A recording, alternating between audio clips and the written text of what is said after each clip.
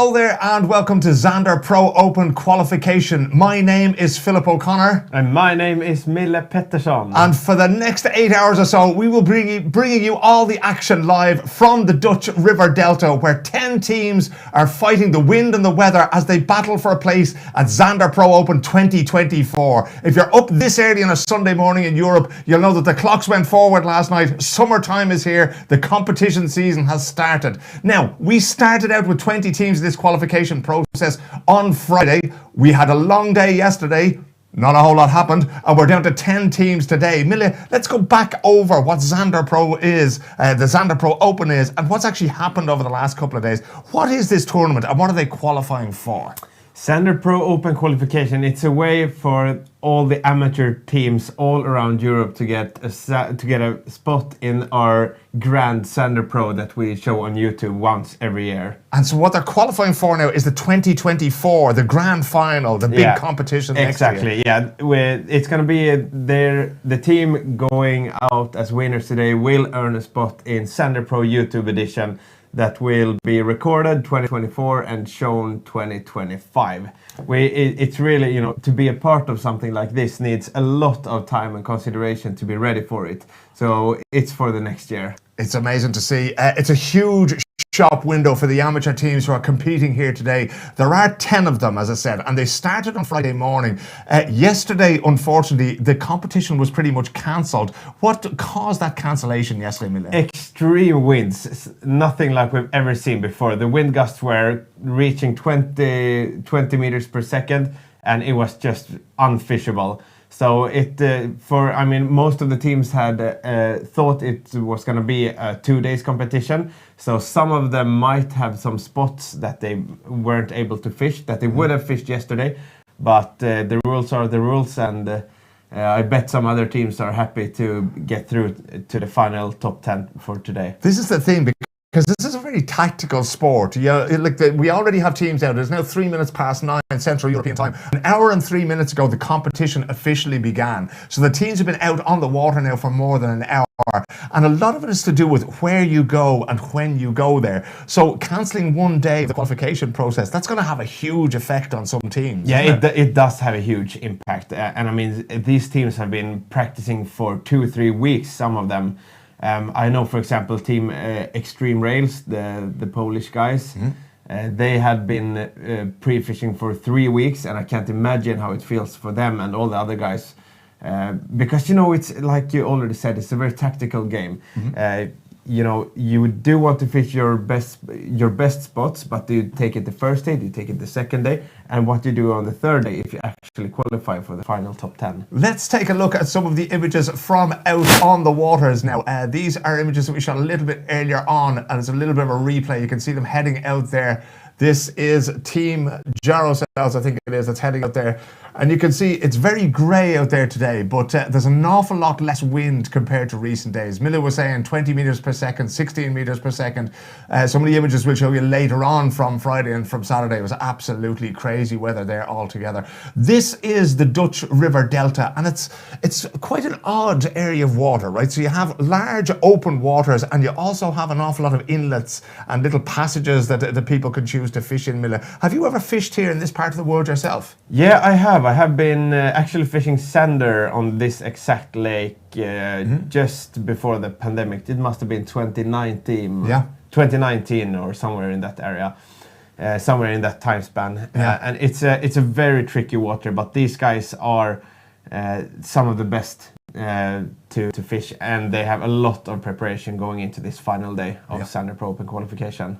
So as Mille was saying a little bit earlier on there, these are all amateur teams, right? There are cash prizes in this competition. I think it's 5,000 euros, around about 50,000 Swedish crowns for the winning team today. But they are amateur teams, okay? They're not full-time professionals. And as I mentioned, for all the sponsors out there, for all the big brands out there getting involved there, this is a huge shop window. There's many out there watching this, going to see who are the future stars of tomorrow, who they can get in at the ground floor with, turn these guys into professional fishermen. So the stakes today are very, very high indeed, right? Let's speak specifically, Mille, about Zander fishing, right? What's the difference between this and perch fishing, pike fishing? Are there big differences in terms of the equipment you use, the strategies, the tactics? I mean, the thing is, a common name for zander is pike perch. So basically what a zander is, it's a mix between pike and perch. They hunt mostly at night, but for obvious reasons we couldn't do this tournament at night. But it's, I mean, if you've ever, I bet there's a lot of zander fishermen watching this, but the way they strike their bait, it's not to taste it, it's not to like see what's up, it's to absolutely kill it. When you have a zander strike, you will feel it all the way into your bones, and that's what's so fun about zander fishing. And I have to remind you all that this is just the beginning of the Kanal Gratis Open era. In June, we have on the first weekend of June, we have Fly vs Jerk Open qualification in Lake Vänern. That's going to be something very, very interesting. And we also, the week after that, we are going to Kalmar for Perch Pro Open qualification. So we have one open tournament for all of our 3 big formats we have on the channel. So one tournament in early June for Fly versus Jerk, and then we'll move to Kalmar on the Swedish coast, and that will be Perch Pro down there on the space of a few weeks there in June. You mentioned there about zander. No nibbles with zander. They go straight out. No, exactly. They're very. It's a very elusive fish. I mean, usually a very to say it like this, perch fishing and pike fishing, it's rather easy. As long as you present the bait, either they'll be on or they won't be. But zander, it's such a tricky fish. So we hope that these guys today will be able to master it and show some nice fish for us live from Zander Pro Open qualification. As you mentioned a little bit earlier, they usually tend to hunt at night. They usually tend to eat at night. But like all fish, they will, if it's presented to them, you might get eating. In terms of finding the fish in a place like this, this is the Dutch River Delta. As we mentioned there, the waters are a little bit different. Sometimes they're deep, sometimes they're not. Sometimes it's inlet, sometimes it's open water. As we go out onto the field now, we have cameras, I think, with 6 different teams out there today. So we're hoping to catch all the big fish on camera as much as possible. What was the technology that they were allowed to use? And are they allowed to use it on the final day here, on the Sunday, as they take part in the finals? We actually have a fish here that is fantastic, just what we love to see. Oh, do we have a fish coming into the boat now already? We do. In the boat.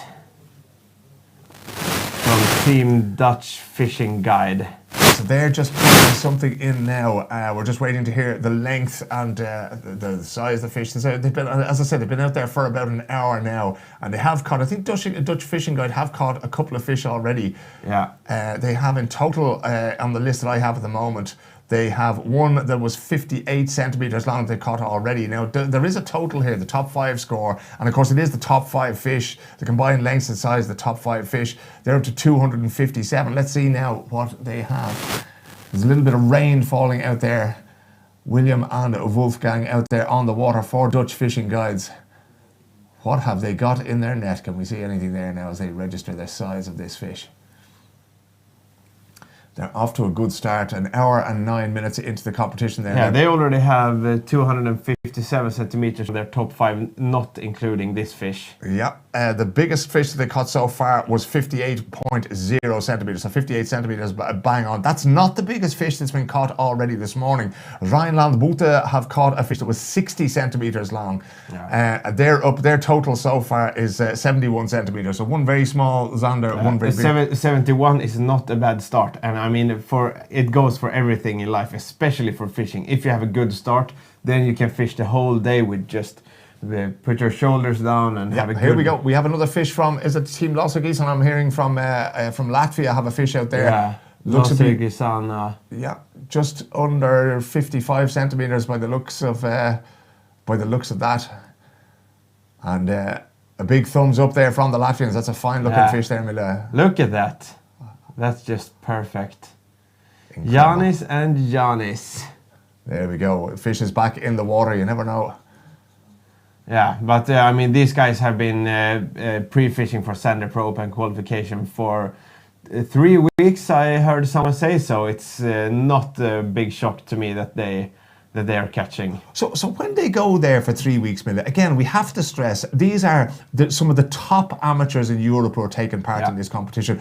But you're telling me they took 3 weeks off work, plus this weekend, they go down there and they're pre-fishing. What are they looking for? Are they looking for the areas with the most zander, the hungriest zander? Now Ryland Bote have a new fish here. This one looks heavy. There's a big bend on that rod right there, isn't there? Yeah. Let's see what we have here. That looks heavy. That's either... And you see Zander, they're just heavy. Yeah. Look at that. That is a huge There fish. we go. I was going to say, that's either a big zander or a small bicycle that he has there, but they just pulled it into the boat there. We're cutting over and back from the studio to the boat. We're back in the boat now, because what happens is that they're out there using 4 and 5G signals to bring you these pictures. So sometimes we will lose the pictures and we'll have to cut back to the studio. So please bear with us, but we will bring you as much action from the field as possible.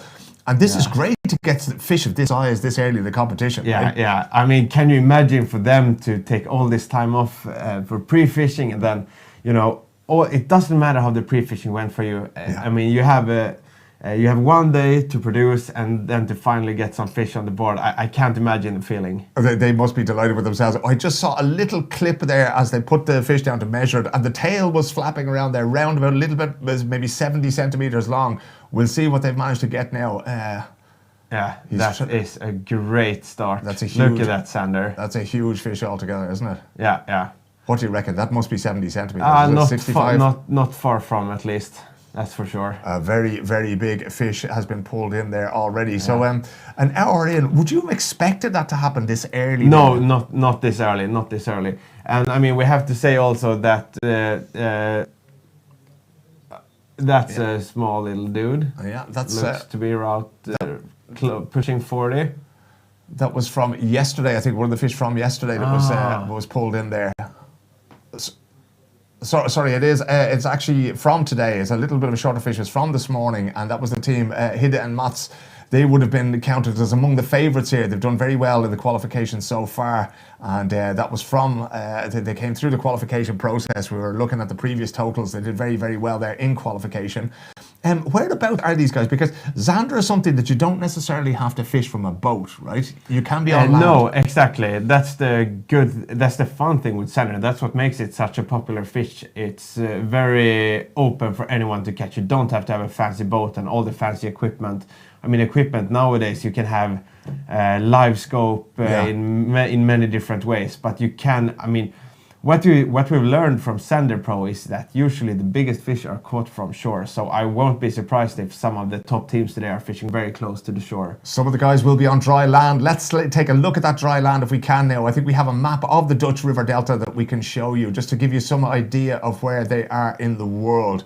That is Europe. As I say, the clocks went forward last night, and we are zooming in now to see where the competition is taking place. Yeah, and they are able to fish on the how do you say, on the north to the northwestern, like that whole lake plus the river delta to the right. But I heard yesterday that very few teams went up into the actual river delta. They are more fishing in the open water after the big elusive Zander. Now Laser Grisana have another fish. Let's take a look at it. See if we can get out to the boat there and see how they're doing. Things are flying for these boys here now. A little bit of a smaller fish by the looks of things. They won't be bothered by that though. I'm sure they'll just be happy to be getting fish this early. Yeah. A little bit shorter. But again, when you're trying to get 5 fish on the board just to get a decent score and put it up to everybody else, I'm sure they'll be happy enough to get that in there. Yeah. Throw that down and measure it. What are we going to look at? Maybe 40 centimeters, maybe a little bit more. That's not too bad at all. We have action now. Team Fish Explorer from Belgium have another Zander. There's another one flying in there. Just reading that one in there. It's a pike. It's a pike. So we pulled in a pike there. Yep. That's the thing when you're fishing for Zander. Bonus catches do happen, and Pontus yesterday, he was filming in the boat of Team Relax, and they caught a huge perch yesterday. 2.2, 2.3 kilo estimated. Those guys were so badass. They just took the perch up and said, this is a Zander competition. Threw it back, and then they were off to catch more sander. That must be really annoying, because when you get that bite there, can you tell from the strike? Would you be able to sort of tell, okay, this is a pike, this is a perch, this is a zander, or do you have to wait? Here we have another fine fish. Yeah, that's the pike caught by Team Fish Explorer. You'll recognize them by their caps. They're very famous for their caps. Yeah, that they so have. you can pick them out every time you see them. Correct. But do you know when the strike hits the line? Would you suspect now, okay, that's a zander, that's a pike, that's a perch? I think most of the pros knows how to do that. Let's see, now we have a technical little explanation there from one of the lures maybe. What are we looking at there, Mille? Is that something you recognize? Yeah, it's a very classic way of fishing sander with a soft bait and a heavy jig head, so just to get down quick to the sanders, because now when live scope is not, they're not allowed to use live scope, so I bet most of them will be targeting bottom fishing for sander. That's the easiest way of catching them. Okay, so they're trying to get as close to the bottom, as close to the sea, though, the waterbed as possible. There, yes, to correct, get down there. Okay. Correct. And then you would need a heavy jig head to fast get down and have a good contact with the line. Super. Because even though the sanders most often strike to kill, you still need extremely good. You need to feel what the bait is doing, so that's why most of them are using a very heavy jig head. So the heavy jig head is going to tell you, you're going to have that feel in your hands on the rod there. You're going to know where it's going. It's all about feeling the line. I mean, when you cast out the bait and you let it sink, it's so important that, I mean, you can think for yourself, if you have a light jig head, then you barely feel what's in the end of the line. But when you have a heavy jig head on, you can really feel what's going on. Plus, most of them are fishing between drop-offs from 4 to 10 meters, somewhere in that area. So 15, 20, sometimes even 25, 30 gram jig head is something that is sufficient to have efficient sander fishing. To get down there and to get those zander on the end of your line. You mentioned the live scope there. The live scope was permitted on Friday, on Saturday, even though there was very little fishing on Saturday. Is that not almost cheating nature? Because it's so easy, or it makes it relatively easy to see where the fish actually are in the water, right? Yeah, I mean, it depends on... this is a very interesting topic. And first of all, let me explain a little bit about the reason for why it's not allowed. I might pause you there. We have a very, very big fish coming in from one of the teams. Eurocels, those guys are always in the top. Let's see what they brought us here. That's a pretty big fish right there now. And they're stretching it out on the board. Oh, yeah, bloody hell. He nearly lost it. He nearly lost it over the side there. That was one of the questions I was going to ask, and he has to take that photograph, of course, because if it just takes off over the side, there's no point in coming back to us now in the competition here and telling us, oh, that was 70 centimeters. You got to get it down there. You got to get the photographic evidence of it there. But he managed to hold on to it. Philip, did you see how close that was? It was this close. It was close. And that's 71, 2, 3, 4, 5, 6. Imagine that one had gone away. Imagine if they came on second place and they had one sander that got off. But the thing with sander is, look at that, not a bad fish from Team Eurocels. Now he can let it go over the side. Now he's happy enough, you know. The thing with sander is that, like, always when you release it, it goes from 0 to 100 in literally a heartbeat. So when you're holding a sander and it decides to go, it will go. It's gone. Yeah, if you're not holding it like in a proper way. But if you hold it close to its freedom and he sees the opportunity, he's gonna take it. He's gone. It's interesting as well, because when you think about the power of the strike, when they hit your lure, they're coming at it. And the same thing, when they see freedom, they're going for freedom. Yeah, they're going for freedom. Let's get back to the discussion we were having there about the live scope there. You were saying that this is something that fascinates you, because it certainly puts things on the side of the fisherman. You can almost look down into the water, you know. And I think if I go back to the first time I fished, maybe 40 years ago as a kid, and you had no idea what was going on in the water, but now you can pretty much see everything that's going on. Extreme rails have a tiny little pike, it looks like. That looks like a pike coming out there. Yeah, let's continue on the live scope theme of things. Live scope, it's a very new thing to the sport fishing scene. It's 3 or 4 years since people actually started using it, and people have caught insane amount of big fish using it. Was there a big debate 3 or 4 years ago about that? That's what we're looking at here. It's always a huge debate because you can in live view see what the fish is doing. So you can there's automatic so that the transducer can see. But why we decided to not have it is because we think that to be a top of the line Zander fisherman, you need to be able to master Zander fishing both with and without. And without the live scope, yeah. Yeah, exactly. Well, I suppose if we are bringing together some of the best amateur teams in Europe, we're having a look there. I think, is that the same fish that they're pulling in there? Is that what we thought was a pike?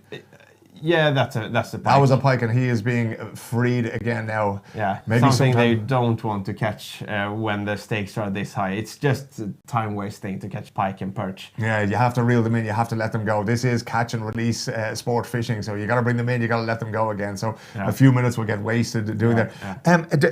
The kind of bait that you're using, the kind of lures that you're using today, are they very appealing to pike and perch as well? Yes, they are, and that's the big problem. No matter how you fish, no matter how skilled of a Zander fisherman you are, you will still have these bonus catches. Yeah. Because these predatory fish tend to live a little bit on the same places.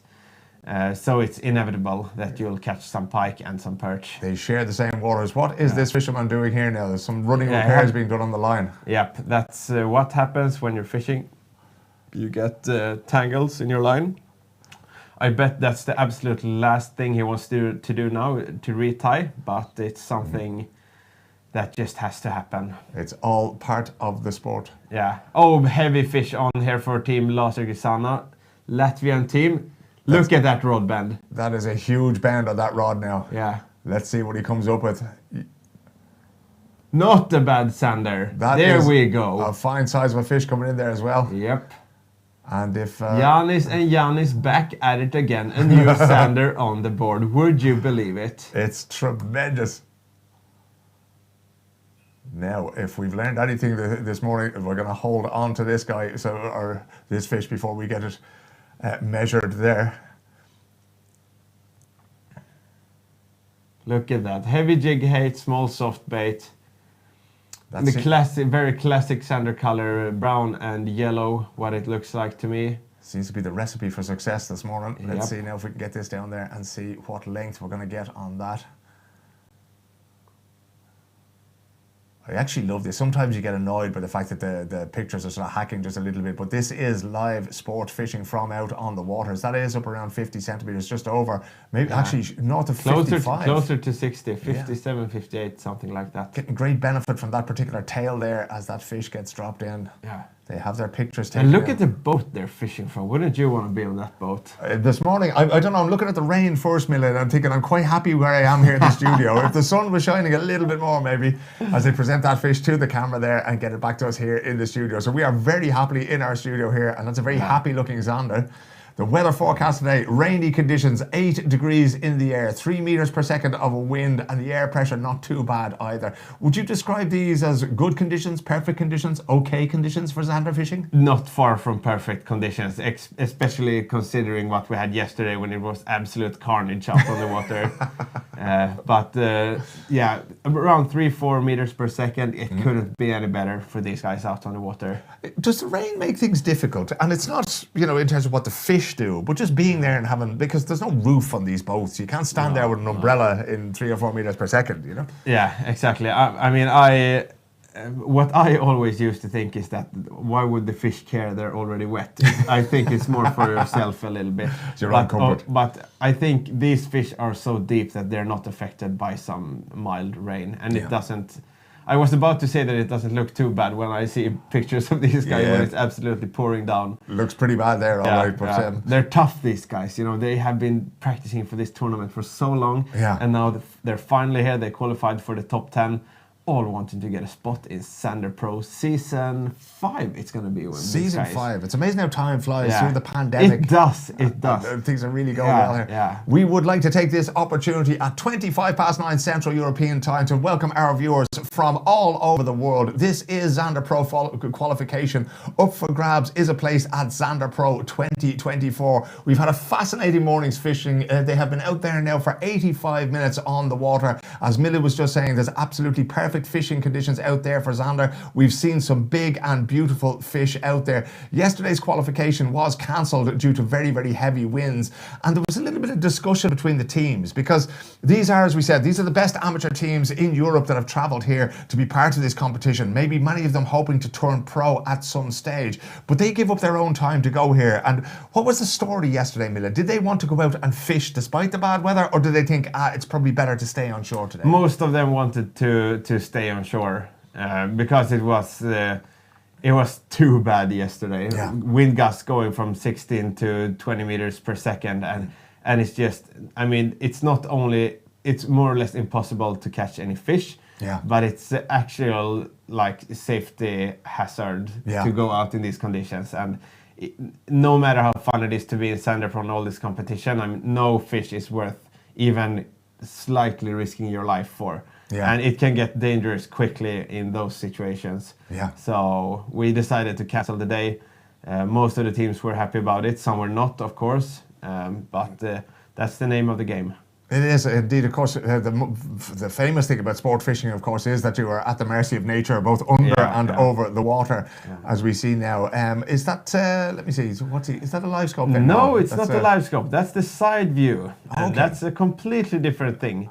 The biggest thing is that you cannot see the fish in real time. It's still a very, very good method of. What most of these fishermen are looking for today is hard bottom. That's where the Zander will park. As we have another fish on the board for team. That's Fish Explorer. That's a Dutch fishing guides. Dutch fishing guides. Pardon. And that is a Zander there. Yeah, that is a Zander, not a bad Zander either. The big fish. They have learned their lesson. I don't know if it was this team that almost lost one overboard recently, but they're keeping them down low in the boat this time, and there will be no cry freedom from this particular Zander until we get him measured. He's going to have a go anyway. Of course, that's a pretty long one as well, is it? No, I thought. But it's not a bad Zander. I think it's going to be very interesting to see. Yesterday there were some nice fish up to 80 centimeters caught. It's going to be very interesting to see how today's going to turn out. Up around over that 65. 67 in that group. Not a bad Zander. I bet if they can get 5 fish like that, they will be very, very dangerous for the top spot. Can you remember in Friday's qualification, because it's the top 5 fish by length, right? So we put them all together, that's correct. Around about Friday, what was the average length of about 5 fish? I think you were saying it was very, very tight on Friday as well. Yeah, it was very, very tight. We had 3 teams going 1 centimeter above the other. So it's a very, very tight race. There were no huge Zander caught, but by Kanal Gratis standards, huge is around 1 meter. But some nice fish around that 80 centimeter spectrum was caught. So. And now we have them up around just a little bit over 65, maybe 66 there. 4 Dutch fishing guys, Willem and Wolfgang, are out there on the water. At this time of the year, there's another fine fish that we're seeing there that has been picked up. Yeah, Team Fish Explorer, the Belgians. Yeah. That's not a bad pike to catch. And I mean, even though this is a Zander fishing competition, I bet they're happy about that fish. It's just nice to know that what you're doing is delivering. The fish see what you present to them. And bada bing, bada boom, now they put it back and hope to catch a Zander in the next cast. This is it. Would they be in, I mean, is there a risk that you go to a place where there's too many pike and you end up hauling in a whole bunch of pike? Yes. And then not having, you need the 5 fish, right, to be able to be up at the top and competing here. Yeah, I mean, that's the problem. These fish live in more or less the same habitats, and it's very local depending on the spots. But I'm sure it's a big what if for the teams competing today. Should we continue here? I mean, these guys, they know it's not like they go on blind spots, so they know that their places are producing for Zander. But let me ask you one of those what if questions, Mille. Would you change the bait? We're looking at a big rod bend here, just as we break to that question, right? Is it possible if you're catching too many pike that you might want to change the lure, change the bait that you're using? Yeah, let's see. Hidde and Mats, the very popular guys from yesterday, have a small Zander on the board. That fish ain't gonna get them far. But, I mean, where the small ones lives, that is, I'm sure there's big ones. The big ones can't be too far away, all right. We're looking at the leaderboard here. I'm looking at the leaderboard and I'm just seeing that we're not sure if we're getting all the fish up there because Rheinland-Butte are there with 135 centimetres altogether caught this morning. Dutch Fishing Guides 116. I'm not sure if that 60, 66 centimetre fish that we just saw is up there. We're only getting 2 catches registered. So we'll see that Rheinland-Butte in the lead so far with a 75 centimetre pike. What have we got there? That is not too bad, but it's under 50. It's about 46, 47. 47 looks like to me. Yeah. Look at that clear, perfect view from these young guys, Hidde and Mats. These are I'm so happy for these guys. A young Dutch team going all in for this competition. What do we got here? Here we have a motor oil color curly jig going in for a swim, hoping to catch a Zander. For Team Fish Explorer, I bet that's what caught the nice pike that these guys just caught. You think that was probably the same lure that caught them? Must have been. Why would you change if it produces a fish? Yeah. And even though it caught a pike, I'm sure a Zander would take that one too. Yeah. What's the environment like? Because you mentioned there the perch, pike and Zander kind of, they populate the same area, big fish, small fish. Yeah. Do they sort of live in harmony there, or there's no natural sort of predator, there's not one that eats the other, that kind of thing? They are cannibals, they would eat each other, but when they get up to a certain length, they will more or less live in harmony and they won't disturb each other too much. They'll coexist. Yeah. I'm seeing there the Skåne fishing boats are on the board with a catch. They've caught 1 Zander. I'm not sure if we've seen it yet. There we go, 58 centimeter, the one we just saw. That's perfect. The one that we just saw that got up there, 58 centimeters. That gets them on the board. Their first official catch of the day here at 9:32 Central European Time. Remember that the competition keeps going on until 5 o'clock, 1700 Central European Time. We will give you a preliminary result at that time, and then basically the whole competition group will get together and they will put out the official result a little bit later on the website. So as you well know, if you're involved in sport fishing at all, we have to go through everything. We have to dot the I's, we have to cross the T's. We have visual evidence of all the fish that get caught during the day, but we want to make sure that it is as fair and as transparent as possible as we go back out to the boats. And it looks like a bit of driving rain there this morning. Yeah, but that doesn't matter for Team Dutch Fishing Guides, who have another Zander on the board. Let's see what we have here. We're going back to the scoreboard. We're updating it as often as we can. Sometimes we have to do it manually, but I suppose the best evidence at the moment is the evidence of our own eyes, Mille, what we're seeing pulled into the boats here. If you were out there, we see Dutch Fishing Guides now up to 116 centimetres at the moment, so they've got a couple of big fish that they've decided to involve. Would they be happy at this hour of the day to have those 2 big fish on the board? Yes, for sure they would. But I mean, I'm not too surprised. I mean, since their name is Team Dutch Fishing Guides, I bet these guys know these waters better than their own pocket.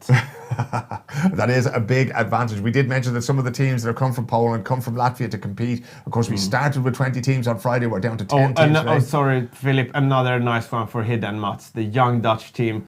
This is the future of European sport fishing. Let's see what they have. A Zander. They're pulling up a Zander. Very, very, very nice net job from Hidde and Mats. I'm not sure if it was Hidde or Mats who was pulling that in the net there, but did a great job altogether pulling that in there. Good team name. It really is. It leaves nothing to the imagination. We know who the 2 guys are. Yeah. Fantastic. Are these 2 guys new on the scene, you were saying?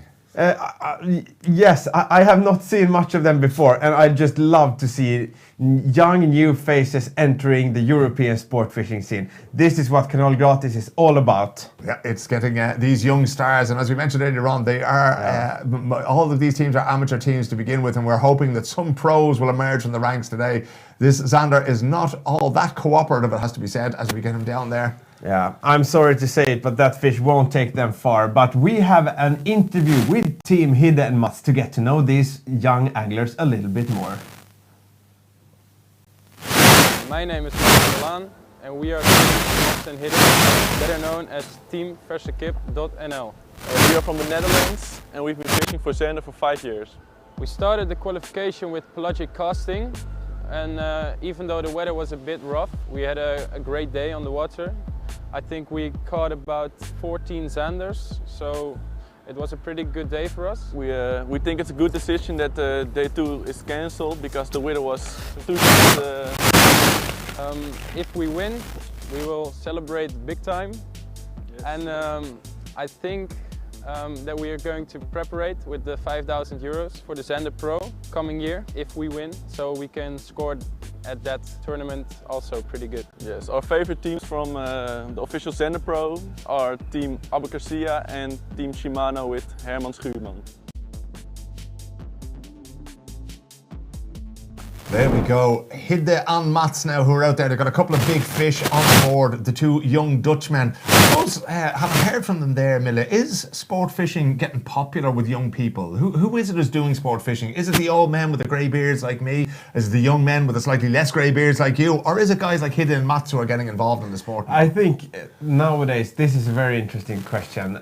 A lot has happened since the YouTube fishing scene. There's a lot of guys. We have Dustin Schöne, he's a very popular German fishing angler. And what we're trying to do is trying to up the cool factor of fishing. And as a result of that, excuse me, a lot of new young anglers are entering the sport fishing scene.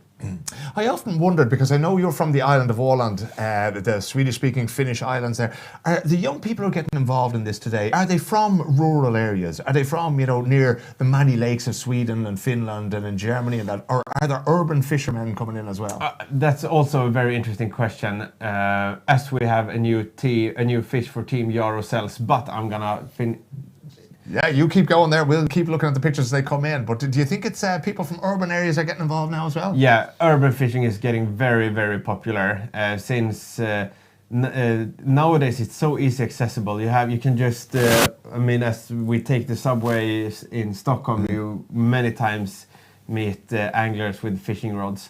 Plus, the fishing in the cities are usually very good. You can catch trophies, sander, perch, and pike. With no problem at all. So it's, I would say both, but yes, shore fishing is becoming very, very popular. We are going back to the Dutch River Delta where Team Jarosels have pulled in another fish. Doesn't look to be the biggest fish in the world, but it is early days yet as they get the measurement out. They're just happy to get fish on the board now that they can contribute to their total of 5 fish. The 5 biggest fish today are what will be counted towards the winning margin. That one is looking, I'm not going to make any guesses, but maybe 40, 50 centimetres. And we'll get the guys up and running there from Team Jarosels. I'm seeing one come up with the board for Jarosels at 59 centimetres. Let us see now. What's that? Yeah, that might be this one that we're getting in there. It's pretty decent. Looks quite freaking nice, if you ask me. You'd be quite happy to pull that out of the water. I would be. There is the thing that every fish you pull in, right, that's like pressing the pause button in your competition because your line is not in the water. You're not doing that. You're dealing with this fish that comes in here. Is there a sense of disappointment sometimes? There we go. Quite a nice looking fish. They're going back in the water there for Team Jarosels. Sometimes when you're pulling in a fish, Mille, is there a sort of a sense of disappointment in a thing like this? God damn it, this is only like 40 centimeters and I still have to measure it. All that time. And the problem is these guys are using rather light setups. Yeah. We're talking spinning reels with casting weights up to 40, 50 grams, somewhere in that range. So if you happen to catch a big pike, sometimes you'll be stuck with that one for 10, 15 minutes, no problem. Just trying to get it off. And Exactly. And I mean, you don't want to press it too hard. You don't want to lose your bait. First of all, because it's not nice to the fish to leave them hanging with piercings in their mouth. Yeah. Second of all, so the fish have a, so the fish have a good chance of surviving afterwards. You need to push it hard, but not too hard, so you actually end up losing it. We have one of the teams here who look like they're changing tactics here already, less than 2 hours into the tournament. What is it that they're putting on the bait there on the hook? Looks like a very classic sander fishing bait. A soft bait around 12-15 centimeters. This is very popular to use bright colors for sander. Something yellowish, something greenish, with a striking point of red. So Team Fish Explorer Belgium knows what they're doing, and now we're just waiting to see if that one will produce a result for them. Is the colour, you mentioned the colours there, yellow, green, and then the striking point of red. Is that what the fish go for? Do we have that sort of knowledge that, okay, they aim for the red part of it and that's where the hook needs to be?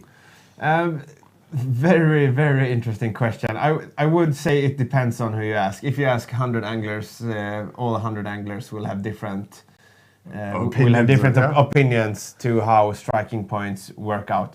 What I think is very important is that if you believe in the bait, if you think that this bait, it looks absolutely fantastic, you will fish it much more efficient if you have a bait that you don't believe in. So these guys are they're not trying anything new today, any new fancy colors. Yeah. They are using what they know delivers Zander. These are tried and trusted methods that are being used out there at the Zander Pro qualification. Remember, there are cash prizes at stake for these amateur anglers, but also the big prize, the biggest prize of all, is going to be a spot at the Zander Pro Open 2024 as we look at Fish Explorer Belgium. We're getting a good view of the water there, Mille. Is it possible for the anglers to see what fish are there? Do they know? Can they just look into the water, or is it like a little bit too? What's the visibility, would you say, like in this situation? Not much. It looks very muddy for Team Fish Explorer Belgium, but the fish lives on the bottom. Most of their Zander lives along the bottom, and they know that they just have to get their baits down there and believe in what they're doing. So it's a case of let the bait find the fish rather than let the eye try to find it. Yeah, exactly. And they are allowed to use their side imaging and their regular sonar, so they have a good idea. You can spot fish on the regular sonar or on the side view, but that's not something. It's a very big difference from that and to actually see the fish in real time that you do with live scope. So they do get some help from their electronics, but not too much. Not too much. There you go. You just saw the weather forecast there. Rainy weather forecast for the whole day, around about 8 degrees the temperature, and then the winds around 3 to 4 meters per second. They're not too bad. You can see the guys with their heads, with their hoods up there, 3 meters per second for the wind, and then the air pressure is not too bad at all. As Mille was saying a little bit earlier on, pretty much perfect conditions, but we see the hoods up, so that driving rain there, and you can see the wind generators in the background. It seems that a lot of teams at the moment, Mille, are considering a little bit of a change of bait. Is this risky when we see lots of geese and aha going through the box of different lures to see if they can come up with something that might prove more enticing to the Zander here in the Dutch River Delta? What I think why people are using it can, for example, be if you have a place that you know produces Zander, but they're just not willing to take the bait you're fishing. It can be a really good idea to just change the slight presentation, to change color or change vibration of the bait.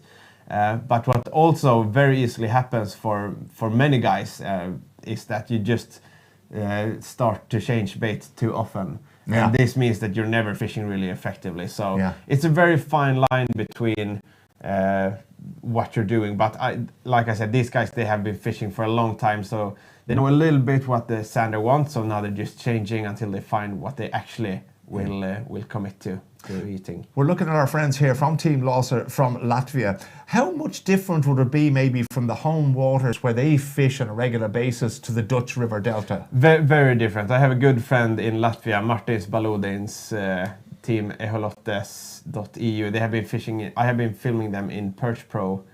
We spoke a lot about that, and they said that fishing in Latvia is very, very, very tricky. You have a lot of commercial fishermen almost emptying the lakes. So for them, as we see here, Team Rheinland-Bote with a new Zander. There we go. Maybe not the biggest fish we've seen all day, and he managed to pop that hook out very, very quickly. These guys are not wasting any time, Mille. They're getting them down there and getting them measured. Frank, Jojo, and Dennis. So 3-man team there. Rheinland-Bote, very experienced team. I have spoken with Team Rheinland-Bote on, there's a German fishing show, Angelwelt. They sell really premium fishing boats to the German and the Dutch audience. They are doing really, really well to push sport fishing forward.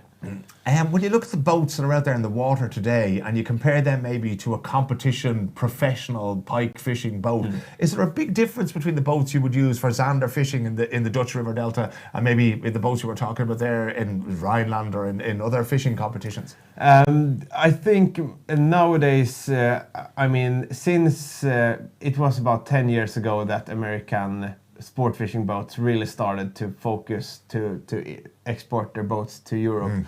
And nowadays almost all of the guys have some sort of a proper fishing boat. Yeah. It's what you need to be out on these waters, because they can get rocky really fast. Yeah. And you can get for a reasonable good price a really decent fishing boat. So I would say the average boats today are much nicer than it was 10 years ago.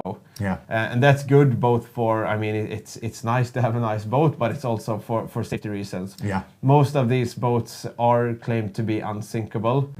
Not throwing in any Titanic puns here, but It's the first thing I thought of. yeah. But they claim to be unsinkable, and they have this sort of foam in them. Yeah. So you'll be able to drive them even if accidents were to happen. We are back with Team Yarosels out there. They have a few fish on the board there. As we can see, the hoods are up, the rain is coming down there. A little bit of a swell there where they are fishing at the moment, fishing at both ends of the boat as well. Yeah, you can see that it's a very popular way to find zander at this time of the year. You see that there's a buoy behind one of the guys there, Yep. and that buoy indicates that something is happening here. There's either a rock or there's something happening in the water. So I bet today we'll see a lot of guys fishing close to this type of structure. We're looking at Team Zander stuck in their boat now, and they appear also to either be untangling the line or changing their bait. Early in the day now, as I mentioned, the competition is going on until 5 o'clock Central European time. It is not even 10 o'clock, and we've seen maybe 3 or 4 boats having a change of bait. What does that say to you, Mille? Are they disappointed maybe with how they've started? Yes, it could indicate that. It could indicate that they're fishing on spots they know produce fish, and they just want to try new techniques. Does it take a long time? Yes, it does. Depending on most guys, like we see here, Team Thunderstruck. Tim here is changing leader. What they all are using is fluorocarbon leaders. Yeah. Because nowadays your main line is a braided line, 8 or 12 or 9 strand, depends on what you prefer. Yeah. But all of the guys are using fluorocarbon as a leader. It's an invisible leader material. The fish won't see it, and it's very durable for the rocks and the pike teeth and zander teeth. I mean, as we saw a bit earlier, zander have very sharp teeth. Yeah. So you need some sort of a leader to be able to not lose your jig after every fish. Yeah. So that sort of protects the line then, if you have that. It protects the line from getting too beaten up. Are these skills very difficult to learn? You know, when you start out in sport fishing, because as we mentioned again, these are some of the best amateurs in Europe. I'm sure there's people in the beginning of their sport fishing career who are getting interested in sport fishing who are watching this. Where do you go to learn all these things that, you know, this fountain of knowledge that you've sort of collected over the last 10, 15, 20 years in the sport? I think YouTube nowadays is where you find most things. Like, it will literally solve all of your problems. If you have a problem that you don't know how to tie a leader, then you go to YouTube and search for it. Another good way is just to hang around in your local fishing store. That's where I collected most of my knowledge back in the days. Especially if you're a young guy or just new to the sport, to the world of sport fishing. Just going into your physical fishing store will help you a lot. Yeah. But YouTube solves most of your problems. Is there, if you knew something, say if you discovered something about zander fishing, right? Is it the kind of community where people keep things to themselves, or is the kind of the place where you can't wait to share your new discovery with everybody else? Oh, very interesting question. I think it varies a lot depending on the type of fisherman you're talking about.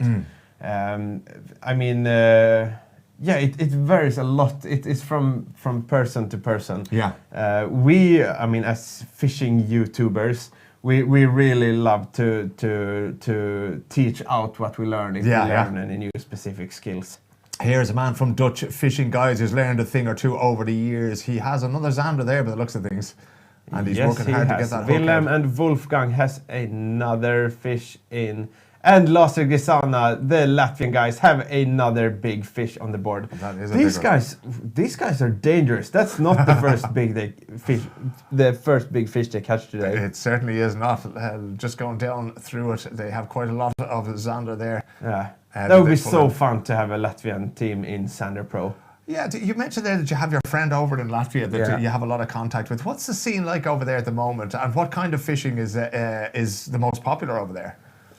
The most popular thing is to travel. Is it? It's to leave Latvia and go elsewhere and fish. Exactly. Yeah. No, but they have Like I said, eholotes.eu, very good friends of kanalgratis. Martin Spaludins, who owns that company, he's an organizer for local fishing tournaments. Yeah. And they have some really, really cool fishing there. Not the same amount or big fish, but it's growing also. It's growing fast fishing in Latvia. And I mean, to have a Latvian team performing this well in a competition like this, it surely helps. Team Lasse Griesen from Latvia, currently in 4th place on the leaderboard that I have in front of me. 161 centimeters in total, those fish that they've caught. I'm guessing it's probably 4 fish there. Rhineland Bukte are in the lead, 237 centimeters in total, number 1. Number 2, Dutch Fishing Guys, 235 centimeters. So only 2 centimeters between the top 2 there as we look at another fish being measured in the boat there. Which team is that? That's looks to be the Lasse Griesen Latvian team, having a 63 on the board, which will bump them up a fair amount. It certainly will. It will probably bump them up into 2nd place ahead of Skåne Fishing Boats, who are 215 centimeters, currently occupying 3rd place, but Team Lasse from Latvia may just jump them. Team Jarosels in 5th spot, 159 centimeters. Hidde and Mats, that we heard from just a little while ago, 6th spot, 158 centimeters. Fish Explorer Belgium just got the 1 fish on the board so far, 56 centimeters. And Team Zander, we saw them landing at 48 centimeters. That's a beautiful fish there. Now 8 of the 10 teams have a approved Zander on the board. And that is within 2 hours the competition started. They headed out on the water at 8 o'clock Central European time this morning. A little kiss for the fish and they float him back, and who knows, they may see him again a little bit later on in the day. Let us have a little look. I think we have an interview coming up very soon with our friends from Latvia there, that Mille was just saying that their most popular kind of fishing is the kind of fishing that they do outside Latvia. We're going to have a word with them in a second. We did some interviews yesterday when the competition was cancelled due to heavy winds. Now we have a huge fish. There's a big one coming in here. Let's see. There's a big hand there in front of the camera anyway. Just making sure that we can see what's going on. Yeah. Fish monkey product placement. There you go. Let's see. And it is live sport fishing from the Dutch River Delta. What happened there? He's still reeling away there, and there's a bit of a bend on the rod.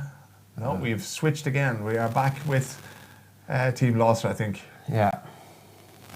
It's all happening out on the Dutch River Delta this morning there. As I said, we will have a little chat with Team Lasse Griesen very soon indeed.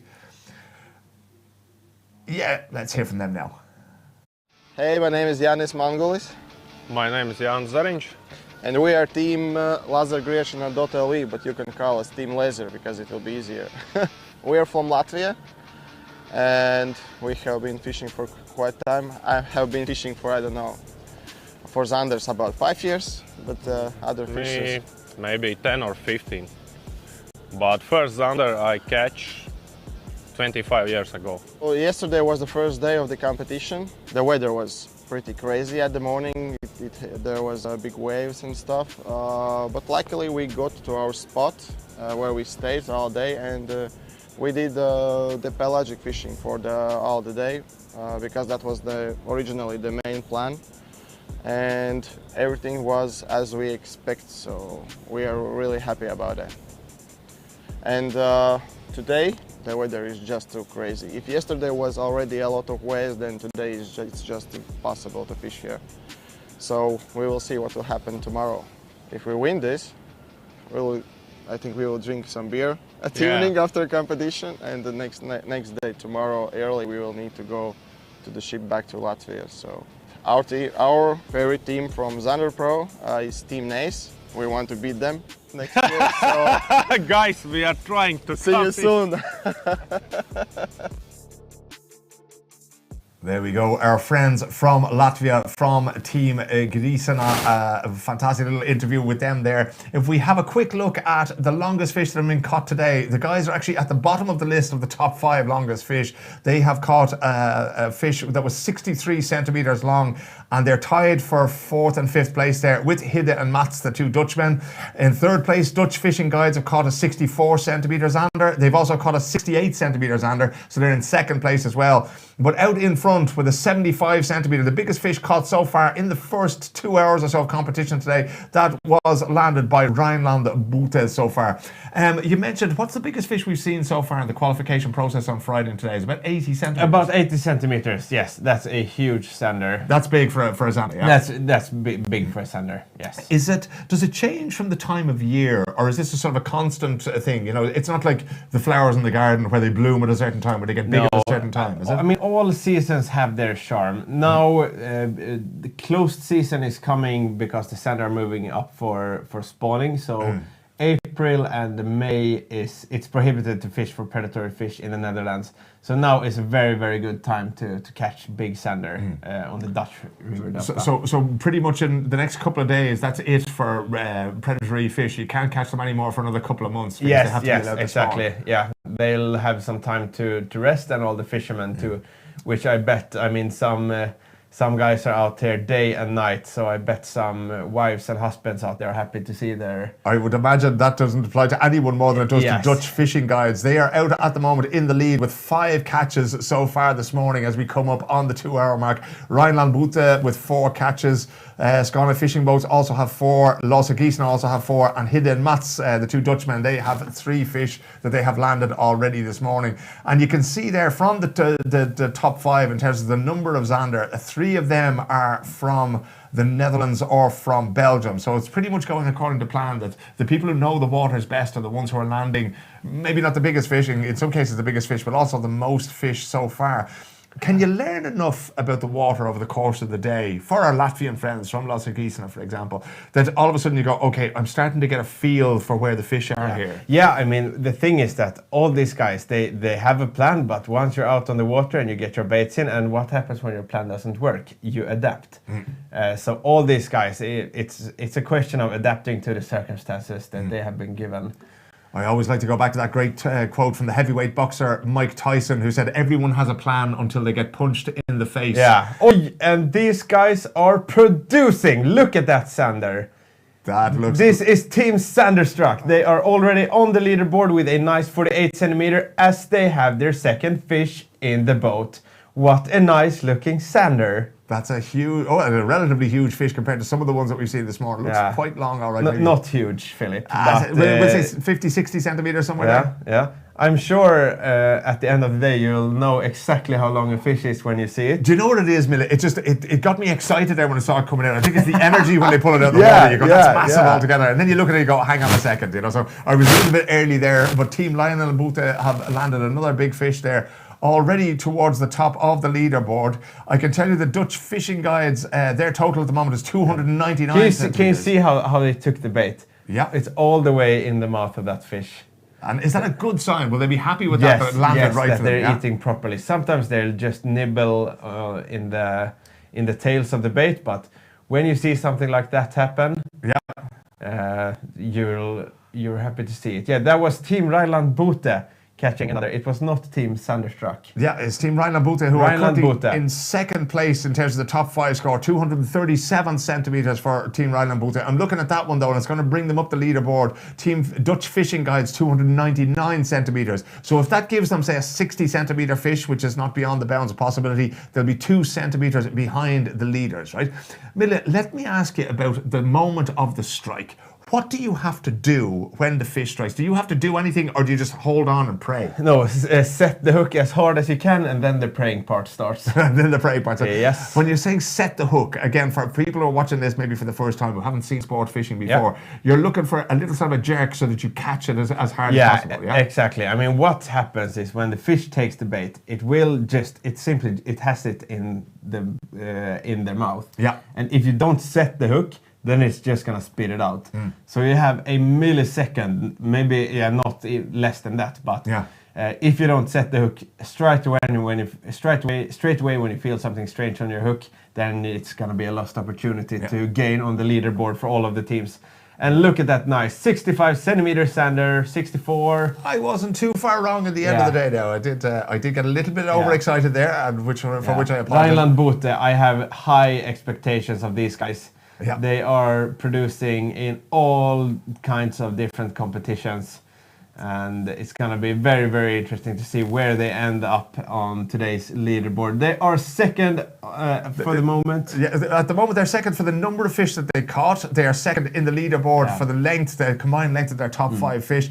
And they also have the longest fish that we've caught today. It's 75 centimeters. Yes. So that's a pretty big fish that they've got there. So they're in and around the top of absolutely everything. And I'm going to tell you all a secret. Rhineland Bote just had their 5th Zander approved, and I don't think that one is on the leaderboard. So I do think that we have a new leader. Do you think they will have taken Yes, that? they had 4 fish before that previous one, and I couldn't imagine we have it's up there in 5 seconds. Yeah, we will see as soon as the leaderboard updates with that latest fish. This is actually turning out to be quite a thrill, Philip, because as far as I could see, that fish was around 64 centimeters, which would mean that they take the lead with 1 or 2 centimeters. Indeed, it would also pop them up over the 300 centimeters mark, the first team to do so for the day. But having said that, Dutch fishing guides, the key is in the name here, ladies and gentlemen. They know these waters, they know these fish, they know this place altogether. As we go back out and we have a look at Team Jarosells, who seem to be moving. They're moving themselves around a little bit now. How often would you think that a team is going to move around during the day? Would they have identified 3, 4, 5 spots that they can go to? And would you be nervous to see a team moving this early after just 2 hours of competition? I know from my side of view, when you start moving places, then you're not happy. But I mean, you also do it for a reason, to go to a better spot.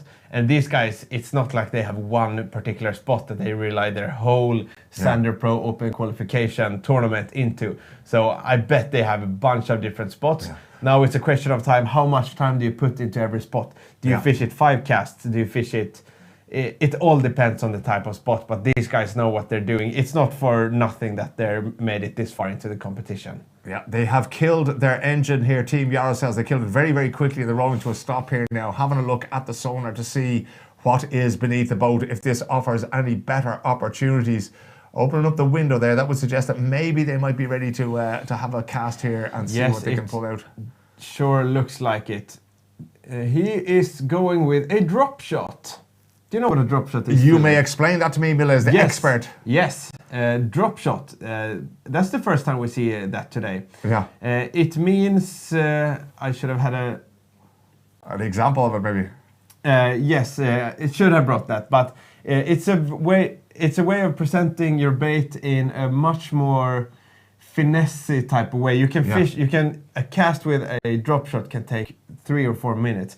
It basically means that you have, instead of the weight attached to the lure, you have the weight on the bottom. Okay. And 20-30 centimeters up, you have a single hook. Yep. And then a soft bait attached to it. Yep. So you can fish it very, very, very slowly. And that's really, really good if you have a spot you know where Zanders live, but you just can't get them to take. Then drop shot can really be a good key to. So it keeps it basically at a certain height, above the bed. At all the time. And let's say, for example, if the weight gets stuck in the bottom, you still have that bait just dancing very, very nicely looking just above the bottom. Very realistically as well. Very realistically.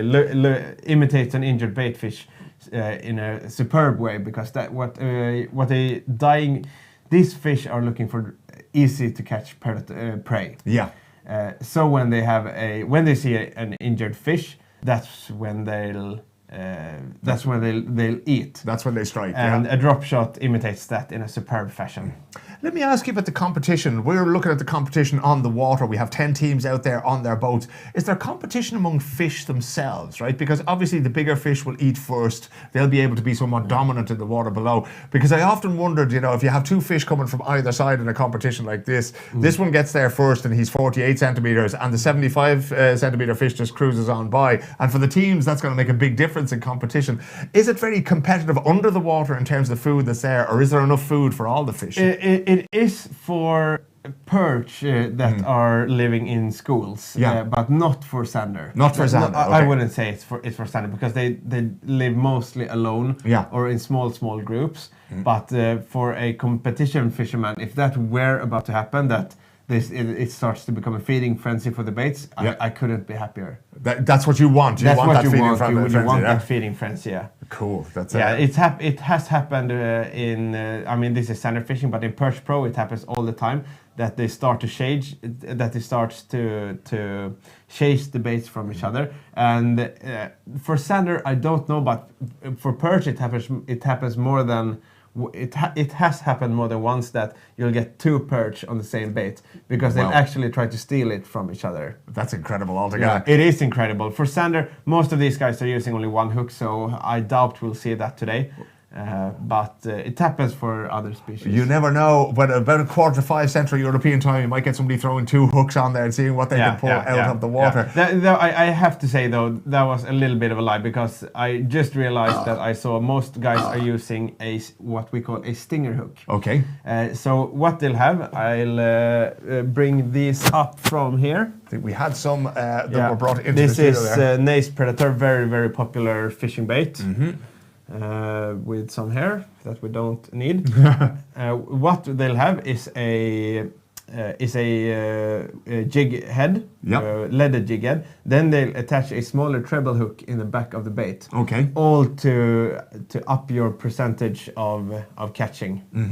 If I can have a quick look at this now, and it's a kind of it's quite hard to see here on camera. We can't get as close as possible. It kind of looks like a Coca-Cola colored fish with a little bit of glitter on it. There's some small things that look like gills attached to the side. Lucky for you, I have plenty here. He has plenty of them. Yes. And it's quite flexible. It's a very convincing looking. There's a little eye there at the front there. Yeah. Here's one with a curly tail, and here's another. Excellent, yeah. And here's another soft bait with around 12-15 centimeters. That's what most of these guys will be using today. And I see, is there a little sort of there's a little sort of a slit here in it so that you can sort of insert your hook into that. Yeah, there, exactly. That's For what we call a weedless presentation. Yeah, a weedless presentation. Sometimes there's a lot of weeds and different structures that you don't want to get caught in, and then you'll insert the hook in there. You'll insert the hook in there. Yeah. I'm seeing little black dots on that particular one, just sort of almost 2/3 of the way down the fish body. Yeah. Is that to catch the eye of the fish down below? Yes, I do think that there's a species in the US that have this very distinct black dot on it. Yeah.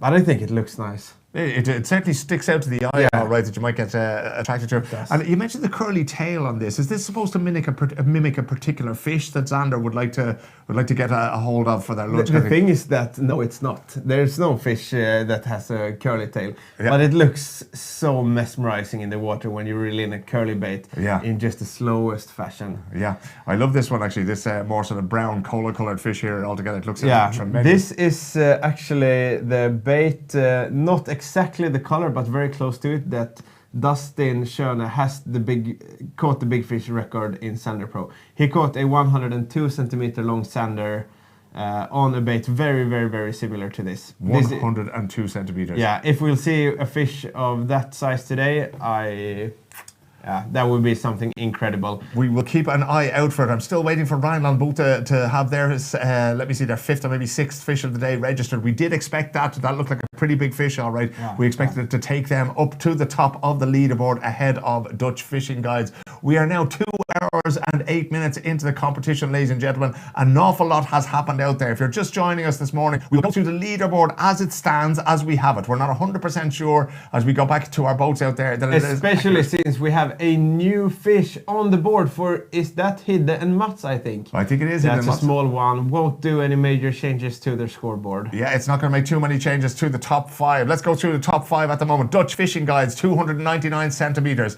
Number 2, Rhineland Boot, 237 centimeters in total. But we know they have a big fish that hasn't made it to the leaderboard just yet. We're waiting to get that one approved. Number 3, Lassa Grisana from Latvia, 224 centimeters in total. Number 4, Skåne Fishing Boats, 215 centimeters.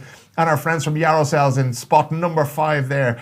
Well, let me see. They've just dropped down there, 159. Hidde and Mats, our Dutchmen, they've broken into the top 5 there, 205 centimeters.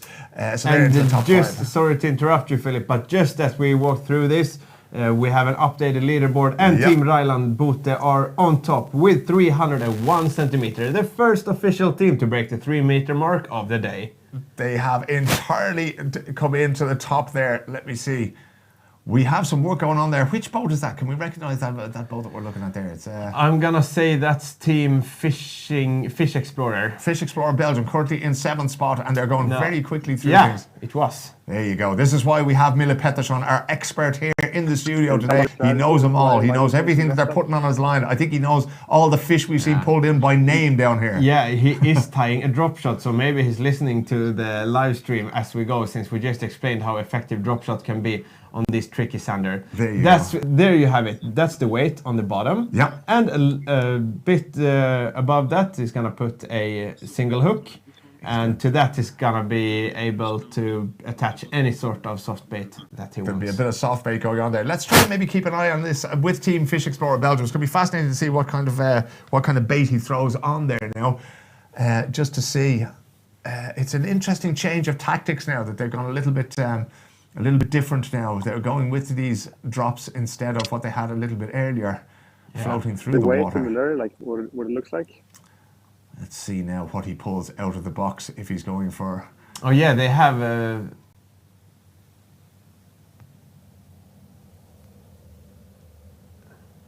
Frederick and Steve.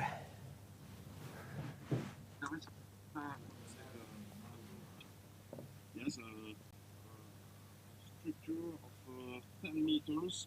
There is 7 meters, there is 2 meters. We are here just between the two. The two corners, the two different depths, and here we see we are going this side. Yesterday we catch fish, but today that's fish.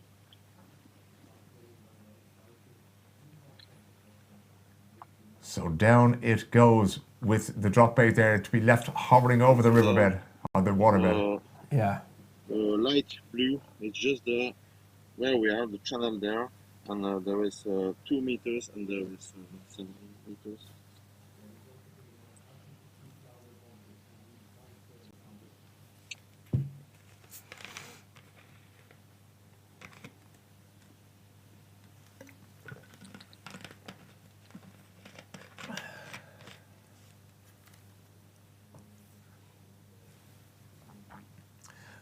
Unfortunately, we're not getting any sound from down there on the boat, but what we are getting is the visuals there. I think, is that the sonar that we're looking at there, Mille? That's the hummingbird sonar, and they're explaining how and where they fish.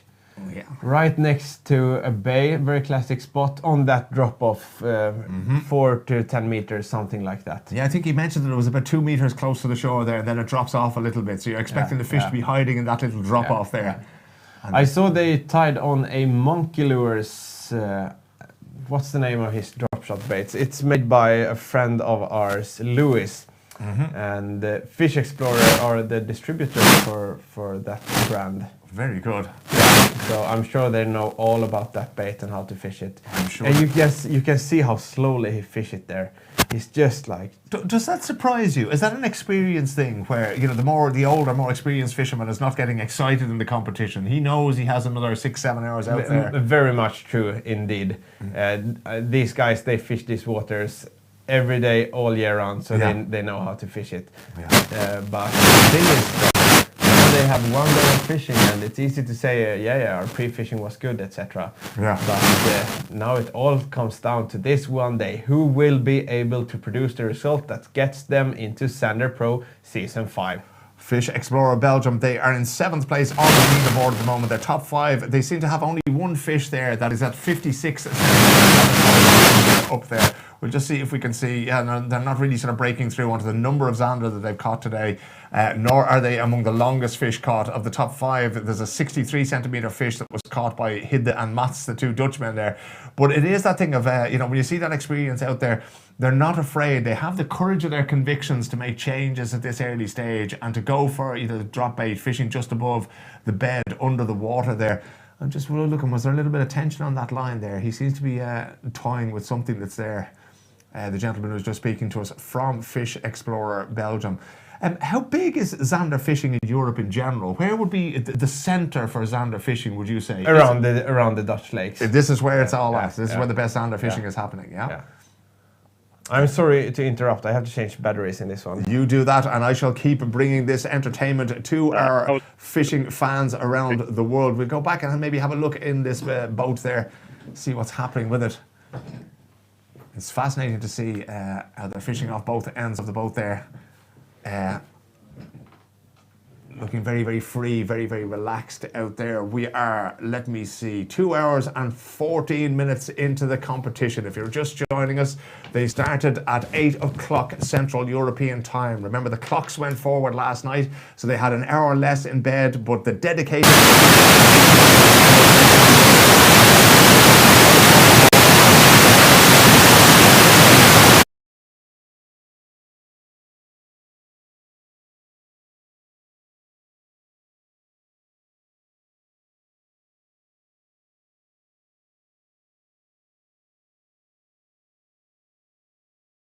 for fish each.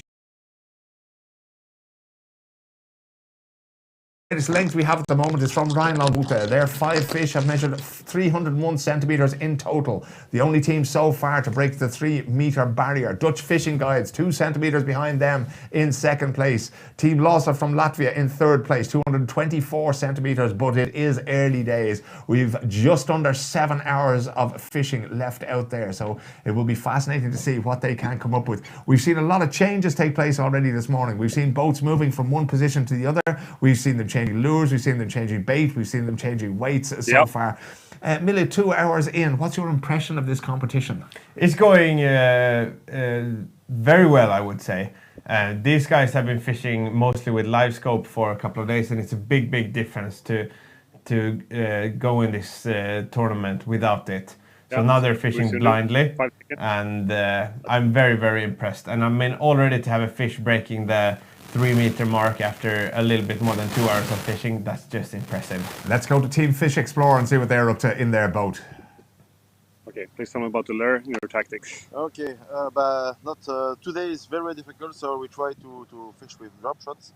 So I put 50 grams there, maybe 40 centimeters under the bottom with a lure from monkey lure. It's a nice lure, okay, very supple. And we try this because today is very, very difficult. Yesterday we catch a lot. 2 days ago, we caught a lot of Zander here, but very quickly, speed, and today is very, very slow. So it's difficult for us because we don't like fishing so like that. And yes, that's life. We try to do our best, but for the moment, only pikes are coming. And we are just here on a plateau in French. And we have 2 meters there, 7 meters before. Behind there is 4 meters. Fish here. Very, very difficult today. With the slow is difficult for us. That's life. Yes, that's fishing. Awesome. There you go. That is life. That is fishing. Very, very difficult conditions for our friends from Team Fish Explorer Belgium. What do you take from what he said there, Mille? I think that they are adapting to circumstances very well. Like you just said, on Friday they had really action with fast-moving baits, but today something has happened in the water, so they are trying slower presentations. You can see he's barely getting any line in on that reel. He's just presenting that bait so slow. Yeah. And it will be very interesting to see if that is what makes it or breaks it for them. What pays off for them, yeah. 48 hours ago, you've been following this qualification process. We started with 20 teams on Friday. We're now down to 10 teams on Sunday. What was the weather conditions like? What might it be that's different today on Sunday compared to the conditions that they had on Friday, where they had a little bit more fish, our friend was telling us? Yeah, first of all, they're not allowed to fish with live scope, so a lot of them are used to that. You're sort of feeling around in the dark when you've been fishing with the live scope. Yeah, it's really fishing in the dark from when you have been fishing not in the dark and being able to see everything that happens. Yeah. But the weather, it's less wind today. There has been. What you also have to consider is that there has been fishing. The fishing pressure is a lot. It's very strong now when the predator season is about to close in the Netherlands. So these guys have to target areas where there are not many boats around, because you never want to have many boats fishing on your spots. Yeah. So, yeah. Because, of course, these aren't the only fishermen, the only teams that will be out this morning. There will be Dutch fishermen, Belgians, people coming over the border from Germany to enjoy a morning's fishing as well. Yeah, exactly. I have, when I was fishing there, it was really crazy. It was about 20 boats at the ramp, and half of them were Belgians. Okay. Belgium is literally, what is it, half an hour That's drive all, away. just over the border, And they don't have many good fishing waters in Belgium, so most of them just take the half-hour round-up trip to the Netherlands to be able to fish these big lakes. If we have a map, there is what you'll have there is 3 different lakes. Okay. You have Volkerak, Haringsvliet and Hollands Deep. And this is where all the major fish are caught in the Netherlands. Yeah. In and around that delta that you see over there. And then outside you have saltwater, but they have dams, so it can't get in that much. So these are freshwater lakes and bodies of water that they're fishing in there, yeah? Exactly. We actually had a couple of years ago in Perch Pro, Evert Ostam, he caught a sea bass. And that's a saltwater living fish that had sneaked up into the river system. Had somehow managed to get itself up into the river system. It is the lowlands of the Netherlands there. We have the graphic up on the screen there, where you can see where the center, if you like, for the Zander Pro qualification tournament. That's it right in the middle there. But of course, as always with these tournaments, they can spread out. They can find their own little patch of water to fish on. The most important thing is not where they fish, it's what they fish and what they pull in there. So we do have some geographical limitations. Some very good fishing out there this morning, some tough conditions. But it's nice to see in competitions like this, where we have some of the best amateur teams in Europe, that these waters are posing a real challenge. It's asking questions and testing the skills of the fishermen out there in the boats this morning. But what we haven't seen just yet is anybody fishing from the land, from a bluff, from a rock. And here we get it, of course, finally. I'm not sure what team that is there that are trying to do it from the land. That is Team Zanderstruck team. They were in 7th spot there with a couple of big fish on the board to begin with. I'm just going to see if I can check. Yeah, they're in 3rd place with the 3rd biggest fish caught today, 65 centimeters, Team Zanderstruck. And they have moved now. Tim and Felix have moved on to dry land to try their luck from there. Yeah, exactly. Most of these other guys are fishing on drop-offs out in the open water. But it's very interesting to see a team fishing very, very close to the structure. Yeah. And to the left of that, we could see a bridge, and that's a classic place for Zander to hide. Is that where they go hiding? Yeah, under bridges and in shadows? Exactly. Just near where there's commotion in the water. Yeah. You always want something happening. It doesn't matter what it is.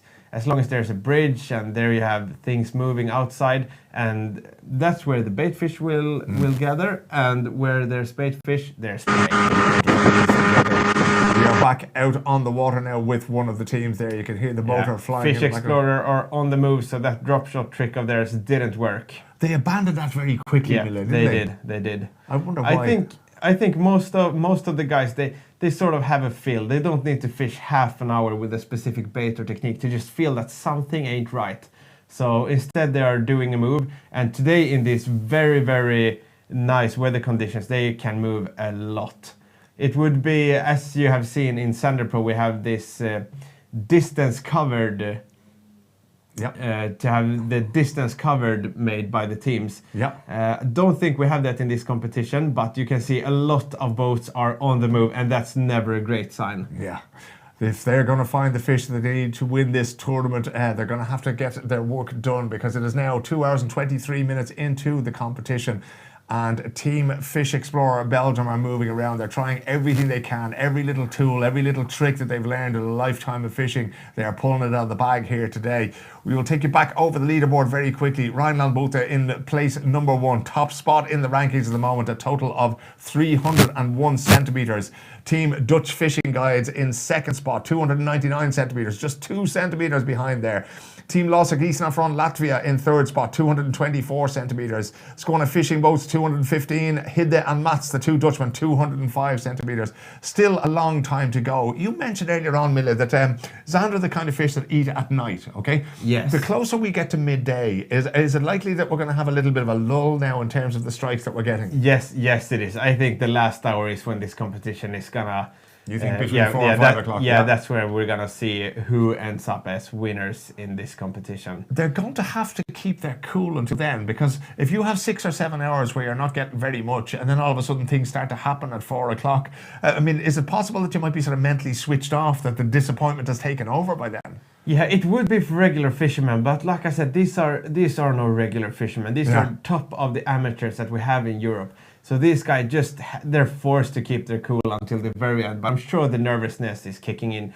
They are not catching as they intended to do, and they are moving, trying different baits and tactics, and it's just gonna be it's a game of the brains. This who are able to keep their cool until the very last cast, and to not force a move, but rather instead trust their instinct and go for the winning kill. I heard there that there's some of your friends down there, some people you know down there who have been competing and who are on site there this morning. What have they been telling you about the conditions down here? I know you fished there yourself, but has anything changed? Is there anything that sticks out to them that they were able to share with you? Not hugely. But yeah, I spoke a lot to Pontus. He was down there, and he told me that it's very interesting that nobody is fishing higher up in the river delta, because it has not been producing good during pre-fishing. So all of the guys are fishing in the big lake. Is that likely to change though through the year? Because I think we might have another map that we can bring up of the fishing delta here. You mentioned there that sort of you were saying higher up. Where would that be on the map as we're looking at? Yeah, to the right. Okay, so to the right there, just as you look at the screen, that's where they aren't today. Okay. No, that's where they aren't. They are more to the left side, close to big depths. So yeah, it just seems like the fish aren't very shallow at all now. Most of these guys are fishing on drop-offs, and the drop-off means that you have one spot that is, let's say, 2 meters, and then it goes down like this. So they are fishing, the fish are standing on the drop-off, basically. Yeah, so maybe 30, 40 centimeters above, and they're sort of in that little, they're sort of hiding away in that drop-off. And they can really stand on the bottom. When the sender are shut down, as they seem to be right now, they will stand on the bottom. Does not matter what you put in front of their mouth. They're not going to move. They're not going to strike for anything. They're keeping their mouth shut. And on another time, on another day, you can have the most insane fishing. But just, that's the fun thing with sender. You never know the mood of the sender. Yeah, and it can change throughout the day. Does it change with the season as well? You mentioned as we looked at the map that up to the right, there was nobody up there. Do they move around within this particular river delta, would you say? Yes, they do. Summertime, it's much more popular to fish up in the river delta, but at this time of the year, you'll find most guys fishing in the big lake. What's the temperature like in the water there? Is there a preferred temperature for these fish? Do they like cold water? Do they like slightly warmer waters? Depends on who you ask a little bit, I would say. That's a very interesting thing we see here. One boat is moving as they see another competing team going in the opposite direction. In the opposite direction. That's very interesting. And then you have this mental like, okay, how are they fishing? Because you can bet damn sure that these teams are following this leaderboard for every second. They want to know what's going on and who the leader are.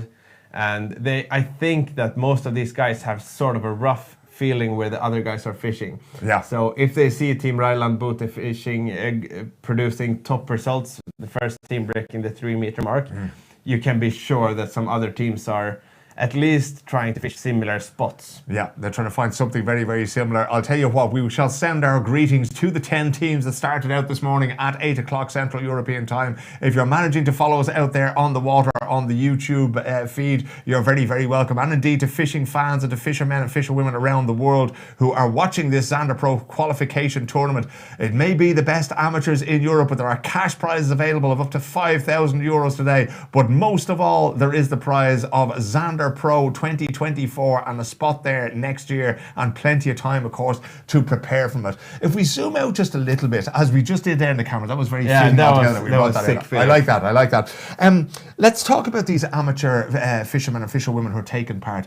Does everybody have the goal of turning pro, or are some people kind of happy just to be at the very top of the amateur end of the sport? I think most of these teams are wanting to become pros. Yeah. And what a way to do it in this way. I mean, this is the future of the fishing scene in Europe. So it's very, very fun to see how they are doing in front of cameras, etc. Is things like YouTube, TikTok, Instagram, is it as big in this sport as it is in other sports like winter sports, snowboarding? Yes, I think bigger almost.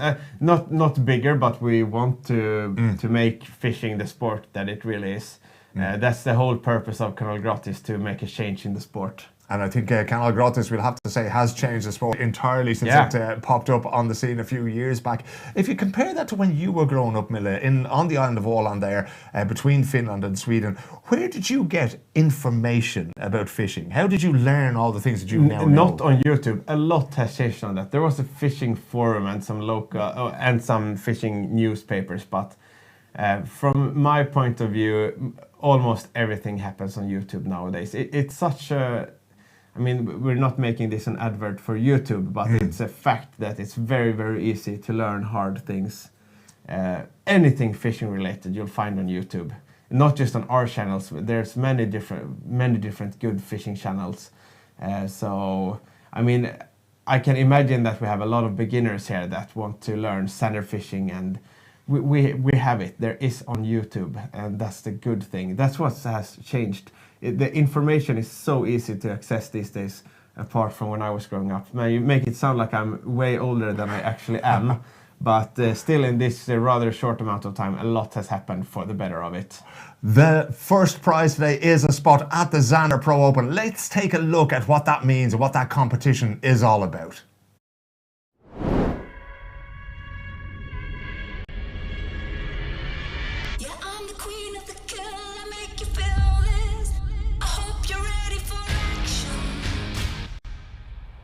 In the first edition of Zander Pro, all our preconceptions were turned completely upside down. The teams relying the most heavily on electronics ended up with 0 points on the board, and contrary to what we all thought, the biggest sander at a whopping 101 centimeters was caught during shore day, earning Team Nästroft the first ever victory. And now it's finally time for the second round. If you're new to the format, Zander Pro is a competition where 6 teams go fishing for 3 days, and they're free to go wherever they want in Europe. 3 points are given out each day. 1 point for the highest numbers of approved sanders, 1 point for the biggest sander, and 1 point for the highest combined length of the 5 top fish. The team with the most points at the end of the competition will be crowned the official champions of Zander Pro 2. On the first day, all the teams will be fishing from boats and no vertical fishing is allowed. On the second day, the teams will be fishing from shore. And on the final day, vertical fishing and pelagic sharpshooting will be allowed. The teams can choose for themselves when to start their 10 hours of fishing, which gives them the opportunity to catch the morning bite or spending most of the fishing time in the dark. If you're watching from France, Germany or the Netherlands, you can now enjoy Zander Pro with voiceover and presentations in your language on our French, German and Dutch YouTube channels.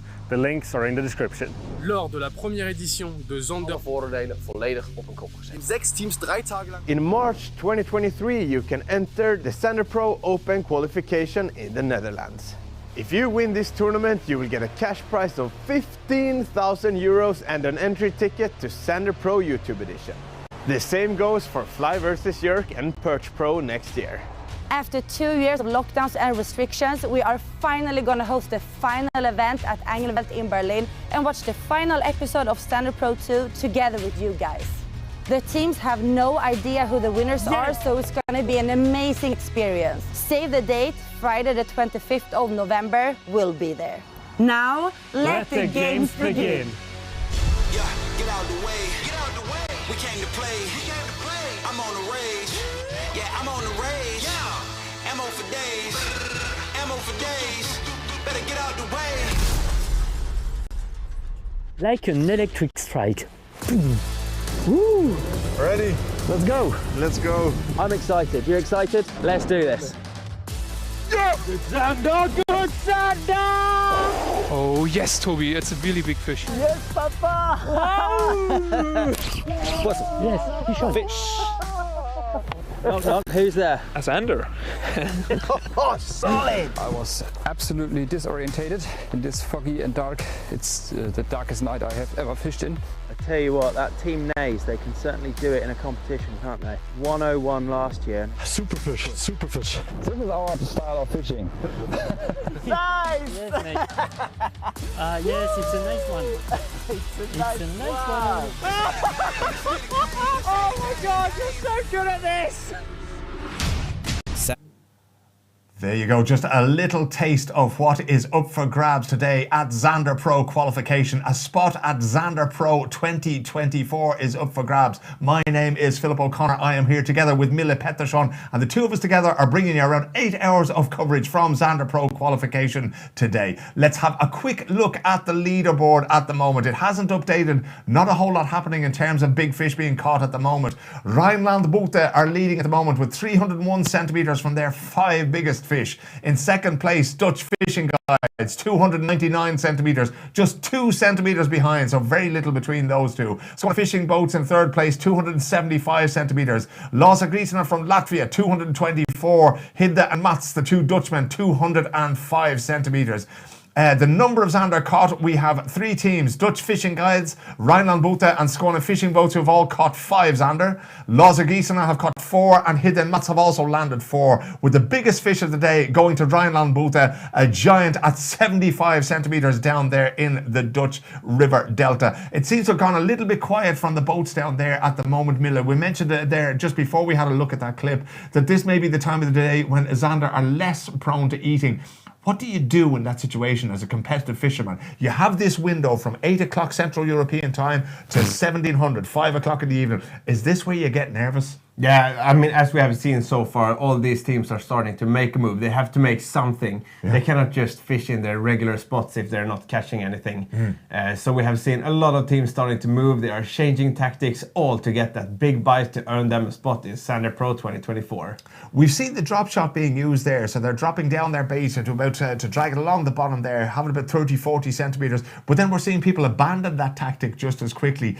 You mentioned that makes you nervous when you see people walking away from things and maybe changing places. I mean, I have fished in some competitions myself, and you already made that reference that you do have a plan until you get punched in the face. Exactly. It's very easy to go out and say you have a solid plan, but what you're gonna do when the fish don't eat? I mean, it's not rocket science, but it is the most complicated rocket science in the world. Zander fishing. Sometimes they will eat whatever you throw at them, and sometimes it doesn't matter what you do, you just can't make them to commit to strike your bait. And there is no way of telling what's going to happen down there below the water's surface. The weather down there in the Dutch River Delta today, a fantastic place to go fishing. It's around about 8 degrees, the temperature in the air. The winds are around 3 to 4 meters per second, an awful lot less than yesterday on Saturday, when we had to cancel the second day of qualification because we had gusts of around 20 meters per second. How did that decision go down with the competitors? We had 20 teams starting on Friday. We're down to 10 today, but there's a lot of people looking for their last chance yesterday, and unfortunately we weren't able to give it to them. We do have a fish from Hidde and Mats, the young Dutch team, the future of European sport fishing. You're a big fan of these guys, aren't you? Yeah, I am. I love these guys. Here we have oi.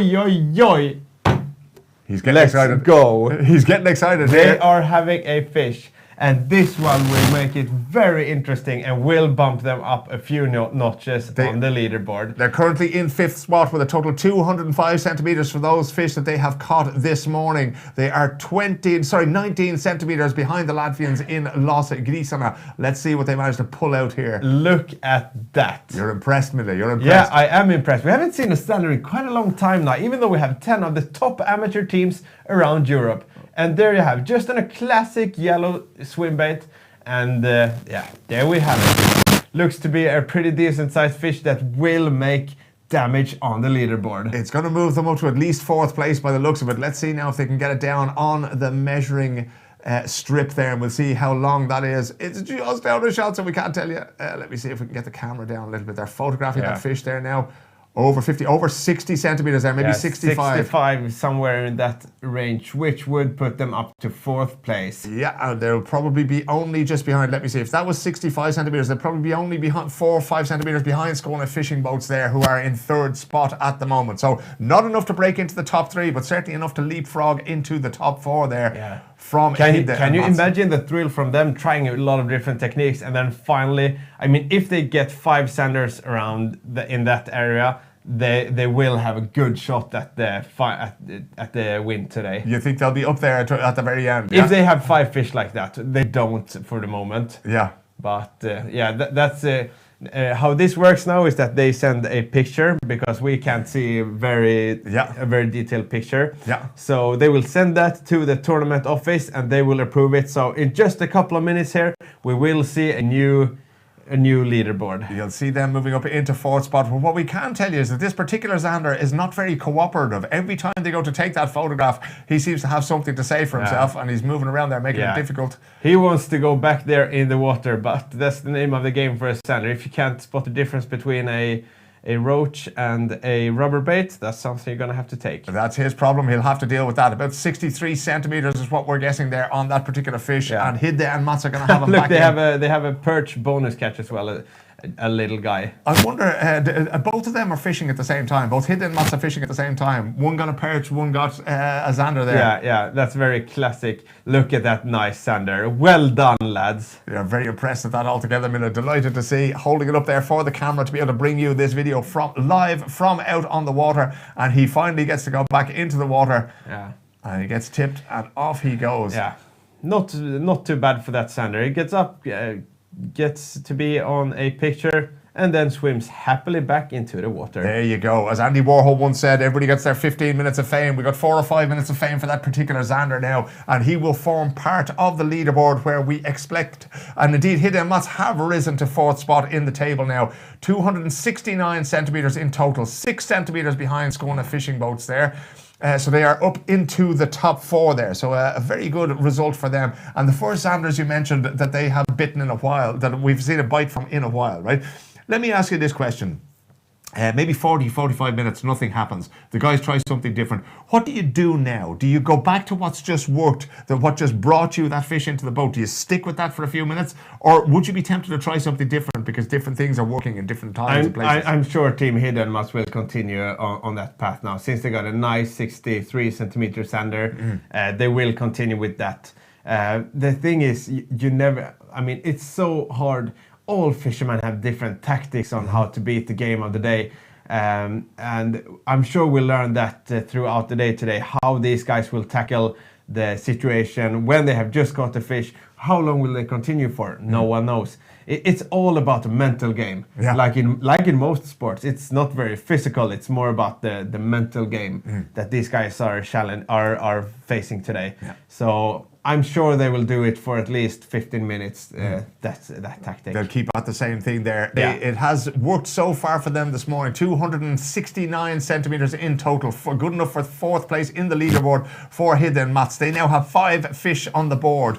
We have 4 teams already that have caught 5 fish this morning, which is pretty good going given the circumstances out there. They're not among the top 5 longest fish that have been caught this morning. The shortest of those was 64 centimeters. The longest is Rhinelandsbåt with 75 centimeter long fish. Yeah, the Germans have been dangerous today so far, and they are indeed, they are on the second. They're in 2nd spot, yeah. No, they're on the 1st spot. Sorry, they're in the top spot in terms of the longest fish, and they are in the number of Zander they've caught is 5, and they are currently in top spot 301. Yeah. The only team to get through the 300 centimeter barrier there. So currently in a good spot. Let me ask you something, Mille, because we've been looking at some of the teams there. Hidde and Mats, obviously only 2 guys, right? Rhinelandsbåt 3 guys. Why are there different numbers between the teams? Is that a choice made by each team, or is it? Yeah, it's a choice made by each team. We wanted everyone to be able to participate, and most guys are a 3-man team, three-man fishing team.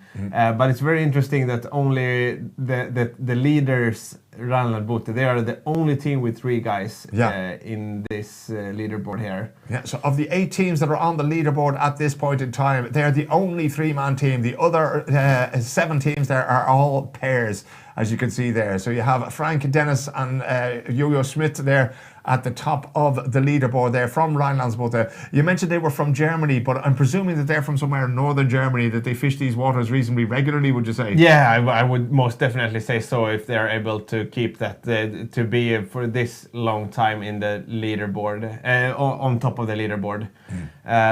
Don't actually know where they are. They have a huge boating shop.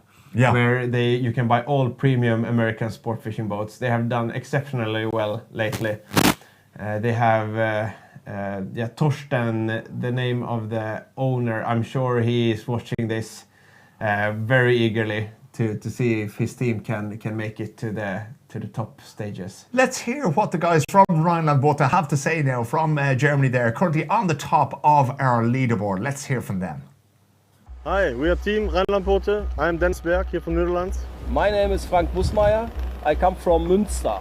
I'm Jojo Schmidt and I come from Luxembourg. That's our first time competing together, and yesterday the conditions was very hard. We have waves like 1.50 m, something like that, and but we get some good sides Zander only by cast. It's very good that now in the finals there are no live scope and only cast, and that we are really strong to fish it. Yeah, when we win the tournament, the 5,000 euro, we buy more fishing tackle. I love fishing tackle. And we are drinking a lot of beer. Beer. On Sunday after the tournament. Share for us, Team Rhineland-Bote in the finals. Share for us.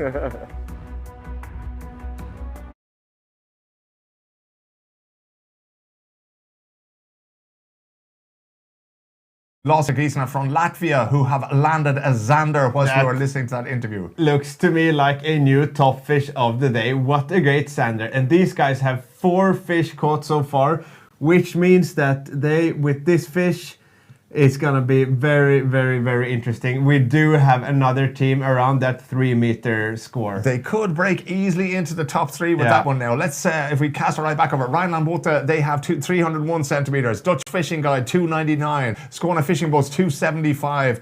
At the moment, Lasse Giesner on 224, okay? Yeah. So a 60 centimeter fish there will easily break them into the top 3. Yeah, 60, not quite 70, is it? Just over 65, 66, 67 there somewhere, depending when they get it has a top fin also. Yeah, 69, I'm sure. Pip, our tournament manager, gonna give that one for. Okay, if we were to give that, let me see, if we give that, say 70 centimeters, then we'll be up to 294. So somewhere 290 plus is what we're expecting there. Being proudly held up to the camera by Team Lasse from Latvia. Congrats, Team LaserGisana.lv, Latvian, the only Latvian team to make it to the top 10 in Zander Pro Open qualification.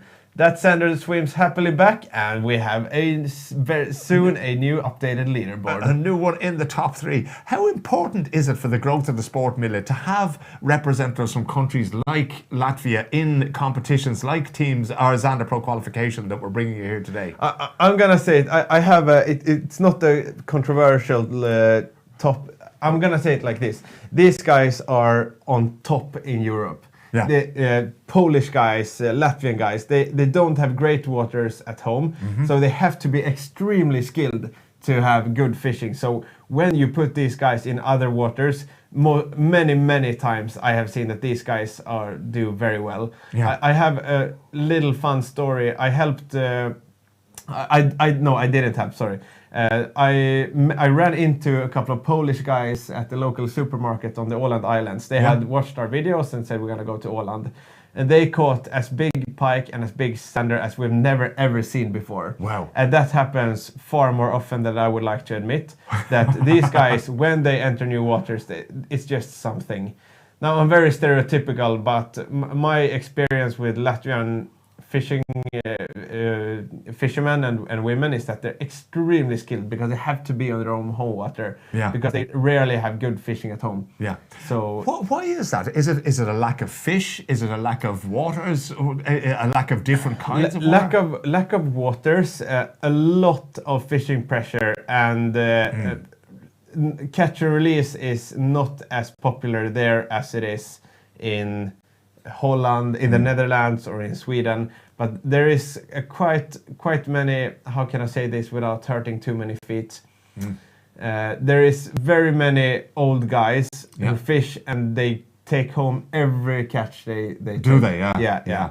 And that has a huge effect. Combined with not a huge amount of waters makes it so that it's not easy to be a fish in these waters. Of course, one of the things that's unique to this part of the world in Sweden is called allemansrätten, where you can pretty much go anywhere, you can fish anywhere, and that kind of thing, as long as you do it in a respectful way. You don't pitch your tent. That's not entirely true. No, but if you compare to somewhere like in Latvia, where there isn't as much open waters where the public can fish, an awful lot of it is behind closed doors and that kind of thing. Obviously, in Sweden, you have to have licenses and this kind of thing to go out and do what you're doing. Yeah, but it's overall very easily accessible. Both in the Netherlands, you just need their fishing license. It's called the Vispas. Yeah. So is that an annual thing, or is it area specific? For instance, for the Dutch River Delta? That's a yearly thing. You pay. It's not much money. Yeah.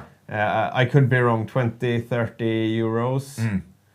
And that's you for the year kind of thing. Exactly. And then you're able to fish in most waters. They have some local regulations, but they don't have extremely much because they have a whole closed season through April and May. So it's very easy accessible fishing in the Netherlands.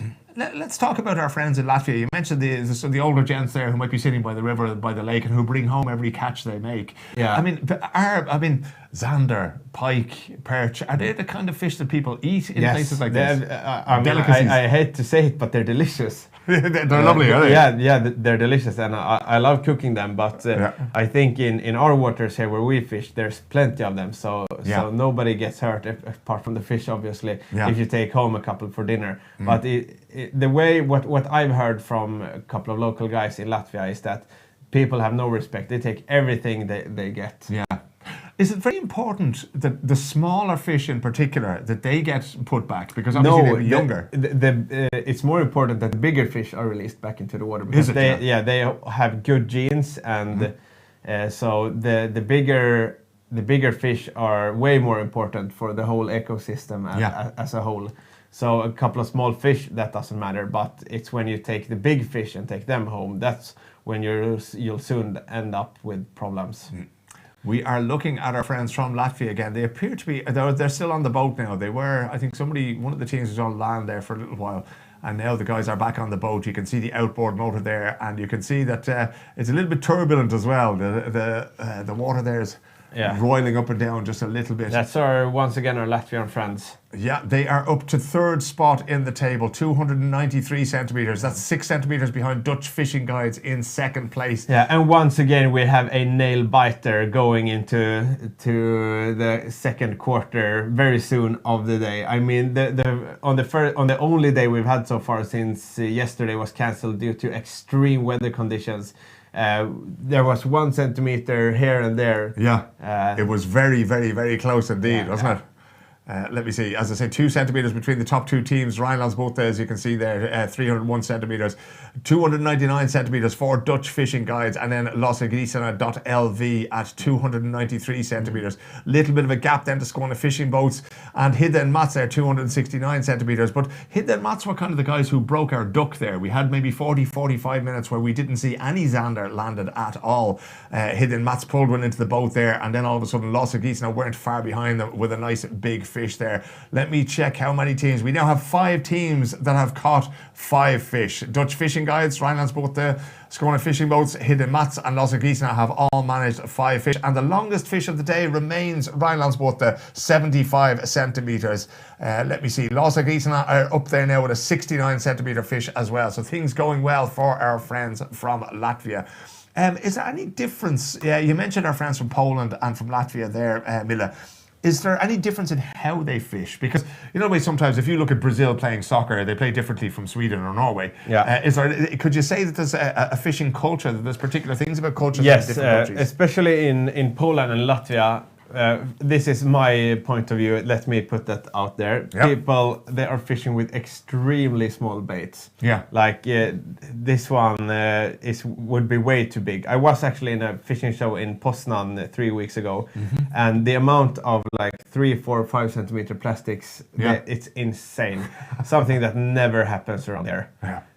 So that's their style of fishing. That's their style. So much smaller baits. Yeah, but the thing is, they have to do it to catch. They can't fish with baits big. This is not a big bait for us. Yeah. But for Polish guys and Latvian guys, it's huge. That's big. So they have to fish with really small baits to be able to produce fish. And is that because the bait fish in their waters would be so much smaller? No, because their fish is so much smaller. Okay, yeah. So something like that, there's nobody would be, no fish in their water will be able to get. No, and this is very stereotypical. Some guys, this applies for most guys, not all guys. Just to put that out there. Up on the screen at the moment, we have our map over the area of the Dutch River Delta. You mentioned that this is kind of cut off from the sea because of the lowlands of Holland. Much of the Netherlands is under sea level, so they have to have dams to stop the sea getting in there. But on occasion, you will get a sea fish that makes it into fresh water, will you? Yeah. It's. I should have had more knowledge about that before bringing it up, Phil. If I have to be No, honest. it was an interesting question. You were saying that you'd heard of a sea bass. That I know. I mean, it's not. They have some sort of a dam or something to close it off. Yeah. But there's also been saltwater fish caught way up in the river delta. Yeah. So there's something there where my facts are not entirely true, which I hear now. Well, sure. But I'm sure we'll find out about that someday. If there's one thing we know about fishing is that tall tales are not unusual here at all. Yes. As we switch from one side of the screen to the other, we have our Latvian friends there. Yes. It's so fun doing this. It feels like I'm becoming friends with these guys. And this is very interesting because you can see now, again, we have two teams fishing very closely to each other. Yep. What do you do when the other teams start catching and what do you do when the others don't? Yeah. Do you move 10 meters, 15 meters? Do you change your tactics? Exactly. That rod that he's holding there is at a very sort of downward pointing angle there. What does that say to you, Mille? Is there a particular thing he's doing there now that maybe we haven't seen before today? Yeah, he wants to have a good... first of all, it can be that his bait is close to the water. You always want to have your rod up otherwise, but it could be that his bait is close to the water. Sometimes if you're fishing, you can see that they have a sort of side wind coming from their left. Yes, yeah. So if the line is above the water level, you see now it was close to the water. Yeah. Close to the boat. Yeah. So he could just reel it up and go out again and try to catch the winning Zander of today.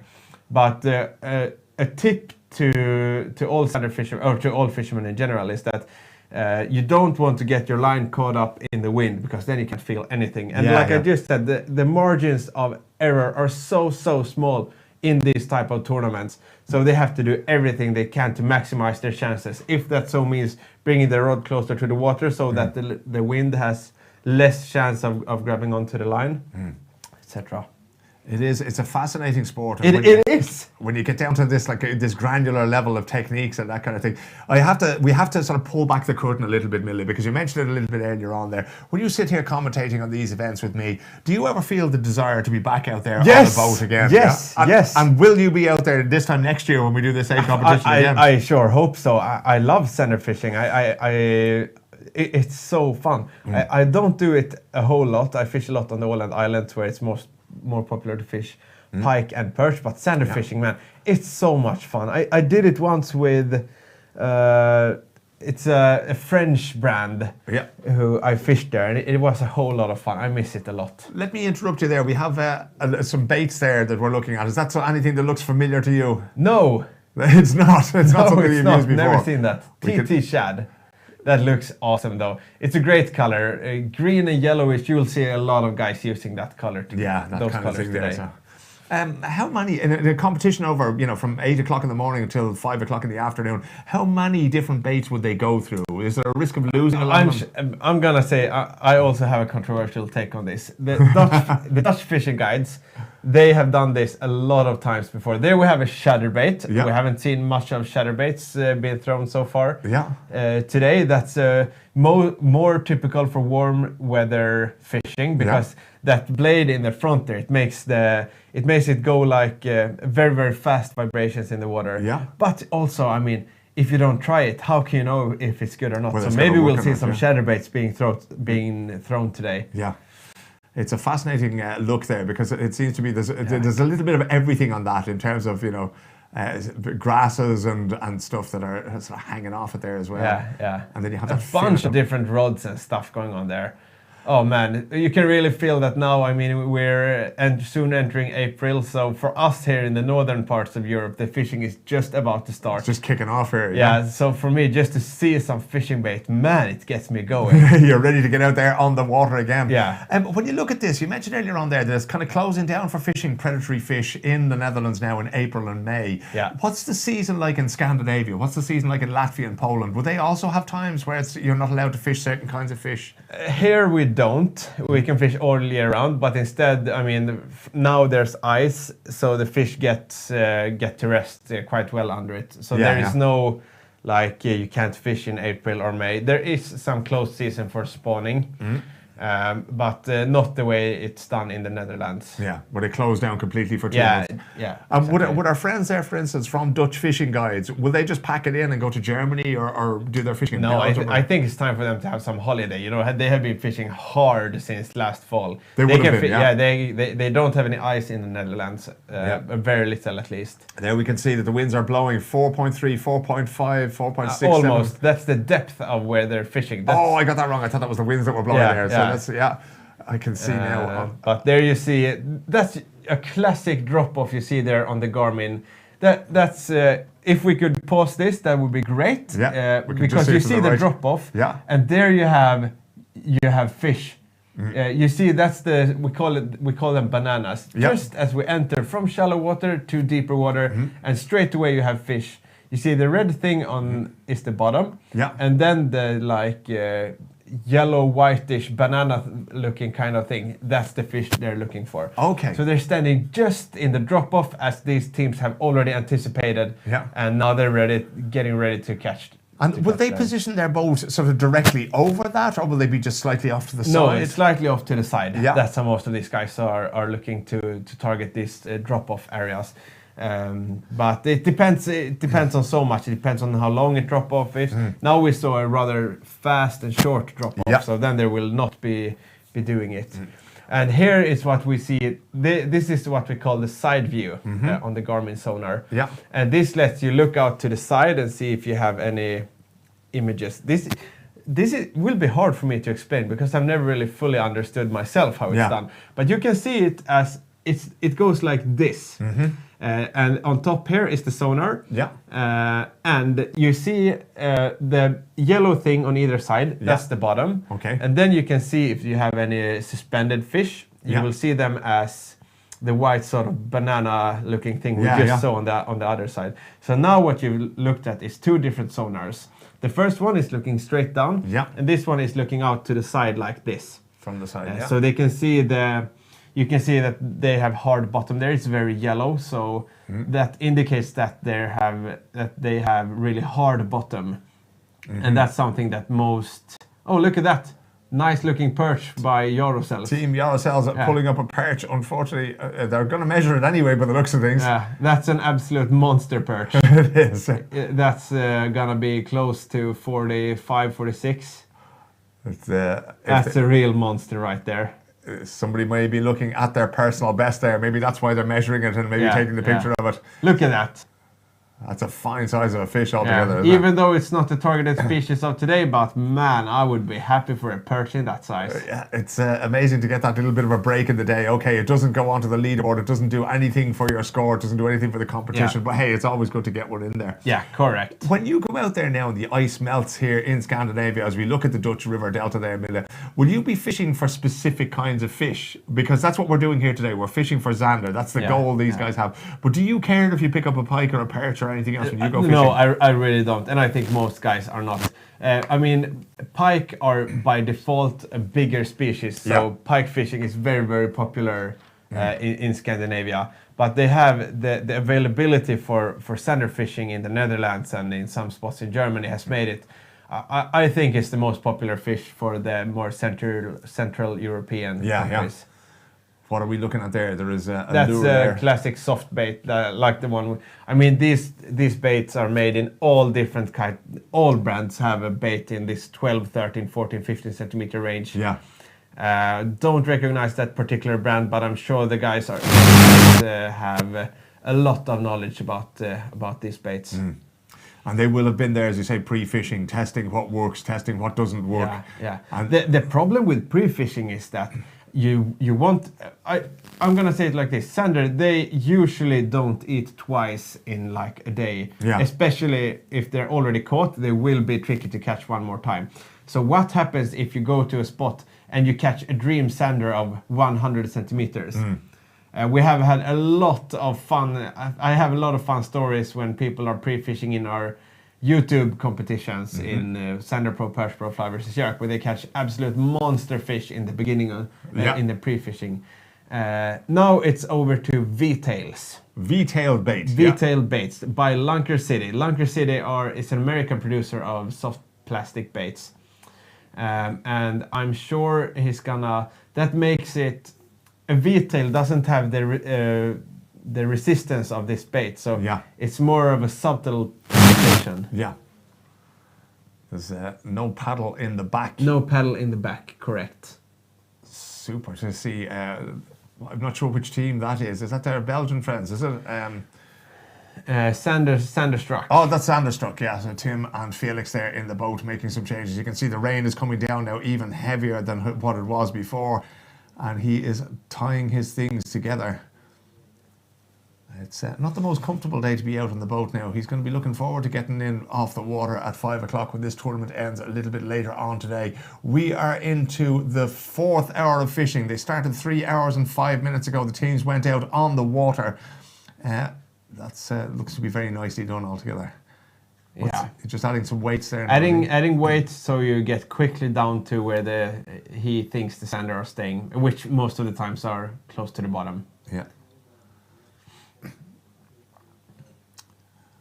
This is, of course, with modern baits. Back when I was fishing for the first time, all the weights would have been lead, but that's not really allowed anymore, is it? Or it's sort of frowned upon now. Mille. Yeah, exactly. So this is a lead-free competition for many reasons. Tungsten is very easily available nowadays. It's a heavier. Most guys use tungsten anyway. Yeah. But it's better for the environment. Would there be a huge difference or any difference at all in price between tungsten and lead then? Yes, it is much more expensive. Tungsten is much more expensive. Tungsten, yeah. But it's also much better. So even if it's a few euros more expensive, it's nothing in the big picture. It's well worth doing. We will welcome everybody who is watching us live around the world, and you never know, Zanderstruck might be listening in to the YouTube feed out there, trying to pick up any little marginal gain, any competitive advantage they may be able to get, because they are chasing a leaderboard. And right now in spot number 1, as they have been for a little while, Rheinlandsboote from Germany. 301 centimeters is the total length of their 5 fish caught so far. In second place, Dutch Fishing Guides, and well, they should be in second place, knowing these waters perhaps better than anybody else. 299 centimeters, just 2 centimeters behind the leaders, with a lot of fishing left to do. In third spot, Lossagrisina.lv from Latvia, 293 centimeters. Caught a lovely big fish there just a little while ago to break into the top 3. Skåne Fishing Boats in fourth spot, 275 centimeters. And the top 5 is rounded out by another Dutch team, Hidde and Mats van der Laan, 269 centimeters. Is that how you expected the leaderboard to look at this point in time on this day, Mille, would you say? I think we broke the 3 meter mark rather quickly. Yeah. I'm gonna say it like this. It's very interesting that we have 5 teams who already have a top 5, which means that they have 5 approved sander. And that's something that I was not expecting to see this early on in the competition. And now it's all a game of centimeters for these guys. They just want to improve. And now we have 5 teams within a very short as we have a new fish on the hook for team. There's a big rod down Dutch there. fishing guides. Willem and Wolfgang out there. Yeah, these guys will be dangerous, and this looks to be a heavy fish. And it is a Zander, is it? It is a Zander. Will it bring them back the lead? Otherwise, they wouldn't be that They happy. seem to think so, because they're giving each other high fives before they even pull this fish into the boat. Willem and Wolfgang are very happy indeed with this fish. Let's see what it measures up at. And yeah, I'm pretty sure we have a new leader to this competition. They are at the moment. This 2 is turning out centimeters to be a behind. nail biter. It sure is. Oi, oi. So far, one of these teams will fish in Zander Pro 2024. Can't wait until the end of the day when we know who it's going to be. As they measure this fish, Mille, how well do you think they're doing? If you look at the kind of professional competition or higher level competition that they'll meet in Zander Pro 2024, how do these guys stack up? How well could they do? Extremely well. You think so? Despite the fact that these are the best amateurs and they might be meeting some pros later on, yeah? Yeah. Exactly. Plus, in the YouTube edition, then night fishing is allowed. Okay, and that makes all the difference, you think? Yeah, makes a big difference. Be a lot more active, the Zander fish at night. This fish is not as long as we thought, but we do have a new leader in Zander Pro Open qualification. Dutch Fishing Guides takes the lead. Are they going to take the lead of that one? Yeah. Yes. We'll wait until that's approved and see, but it looks like with a 62 centimeter fish that they may very well break in and take the lead away from Rhineland Sport. It has to be easy math. You think so? Yeah. Has to be a new leader of the tournament, Dutch Fishing Guides. Willem and Wolfgang. I am desperately trying to rack my brains to remember the size of their other fish, and frankly, I can't at this stage because we've seen so many fine Zander pulled in there. Yeah, just for a clarification, these the teams, they catch a Zander, they take a picture of it, they send it to the tournament manager, he approves it, it gets on the scoreboard, a few minutes of delay, but we're all in here for the fun of it. They just need that fish to be 3 centimeters longer than anything else that they've caught so far today, and they're definitely taking the first spot. Mille Pettersson is entirely convinced that that's what's going to happen here. As I say, I can't remember the lengths of the previous fish. You can see them there taking the photograph of it to send to the tournament director. What did we do before we had mobile phones, Mille? That must have been a hell of a time. You know, I can't even remember an age before it. Do you? Oh, God, I certainly don't in terms of competitive fishing there. There you go, very proudly holding up the fish. Look at how dark and beautiful that is. That is a prime specimen right there. About 63 centimeters. What a beauty. Catch and release for Willem and Wolfgang there from Dutch Fishing Guides. They're really, really pleased with that fish. Those guys out there on the boats, we joked a little bit about it, but they are following the leaderboard. They kind of know what's expected, what they need to do at any given time, right? Yeah, they do. They all want to know how the other teams are doing. So I'm sure even someone has their AirPods in and listening into this live session right here. As are many people around the world, and you are all welcome, whether you're in Central Europe or whether it's early morning there in America or whether it's late in the evening over in Asia. You will know that the clocks have gone forward in Europe and last night, so we're now into summertime. We're into prime fishing season in Europe. And what better way to start than with the Zander Pro qualification? Some of the best amateur teams in Europe, 10 of them in fact, competing for a place in the YouTube edition of Zander Pro, which will take place in 2024. My name is Philip O'Connor, this is Mille Pettersson, and we'll be here with you until about 5 o'clock Central European time, until we know who's winning that coveted spot and a cash prize of around 5,000 euros. The weather today is around about 8 degrees in the air, 3 to 4 meters per second of a wind that's blowing. It's come at the end of a very blustery day yesterday where there was no qualification fishing allowed at all. Mille, I want to go back to something that you said there about the YouTube edition and night fishing being allowed. How much easier is that going to be? Will you be just pulling Zander into the boat? It's not, no. Zander is a very elusive fish, so it's never to just... it's not that simple. It's not that simple, but it will help. But for the easy of it, we couldn't have a Zander fishing competition like the Zander Pro Open qualification at night. So, and I mean, to be a good Zander fisherman, you have to be able to produce well in daylight as well. This is true, this is true. Would there be any difference in the baits or the lures that are used at night compared to those we use during the day? Yes, very much so. I mean, at night, darker colors are very popular to get a silhouette from the sun. So a lot of guys are using darker colors at night. It's amazing the level of detail and the things that you have to do, pardon me, to be able to attract these fish, that you have to be on top of absolutely everything. Kanalgratis.se are the producers of this. You can find all the things you need for Zander Pro Fishing and for everything else on the website there. But let us concentrate on this tournament today. When you think back to the last couple of days, as I say, Mille, you've been speaking to people who are on site down there. You know what the weather conditions are like.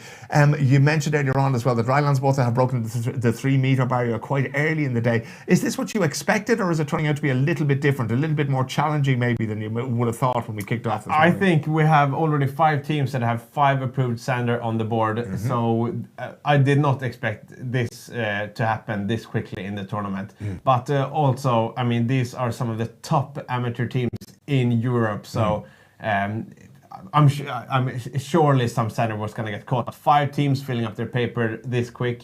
Very, very impressed. The average length from Rhinelandsbåtar, they are 301 centimeters, so just over 3 meters. That will give you an average length of 60 centimeters per fish. Correct. Is that good for this time of the year in the Dutch River Delta, would you say? It's good, but I'm sure there's going to be more before we end this competition. You think there's bigger fish out there? There are bigger fish swimming around. The question is, who's going to catch them? It is, of course, a little bit to the advantage of the likes of Dutch fishing guides, of Hidde and Mats van der Laan there, because obviously they are from Netherlands. You have our friends from Fish Explorer Belgium. Not too many big fish on there. We've seen them change tactics a few times, but they haven't got too many big fish. I think just the one Zander on the board for them so far, and not particularly huge either. Sorry, we now have an interview with Zanderstruck.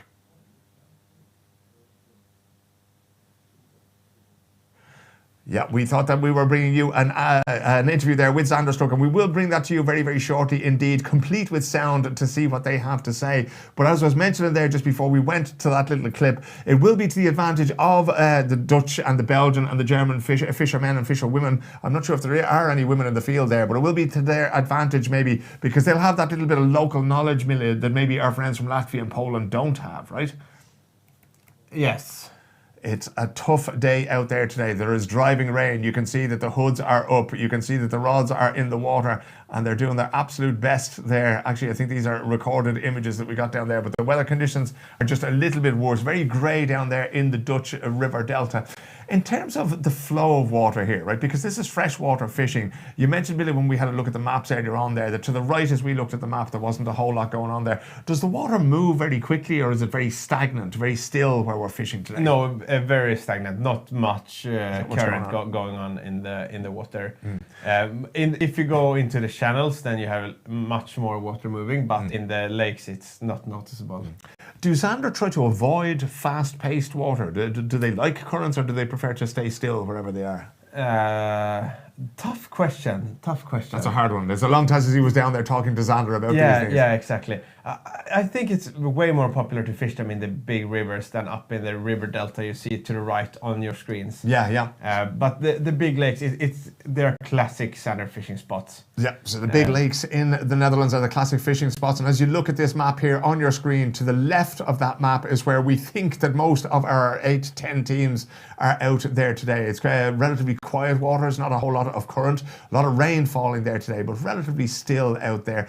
In terms of Europe in general, is this a place where people migrate to as we go back out live and we are looking at our friends there from Losagiesen and .lv and see what they are up to? Yeah, are they changing baits again there? They are. Yeah, looks like it. You see they have the tungsten jig heads ready.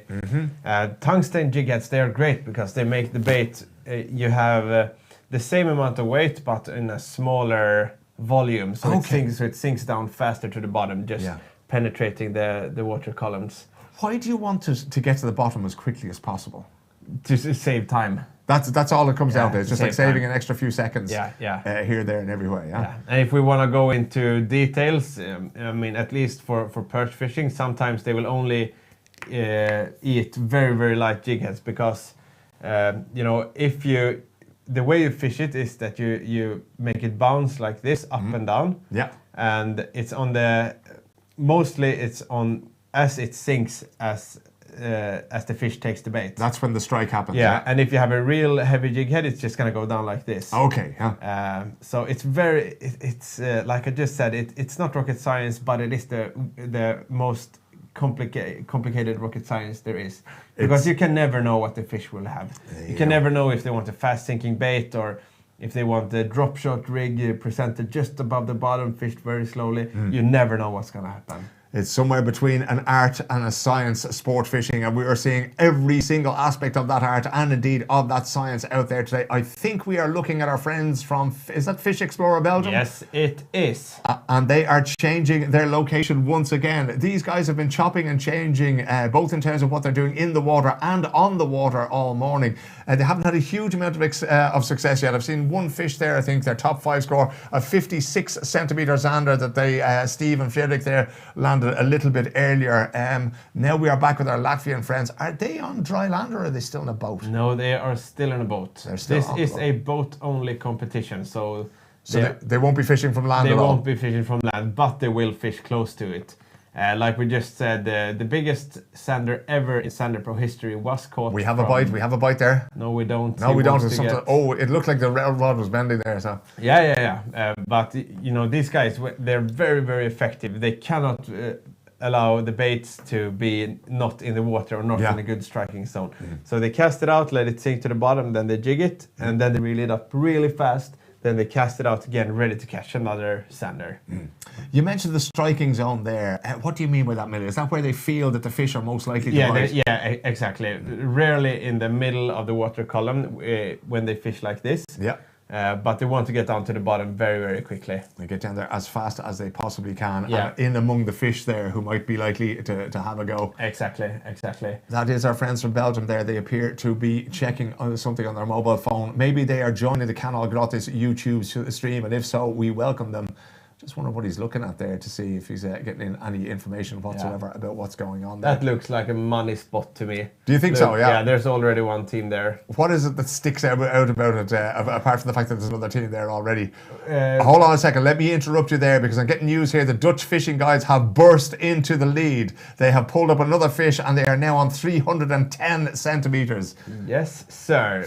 A new leader. That's fantastic. Dutch fishing guides. There you go. So Rhineland's both at 301 centimeters, the first team to break through to the 3 meter barrier, and now Dutch fishing guides, our local boys if you will, have gotten 310 centimeters up there. We're going to do our best to find some coverage of that fish. Of course, we are at the mercy of nature and the 4 and 5G networks of Europe ourselves, so we'll see if we can pull up that's the fish they caught a couple of minutes ago. That's it, made official now, yeah? So that would have been the fish we saw a couple of minutes ago. That fish is now officially in the leaderboard, and Dutch fishing guides, they are in the lead. So Dutch fishing guides, that fish would have been measured there at 68 centimeters, and they now have 2 of the top 5 fish that have been landed today. One at 68, one at 64. Rhineland's both is still the team that have landed the biggest fish at 75 centimeters, which was landed quite early this morning, maybe in the first hour of fishing this morning. But it's not helping them that much now because they are 9 centimeters behind Dutch fishing guides. Now, if we take their average before, we were saying about 60 centimeters was the average size of the fish that Rhineland's both was pulling in. Dutch fishing guides, that 9 centimeters could make all the difference at the end of the day. Yeah, I mean it's a game of small margins, so it could very well be something that that makes all the difference. And we get all sorts of questions. How can you support Kanal Gratis when we are doing this? I mean, this is quite a new thing for European sport fishing. And if you enjoy this coverage as much as we enjoy sitting here talking to you, the best thing to do is just to share it. We never ask for anything else, but if you like it, share it all over the internet so people can see what we are doing with sport fishing. This is something really, really cool. I mean, we have a studio here commentating live from the waters as we're trying to get a winner from this competition out here. We have 6 crews out there on the water braving the elements to bring you these brilliant pictures that we're seeing here on YouTube this morning. So as Mille says, please do share this stream among all your friends who are interested in fishing. Click that subscribe button, click that like button. Feel free to pose a question in the comments here and the control room will pass those questions into the studio. But one thing we will say is that we're delighted that you're joining us today on this March Sunday afternoon, or Sunday morning as it still is. We started very early daily. But if you're only joining us, we're delighted to have you here, and we will be with you until 5 o'clock today when this tournament officially ends. At that point, we will be able to tell you the preliminary result, who is going to make it to Zander Pro for 2024, and then that will be confirmed a little bit later on this evening by the tournament directors. For now, Dutch Fishing Guides in the lead, 310 centimetres. Rhinelandsbote from Germany, 301 centimetres in second place, and Lasse from Latvia in third place, 293 centimetres. And we're getting to the point now where we have 8 teams who are on the leaderboard. 8 teams have caught enough fish to get themselves onto the leaderboard, and one fish can change absolutely everything, as we saw with Dutch Fishing Guides. If you're at the top of that leaderboard at the moment, right, with 310 centimetres already, and it's not even lunchtime, Mille, what are you trying to do now? Are you looking for the home run fish, or are you you're looking for that one Yes, fish? you're looking for the home run fish. They have filled their paper, now they're looking for what's called a kicker fish. That's what they want. Yeah, the 70, 80, I mean, 90 fish is not uncommon in this water, so I would be surprised if the 75 centimeter top catch is being held until the end of today. How does that change their game plan, right? Because previously when they came out at 8:05 this morning, everybody just wanted 5 fish, right? Yeah. Now they're going to want to be, and not only that, but Rhinelandsbote, they're going to have to get another big fish as well. Is this going to change what they're doing and where they're doing it? Yes, it will. I would say most people, I'm sure these guys in the top now are changing to bigger baits. Bigger baits equals bigger fish. Very simple math. Yeah.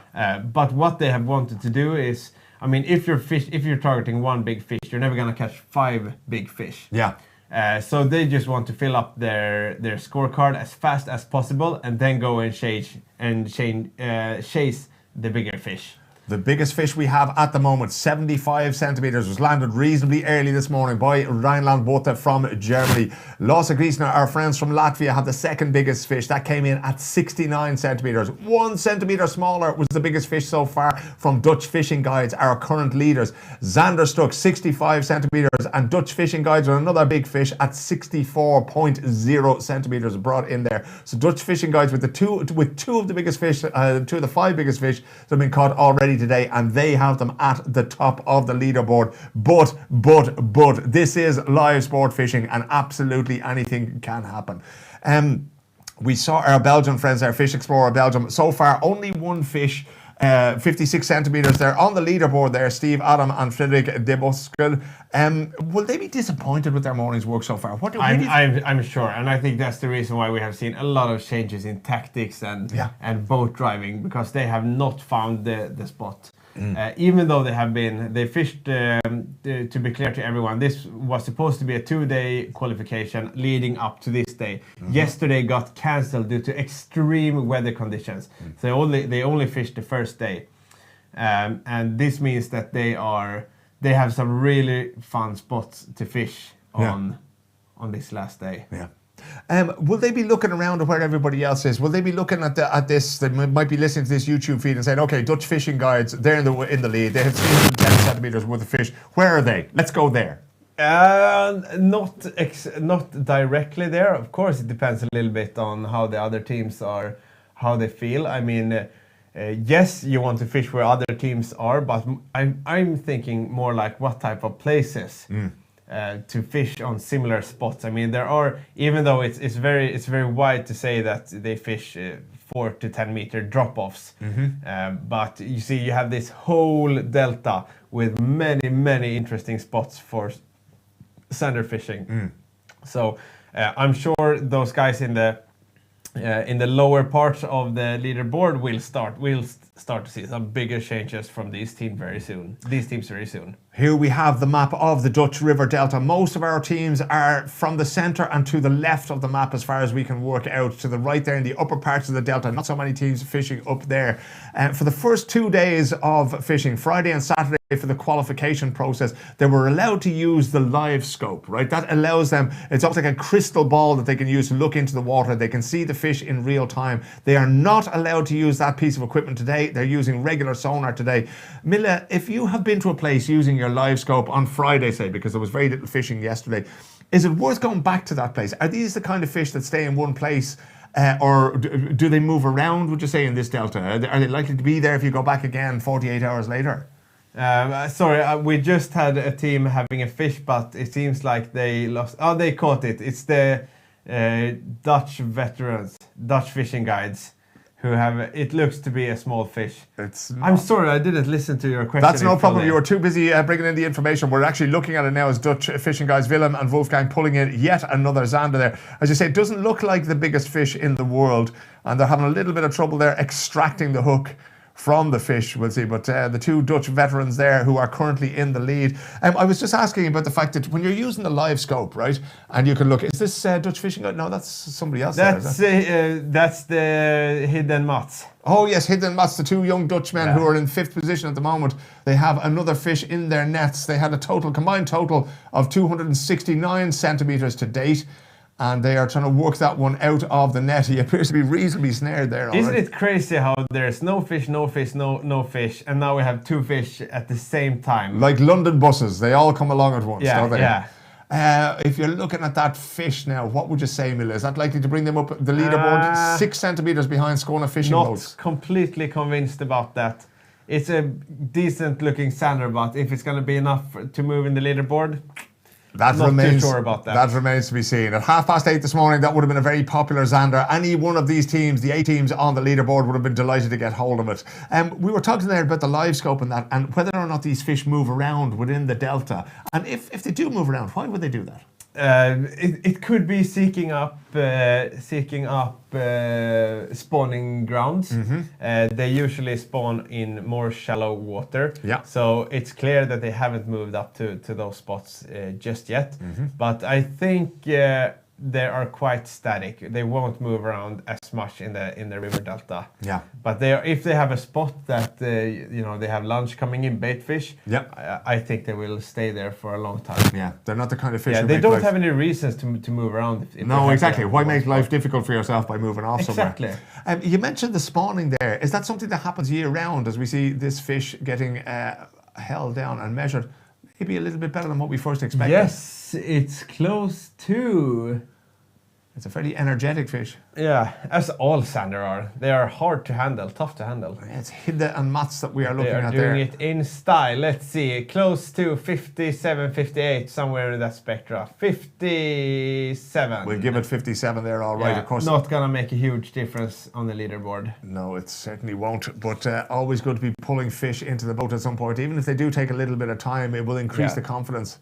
And I mean, it's a beauty. What a zander. Now he just quickly wants to get him or her back to the water and catch another one. I mean, this is it's quite nice nowadays that catch and release. We're just looking at zander struck there. They're just floating in under a bridge somewhere, and they look very, very serious there, Mille. They don't look too happy with their morning's work at all. What do you think they're looking out for now? Are they looking at their sonar now and trying to work out, okay, where should we be pulling up here? Exactly. I mean, what you'll find around these bridges is some sort of structure. You see, if there's a small current going, it's a perfect place for the zander to stand behind in the eddies from what those bridge fundaments are creating. So they're creating a perfect spot for the zander to be around. And there's all sorts of plants and algae that are growing underwater there on these structures, and that brings in the smaller bait fish. That brings in bait fish, and we know what's close to bait fish, they're prey. That's the big fish, and we have zander fish around here. Some smiles there, I think, yeah. I mean, maybe they saw something that they are likely that picked up their interest there for a little bit. Yeah. Sanderstruck, Tim and Felix, they have not been doing too well. So, but this game can change in an instant. If they find a spot that produces 2 or 3 good-sized fish, they can be in top of the leaderboard. Very glum faces there on the boat at the moment. The gentleman in the beer there does not look happy with his Sunday morning's work so far, but as you say, that could all change. I'm sure the rain doesn't help either. It definitely doesn't. They are absolutely soaking wet, all to become the champion of this tournament. Let's have a little word with the boys from Zanderstruck now that we've been looking at them in the boat there as they're trying to find a spot to fish. We had a word with them yesterday during the Saturday. It was unfortunately cancelled due to bad weather. And here is what they had to say about the situation. Hi, I'm Felix. I'm Tim, hi. We are Team Zanderstruck from Germany. We've been fishing together since 2011. And yeah, we are here for Zander Pro. Yesterday's fishing went quite okay for us. The plan was to catch at first the 5 fish, no matter what size, could be also only 50 centimeter Zanders. Once we had collected these 5 Zanders, we focused on mainly only pelagic fishing. For the bigger ones, only sharpshooting. And yeah, it went quite well. We caught 2 bigger fish than in the pelagic. And yeah, that was basically the plan for yesterday. So I was not really sorry that it was cancelled today. Both of us, we were very sore after fishing even yesterday. I could feel every bone in my spine after this day, and yeah, I'm really glad we don't have to go outside in these windy conditions today. Yeah, we're glad to be in the finals tomorrow. I think we have a quite good fishing plan, even if we didn't fish here at all before. I mean, I think Felix was here once. I've never been here. Yeah, but we have a few friends that were here and were also quite successful, and yeah, we have some spots. I think weather is being a bit more calm tomorrow, so that will be good again. If we win the trophy here, I'm sure I will place it on my pillow for the night. Then, I don't know, maybe have myself a trophy room built and then place it there. For sure? Really? I'm pretty sure. The team that I am, let's say, most afraid of, and I also think they are the best team, is Team Abu Garcia with Christoph Barra and Frederik Harbord. This will be a real tough challenge to fish against these guys. There you go. That was Tim and Felix from Zanderstruck. So far, they are in 7th spot on the leaderboard with 113 centimeters. So I'd say maybe only 2 fish caught so far today. So it's been a little bit disappointing for them. But as we saw just before we cut to that interview there, they are under a bridge somewhere having a look around. And knew it was that Team Yarosels that we had contact with very briefly there. We're looking at them, and they are speeding away to find another new spot to fish in. Not the first time that we've seen Yarosels change location here this morning, Mille. No, they have. They did really, really well on the opening day, but they have. I'm sure they're disappointed about their first day, about the first half of this final day. They don't have a fish on the top 5 board, all in total. So I'm sure they're stressed right now. I mean, this type of tournaments, they're really stressful to the guys participating in it, and for us watching it. I mean, we can see there the leaderboard. It has changed multiple times so far this day. Right now, Dutch fishing guides are in top of the leaderboard, but it was just Rheinland Boote, the Germans. Yeah, and they had been there for a couple of hours. I'm looking at this boat. That seems to be a fairly powerful boat that Team Yarosels are using there. Is there a big difference between the equipment that these guys had? Because we have to keep in mind that these are the top amateur teams in Europe. They're not professional, so they're going to be limited in terms of, you know, the kind of equipment, the kind of kit that they can bring with them, not least their boats, right? Yeah, that doesn't seem to apply to Team Yarosels. They seem to have absolutely everything. Yeah, there you go, 41, 53, 59, 47 and 0 centimeters there. So relatively small fish compared to the biggest fish we've seen so far today, 75 They need centimeters. more in that 59. I mean, the 59 they have could be the smallest fish for them, but they need to start upgrading their fish, and that needs to happen fast for them to have a chance and fish the last half of this tournament with good confidence. At the moment, with Dutch fishing guides on 310 centimeters, that's an average size of 62 centimeters, and what Team Yarosels have right now is not going to cut it. Is there a big difference in what you've seen this morning in terms of the size of the boats and the equipment that's available to these guys, or is it pretty much level? Because, as I say, Yarosels look like they have absolutely everything they need out there. But nothing beats local knowledge. But it's very, very good boats nowadays, and I have been fishing in this delta in this delta before, and overall, just the boats people have, it's insane. But also, like we spoke about before, it's needed. They need to have proper boats. We have another fish coming in here. Team Zanderstruck, you see, this is what happens. You talk to us, we play the interview, and then all of a sudden the fish start to bite. Yeah. Not the biggest in the world, maybe 45 to 46 centimeters. Small there. guy, but imagine what a confidence boost that must be for Tim and Felix. They just changed the location, and the first thing that happens is they have a bite. Literally 10 minutes later, we were just saying when they arrived under that bridge about 10 minutes ago, they were looking for a place to go. It might only be 45, 46 maybe centimeters. Their total so far was 113. So that's going to add to that. It's not going to get them too much further up the leaderboard. It might get them tied with Yellow Cells in 6th spot there if they are lucky. But they'll certainly be an awful lot happier now. And this gentleman who was looking so glum a little bit earlier on there seems to have a little bit more spring in his step now after pulling that one into the boat. I would too. When we see something here we have a big fish on. This is Hidde and Mats. The two Dutch guys. This looks heavy. Please be a big one. I'm supposed to be unbiased, but I can't. I like these guys too much. 222 centimeters, 5th spot is what they have at the moment. And we're having a few problems getting the images to it, but we're seeing them there now, pulling one into the boat. Sadly, no. It wasn't as big as you expected, Guys, you need to start catching bigger fish. Imagine how cool it would be to have these two young guys in Zander Pro. They really have won your heart, haven't they? Yeah, You're sitting there rooting for them now this morning. I like them. Yeah. Hope to be able to fish. Here, as we just spoke, what you see here now is the type of structure that the Zander are most likely hiding behind. Yeah. So here we have a small current going, and these type of fundaments down in the water, it makes a commotion in the water. It makes it so that the Zander have somewhere to relax a little bit. Yeah. And that's the perfect place to hunt them down. There's places to hide. And there's little streams and eddies off to the left and right of these structures that are holding up. I'm not sure if that's a railway bridge or a road bridge. Looks like a road bridge from here, but that's what will keep them busy as they go. And plenty of places for the Zander to go and to rest and to hide. And of course to eat, because that's what we're trying to convince them to do when we're trying to catch them. Nothing on the end of that bait there. So another cast there for the team Zander struck. We'll see what they can come up with. It looks relatively calm, a little bit of a current there as we go back. The guys have, is that Hidde Mats there, I think? Yeah, you see them by their beautiful orange pants. Yeah, you can tell them by that. Some wear a baseball cap, but no, it's either Hidde or Mats there wearing his beautiful orange trousers there. He has his hood down, which I'm presuming means that it may not be raining as heavily as what it was a little bit earlier on there. Yeah.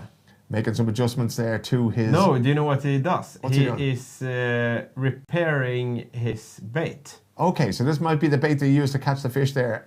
And is that some sort of lighter, some sort of fire? It's a lighter. You see, this is just rubber. Yeah. So if it breaks, you can just heat it up and seal it again. Yeah, seal it again, making it good to go for more Zanders. Super. So he obviously doesn't want to depart from that bait now after being successful and pulling in a fish recently. But the thing with soft baits is if you don't take care of them, they'll last 1 or 2 fish and then they break. Yeah. But if you take care of the bait, they can last for a long time. Do they get a lot of damage when a fish gets a hold of them? Yes, they do. They do. They do. And I mean the softer a bait this is very general, but the softer a bait is, the better it moves, but the easier it breaks. So a little bit of super glue and and a lighter or something else to melt it. It'll make it last for a long time. We're not seeing too many hard baits out there this morning, Mille. Do you think there's a reason for that?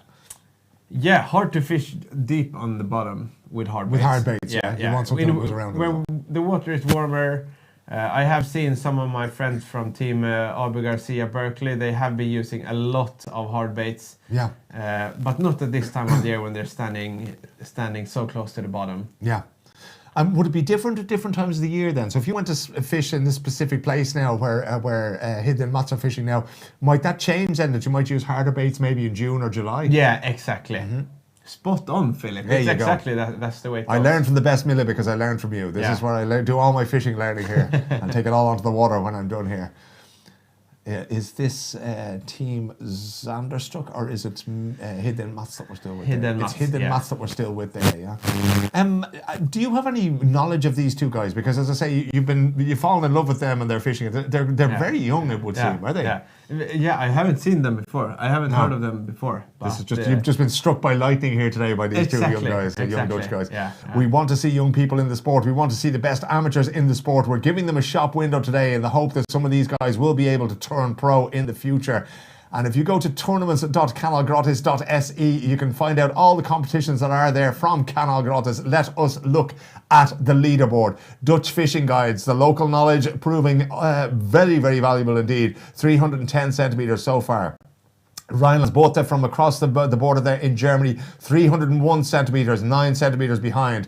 Lasse Giesener from Latvia, 293 centimeters, 8 centimeters up to the Germans in second place. Hidde and Mats, the two Dutch boys there, 279 centimeters, 14 centimeters behind third place and a good bit behind. They're going to need some much bigger fish if they are going to trouble the leaders at the moment. In fifth place, Skåne Fishing Boats, 275 centimeters. What needs to happen now as we approach lunchtime is in the 17 minutes for this particular broadcast. What do you think the guys from, for example, Hidde and Mats, what are they going to be looking at now? Because when we look at the average, 62 centimeters is the average size of the fish from Dutch fishing guides. Hidde and Mats, they really have a lot to do. They've 3 or 4 more big fish they need to catch. These two 19-year-old boys from the Netherlands, Hidde and Mats, they're gonna have to start upgrading their smaller fish. So no more 40 centimeters, no more 50 centimeters. No more 40 centimeters. That was perhaps the most obvious thing I said, that they need to upgrade their smaller fish. Very true, and yet at the same time... But they have to change their game. What they're doing is clearly not working out. They're in the 4th place, but they need to have bigger fish. Those 70, 80 centimeters to be able to have a shot at the shot for glory. I think we just left Fish Explorer Belgium. They were in their boat again and they were on the move again. So fascinating to see. They spend almost more time on the move than they have fishing this morning, those poor guys, and very little seems to be working for them. We are back with Hidde and Mats at the moment. So they don't want any more small fish. They're going to have an average of maybe 70 centimeters and catch 4, maybe 3, maybe 4, maybe 5 fish. I'm going to have a quick look down here and see if I can find... they have 5 Zander that they've caught already, but they don't have anything in the top 5 longest fish this morning. I think that says it all. And they're going to need 1, 2, or maybe even more fish in that area to be dangerous for the win. So we've seen a couple of smaller fish pulled up now in the last hour, around about the 50, 55 centimetre mark. So it's not making a huge difference to the leaderboard. The Dutch fishing guides pulling out at 68 centimetres under that sent them to the top of the pile as we approach midday here. Almost 4 hours gone and 5 hours to go. So they've been out in the water now since 8 o'clock this morning. That was when the tournament started. It finishes as a hard stop at 5 o'clock. So if everything they have to do it before then. Yeah, it seems to me like the fish on this river delta have very feeding periods. Sometimes we have so many big Zanders on screen that we don't even know which one to frame, and now it's been slow for a long time. Just some small guys that won't make a matter in the end. Yeah, so the small guys are heading for the buffet while the big fish are taking a bit of a break. And the biggest fish so far today, Rhineland's both at 75 centimeters, 6 centimeters bigger than Lasse Giesener.lv in second place, 69 centimeters. Dutch fishing guides with a 68 centimeter and a 64 centimeter in fifth place, and in between them Zander struck from Germany with a 65 centimeter fish. So all of our top fish, only one over 70 centimeters, one just under 70 centimeters, and the rest all over 60 centimeters. And again, the average size of fish from our leaders, from Dutch fishing guides at the moment, it's interesting that they are on 310 centimeters in total, and yet their biggest fish is only 64 centimeters. So a very consistent size of fish that they're pulling big in. Fish, and that's what makes the job for them. That's good for them. But what's going to happen when the other teams start catching kickers, as we call them? Yeah. Those are the ones way above the rest of their fish. And Mille, you have made the prediction that you expect the fish to start feeding around about 3:30, 4 o'clock. So yeah. I mean, my experience from doing Zander Pro is that the later in the day it gets, the more and bigger fish starts to eat. So I'm sure. Of course, I can never be sure, but I have a hard time seeing 75 centimeter being the biggest fish as we round up the day at 5 o'clock today. We had the weather forecast just pop up on the screen there as we look at Team Yarosel's rainy conditions all day. This rain is not going anywhere. The air temperature is 8 degrees centigrade. Couple that with the rain and your hands are going to be freezing out there on the boat. 3 meters per second, so not a whole lot of wind, but just enough to keep it going. And the air pressure is not, it's reasonably neutral, you'd have to say. We can see there that the rain is falling on Hidde and Mats on their boat. But Mille, earlier on this morning, you were describing this as perfect conditions. You'd like to be out there in a boat today. I'd like to be out there in a boat today. I want to fish Zander so badly when I see these guys are out. Even though it's a little bit of rain, but you can always handle rain. Tips for the other team member of Hidde and Mats to put his hood up. Yeah. But wind, you just can't. There's nothing to do when there's a lot of wind except for seeking shelter, and then usually you would have to you'll end up in a spot not the one you intended to fish. But rain you can always handle, you can fish through it. Rain and cold, you can always put more clothes on, but the wind, there's not really a whole lot you can do, but you really just have to seek shelter in your boat then and hope for it to abate there. But luckily, the winds that cancelled yesterday's tournament, we had gusts of up to 20 meters per second yesterday. You can see there, this is the flags were just lying down dead yesterday. That was what caused the cancellation of the second day of qualification. A lot of these amateur athletes have travelled from all over Northern Europe to be part of this competition. The 2 days of qualifying on Friday and Saturday. And unfortunately, yesterday's qualifying was cancelled on Saturday. So there was some people who weren't too happy about that, but safety always has to come first in these situations, and I'm not really sure that one of the greatest... it can get dangerous real fast when you do this type of tournament, so it was for the best of everyone that we decided to do it this way. Yeah, so they were pulled off the water yesterday, and instead they got to talk to us, so we had a few interviews that we've been able to bring you throughout the morning here this morning. This is the map of the local area. This is the famous Dutch River Delta. This is where people go from northern Germany. They come across the border from Belgium. This is where they go to fish. What we haven't seen actually a whole lot of, we saw one very big perch there maybe half an hour, 45 minutes ago. We haven't seen a pike in quite a long time as well. No, we haven't. It seems like all fish in this river system has just completely shut off. They've all just given up. They're gone home for lunch maybe, and we will be taking a lunch break in about 10 or 11 minutes time as well there. Do you think also maybe, Mille, that things have changed to the point where, okay, the guys have now discovered what it is that's making the Zander bite, and that they're ignoring that the pike... Yeah, they have rather learned what the fish don't bite. Yeah, I suppose so. So, I mean, this is, even though it's fairly impressive, we don't see a whole lot of big fish yet, but I'm sure when we're rounding up today, we have some real big Zanders on the leaderboard. We have a little over 5 hours of action left to go. We'll be taking a break for lunch now in about an hour's time. 5 hours and 10 minutes. You can see the countdown clock there in the top right hand corner of your screen. Let's go back over the competition format again. It's the 5 biggest fish, the length of the 5 biggest fish placed end to end. At the moment it's 310 centimeters, an average size of fish of 62 centimeters each. We've seen all sizes of fish pulled out of the water this morning, from 40 centimeters and upwards. We've seen a couple of nice perch, we've seen a couple of nice pike, but that's not what we're interested in today, because the prize up for grabs today is a place at the YouTube Zander Pro tournament, which takes place in 2024. All amateur teams taking place today, but I'm sure many of them will be hoping to turn professional. Mille, is there a lot of professional fishermen and women in Europe now? Yes, we can go over to Team Fish Explorer. Okay, let's check out what they're up to.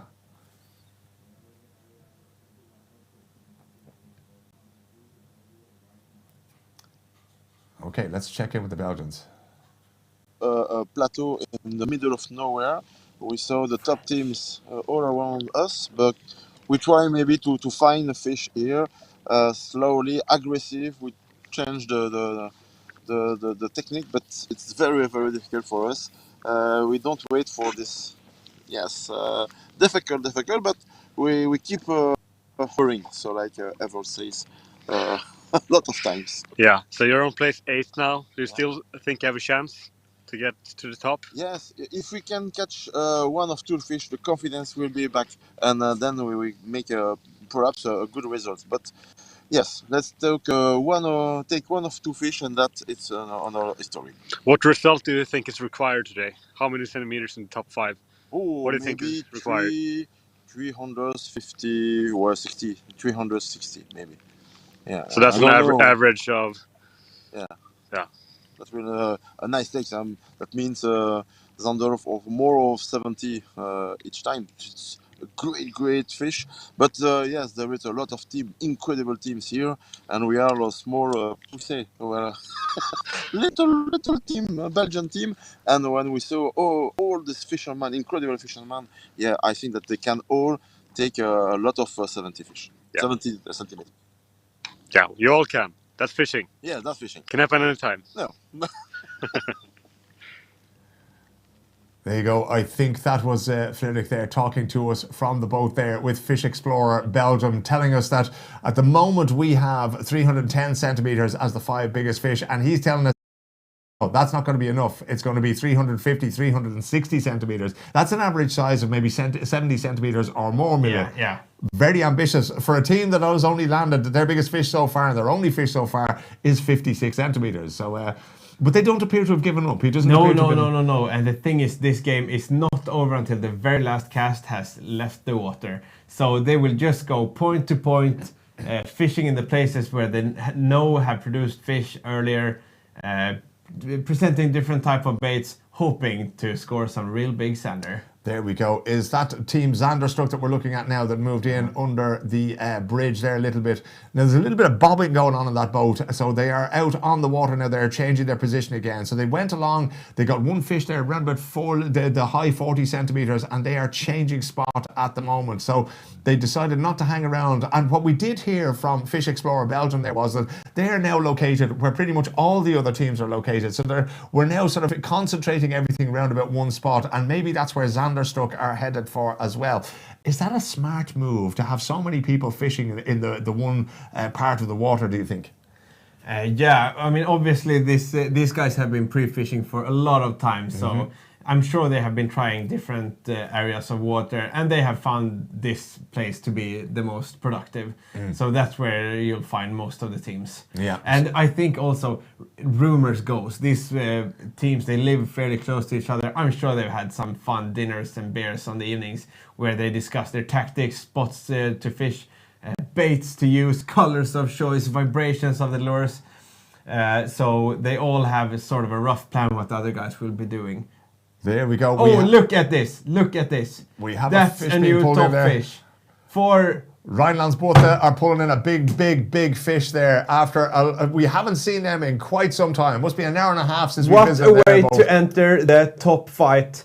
That's a new top fish of the day. I'm 99% sure. 100%, almost 100% convinced of that now, as Rhinelandsboote, our friends from Germany, who were leading for so long and were then displaced by Dutch fishing guides who landed the fish around about 68 centimeters to move into the lead on 310 centimeters. I can't do this, Philip. Imagine this it's 5 hours until lunch. And now I'm almost sure that Rhinelandsboote, the Germans, are back in the lead. They landed the biggest fish of the day so far at 75 centimeters, but that was landed much earlier this morning. This is a big fish that they pulled in now.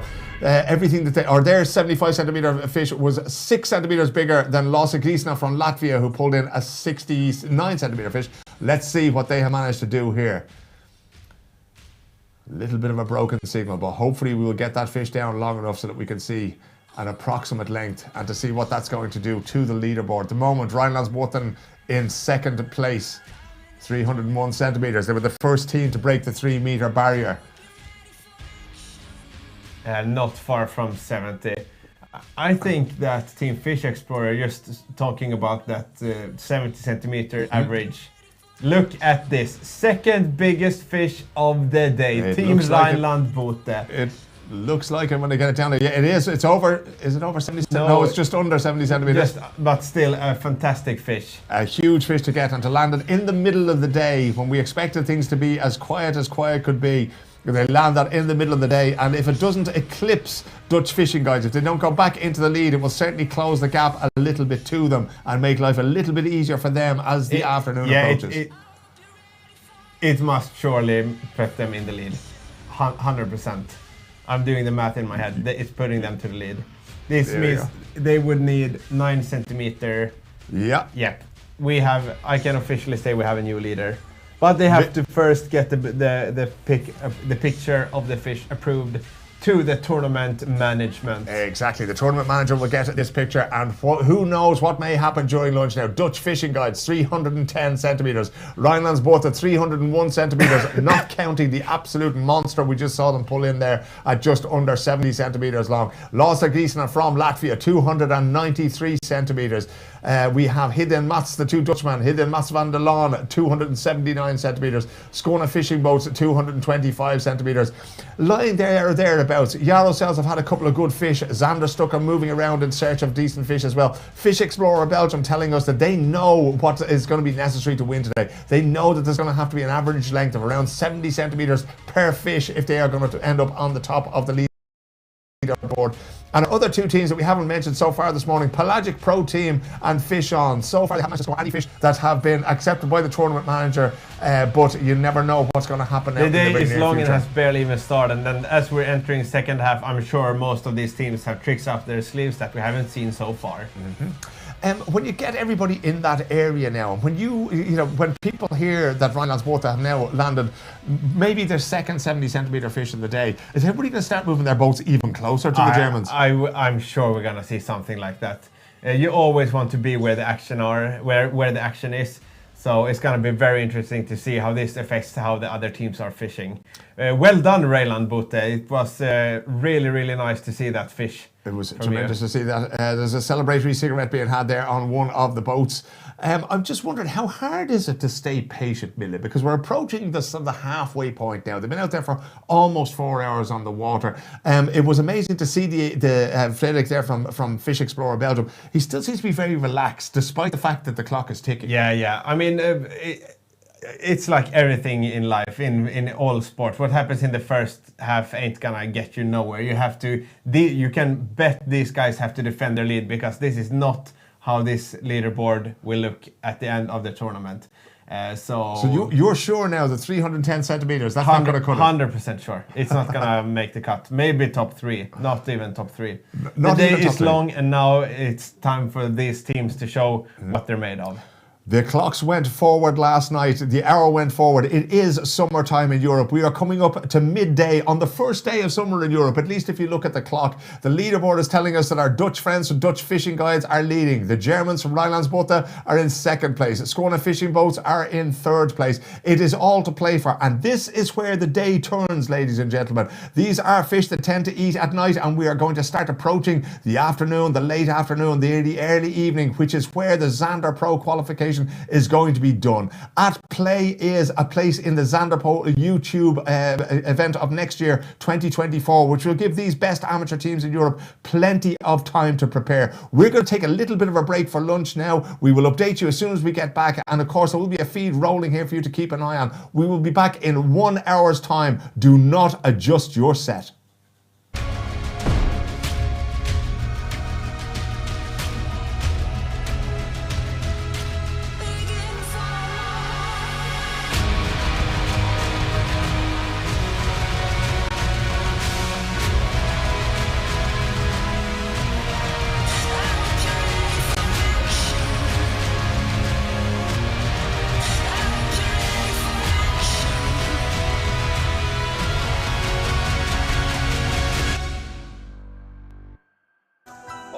Sweden.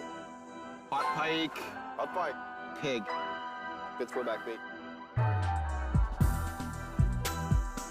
Okay, here we go. Fish on. That's the fish. That's how we do it. You called for it. I did. Rise and shine, the game is on. We're heading out. It won't take long. We'll hammer them hard for 24/7. With my team, we're in heaven.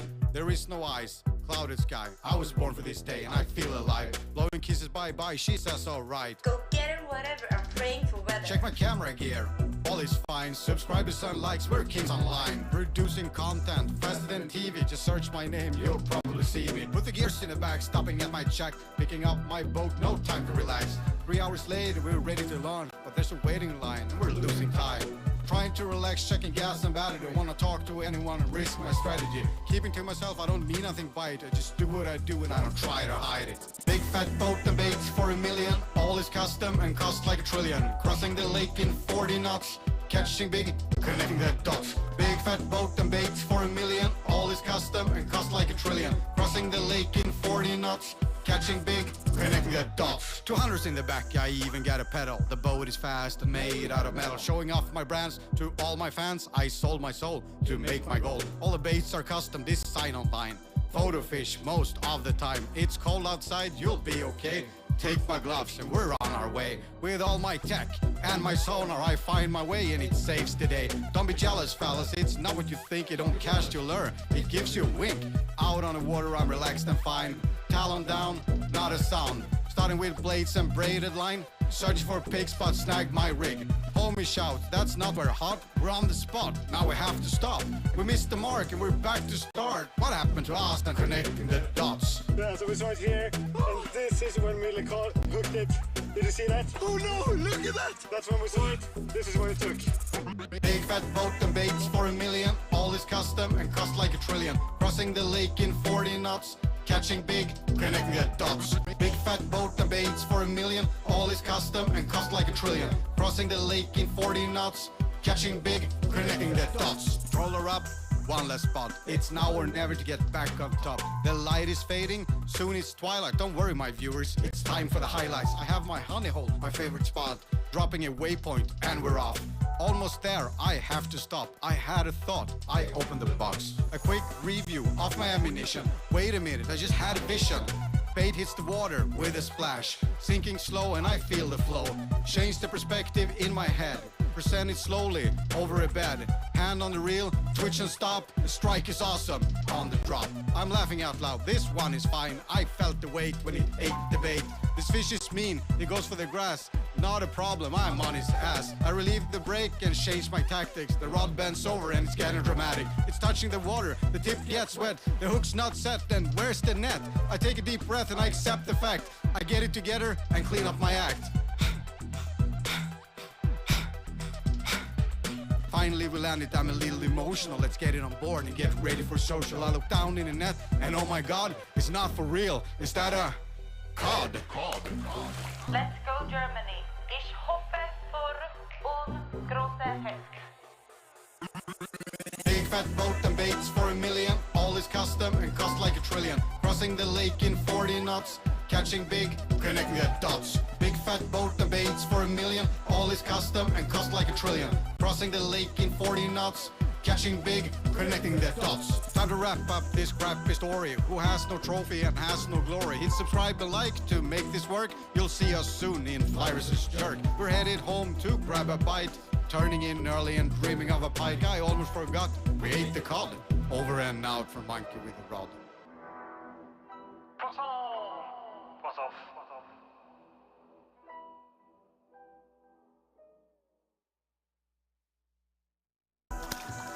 All the way from Sweden. Hot pike. Hot pike. Pig. Good throwback bait. Okay, here we go. Fish on. That's the fish. That's how we do it. You called for it. I did. Rise and shine, the game is on. We're heading out, it won't take long. We'll hammer them hard for 24/7. With my team, we're in heaven. There is no ice, clouded sky. I was born for this day and I feel alive. Blowing kisses bye-bye, she says alright. Go get it, whatever. I'm praying for weather. Check my camera gear, all is fine. Subscribers and likes, we're kings online. Producing content, faster than TV. Just search my name, you'll probably see me. Put the gears in the back, stopping at my check. Picking up my boat, no time to relax. 3 hours later, we're ready to launch. But there's a waiting line, and we're losing time. Trying to relax, checking gas and battery. Don't wanna talk to anyone and risk my strategy. Keeping to myself, I don't mean nothing by it. I just do what I do and I don't try to hide it. Big fat boat and baits for $1 million. All is custom and cost like $1 trillion. Crossing the lake in 40 knots. Catching big, connecting the dots. Big fat boat and baits for $1 million. All is custom and cost like $1 trillion. Crossing the lake in 40 knots. Catching big, connecting the dots. 200s in the back, I even got a pedal. The boat is fast and made out of metal. Showing off my brands to all my fans. I sold my soul to make my goal. All the baits are custom, this sign online. Photo fish most of the time. It's cold outside, you'll be okay. Take my gloves and we're on our way. With all my tech and my sonar, I find my way and it saves the day. Don't be jealous, fellas, it's not what you think. You don't cast your lure, it gives you a wink. Out on the water, I'm relaxed and fine. Talon down, not a sound. Starting with blades and braided line. Search for pigs but snag my rig. Homie shout, that's not very hot. We're on the spot, now we have to stop. We missed the mark and we're back to start. What happened to us and connecting the dots? Yeah, so we start here, and this is when Mille hooked it. Did you see that? Oh no, look at that! That's when we saw it. This is when it took. Big fat boat and baits for $1 million. All is custom and cost like $1 trillion. Crossing the lake in 40 knots. Catching big, connecting the dots. Big fat boat and baits for $1 million. All is custom and cost like $1 trillion. Crossing the lake in 40 knots. Catching big, connecting the dots. Roller up, one less spot. It's now or never to get back up top. The light is fading, soon it's twilight. Don't worry my viewers, it's time for the highlights. I have my honey hole, my favorite spot. Dropping a waypoint and we're off. Almost there, I have to stop. I had a thought, I opened the box. A quick review of my ammunition. Wait a minute, I just had a vision. Bait hits the water with a splash. Sinking slow and I feel the flow. Change the perspective in my head. Present it slowly over a bed. Hand on the reel, twitch and stop. The strike is awesome on the drop. I'm laughing out loud, this one is fine. I felt the weight when it ate the bait. This fish is mean, he goes for the grass. Not a problem, I'm on his ass. I relieve the brake and change my tactics. The rod bends over and it's getting dramatic. It's touching the water, the tip gets wet. The hook's not set, then where's the net? I take a deep breath and I accept the fact. I get it together and clean up my act. Finally we landed, I'm a little emotional. Let's get it on board and get ready for social. I look down in the net and oh my god, it's not for real. Is that a cod? Let's go Germany. Ich hoffe für große Fisk. Big fat boat and baits for $1 million. All is custom and cost like $1 trillion. Crossing the lake in 40 knots. Catching big, connecting the dots. Big fat boat and baits for $1 million. All is custom and cost like $1 trillion. Crossing the lake in 40 knots. Catching big, connecting the dots. Time to wrap up this crappy story. Who has no trophy and has no glory? Hit subscribe and like to make this work. You'll see us soon in Fly vs. Jerk. We're headed home to grab a bite. Turning in early and dreaming of a pike. I almost forgot we ate the cod. Over and out for monkey with a rod.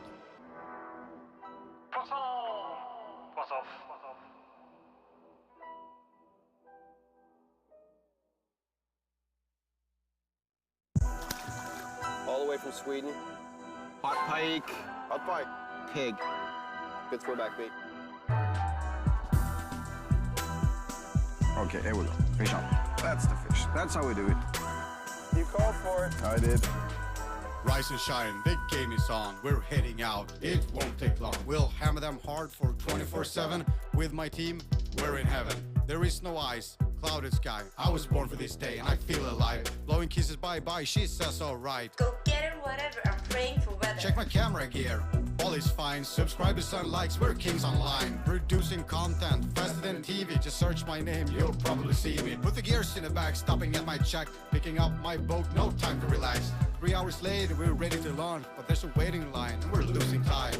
Trying to relax, checking gas and battery. Don't wanna talk to anyone and risk my strategy. Keeping to myself, I don't mean nothing by it. I just do what I do and I don't try to hide it. Big fat boat and baits for $1 million. All is custom and cost like $1 trillion. Crossing the lake in 40 knots. Catching big, connecting the dots. Big fat boat and baits for $1 million. All is custom and cost like $1 trillion. Crossing the lake in 40 knots. Catching big, connecting the dots. 200s in the back, I even got a pedal. The boat is fast and made out of metal. Showing off my brands to all my fans. I sold my soul to make my goal. All the baits are custom, this sign online. Photo fish most of the time. It's cold outside, you'll be okay. Take my gloves and we're on our way. With all my tech and my sonar, I find my way and it saves the day. Don't be jealous, fellas, it's not what you think. You don't cast, you lure, it gives you a wink. Out on the water, I'm relaxed and fine. Talon down, not a sound. Starting with blades and braided line. Search for pigs but snag my rig. Homie shout, that's not very hot. We're on the spot, now we have to stop. We missed the mark and we're back to start. What happened to us and connecting the dots? Yeah, so we start here, and this is when Mille hooked it. Did you see that? Oh no, look at that! That's when we saw it. This is when it took. Big fat boat and baits for $1 million. All is custom and cost like $1 trillion. Crossing the lake in 40 knots. Catching big, connecting the dots. Big fat boat and baits for $1 million. All is custom and cost like $1 trillion. Crossing the lake in 40 knots. Catching big, connecting the dots. Roller up, one less spot. It's now or never to get back on top. The light is fading, soon it's twilight. Don't worry, my viewers, it's time for the highlights. I have my honey hole, my favorite spot. Dropping a waypoint and we're off. Almost there, I have to stop. I had a thought, I opened the box. A quick review of my ammunition. Wait a minute, I just had a vision. Bait hits the water with a splash. Sinking slow and I feel the flow. Change the perspective in my head. Present it slowly over a bed. Hand on the reel, twitch and stop. The strike is awesome on the drop. I'm laughing out loud, this one is fine. I felt the weight when it ate the bait. This fish is mean, he goes for the grass.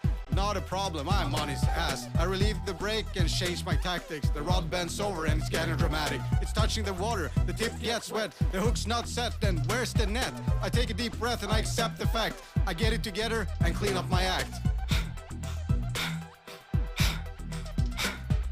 Finally we landed, I'm a little emotional. Let's get it on board and get ready for social. I look down in the net and oh my god, it's not for real. Is that a cod? Let's go Germany. Ich hoffe für große Fisk. Big fat boat and baits for $1 million. All is custom and cost like $1 trillion. Crossing the lake in 40 knots. Catching big, connecting the dots. Big fat boat and baits for $1 million. All is custom and cost like $1 trillion. Crossing the lake in 40 knots. Catching big, connecting the dots. Time to wrap up this crappy story. Who has no trophy and has no glory? Hit subscribe and like to make this work. You'll see us soon in Flyers' Jerk. We're headed home to grab a bite. Turning in early and dreaming of a pike. I almost forgot we ate the cod. Over and out from Monkey with a rod.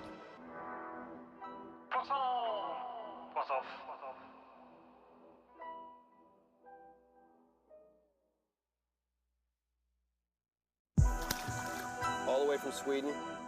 Hot pike. Hot pike. Pig. Good throwback bait. Okay, here we go. Fish on.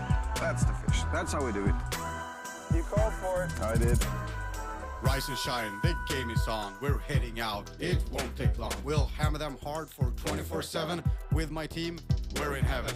There is no ice, clouded sky. I was born for this day and I feel alive. Blowing kisses bye-bye, she says alright. Go get it, whatever. I'm praying for weather. Check my camera gear, all is fine. Subscribers and likes, we're kings online. Producing content, faster than TV. Just search my name, you'll probably see me. Put the gears in the back, stopping at my check. Picking up my boat, no time to relax. 3 hours later, we're ready to launch. But there's a waiting line, and we're losing time.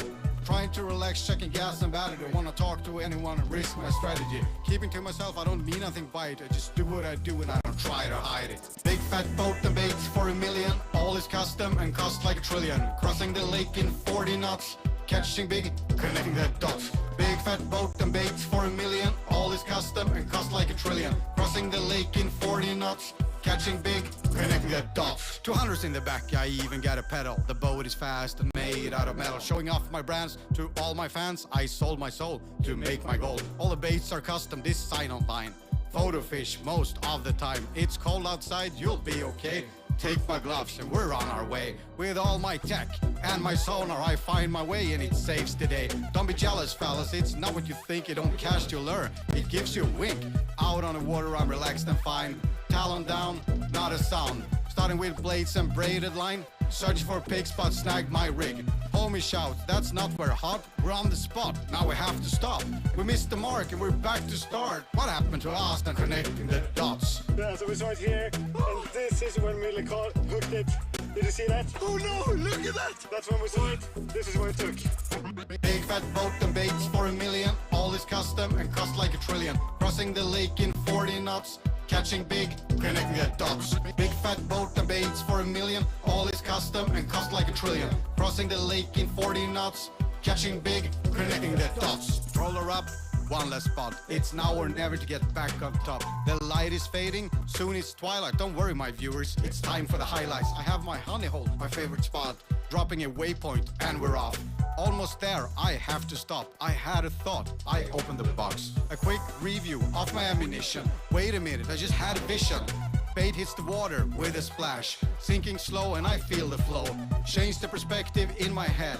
Present it slowly over a bed. Hand on the reel, twitch and stop. The strike is awesome on the drop. I'm laughing out loud, this one is fine. I felt the weight when it ate the bait.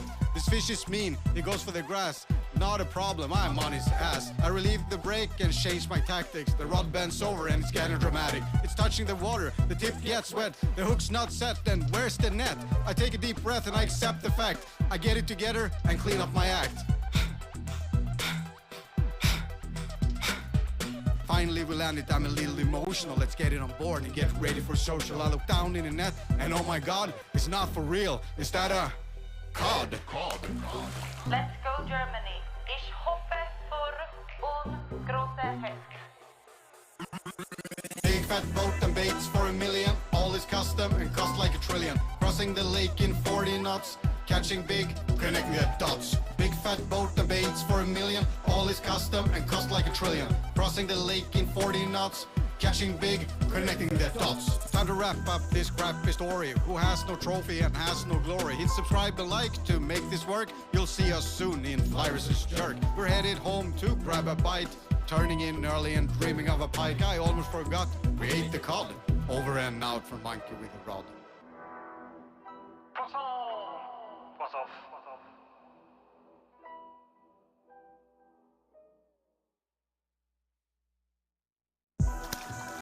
All the way from Sweden. Hot pike. Hot pike. Pig.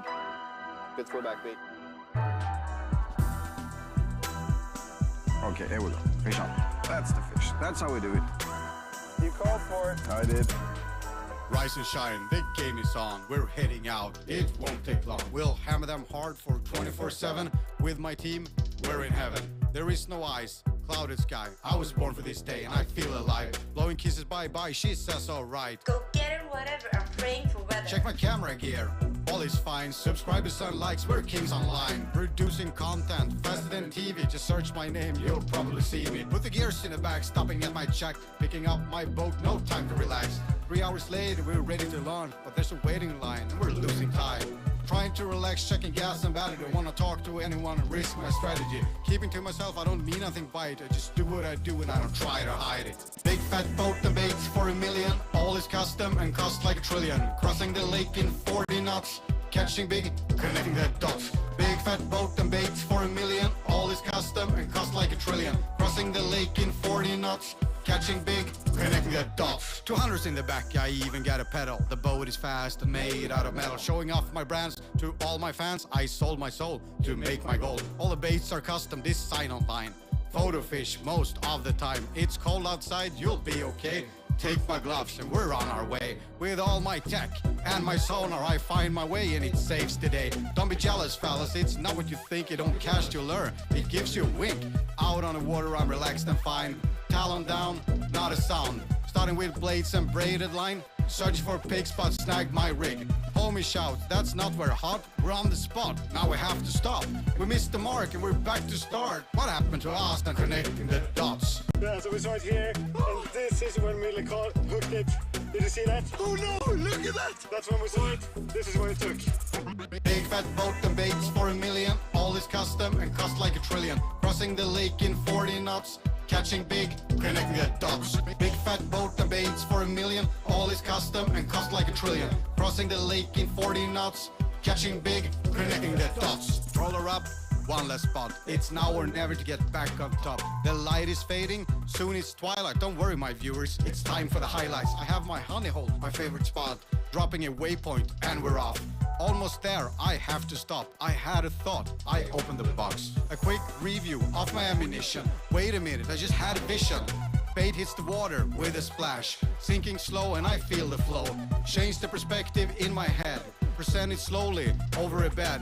Hand on the reel, twitch and stop. The strike is awesome on the drop. I'm laughing out loud, this one is fine. I felt the weight when it ate the bait. This fish is mean, he goes for the grass. Not a problem, I'm on his ass. I relieve the brake and change my tactics. The rod bends over and it's getting dramatic. It's touching the water, the tip gets wet. The hook's not set, then where's the net? I take a deep breath and I accept the fact. I get it together and clean up my act. Finally we landed, I'm a little emotional. Let's get it on board and get ready for social. I look down in the net and oh my god, it's not for real. Is that a cod? Let's go Germany. Ich hoffe für große Fisk. Big fat boat and baits for $1 million. All is custom and cost like a trillion. Crossing the lake in 40 knots, catching big, connecting the dots. Big fat boat and baits for $1 million. All is custom and cost like a trillion. Crossing the lake in 40 knots, catching big, connecting the dots. Time to wrap up this crappy story. Who has no trophy and has no glory? Hit subscribe and like to make this work. You'll see us soon in Fly vs. Jerk. We're headed home to grab a bite. Turning in early and dreaming of a pike. I almost forgot we ate the cod. Over and out for monkey with a rod.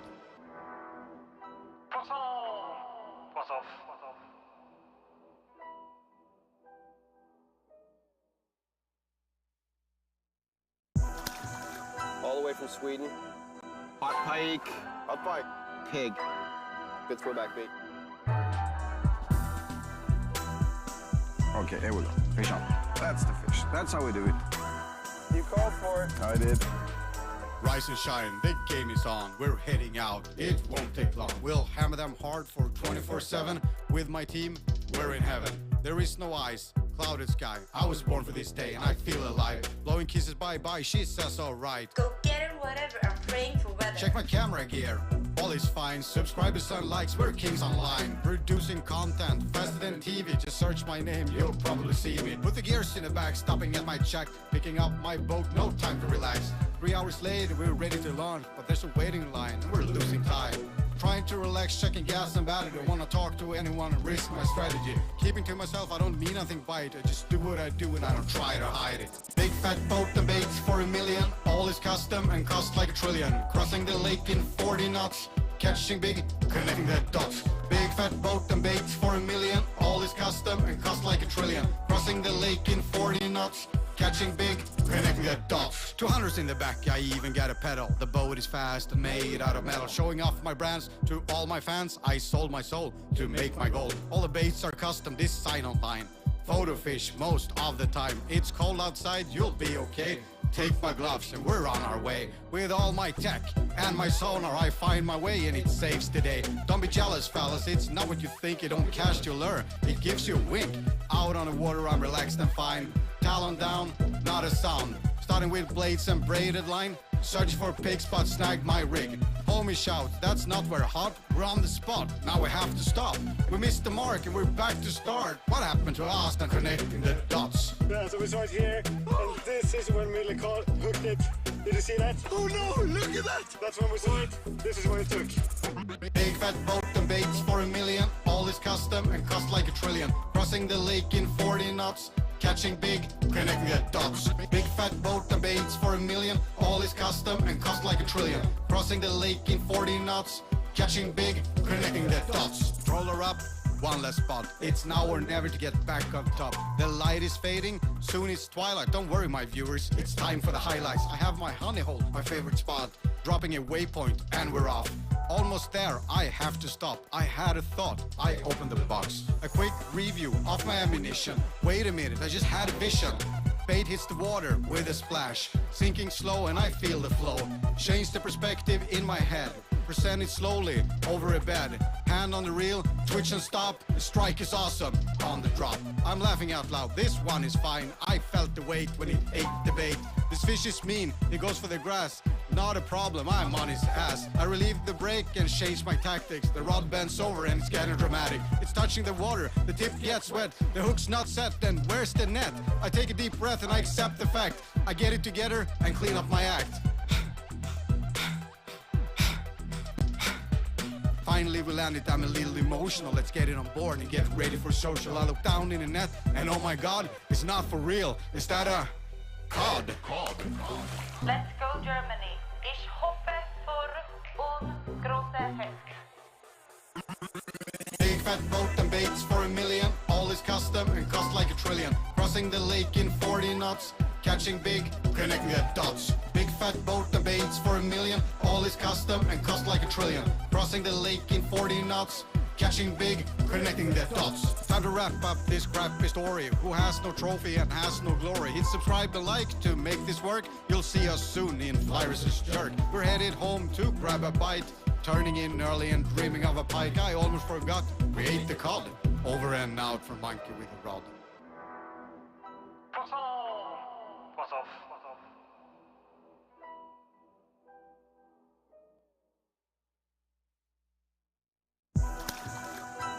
from Sweden. Hot pike. Hot pike. Pig. Good throwback bait.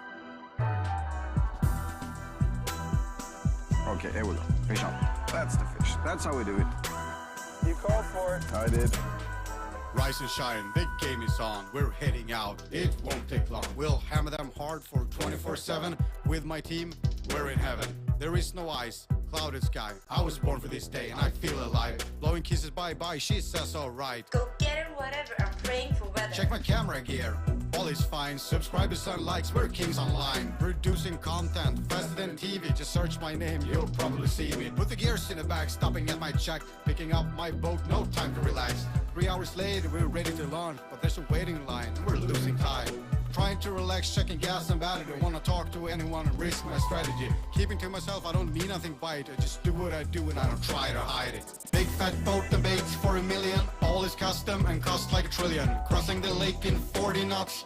Catching big, connecting the dots. Big fat boat and baits for $1 million. All is custom and cost like $1 trillion. Crossing the lake in 40 knots. Catching big, connecting the dots. 200s in the back, I even got a pedal. The boat is fast and made out of metal. Showing off my brands to all my fans. I sold my soul to make my goal. All the baits are custom, this sign online. Photo fish most of the time. It's cold outside, you'll be okay. Take my gloves and we're on our way. With all my tech and my sonar, I find my way and it saves the day. Don't be jealous, fellas, it's not what you think. You don't cast, you lure. It gives you a wink. Out on the water, I'm relaxed and fine. Talon down, not a sound. Starting with blades and braided line. Search for pig spot, snag my rig. Homie shout, that's not we're hot. We're on the spot, now we have to stop. We missed the mark and we're back to start. What happened to us and connecting the dots? Yeah, so we saw it here, and this is when Mille hooked it. Did you see that? Oh no, look at that! That's when we saw it. This is when it took. Big fat boat and baits for $1 million. All is custom and cost like $1 trillion. Crossing the lake in 40 knots. Catching big, connecting the dots. Big fat boat and baits for $1 million. All is custom and cost like $1 trillion. Crossing the lake in 40 knots. Catching big, connecting the dots. Troller up, one less spot. It's now or never to get back on top. The light is fading, soon it's twilight. Don't worry, my viewers, it's time for the highlights. I have my honey hole, my favorite spot. Dropping a waypoint and we're off. Almost there, I have to stop. I had a thought, I opened the box. A quick review of my ammunition. Wait a minute, I just had a vision. Bait hits the water with a splash. Sinking slow and I feel the flow. Change the perspective in my head. Present it slowly over a bed. Hand on the reel, twitch and stop. The strike is awesome on the drop. I'm laughing out loud, this one is fine. I felt the weight when it ate the bait. This fish is mean, it goes for the grass.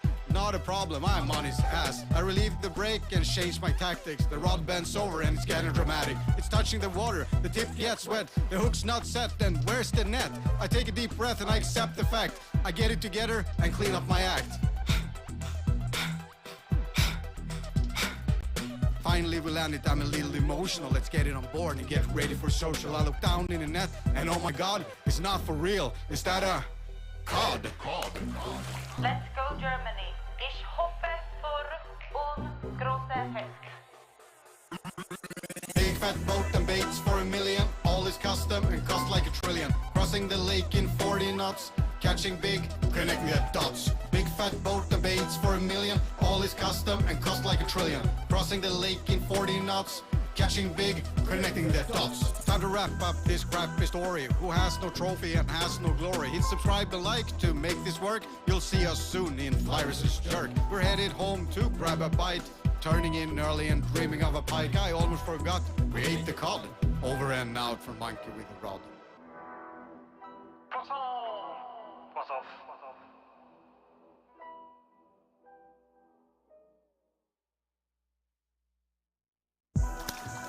All the way from Sweden. Hot pike. Hot pike. Pig. Good throwback bait. Okay, here we go. Fish on. That's the fish. That's how we do it. You called for it. I did. Rise and shine, the game is on. We're heading out, it won't take long. We'll hammer them hard for 24/7. With my team, we're in heaven.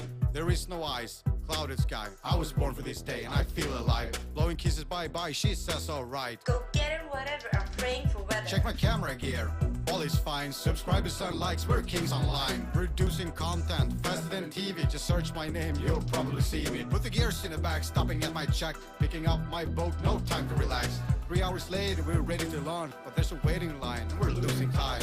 Trying to relax, checking gas and battery. Don't wanna talk to anyone and risk my strategy. Keeping to myself, I don't mean nothing by it. I just do what I do and I don't try to hide it. Big fat boat and baits for $1 million. All is custom and cost like $1 trillion. Crossing the lake in 40 knots. Catching big, connecting the dots. Big fat boat and baits for $1 million. All is custom and cost like $1 trillion. Crossing the lake in 40 knots. Catching big, connecting the dots. 200s in the back, I even got a pedal. The boat is fast and made out of metal. Showing off my brands to all my fans. I sold my soul to make my gold. All the baits are custom, this sign online. Photo fish most of the time. It's cold outside, you'll be okay. Take my gloves and we're on our way. With all my tech and my sonar, I find my way and it saves the day. Don't be jealous, fellas, it's not what you think. You don't cast, you lure, it gives you a wink.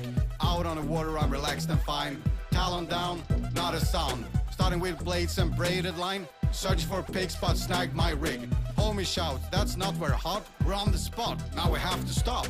We missed the mark and we're back to start. What happened to us and connecting the dots? Yeah, so we start here, and this is when Mille hooked it.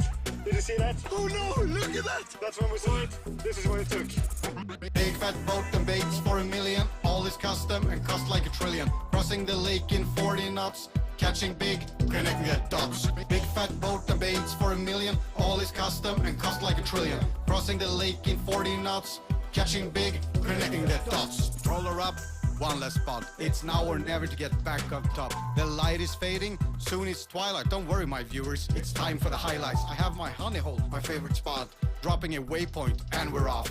Almost there, I have to stop. I had a thought, I opened the box. A quick review of my ammunition. Wait a minute, I just had a vision. Bait hits the water with a splash. Sinking slow and I feel the flow. Change the perspective in my head. Present it slowly over a bed.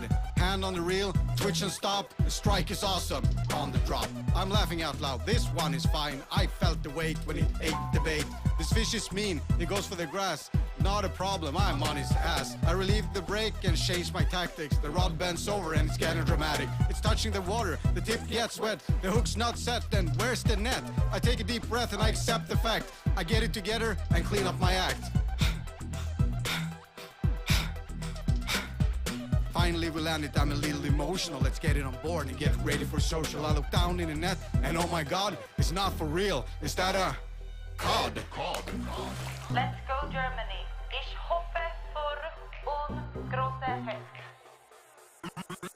Big fat boat and baits for $1 million. All is custom and cost like $1 trillion. Crossing the lake in 40 knots. Catching big, connecting the dots. Big fat boat and baits for $1 million. All is custom and cost like $1 trillion. Crossing the lake in 40 knots.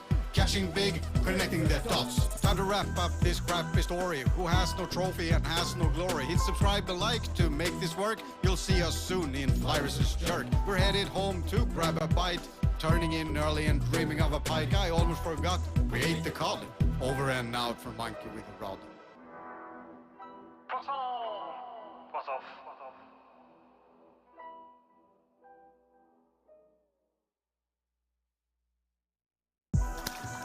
All the way from Sweden.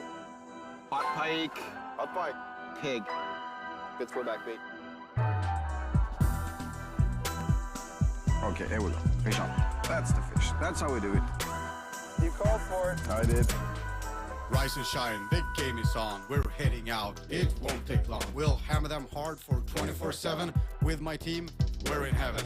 There is no ice, clouded sky. I was born for this day and I feel alive. Blowing kisses bye-bye, she says alright. Go get it, whatever. I'm praying for weather. Check my camera gear, all is fine. Subscribers and likes, we're kings online. Producing content faster than TV. Just search my name, you'll probably see me. Put the gears in the back, stopping at my check. Picking up my boat, no time to relax. 3 hours later, we're ready to launch, but there's a waiting line, we're losing time. Trying to relax, checking gas and battery. Don't wanna talk to anyone and risk my strategy. Keeping to myself, I don't mean nothing by it. I just do what I do and I don't try to hide it. Big fat boat and baits for $1 million. All is custom and cost like $1 trillion. Crossing the lake in 40 knots. Catching big, connecting the dots. Big fat boat and baits for $1 million. All is custom and cost like $1 trillion. Crossing the lake in 40 knots. catching big, connecting the dots. 200s in the back, I even got a pedal. The boat is fast and made out of metal. Showing off my brands to all my fans. I sold my soul to make my goal. All the baits are custom, this sign online. Photo fish most of the time. It's cold outside, you'll be okay. Take my gloves and we're on our way. With all my tech and my sonar, I find my way and it saves the day. Don't be jealous, fellas, it's not what you think. You don't cast your lure, it gives you a wink. Out on the water, I'm relaxed and fine. Talon down, not a sound. Starting with blades and braided line. Search for pig spot, snag my rig. Homie shout, that's not where hot. We're on the spot, now we have to stop. We missed the mark and we're back to start. What happened to us and connecting the dots? Yeah, so we start here, and this is when Mille hooked it. Did you see that? Oh no, look at that! That's when we saw it. This is what it took. Big fat boat and baits for $1 million. All is custom and cost like $1 trillion. Crossing the lake in 40 knots. Catching big, connecting the dots. Big fat boat and baits for $1 million. All is custom and cost like $1 trillion. Crossing the lake in 40 knots. Catching big, connecting the dots. Roller up, one less spot. It's now or never to get back up top. The light is fading, soon it's twilight. Don't worry, my viewers, it's time for the highlights. I have my honey hole, my favorite spot. Dropping a waypoint and we're off. Almost there, I have to stop. I had a thought, I opened the box. A quick review of my ammunition. Wait a minute, I just had a vision. Bait hits the water with a splash. Sinking slow and I feel the flow. Change the perspective in my head. Present it slowly over a bed. Hand on the reel, twitch and stop. The strike is awesome on the drop. I'm laughing out loud, this one is fine. I felt the weight when it ate the bait. This fish is mean, he goes for the grass. Not a problem, I'm on his ass. I relieve the brake and change my tactics. The rod bends over and it's getting dramatic. It's touching the water, the tip gets wet. The hook's not set, then where's the net? I take a deep breath and I accept the fact. I get it together and clean up my act. Finally we landed, I'm a little emotional. Let's get it on board and get ready for social. I look down in the net and oh my god, it's not for real. Is that a cod? Let's go Germany. Ich hoffe für große Fisk. Big fat boat and baits for $1 million. All is custom and cost like $1 trillion. Crossing the lake in 40 knots. Catching big, connecting the dots. Big fat boat and baits for $1 million. All is custom and cost like $1 trillion. Crossing the lake in 40 knots. Catching big, connecting the dots. Time to wrap up this crappy story. Who has no trophy and has no glory? Hit subscribe and like to make this work. You'll see us soon in Flyers' Jerk. We're headed home to grab a bite. Turning in early and dreaming of a pike. I almost forgot we ate the cod. Over and out for monkey with a rod. What's off?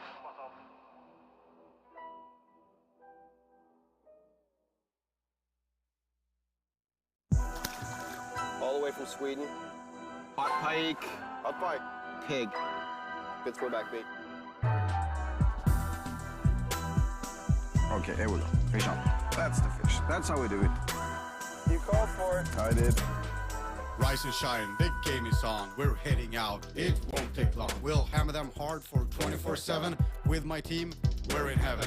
There is no ice, clouded sky. I was born for this day and I feel alive. Blowing kisses bye-bye, she says alright. Go get it, whatever. I'm praying for weather. Check my camera gear, all is fine. Subscribers and likes, we're kings online. Producing content, faster than TV. Just search my name, you'll probably see me. Put the gears in the back, stopping at my check. Picking up my boat, no time to relax. 3 hours later, we're ready to launch. But there's a waiting line, and we're losing time.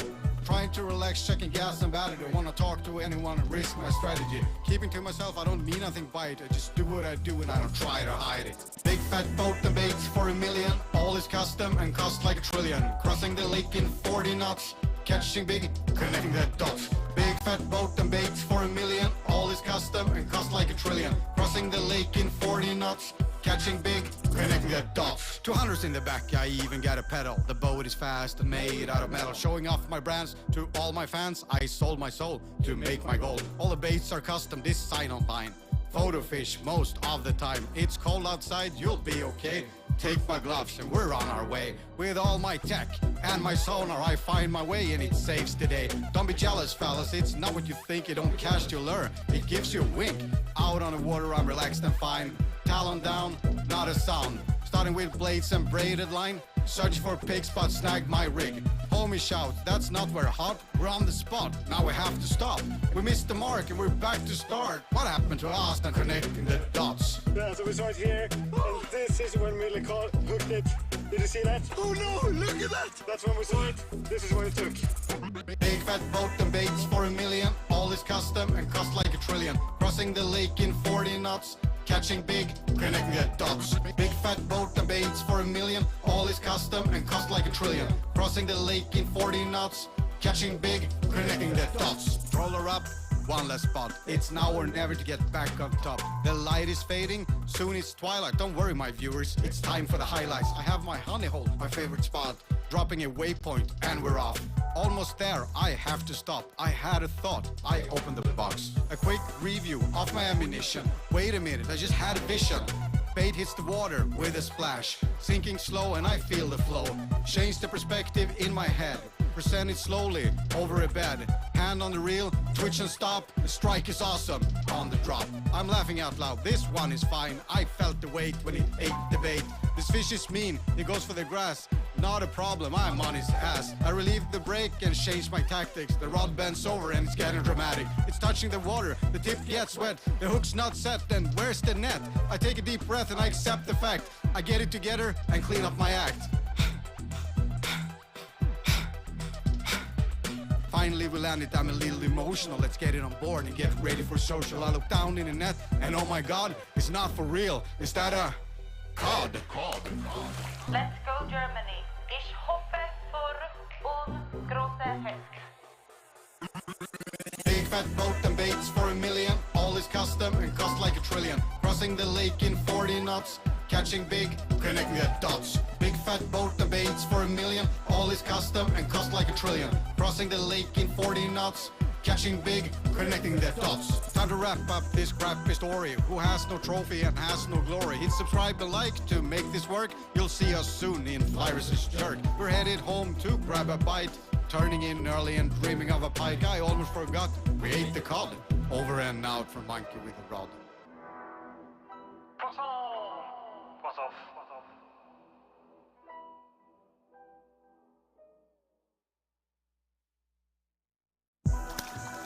All the way from Sweden. Hot pike. Hot pike. Pig. Good throwback bait. Okay, here we go. Fish on. That's the fish. That's how we do it. You called for it. I did. Rise and shine, the game is on. We're heading out, it won't take long. We'll hammer them hard for 24/7. With my team, we're in heaven. There is no ice, clouded sky. I was born for this day and I feel alive. Blowing kisses bye-bye, she says alright. Go get it, whatever. I'm praying for weather. Check my camera gear, all is fine. Subscribers and likes, we're kings online. Producing content, faster than TV. Just search my name, you'll probably see me. Put the gears in the back, stopping at my check. Picking up my boat, no time to relax. 3 hours later, we're ready to launch. But there's a waiting line, and we're losing time. Trying to relax, checking gas and battery. Don't wanna talk to anyone and risk my strategy. Keeping to myself, I don't mean nothing by it. I just do what I do and I don't try to hide it. Big fat boat and baits for $1 million. All is custom and cost like $1 trillion. Crossing the lake in 40 knots. Catching big, connecting the dots. Big fat boat and baits for $1 million. All is custom and cost like $1 trillion. Crossing the lake in 40 knots. Catching big, connecting the dots. 200s in the back, I even got a pedal. The boat is fast and made out of metal. Showing off my brands to all my fans. I sold my soul to make my goal. All the baits are custom, this sign online. Photo fish most of the time. It's cold outside, you'll be okay. Take my gloves and we're on our way. With all my tech and my sonar, I find my way and it saves the day. Don't be jealous, fellas, it's not what you think. You don't cast, you lure. It gives you a wink. Out on the water, I'm relaxed and fine. Talon down, not a sound. Starting with blades and braided line. Search for pig spot, snag my rig. Homie shout, that's not very hot. We're on the spot, now we have to stop. We missed the mark and we're back to start. What happened to us and connecting the dots? Yeah, so we start here, and this is when Mille hooked it. Did you see that? Oh no, look at that! That's when we saw it. This is when it took.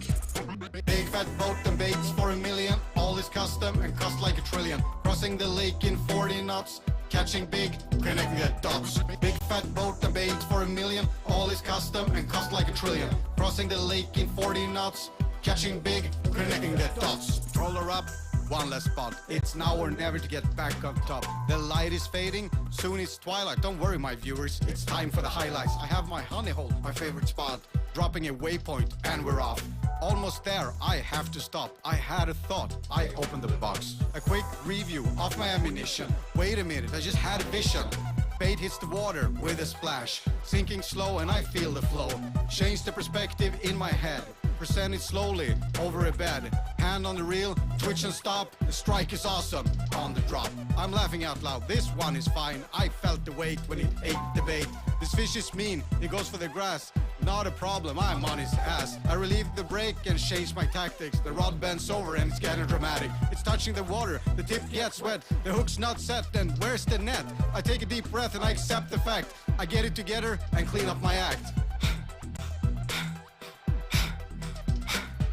Finally we landed, I'm a little emotional. Let's get it on board and get ready for social. I look down in the net and oh my god, it's not for real. Is that a cod? Let's go Germany. Ich hoffe für große Fisk.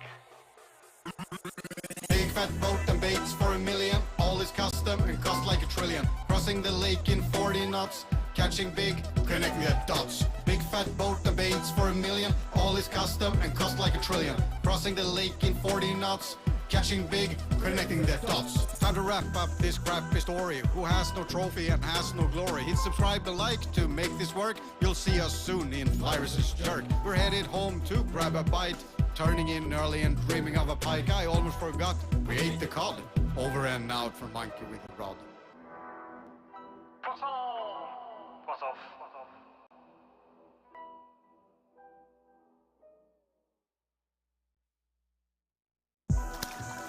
All the way from Sweden. Hot pike. Hot pike. Pig. Good throwback bait. Okay, here we go. Fish on. That's the fish. That's how we do it. You called for it. I did. Rise and shine, the game is on. We're heading out, it won't take long. We'll hammer them hard for 24/7. With my team, we're in heaven. There is no ice, clouded sky. I was born for this day and I feel alive. Blowing kisses bye-bye, she says alright. Go get it, whatever. I'm praying for weather. Check my camera gear, all is fine. Subscribers and likes, we're kings online. Producing content, faster than TV. Just search my name, you'll probably see me. Put the gears in the back, stopping at my check. Picking up my boat, no time to relax. 3 hours later, we're ready to launch. But there's a waiting line, and we're losing time. Trying to relax, checking gas and battery. Don't wanna talk to anyone and risk my strategy. Keeping to myself, I don't need nothing by it. I just do what I do and I don't try to hide it. Big fat boat and baits for $1 million. All is custom and cost like $1 trillion. Crossing the lake in 40 knots. Catching big, connecting the dots. Big fat boat and baits for $1 million. All is custom and cost like $1 trillion. Crossing the lake in 40 knots. Catching big, connecting the dots. 200s in the back, I even got a pedal. The boat is fast and made out of metal. Showing off my brands to all my fans. I sold my soul to make my gold. All the baits are custom, this sign online. Photo fish most of the time. It's cold outside, you'll be okay. Take my gloves and we're on our way. With all my tech and my sonar, I find my way and it saves the day. Don't be jealous, fellas, it's not what you think. You don't cast, you lure. It gives you a wink. Out on the water, I'm relaxed and fine. Talon down, not a sound. Starting with blades and braided line. Search for pig spot, snag my rig. Homie shout, that's not very hot. We're on the spot, now we have to stop. We missed the mark and we're back to start. What happened to us and connecting the dots? Yeah, so we start here, and this is when Mille hooked it. Did you see that? Oh no, look at that! That's when we saw it. This is when it took. Big fat boat and baits for $1 million. All is custom and cost like $1 trillion. Crossing the lake in 40 knots. Catching big, connecting the dots. Big fat boat and baits for $1 million. All is custom and cost like $1 trillion. Crossing the lake in 40 knots. Catching big, connecting the dots. Troller up, one less spot. It's now or never to get back up top. The light is fading, soon it's twilight. Don't worry, my viewers, it's time for the highlights. I have my honey hole, my favorite spot. Dropping a waypoint and we're off. Almost there, I have to stop. I had a thought, I opened the box. A quick review of my ammunition. Wait a minute, I just had a vision. Bait hits the water with a splash. Sinking slow and I feel the flow. Change the perspective in my head. Present it slowly over a bed. Hand on the reel, twitch and stop. The strike is awesome on the drop. I'm laughing out loud, this one is fine. I felt the weight when it ate the bait. This fish is mean, it goes for the grass. Not a problem, I'm on his ass. I relieve the brake and change my tactics. The rod bends over and it's getting dramatic. It's touching the water, the tip gets wet. The hook's not set, then where's the net? I take a deep breath and I accept the fact. I get it together and clean up my act. Finally we landed, I'm a little emotional. Let's get it on board and get ready for social. I look down in the net and oh my god, it's not for real. Is that a cod? Let's go Germany. Ich hoffe für große Fisk.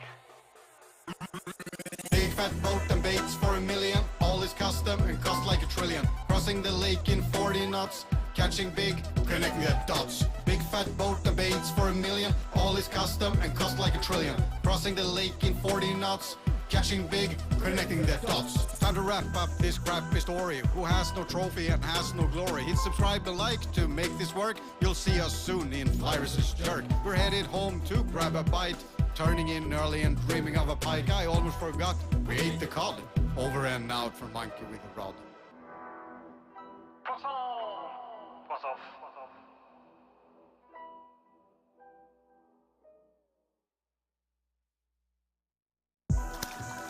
All the way from Sweden. Hot pike. Hot pike. Pig. Good throw back bait. Okay, here we go. Fish on. That's the fish. That's how we do it. You called for it. I did. Rise and shine, the game is on. We're heading out, it won't take long. We'll hammer them hard for 24/7. With my team, we're in heaven. There is no ice, clouded sky. I was born for this day and I feel alive. Blowing kisses bye-bye, she says alright. Go get it, whatever. I'm praying for weather. Check my camera gear, all is fine. Subscribers and likes, we're kings online. Producing content, faster than TV. Just search my name, you'll probably see me. Put the gears in the back, stopping at my check. Picking up my boat, no time to relax. 3 hours later, we're ready to launch. But there's a waiting line, and we're losing time. Trying to relax, checking gas and battery. Don't wanna talk to anyone and risk my strategy. Keeping to myself, I don't mean nothing by it. I just do what I do and I don't try to hide it. Big fat boat and baits for $1 million. All is custom and cost like $1 trillion. Crossing the lake in 40 knots. Catching big, connecting the dots. Big fat boat and baits for $1 million. All is custom and cost like $1 trillion. Crossing the lake in 40 knots. Catching big, connecting the dots. 200s in the back, I even got a pedal. The boat is fast and made out of metal. Showing off my brands to all my fans. I sold my soul to make my gold. All the baits are custom, this sign online. Photo fish most of the time. It's cold outside, you'll be okay. Take my gloves and we're on our way. With all my tech and my sonar, I find my way and it saves the day. Don't be jealous, fellas, it's not what you think. It don't cast your lure, it gives you a wink. Out on the water, I'm relaxed and fine. Talon down, not a sound. Starting with blades and braided line. Search for pig spot, snag my rig. Homie shout, that's not very hot. We're on the spot, now we have to stop. We missed the mark and we're back to start. What happened to us and connecting the dots? Yeah, so we start here, and this is when Mille hooked it. Did you see that? Oh no, look at that! That's when we saw it. This is when it took. Big fat boat and baits for $1 million. All is custom and cost like $1 trillion. Crossing the lake in 40 knots. Catching big, connecting the dots. Big fat boat and baits for $1 million. All is custom and cost like $1 trillion. Crossing the lake in 40 knots. Catching big, connecting the dots. Roller up, one less spot. It's now or never to get back up top. The light is fading, soon it's twilight. Don't worry, my viewers, it's time for the highlights. I have my honey hole, my favorite spot. Dropping a waypoint and we're off. Almost there, I have to stop. I had a thought, I opened the box. A quick review of my ammunition. Wait a minute, I just had a vision. Bait hits the water with a splash. Sinking slow and I feel the flow. Change the perspective in my head. Present it slowly over a bed. Hand on the reel, twitch and stop. The strike is awesome on the drop. I'm laughing out loud, this one is fine. I felt the weight when it ate the bait. This fish is mean, he goes for the grass. Not a problem, I'm on his ass. I relieve the brake and change my tactics. The rod bends over and it's getting dramatic. It's touching the water, the tip gets wet. The hook's not set, then where's the net? I take a deep breath and I accept the fact. I get it together and clean up my act. Finally we landed, I'm a little emotional. Let's get it on board and get ready for social. I look down in the net and oh my god, it's not for real. Is that a cod? Let's go Germany. Ich hoffe für große Fisk. Big fat boat and baits for $1 million. All is custom and cost like crossing the lake in 40 knots, catching big, connecting the dots. Big fat boat debates for $1 million, all is custom and cost like $1 trillion. Crossing the lake in 40 knots, catching big, connecting the dots. Time to wrap up this crappy story. Who has no trophy and has no glory? Hit subscribe and like to make this work. You'll see us soon in Flyers' Jerk. We're headed home to grab a bite, turning in early and dreaming of a pike. I almost forgot, we ate the cod. Over and out from Monkey. Hoi, ik ben Emiel Derks, ik ben projectleider bij Sportvisserij Nederland. En ik leid onder andere het project Sportvisserij loodvrij. En ik ga jullie iets vertellen over de achtergronden van dit project en waarom we aan een loodvrije hengelsport werken. Dus ik zal daar eerst iets over vertellen en daarna zal mijn collega Willem iets vertellen over de loodvrije materialen die je bij het roofvissen kan gebruiken. Vanaf 2018 werken we samen met onder andere de Rijksoverheid en de waterschappen aan de Green Deal Sportvisserij loodvrij. En die heeft dit jaar een vervolg gekregen met een nieuwe overeenkomst. En daarin werken we aan het terugdringen van het loodgebruik in de hengelsport. Met als einddoel om het in 2027 helemaal te stoppen. En dat doen we eigenlijk om 3 redenen. Enerzijds de waterkwaliteit. Lood hoort niet in het water thuis. En daarom willen we het verbruik en het gebruik en het verlies daarvan stoppen. Daarnaast is lood slecht voor de volksgezondheid. Zeker als je veel in aanraking komt met producten van lood. Bij het zelf gieten, bij het zelf smelten van lood is dat met name een item. Maar ook als je met je tandjes, met je tanden iets dichtknijpt, dichtbijt. En als derde is lood slecht voor watervogels. Die pakken soms loodjes op die in het water op de oever liggen. En die kunnen daar ziek van worden, loodvergiftiging krijgen. En dat zijn eigenlijk de redenen waarom we er vanaf willen. Ja, eigenlijk parallel aan dat Nederlandse spoor waar we aan werken, heb je ook Europees is er nu heel veel aandacht voor. En medio volgend jaar vindt er besluitvorming plaats om lood in de hele Europese Unie te gaan verbieden. Dus het ziet er naar uit dat lood binnen afzienbare tijd, waarschijnlijk een paar jaar vanaf nu, zowel qua verkoop als gebruik helemaal verboden wordt in de Europese Unie. Dus dat betekent dat we nog eens wat extra stappen willen zetten om met elkaar die transitie naar een loodvrije hengelsport te maken. Nou, ik ben Willem Romein, collega van Emiel en ik zal even wat uitleggen over de verschillende loodvrije alternatieven die er beschikbaar zijn binnen het roofvissen. Zoals je misschien wel gehoord hebt, er zijn heel veel verschillende gewichten van tungsten beschikbaar. De jigheads, die zijn in alle vormen en maten en gewichten, haakmaten tegenwoordig goed verkrijgbaar. Dat zijn toch ook de gewichten die het meest gebruikt worden binnen het roofvissen. Maar ook dropshot gewichtjes, bullet weights, cheburashka gewichten. Alles wat je kan bedenken ongeveer is er. Tungst heeft een groot voordeel dat het een hoger soortelijk gewicht heeft dan lood. Waardoor een gewichtje van bijvoorbeeld 10 gram van tungst is een stuk kleiner dan een gewichtje van 10 gram van lood. En het materiaal is een heel stuk harder dan lood. Waardoor je eigenlijk de bodemstructuren veel beter doorkrijgt op je top. Je kan beter voelen wanneer je een aanbeet krijgt. Allemaal voordelen van tungsten. Tungst heeft ook een groot nadeel. Tungst is een stuk duurder dan lood. Het is behoorlijk aan de prijs. Maar gelukkig zijn er ook steeds meer alternatieven beschikbaar van roestvrij staal bijvoorbeeld. Zoals hier dropshot gewichtjes. Bullet weights die zijn er. Er zijn zelfs al jigheads op de markt. Het zijn er nog niet veel, maar er komen er wel steeds meer bij. Dus het assortiment aan alternatieven voor het roofvissen groeit enorm. Er zijn heel veel verschillende merken. Je ziet het al, ik heb best wel wat verpakkingen liggen hier. En dat is echt nog maar een heel klein deel. Er komen bijna dagelijks merken bij die met tungsten of roestvrij stalen of andere alternatieven binnen het roofvissen bijkomen. Dus voor het vissen op baars en snoekbaars met name kan je gewoon loodvrij prima vissen. Voor het vissen op snoek is het iets minder makkelijk. De hardbaits die er allemaal op de markt zijn, die zijn allemaal wel loodvrij. Maar vis je graag met sheds op snoek, dan hang je er toch vaak of een grote loodkop of een screw-in jighead aan. Die zijn er nog niet allemaal beschikbaar. Ze zijn er wel van tungsten, maar die zijn zwaar, 50 gram. Dat is heel mooi voor het echt zware werk en voor het pelagische vissen, voor het vissen op meerval bijvoorbeeld. Maar voor het vissen op snoek werpend, waar je een grote shed gewichtje wil bevestigen, is er nog niks.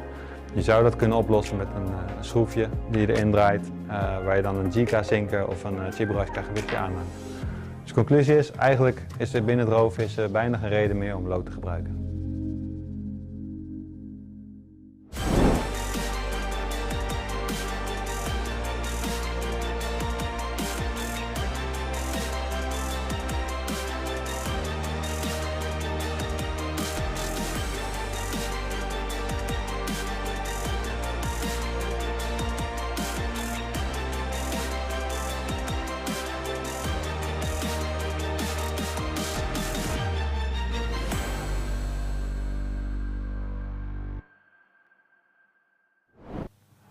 Welcome back to Zander Pro Open qualification with Mille Pettersson here in studio. My name is Philip O'Connor. We've just had a little bit of a break for an hour and things have happened out on the water at the Dutch River Delta. Things have been happening at the top of the leaderboard and we're going to bring it to you now. Our German friends from Rhinelandsbotha are now back at the top of the leaderboard, 321 centimeters altogether, but they have no lead whatsoever over the Dutch fishing guides, 321 centimeters too. So it's tied at the top of the leaderboard there. Skåne fishing boats just behind them on 296 centimeters.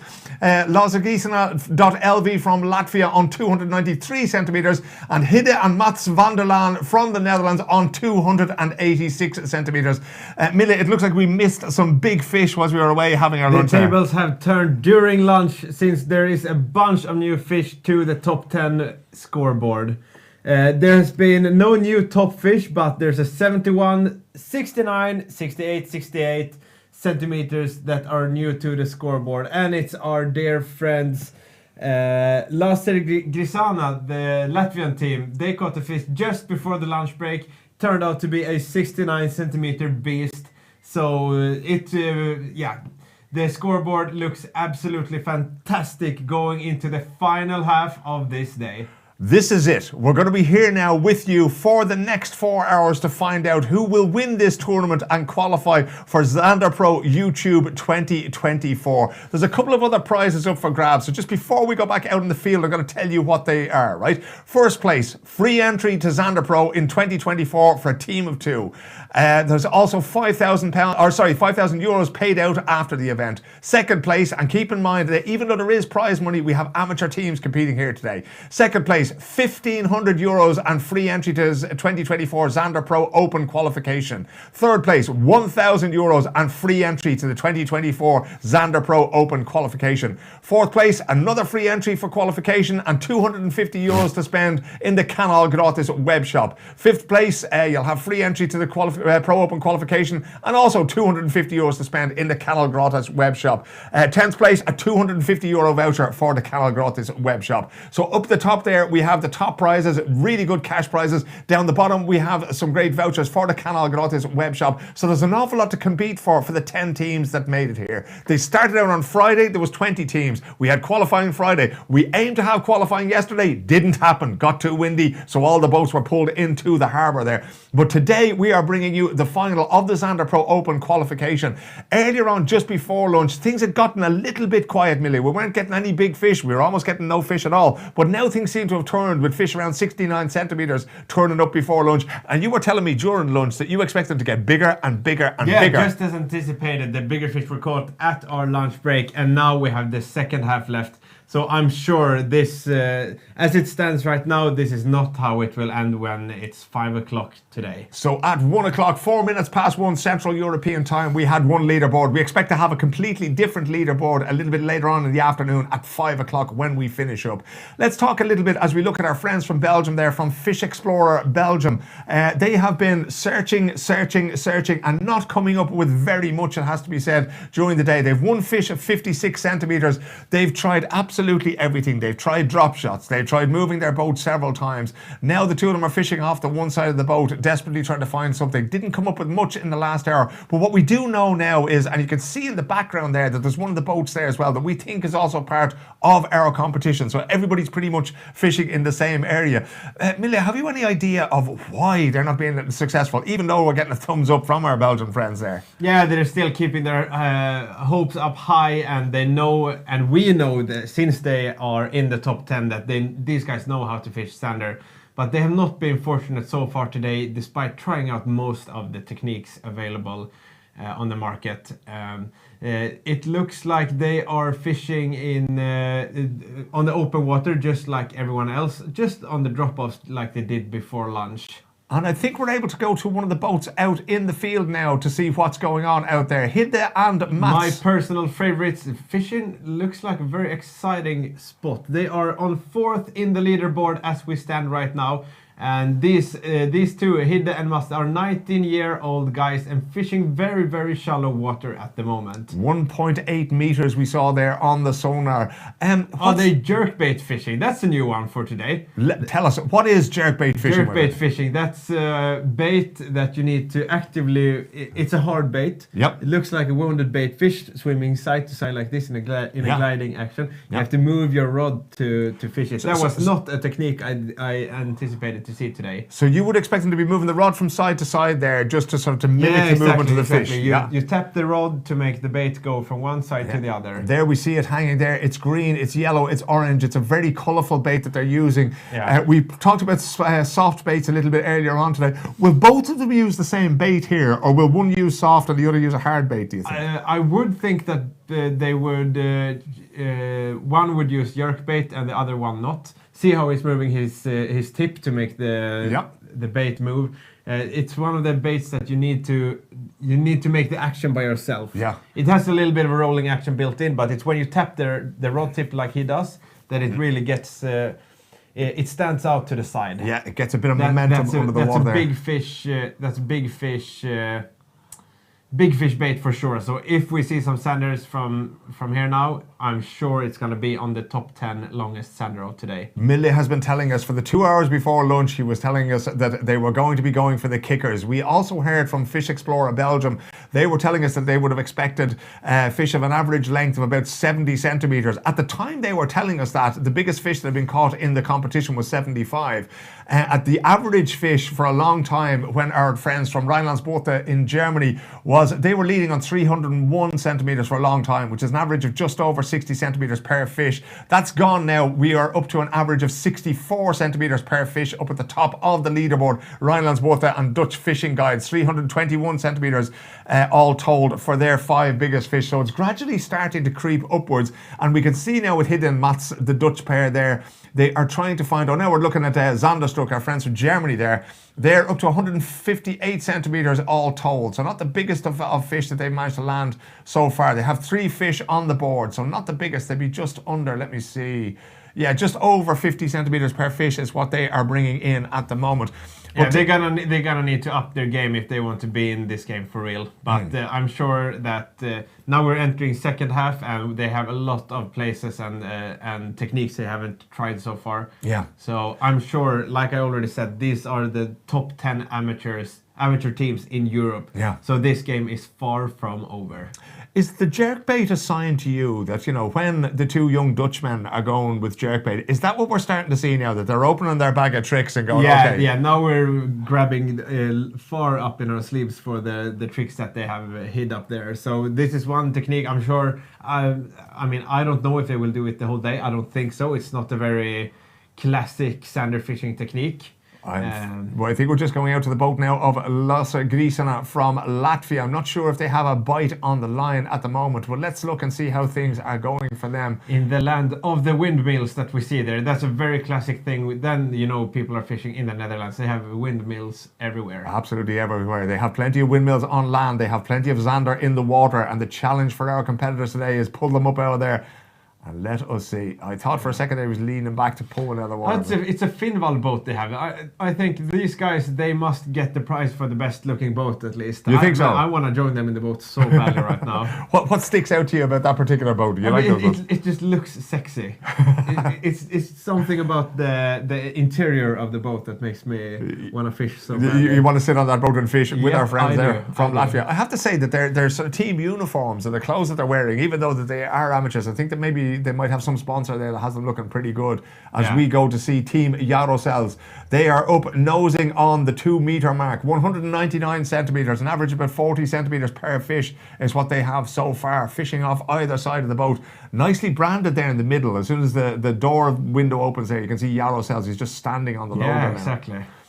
Little bit rocky, but of course nowhere near the winds that they would have experienced yesterday. No, and a little bit of wind is always good. You never prefer it to be completely flat when you go out. A little bit of wind, not too much, not too little. That's the perfect. Great. So they can't blame the circumstances if they end up catching 0. Indeed. Great graphic up on the screen there. The first fish, 40 centimetres, then 53, 59 and 47 centimetres. We have an interview with the guys from Yarosels. Let's have a listen to what they had to say when we talked to them yesterday after the competition was cancelled, as they looked forward to today. Hi guys, we are Team Yarosels. We are from Belgium. My name is Pieter Vrooman. I'm Jeffrey Verhagen. We've been fishing for Zander for almost 5 years now, with our from the boat mainly. Yesterday was really great. The weather was not that great.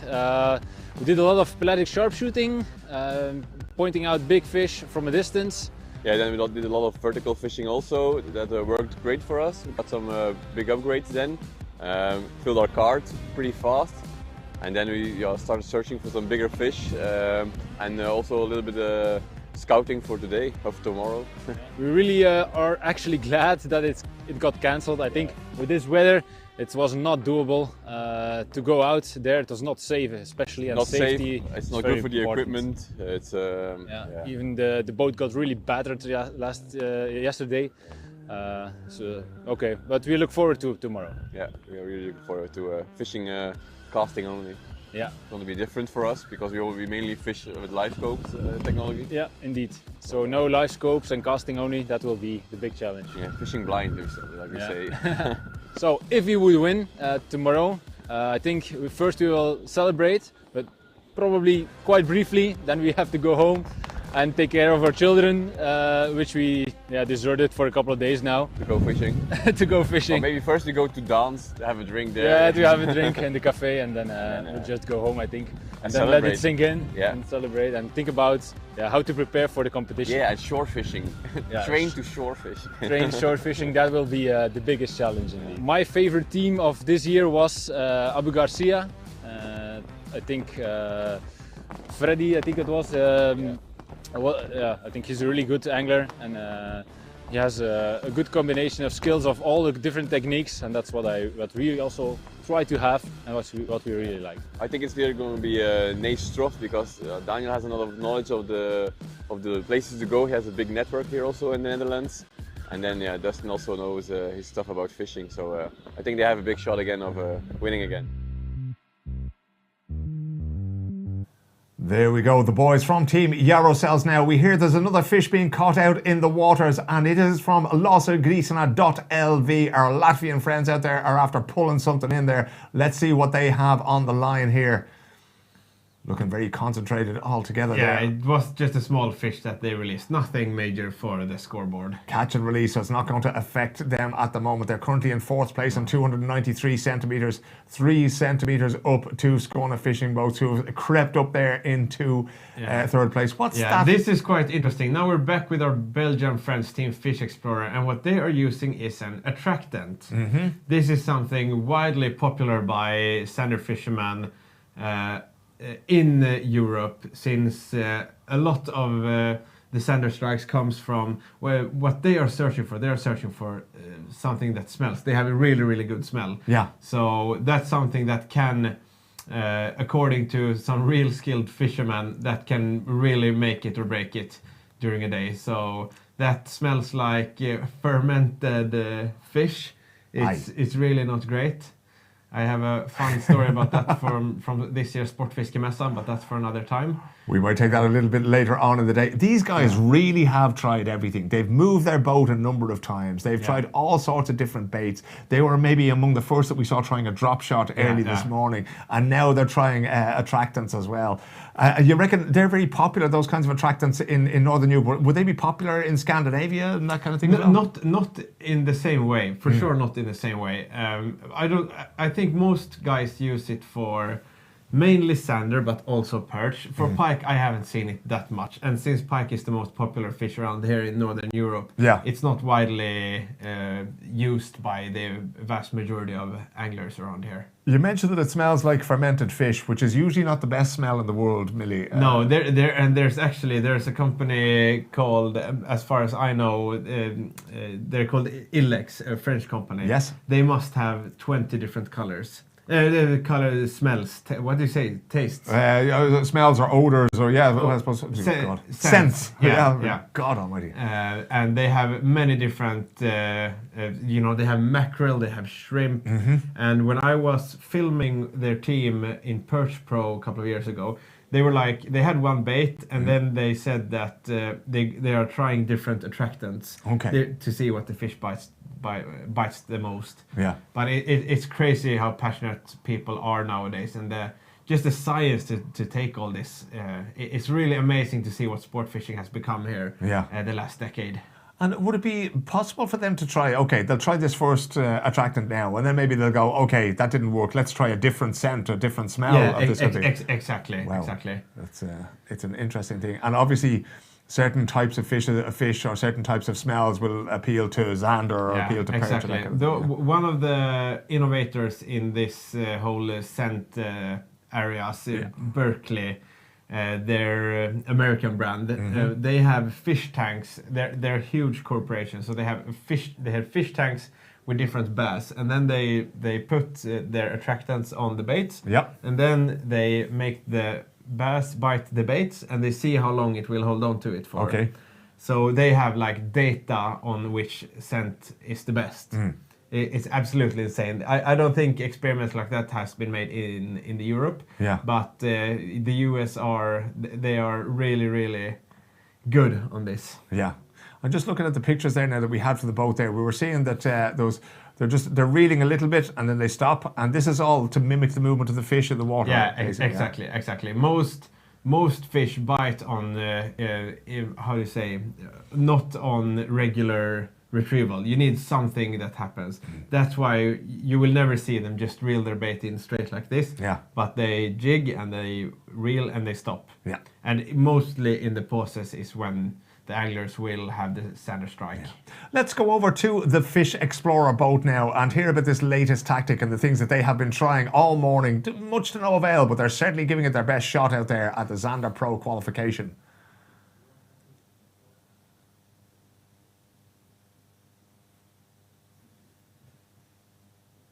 Can we get sound in here? Difficult today for us. Yes, we don't find the fishing. That can happen. Yes, that's a little bit difficult, but yeah, we try, we hope, and I'm sure that we will take a lot. 3 hours again. Yeah, we can do it. We can do it. Yes, it's good. How does it feel now when you know that there are teams on the same water who are catching good fish, like 321 centimeter top 5? That's nice. That's nice. But I think that they find the fishing. They have the good feeling, and I call that the mojo. They have the mojo today, and okay, if you have it, that's perfect.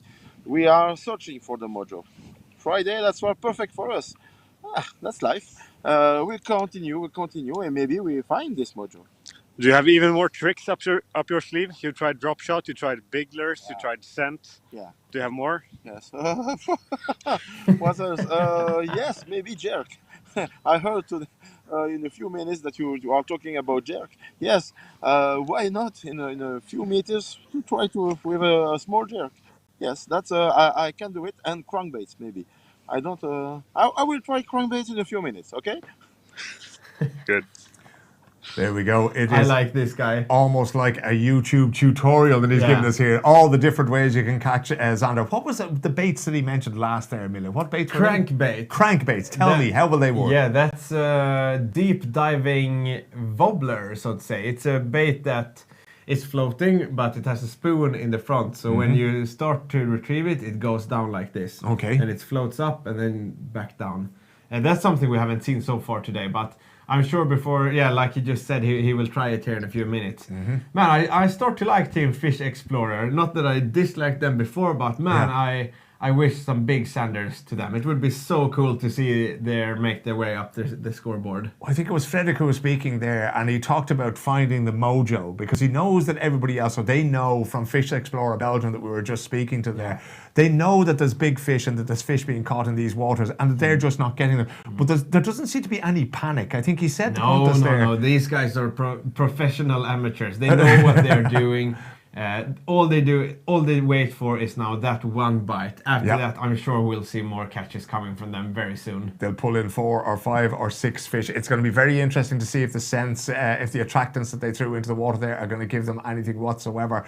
He did say that there was 3 or 4 different things, 3 or 4 hours left that they have to try there. I think we are back. This is the Latvian crew again, isn't it? Yes, they are going also for a new technique. I'm not sure if they're listening to the live stream and trying out all the new baits As everybody should be. As everybody should be, exactly. But they're trying a rattling bait right now, and that's a bait that sinks. It's a hard bait, and it's made in a way so that it rattles when it goes through the water columns, and they let it sink. And do you mean it rattles in terms of sound? It actually causes a vibration in the water. What are you using now? Exactly. Here we go. We're over with the Lost geese now, guys. And I'm right now bait, hard bait. It's it's hard bait for really passive fish. The fish is passive. We use it more in winter from ice, but this more working on open waters too. We'll see.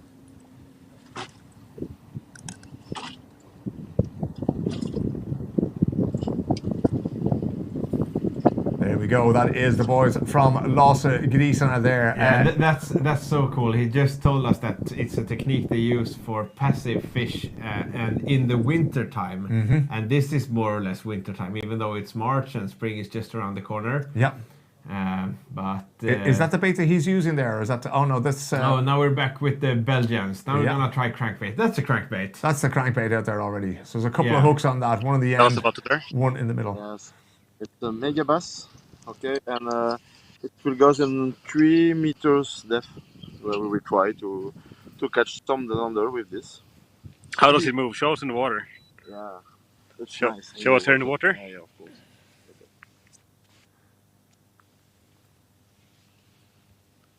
That looks tasty.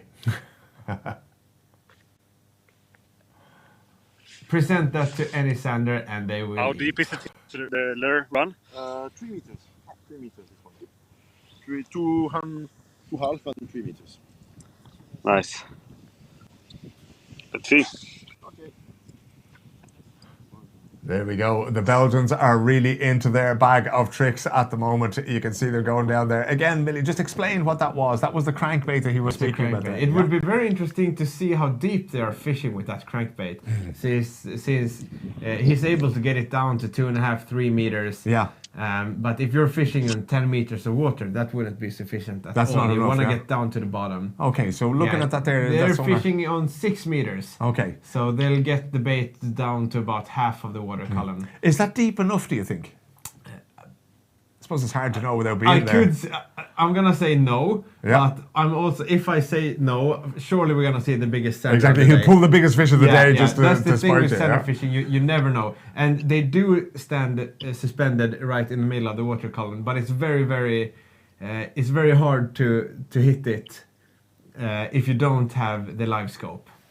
Okay, it is, the live scope of course makes all the difference. That is the eyes in the water, but they are not allowed to use that. They were allowed to use that on Friday and on Saturday. It's like 2 completely different sports. Our friends Jarosels told us that they're really experienced live scope fishermen, not very experienced this way. So, but I mean, everybody knew the rules beforehand, so we're gonna see how they change their tactics. Is that a motor going into the water, or is it coming out of the water? No, it's coming up. It's it's our two Dutch friends again. Our two favorite 19-year-olds. Indeed, that's Hidde and Mats van der Laan there. Yeah, they are changing spots. Yeah, so they were fishing in very shallow water there earlier on. So we're going back to the place for jigging again. Back to jigging. Jerk baits didn't work out the way they had hoped for. That's the Berkeley Scylla they have been using. Yeah. Not a very known technique for Zander, but you never know what's going to happen. It didn't work out for them this time, might do it the next time. You know, you kind of have to try everything, but I'm just wondering now, especially when you see the Belgians going through their bag of tricks now, right? They've tried, I think the crankbait probably came out just a little bit earlier than what they might have planned because, okay, we're doing all this for the camera now. Yeah. Will they go back to them, or will they just assume that if the attractants aren't working, well then that's it, that's not going to happen today? Or will they try them again maybe around 4 o'clock? We have a broke fish. the rod. We busted a rod. That's crazy.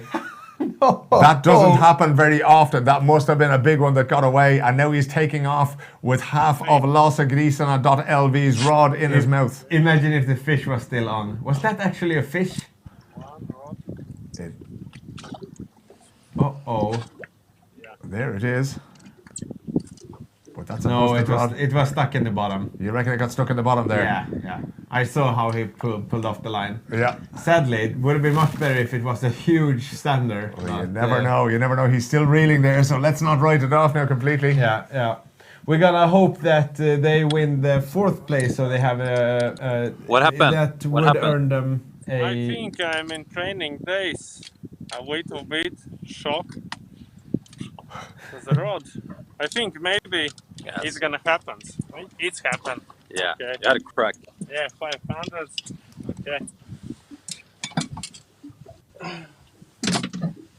If you were taking part in a competition like this, Mille, we've just seen now that rod is busted, right? He's not going to be able to use that for the rest of the day.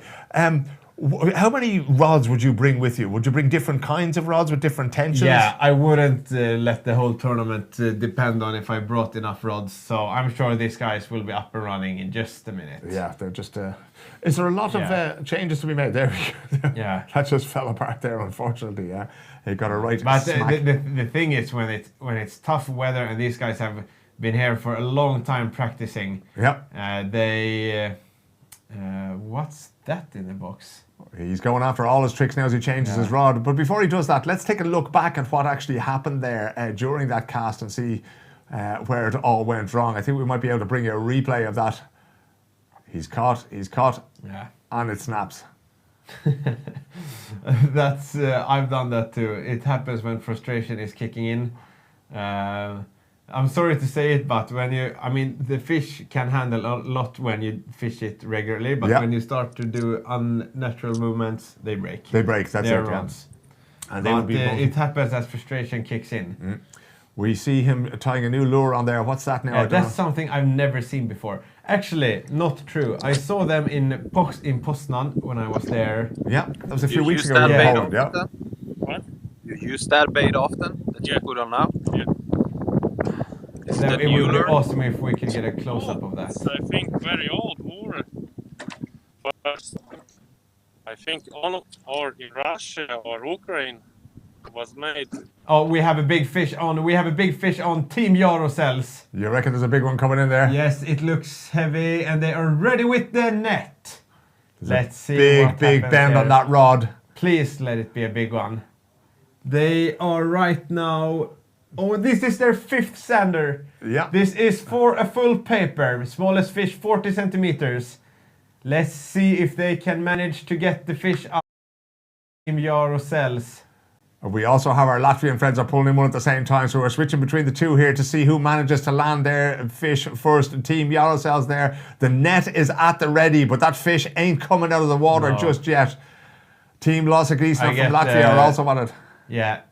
Either it's a pike or it's a huge game-changing Zander. Yeah. I cannot wait for this. Man, imagine if you're in a tournament, you've fished and you're catching nothing, 40, 50 and then you get centimeters. the bite of your life. How careful does he have to be now not to let this one go? Nowadays, the gear can handle most things, so but you don't want to press it up. It has to be ready for the net. Yeah. You don't decide when it's ready when it's a big fish like that. The fish decides when it's ready for the net. Do the fish give up? Is that what makes it easy to get them in there? Yeah. They give up. Yeah. They get tired, exhausted. Yeah. I cannot. Oi. No, it's gonna be a pike. It's gonna be a pike. If it's not a pike. You'd be very surprised if this wasn't a pike now, right enough. Yeah. They are ready at the side of the boat. I cannot believe this. The boat is rocking. Yeah. Let it be a Zander, says Mille Pettersson, our expert commentator here in the studio. Whatever it is, it's big. Yeah. There's a big bend on that rod Yeah, now. let's keep it this way. So no, pike. Otherwise, he would be ready with the net. You think so? Yeah. Well, they're still gonna have to take it out. I don't know. We have no audio from them, so we can't hear it. Yeah, but the net is going down there. It's ready to go. Yeah. It is. It's taking a long time to land sick. it. Can you imagine? Is it the first 80 centimeter sander of the day? It looks heavy. It's not doing much. That indicates that it's a huge sander on the hook for Team Jarosells. He has the net out there. I'm trying to look as far as I can to the right side of the screen, trying to get a first glimpse of that huge fish they have on the hook. No. He's backing off with the net now, so he's taking his time. Yeah, pike vibes. You're getting pike vibes there. Yeah, I'm getting pike vibes. I don't like pike vibes in a sander fishing competition. You're certainly doing that. Otherwise, he would be standing ready like this. Yeah, but it may also be that there's a personal best on the pike front to be had here today. Now, I know that's not the kind of fish that we're looking for. I love it when he starts to use the second hand. You saw how he uses it. He's then pulling back. He's tired. Let's see. Now they see white. Otherwise, he wouldn't stand like this. And it is almost. I'm seeing something in the water there, all right? No. No, he's backing away again. Oh, no, I don't like the pike vibes I get from this. This is a hell of a battle to get this fish on board the boat and to find out exactly Imagine what it if is. they get it and it's a huge sander, then their second half of today is gonna get way more interesting. It's gonna be a whole lot of fun. We don't know until we know. Until you get that fish out and above the water, you don't know. Get it measured, find out what it is and what it's doing. It's going around the back of the boat now. Whatever fish it is, pike or zander, it is not giving up this particular fight. It's not a small fish, that's one thing for sure. No, I think we knew as soon as we saw the bend of the rod the first time around. Although that is gonna make some real damage to the leaderboard, but I don't like the pike vibes I get from this. Yeah, it's a bit tough. I can't remember ever seeing a sander being able to make you go all the way around the motor. Yeah, that's a bit. They've been. Sanders are mostly just heavy. You're able to get them in rather quickly, but pike they go for a run. Yeah, they seem to have done so. This is getting close. Can't even get right. Yeah, can we try and maybe listen in a little bit? We might be able to hear what Team Jarosells are saying to one another. We do have a sound feed from the boat now. We may not be able to hear too much. I heard pike. Yeah. God damn, not fucking now. Not now is what we heard. God. Beef that. But look how big that That's is. a hell of a fish one way or the other. 110, 115. That's a huge pike. Congrats to Team Jarosells, even though that's not what they want right now. As we discussed before, this is just wasting time for them. And a lot of time as well. They're a good 5-6 minutes trying to get that on board the boat. It may be a personal best, but that would be cold comfort on a day when they're looking to land Zander on the boat. Yeah. Wow, what a battle to get him on board there. I'm sure they'll measure it up before they throw it back anyway, just to be on the safe side. It would be very interesting to see how long that fish is. Yep. We've lost the feed there to the boat on Jarosells. We did hear briefly there that Lost of Geese and I were also landing a fish that probably wasn't as big as that, and I haven't seen any change on the leaderboard so far. As we go back, we have the feed back again there. There's a few changes there. We'll talk to you about that and how the leaderboard is looking. We'll tell you what it is you're seeing there as well. That is a big pike, all right, that they're pulling on board there. We saw him just trying to get it out of the net there. That pike gave them a right fight. Is it usual for it to take that long to land a pike of that size? Yeah, because you're fishing with very light gear. Yeah. Look what a monster. That is huge, isn't it? Beautiful. Congrats to that monster, guys. We would like to see the length of that fish. That's a monster. That is incredible. Yeah. Caught on a small sander jig. That is incredible. Team Jarosells delivering. I'll tell you, it's one of the fish of the day. I know we're not going to be measuring this one and involving it in the competition, but that is a big Let's fish. See here, we have 112. Up there, really close to 112 there. It looks like that's one hell of a pike, even though not the one they want to caught during Zander Pro. Will they be happy though? Even though we heard them saying not today, they're going to be happy. That's a trophy-sized pike, and you're always going to be happy for it. But they would rather prefer trophy-sized Zander. Yeah, to get the pictures anyway. Yep. One way or the other. You're not going to go to that amount of effort and take it into the boat and then not take that picture. No, a little bit disappointing exactly. for the guys from Team Yarosels, but who knows? Maybe they will. That'll be a sign that fish are starting to feed again, and that maybe they'll have a chance to get back in the race for Zander down there. At the moment, Team Yarosels are in 6th position on the leaderboard that I have here. So it's 199 centimeters is the total size of all their fish. If they had been able to count that pike, Mille, it would have changed absolutely everything for them. But unfortunately, it's the wrong kind of fish. Rhineland Bote are leading. Yeah, this is something that has happened now. It looks like Rhineland Bote has caught a new top fish. Yeah, there has been a change at the top there. 327 centimeters. Dutch Fishing Guides 323 centimeters as we see that pike being thrown back there. So they were both on 321 centimeters before. So let's try to find out what kind of fish it is they caught, the length of them, the size of them, how, where and why they caught them.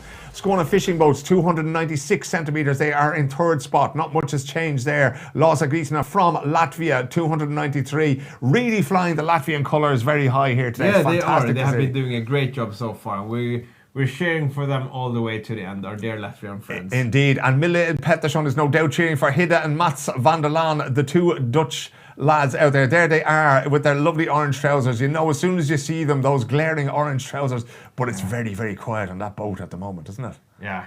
Back over to Laster Grisana. That's some real cool baits. I have to get my hands on some of those after this. You know what? The best place to do that might be the Canal Gratis web shop. Go in there and have a look at it. You might find the link there on the YouTube page. If not, you'll find it on kanalgratis.se. There's all of these lures and baits and everything else that you could possibly want. You'll find them all over there. We take a quick look at the longest fish whilst we're still looking into Lasa Grisina's bait there. We might have a look there, Mille, and see what he's selected. In the meantime, I'll tell you that Rhineland Bote are still in the lead with their 75 centimetre whopper. Skåne Fishing Boats, 71 centimetres. Lasa Grisina there, the men who are currently changing their lures. They're on a 69 centimetre biggest fish. Dutch Fishing Guides, 68 centimetres. Rhineland's Bote filling the 5th spot there as well with 68 centimetres. After that, Dutch Fishing Guides in 7th and 8th position, 65, 64. So they have a 68, 65, 64, and that is all part of their total, which has them in 2nd place at 323.0 centimetres. But by far the biggest fish and our leaders at the moment by 4 centimetres are Rhineland's Bote there. They are at the top, 327 centimetres. But both Mille here in the studio and the fishermen out on the boats have been saying that somewhere around 350 it might be the target for what's needed to win today. An average size of about 70 centimetres. Yeah, we're getting there slowly but surely. I mean, when we went to lunch, it was about 3. And here we have a new fish for my favourite team. It is our Dutch boys, all right, pulling that one into the net. And Mats. Let's go. How happy are they, would you think? Yeah. Yeah, we got a fist bump there. We got a punch in the air there. Yeah. The 2 young Dutchmen, I think we said they were 19 years old, these 2 young lads. Great to see young people getting involved in the sport. There we go. Is it big enough to make a difference at the top of the leaderboard, Mille, would you say? It's not going to make a huge difference, but yeah, there you see the teeth on the elusive Zander. But mind you, those teeth are very sharp, but he seems to have his thumb right in there, but he's no risk of No, getting he bitten has or it that kind of thing. just behind. It Just looks to be behind. very close. But it wouldn't be me putting my thumb in there now with those lovely sharp teeth that Zander has is boasting there at the front. They're called a vampire for a reason. Just look at that garniture and then you'll know why. Stay well away from them. I will stick to the studio. We will leave the fishing to the best of the amateurs out there. Hidde and Mats van der Laan landing another fish there. 286 centimetres is the length of their 5 combined best fish of the day. We have a 6th fish here at the very least. We're going to measure him up and see if he can make any difference. Can he improve their position at all? As we check in with one of the other teams, having a look at the sonar to see where they are in this world, where they're headed for. Fish Explorer Belgium changing spot once again now. 10 metres deep is where they are at the minute. You see there on the screen, the blue side, the blue thing on the sonar is shallow waters, and the white is deeper water. So they're standing right in the middle. Yeah, so they're looking for where that shift changes. We're hearing that the temperature there is 10 degrees. We're back with the Dutch lads now. Not bad. 64 centimeter Zander. 64 centimeters, That Zander. will make some damage. Do you think it will? Yeah, let me see where they are. Yeah, 286 they had the points so far. So it's above their average, basically. Yeah, wow. It's above their average. That's a beautiful fish. Straight back in. These guys are not messing around. They are not. That is going to improve their, let me see. They have 7 centimeters up to LV in 4th place. They could be about to break into the top 4. They're not wasting any time at all. The rods are straight back in. The lures are straight back into the water. We have somebody maybe texting home there, looking for a few tips maybe from somebody who's watching on the YouTube feed. If this is our Belgian friends, is it? No? It is. It is, yeah. Because they've tried pretty much everything that they could as we switch back to the Dutch team there of Hidde and Mats van der Laan.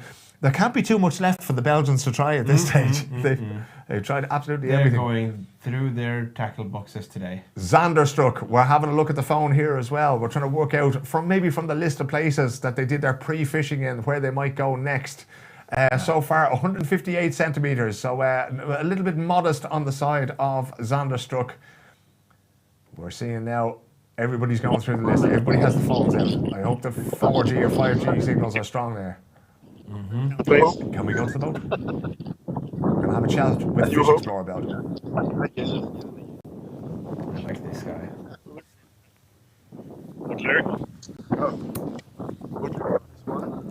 It's a small Westin with a nice to make it ready. So like this, we will try again. We will try it. And congrats to Yaroslav. Nice bite, guys. Nice bite. So the word has gotten out there to Team Yaroslav and the lovely pike that's out there. So our Belgian friends, 112 centimeters. 112 That's centimeters. not a bad pike. Yeah, even though that's not their... Great to see them still smiling despite a difficult day on the water. I love that energy in their boat. It's fantastic to see it all together. 112 centimeters of a pike. Is it okay to ask you what your personal best on pike fishing is? Yeah, centimeter. I have a 121. A 121, so 9 centimeters longer than that. Yeah. If it had been shorter and I had it, I wouldn't have asked you. But 112 centimeters, that's a trophy pike, as Mille Pettersson described it earlier on. But unfortunately, that's not the kind of fish that we're looking for today. Today, we are talking about Zander. We are talking about the Zander Open qualification for 2024. One of these amateur teams is going to earn a spot at that competition next year. They'll have plenty of time to prepare for it, and they only have about 3 hours and 18 minutes left, 3 hours and 17 minutes left on the clock there to pull in the fish that is going to get them there. We have cash prizes, we have vouchers. Nobody cares about any of that. All they care about is the chance to take part in that competition next year and maybe have a chance to turn pro a little bit later on in the fishing stakes. We're switching between 2 boats there. We're back at Team Yaroslavs now. Are they sitting down and moving the boat again, or are they just looking at the sonar there? They are... Looks like they are grabbing their rods. They're grabbing their rods and getting ready to go again after pulling in that very big pike there. The great excitement of that there and the long battle to land that pike. And there's another bend in the rod there. We'll see what's happening. You see he's reeling too fast. Yeah, there's not a whole lot happening there, all right. There's a whole bunch of rods there. We mentioned earlier on, we saw a rod snap there for signup.lv. We're back with them now at the moment. A new rod is in there, pressing all the buttons, all the technology available to them. There are almost all. Oh, exactly. Apart from the live view that they would like to tell them exactly where the fish are. Is it like fishing blindfolded when you've been able to use that? It is. It really is. That's extremely difficult. Look there, they have some very interesting structure to the left side. Yep. So around that. Plus, I think that we do see a fish on the right side of their screen there. Yeah, there's a little bit of a dip there, and there seems to be a fish lurking around there, all right. Yeah. That's type of structure. You know, as soon as something happens, then you know that there will be bait fish gathered around those areas. Yeah. terms of honesty here, Mille, do we have a sort of an official out in every boat, or do we trust these guys not to use certain tools? The boats are controlled before heading out, and you can't sneak it in. You can't sneak it in there. You can't just Plus, we have cameras in every boat. Yeah, so it's very, very difficult to get away with anything, and there's no such thing as not measuring the fish correctly or sort of stealing a centimeter here. No, I mean for us, we have just a small screen that we watch it on, but. That's why there's a delay from the actual catching of the fish until we see it on the leaderboard, because it has to be approved by the tournament official. Yeah, the tournament managers, the tournament directors there. What? Let me see what we got here. I'm just leaning on you. Okay.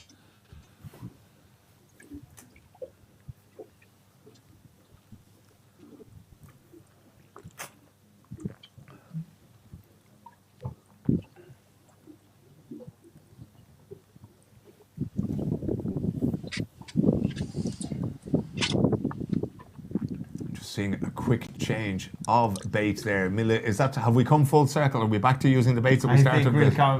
We've covered it all, and now we're back to basic. That is the thing.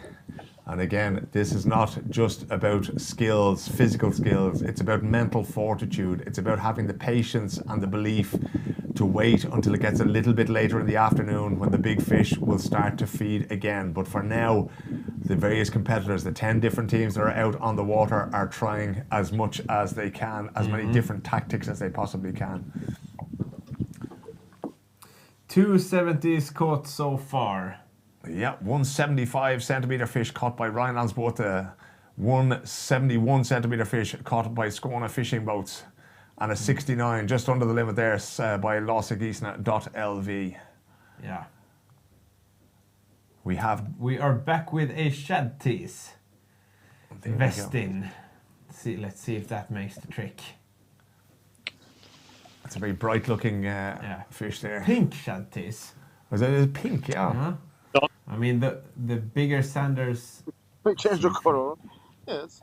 Every rule goes in the water. How many casts do you like to make with one lure before you change? 10 maybe. That's still the mojo. I don't find him. Maybe I change. Yeah. But very courageous. Yeah, and a sander, and that's not a bad fish. This is their second sander in a short space of time. Hidden mats are another 63-ish. They are hitting it, and they are starting to rise up. I start to like this. They have caught 2 sanders in very short amount of time, so now we're entering second phase for Team Hidden Mats. There we go. I love this. They are right now. They are 5th, 238 centimeters at the moment. They got that on board. They got it measured. They got it back in the water. Plus, they have another fish that hasn't made it in there yet. Exactly. Oi, oi, oi. Oof. That's a lot of fish that they pulled in so far. This is too many numbers for my brain. Yeah, there's a lot going on there. Yeah. So at the moment, if we look at Hidden Mats, 238 centimeters, that is, let me see, just under, is it, let me see. No, they just caught their 5th. Yeah, they just got their 5th there, so they need to add another one there, all right, yeah. Yeah, you know what, let's pull that one away. Yep. And wait. We should put a 5-minute timer so that both of these 2 senders have been approved. Exactly, yeah. So that's what happens. The tournament manager has to approve the fish that they pulled into the boat there. But they're not wasting any time. They're getting that rod lined up, or they're getting that lure lined up and ready to go again. Yeah. Who are we with? It would be interesting to see, because they've caught 2 senders in very short amount of time. It would be interesting to see which bait they're using. And where they are indeed on the water. But for now, we are back with Team Yellowcells after that huge pike. The excitement and the disappointment of pulling in that huge pike there. Yeah. We're just paying a visit to some of the teams now as we go along. Some of the cameras are in use, some of them aren't in use. There are Yellowcells, 40 centimeters, 53 centimeters, and a couple of big fish there as well. There you go, slowly. The 2 young slowly duck lads. but surely. That's what needs to be done out here today. Still delighted with that. The attitude there of Fish Explorer Belgium, and to see how they are dealing with adversity out there on the water today. What's he tying up there now, Mille? He looks like he's retying his leader. Yeah. That's something that you never wanna gamble on your leader. There's so many things that can go wrong when you have a big fish on the hook. Yeah. And not to have your leader break because you were sloppy. You can't afford to have that happen in the competition. Yeah. You will only get a certain amount of bites, and if you lose them, due to you not being careful enough with your leader, you're never gonna forget that. Yeah. So they rather take a few less casts, but make sure the gear is 100% ready for a huge stander. Time is getting against them now. 3 hours and exactly 10 minutes left to 5 o'clock, which is the hard cutoff point for this tournament. When that time comes, we will announce a preliminary result for you. It's all down to the tournament manager, the tournament director. They will decide who the eventual winner is, but we'll have a pretty fair idea by 5 o'clock today at the end of this broadcast who it will be who will make it to Zander Pro YouTube edition next year, 2024, and they will have plenty of time to prepare. When you look at this tournament, Mille, because we spoke earlier on this morning when we started broadcasting after 9 o'clock, that this is very much a shop window for the top amateur teams in Europe. Have you seen things from them here today where you would go, okay, you know, Hidde and Mats are obvious guys who you would see having... they're here to stay. Yeah, I'm they have sure. a future as pro fishermen, as pro sports fishermen. 100% sure they. Just to qualify in that 20-vote starting field we had yesterday, and with them being at least in the top 5, that's something admirable. Yeah, and of course they are making the running here in the early part of the afternoon. They've caught 2 Zander now since we came back after lunch just 51 minutes ago. Who have we got now, and what have they got on the end? That's I can see that's my favorite boat, the Finnval. So that means we're back with our Latvian friends. There you go, they are there again. I can tell you that Hidde and Mats van der Laan have risen to 3rd spot in the table. So from 3rd 5th spot, oh my God. 310 centimetres. They are 13 centimetres behind the Dutch fishing guides. And let me see, 17 centimetres behind Rheinlandsboote from Germany. So they really have made a major jump up the table from there. That's a pretty good average that they've got of, let me see, 62 centimetres is the average length of fish from Hidde and Mats, the young flying Dutchmen who are flying up the table here, up the standings. And they are the guys in form. They've just landed 2 fish. Just one 80 centimetre and they would be on top, pushing Rheinlandboote and Dutch fishing guides back. So now we have youth and local knowledge in the form of Hidde and Mats against the experience, the grinded out style that we've had from Rheinlandsboote this morning. And it's only going to get more exciting over the next 3 hours and 8 minutes, 7 minutes or so. Dutch fishing guides, we haven't heard too much from them. Willem and Wolfgang, we haven't heard too much from them since before lunch. No, we haven't heard anything about the Rheinlandboote either, but I'm sure they are obviously still catching. They're still out there, they're moving around, they're changing what they're doing. Let's have a little chat with the boys from Dutch Fishing Guides, the local lads who should have the knowledge with a name like Dutch Fishing Guides. We had a chat with them yesterday. Let's hear what they had to say about the circumstances and the conditions in the Dutch River Delta. Good morning, my name is Willem Bijmans from Dutch Fishing Guides. I'm fishing this competition with my friends from Germany. My name is Wolfgang Dodderweich, I'm from Germany. I'm fishing my whole life from Zander. I've been born on a lake near to this place, and so I'm fishing from, I think I was 6 or 7 years old. And I started fishing, and I started Zander fishing when I was maybe 10 or 11. So it's a long time, now I'm 62, so that's a long time, yeah. Oh, our chances for tomorrow, everybody is starting new, and tomorrow we can use our depth sounders very well. It's not allowed. That's a nice thing. It's a little bit old school. So I have some good spots over here, and if you can find the fish over there, yeah, we make a good chance. I guess they're all good fishermen, so we make all a good chance. Yeah, it will be a nice day tomorrow. Less wind, that's also good. We give ourselves a good chance. Yeah, so I was very happy this morning that you canceled the tournament. We just decided this morning for ourselves, we don't go fishing today. It's so dangerous to do it on these waters with this wind. It's just now it's 5, 6, and it's coming to the west, and so the waves are coming on the whole length of this water. That's too dangerous. You can't fish over there with this water. So it was a very good decision. When we win tomorrow, I'm fishing with the German. Then we drink a lot of big beers, and then we go sleep. Yeah, that's my favorite team. Yeah, so the guy from Germany, Dustin Schöner, I met him a long time ago when we fishing the Shimano Rapala Masters, but maybe 15, 20 years back. And also then he was a good fisherman, so, and he's also a nice guy, so I like them. So we're fishing tomorrow, and we hope we're gonna win. And good luck to all the other teams also. There you go, Dutch fishing guides, and they had some lovely Dutch hospitality there. We are out with one of the boats out there. The rain is starting to fall down again. The clouds lower and lower and lower in the sky. Well, let's just have a listen in now and see what they're saying on the boat at the moment. We don't have any sound coming in there from the boat at the moment. We just have the pictures coming in there, but the weather conditions are starting to turn against them again. I'm not sure that's going to bother them too much, Mille, because now that they know that fish are being caught and that kind of thing, that there might be things starting to happen there. You shall see as we go along. 3 hours, 4 minutes and 44 seconds left. We're trying to keep up with the size of fish that are being caught. At the moment, we still have the weather forecast of rain. There's going to be continuous rain throughout the day. 8 degrees in the air. I think somebody was saying earlier on there was a 10 degrees in the water, which sounds a little bit warmer. You'd nearly be better off jumping off the boat and into the water to stay warm. The wind's still down around 3 meters per second, which of course is nowhere near the gusts of 15 to 20 meters per second that caused the second day of qualifying on yesterday, Saturday, to be cancelled, and the air pressure there relatively neutral.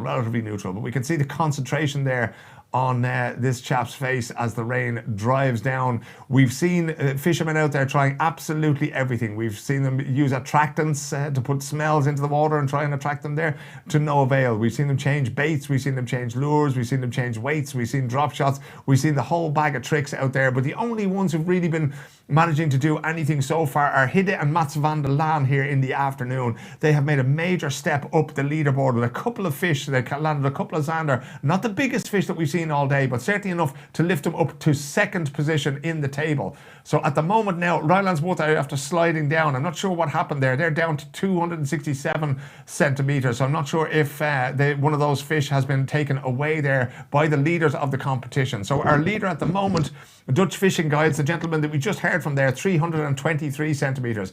Hidde and Mats van der Laan, also from Netherlands, 310 centimeters. Skåne Fishing Boats, 296. Losse Griesna from Latvia, 293. And Rylandsboot now down back at 267. And we do have a new Zander from Hidde and Mats. It's the third one since lunchtime for the young Dutch duo. The two 19-year-olds have landed another fish. Let's see how big this one is. And indeed, if it is a Zander at all, it's kind of it is a Zander. You're 100% sure. Yeah, that's good. and it looks decent.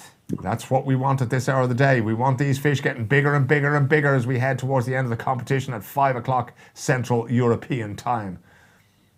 Yep, we'll just go back there now and see what we're getting dropped into the net expertly by these two young fishermen. Fantastic afternoon for them so far. Just hooked, barely hooked. Oy, oy, oy. Barely hooked is the word we're getting from the boat. Super good.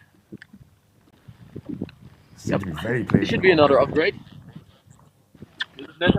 I'm not sure what our smallest one is now, but this should be another upgrade. So working on the top 5 now. This should be a good fish. 60 something. That looks nice. Oh, 65. Your photo? Oi, oi, oi, oi, oi. That is going to make a huge difference to these young Dutchmen. They are 13 centimeters behind their compatriots from Dutch Fishing Guides as they take the picture to send to the tournament director. If that one is approved. Not a bad Oh, Zander. look at the blue fins. Super beautiful. Wow. Okay. Nice. Bye-bye. There we go, the Dutch boys dropping it in there. We are with Losse Griesna.lv from Latvia, and in the search for the big Zander, they are moving again. Maybe we can get a word with the boys on the boat as to why they have decided to shift themselves again. We've seen them make some changes to bait and lures and that kind of thing as well, and now I suppose this is the last resort now to move around a little bit. Likely heading for the shallow waters there by land. Where are you moving? Mille, don't you? Yeah, I do. Now just checking because all the fish which were here like 2 days ago, they are not like here anymore. So are you moving to more shallow water or deeper? I will just take a look what is at the big shallow place. If there is nothing else, I think we need to switch places again. Okay.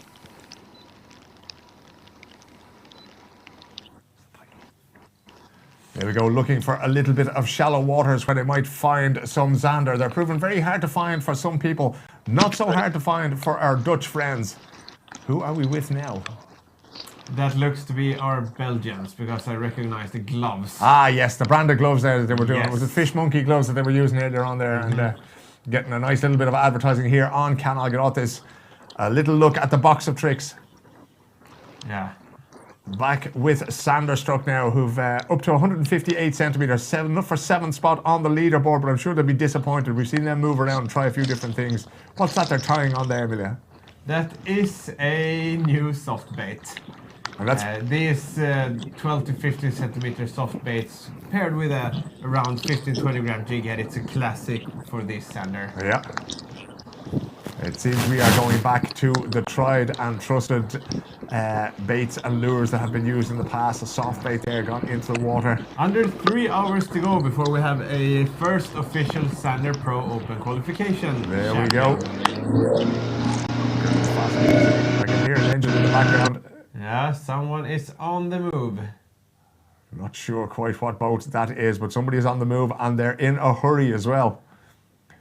This is Lasergrisana from Latvia there. They are making a bit of a move.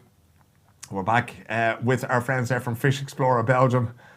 It's been interesting to check in with them all day and to hear what they're doing and why. The rain coming down now again. The hood is up again.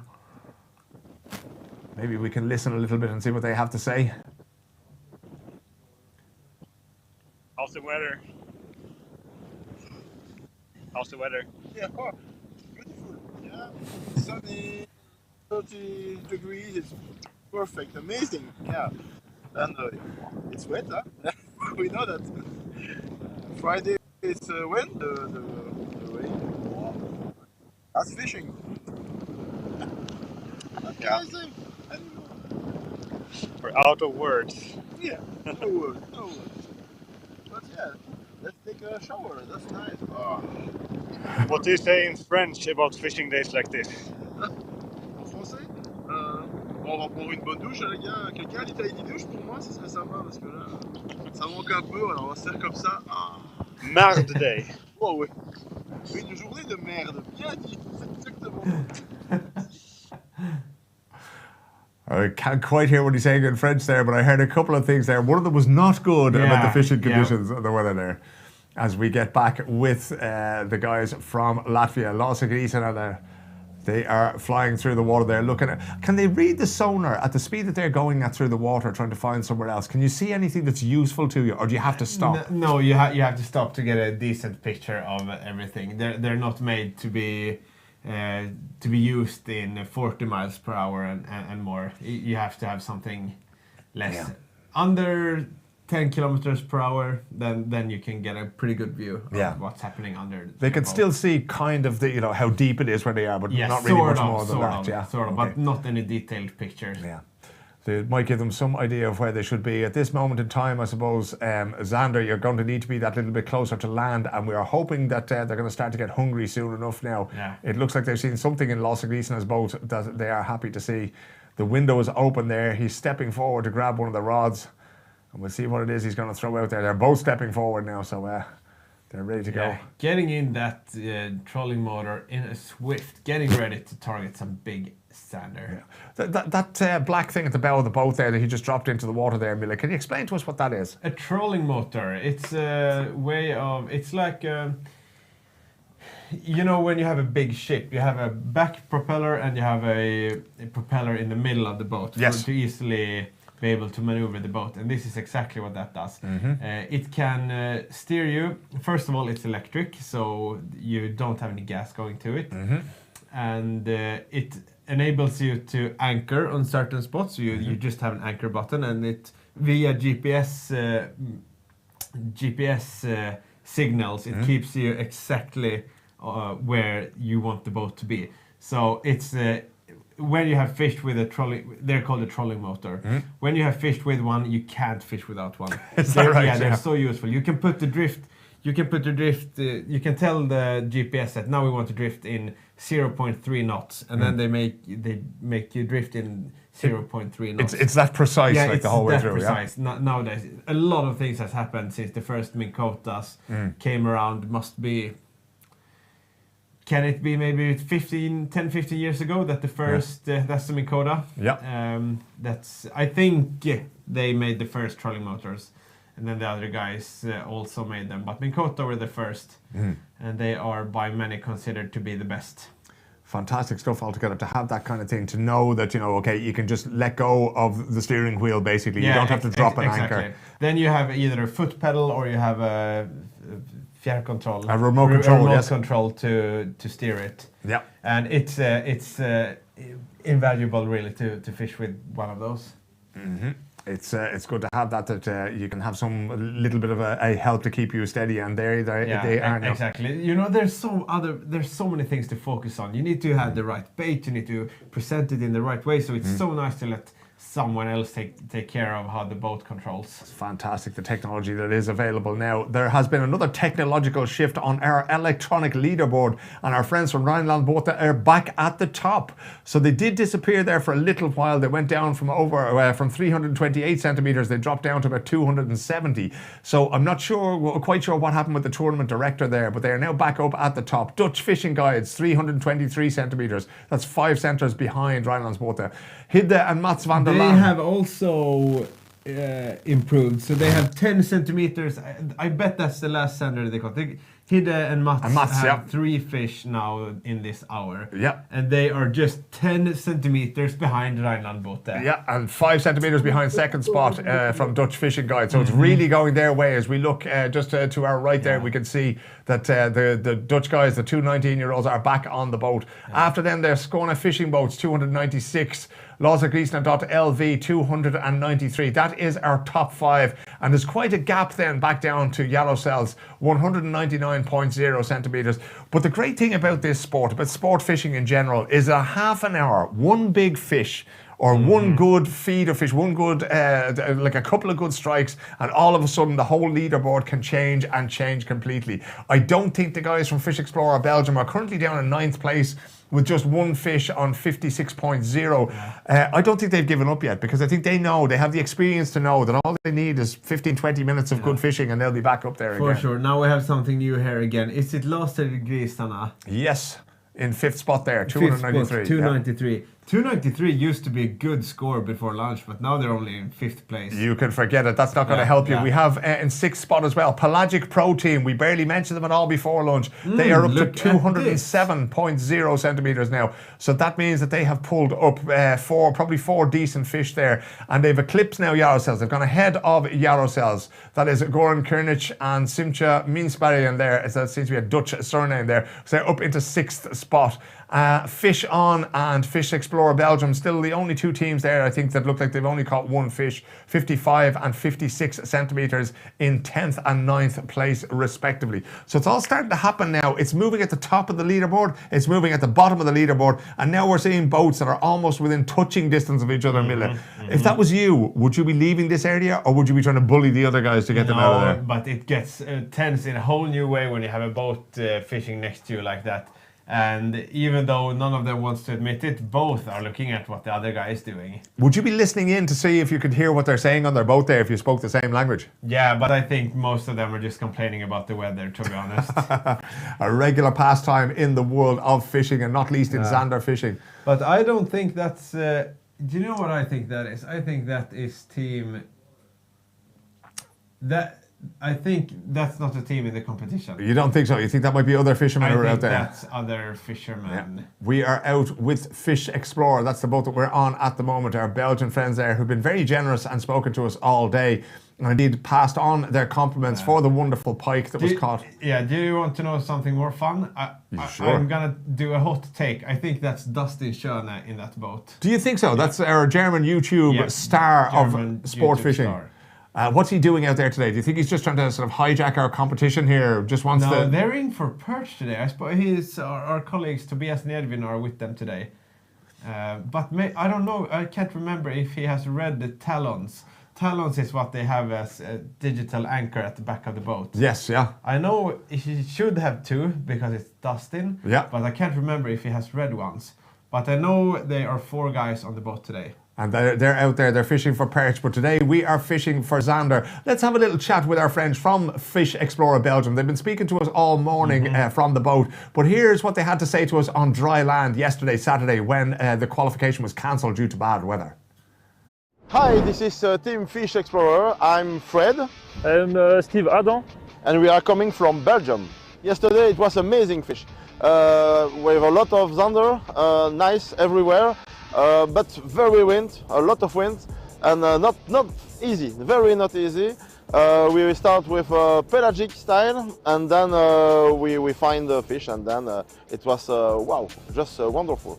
Yes, cancelling day 2 is a good idea.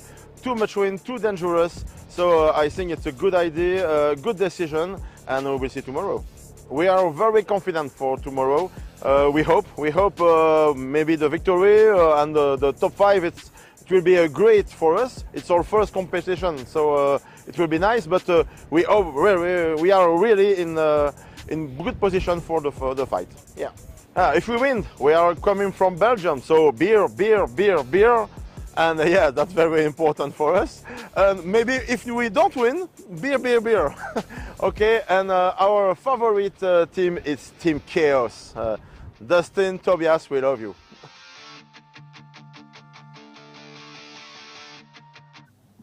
After trying absolutely everything out there on the boat, beer might be what Fish Explorer from Belgium actually need to get their day going. We are back on the boat with Hidde and Mats van der Laan from Netherlands. They pulled in 3 fish since lunchtime. It has taken them up to a 3rd position in the table, 318 centimetres altogether. Rijnlandsbotte is still leading, 328 centimetres, and smack bang in the middle of them is Dutch Fishing Guides, 323 centimetres. But as we've seen after lunch, it takes only 2 or 3 fish to take you from 7th or 8th spot in the leaderboard right the way up to number 3, and from here the only way is up. The 2 boys are out there now as the rain's coming down again, fishing either side of the boat.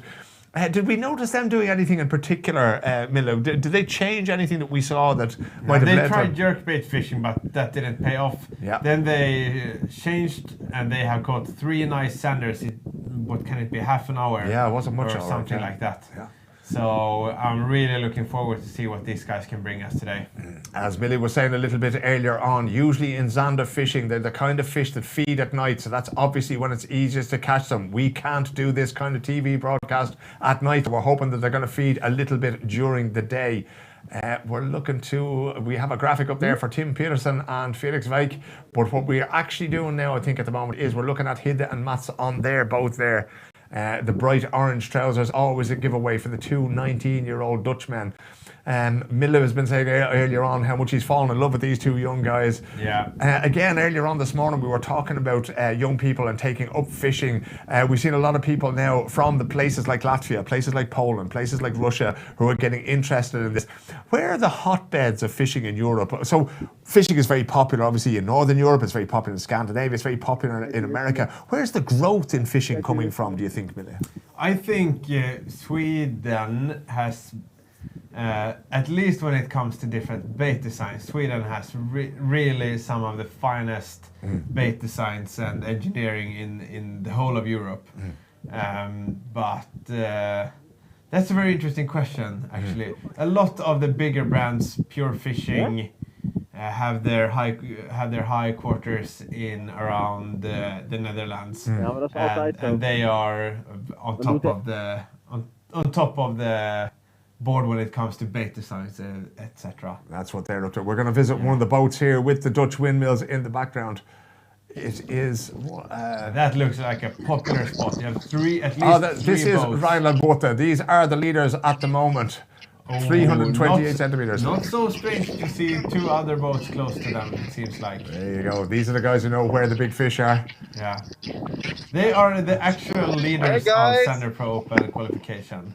Yep. I'm now on Team Rijnlandsbotte, the first place right now, and it's really close, and the guys are like really concentrated right now to catch like the biggest fish now again. To win this trophy, they are all like really hard concentrated. and it's really, really windy out here. So it's crazy hard, tough day, but if they will keep on hammering, like we say, it could be really, really good for them. So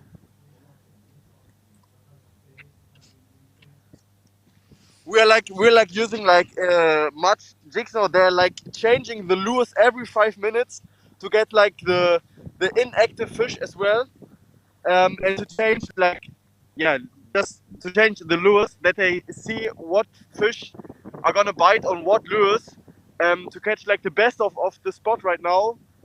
And for now it really worked out really well. They get much bites, much fish, and they're first place. So really, really good. Great report there from Rhinelandsbåt to see those guys there. Nobody's saying anything, Mille. They're very concentrated. As we heard there, they're making shifts after 5-10 minutes. They're trying something. If it doesn't work, they're trying something different. Desperately trying to find the key to what it is these fish are looking for. They're trying to activate the passive fish as well. We heard from our reporter there. Is that difficult? Is it almost impossible to convince a Zander to eat when he doesn't want to eat? Yeah, it's almost impossible. When they shut down, they shut down. But you can see, can you imagine how tense it is for these guys? Oh yeah. They know they are at the leaderboard, only with 5 centimeters to spare. Mm-hmm. So they have a lot of, they're gonna need a few more kickers to...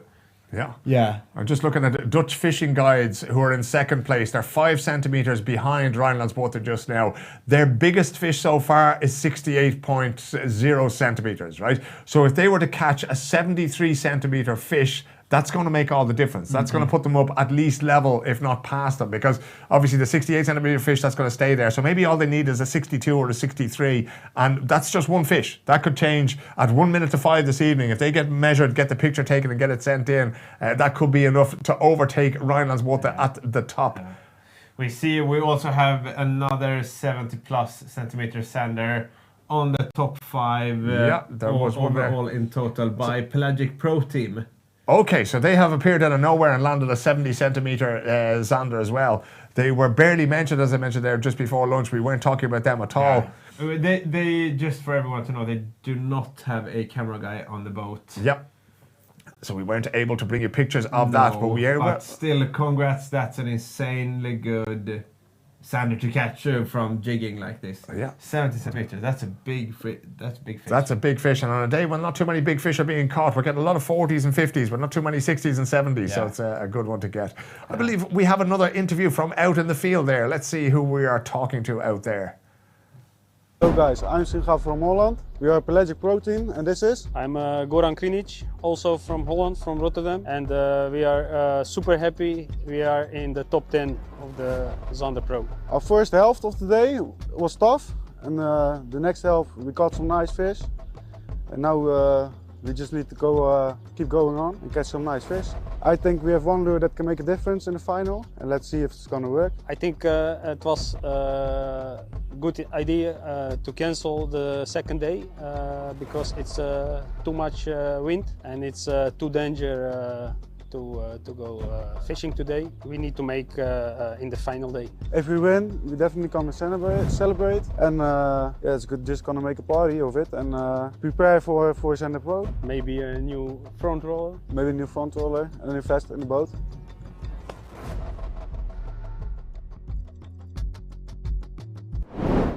Our friends from the Pelagic Pro team. We didn't mention them that much this morning because they didn't do a whole lot of great fishing this morning. They weren't getting the big fish, but they're getting them this afternoon. They are up to 277 centimeters for the 5 biggest fish that they have caught, and they are in 6th place in the leaderboard. They are slowly but surely coming up there. They did mention, Mille, that they had a lure that they thought that was going to work in the final, but they were very clever in not saying what it was. Did you notice that? Yeah, I noticed that. That was very clever. Now I've been sitting here thinking, which lure could this be? Yeah, it would be interesting. And again, they were clever enough because there's a couple of teams. We have 8 teams out there in the 10 boats, and we're shifting around a little bit between them. Right now, we're not close enough to get somebody onto their boat to find out what they are doing. But if we do find out what they are doing, we will bring it to you here first. It is 18 minutes past 2 on the first day of summertime in Central Europe, and we are bringing you this competition all the way until 5 o'clock. At the top of the leaderboard at the moment, Rheinlandsboote from Germany, 328 centimetres. 5 centimetres further back, Dutch fishing guys, the boys with the local knowledge. More boys with local knowledge, the two 19-year-olds, Hidde and Mats van der Laan, 318 centimetres. After that, Skåne Fishing Boats, 296. And Lasse Grisner from Latvia, rounding out the 5th place at 293 centimetres. It's all to play for now, and it's getting a little bit more active. We have 6 of the 10 teams have landed 5 Zander now. And I think there's 1 or 2 more that have been sent to the tournament directors, the tournament managers, and they'll let us know what's happening. What are the longest fish that we're getting? So far, Rheinlandsboote, a 75 centimetre Zander. Skåne Fishing Boats with 71 centimetres. Pelagic Pro Team, the guys we were just speaking to there, Dutch team, 70 centimetres. After that, we have 1, 2, 3, 4, 5, 6, 7 fish of 64 centimetres and over. So they're starting to get that little bit bigger. Of course, the biggest fish was caught relatively early in the morning. It's probably sometime before 10 o'clock this morning by the Germans from Rheinlandsboote, and we got a very good insight into what they were doing there, changing lures, changing places, desperately trying to get the fish that would get them over the line. Earlier on, our very, very experienced team there from Belgium, the fish experts from, they call themselves Fish Explorer Belgium. They were telling us that they expect the winning margin to be somewhere around 350 centimetres for the 5 biggest fish, an average of 70 centimetres per fish. Mille, do you think that's realistic at this stage? Is that still possible? It's not far away. Rheinlandsboote, they only need... I mean, their average is now 65, and it's almost 65, and it's not very far from that. Yeah. But I mean, we just never know what's gonna happen. This is the thing. It has been, the bite has been on for some of the teams, especially Hidde and Mats. Yep. I literally can't wait. I'm sitting here biting my nails as soon as we're not in frame, because this is turning out to be quite a thriller. It's getting very, very exciting indeed. Hidde and Mats are the 2 boys to talk about after lunch. They hit 3 fish there in about a half an hour that sent them flying up the leaderboard to a 3rd position. You'd have to feel sorry for the guys from Fish Explorer Belgium. Are trying absolutely everything and getting very, very little return. Yeah. You would hope, though, that when the fish become more active a little bit later in the afternoon, that things would happen. It's amazing how the momentum changes. From this morning, we were talking about how it was good just to get anything on the board, but now the stakes are going up and up and up, and you want the bigger fish. Anything below 65 centimetres at this stage is a little bit of a disappointment. Won't make it to the cut. This is very true. What is at stake, ladies and gentlemen? There's a lot of things at stake. There's a €5,000 cash prize for the winners here today, but more importantly than that, there is a spot at Zander Pro 2024. A long time to prepare for it. It's going to be more than a year before that tournament takes place, but the winners here today will get a spot in it. In 2nd place, if they manage to make a 2nd place today, €1,500 and a free entry to this tournament, the Zander Pro Open qualification for next year. 3rd place, €1,000 and free entry to the 2024 Zander Pro qualification. And from 4th to 6th place, from 4th to 10th place, there's at least a €250 voucher for the Canal Gratis web shop, and a couple of free entries there as well for 4th and 5th spot. So it's all to play for here today. Remember, these are not the top pro teams in Europe just yet. They're the ones who take part in the Zander Pro YouTube event that will happen next year. These are the best amateur teams in Europe who are competing today, and they're showing us their absolute best stuff out there on the water. They have under 3 hours left, almost 2.5 hours left now to get the work done, and at the moment things appear to be a little bit quiet. They're moving around out there, they're trying to find new lures, they're trying to find new places to go. With fish like this, is it usually smaller fish are more active the whole time, or do big fish sort of come out to play a little bit later on? I don't think it's really that big of a difference, since there has been decent fish caught already. But in the end of the day, we will for sure know. But usually they come out, but that's more at night when there's no light out anymore. Yeah. Then it's really big, good chance for big fish. That is when they are at their safest. Yeah. Now, Mille Pettersson here to my side has been talking to people down there on Friday. Saturday's qualification was cancelled. Okay, so we started with 20 teams on Friday. Saturday's qualification had to be cancelled due to bad weather. Mille, if you think back to who you were speaking to there on Friday, were they catching big fish or bigger fish than what they're catching today on Friday? Yes, they were catching bigger fish on Friday. They were allowed to use live scope, and that is quite the difference when it comes to Zander. It's so easy. It's never easy, but it's so much easier when you have a live scope, but we thought that to spice things up even more, that we would not allow it going into the last day. This is it. This is the hardcore for the top amateur teams. We don't want to give them anything for nothing, and they're having to work hard for every fish that they land out there today. With the live scope, Mille, I know that you can see the fish. Can you see the size of the fish as well? Experienced live scope anglers can do. At least I know there is this guy Freddie Harbort, and he is absolutely crazy. He can more or less within 2 centimeter. Freddie Harbort, he won last year's edition of Zander Pro. He's the best Zander angler in Europe, with zero hesitation, and he can within like 1 or 2 centimeters get almost every time which species it is and how big it is. There is a pair of sunglasses hanging very loosely there. They're not going to be much use for keeping the sun away, but they might keep the rain off the eyes of is that our Belgian team there, is it? No, that's a new team. Oh, that's Reinlandsbåten. They are our leaders, of course, there, yeah. They appear to be, are they on the move again, or they're casting? No, They're still casting. They are in the same area as 2 other guys. If somebody caught me saying that earlier, that I thought it was Dustin, it was not. I just hadn't seen them for a long time and had forgot about their 2 talons in the back. There you go. So it wasn't Dustin at all. We don't have a German YouTuber who is sort of gate crashing our party here. It's all about the Zander Pro qualification. My apologies.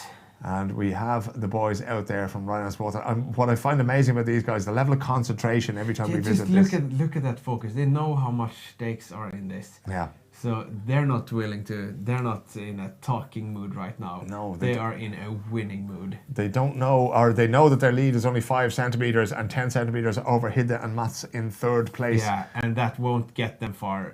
I'm almost sure that this will not stand as it is right now. But you also have to remember that all these teams, they have already fished their best spots. Yeah. So they would have visited their best spots. Of course. Yeah. That's how I would have done it. Go there, try to build up a lead and then defend build it. Build a confidence and then try to defend it from there. Yeah. Exactly. It's very tough, as you say, to know because, I mean, even if you just look at the expanse of water behind this gentleman here, right? I mean, how, like, you'll have some idea from pre-fishing where you can go and where you might find something, but you'd love to have a fallback and saying, okay, if everything else goes wrong, at least if I go here, I know I get something. But that's not really the case here, is it? Yeah, no, exactly. It's a bit difficult there. Concentration etched on the face of this angler. And those are the team that has, there are 3 anglers. Frank, Dennis, and Schmidt Jojo. Yeah, Jojo Schmidt. Jojo Schmidt, yeah. They are the 3 who are out there at the moment in the lead, have come over the border from Germany into Netherlands today, into the Dutch River Delta. You should see some of the boats they sell around on boats. They're absolutely insane. These would be, I presume, very expensive boats as well. Yeah, they're very expensive. Most guys cannot afford them, but all of us can dream to. This is true, yeah. Nitros. We can all win the lottery, and if nothing else, if you take part in this competition next year and you make it to the final day, there's at least €250 of a voucher for Canal Gratis. There is no ice, clouded sky. I was born for this day and I feel alive. Blowing kisses bye-bye, she says alright. Go get her whatever, I'm praying for weather. Check my camera gear, all is fine. Subscribers and likes, we're kings online. Producing content, President TV. Pouring rain there now in Netherlands. Really, really difficult conditions, difficult atmospheric conditions. As you can see there, it's been like that from the moment we arrived here this morning. Rainy conditions all day. 8 degrees is the air temperature, the best of the air temperatures. And you can see there the hoods are up. The only skin you can see is the hands and faces as everybody wraps up against the elements. Yeah. Concentration the whole time. The orange pants of Hidde and Mats van der Laan out there. 200s in the back, I even got a pedal. The boat is fast, made out of metal. Showing off my brands to all my fans, I sold my soul. And there's no giving up here, there's no packing it in. You just got to keep going, keep casting, keep hoping for the best, keep trying every trick in the book to see what you can pull in. Lazargrisena.lv. This is our Belgian friends again. They're on the move again, not for the first time today, Mille. No, they have been doing it a lot. Changing spots every time.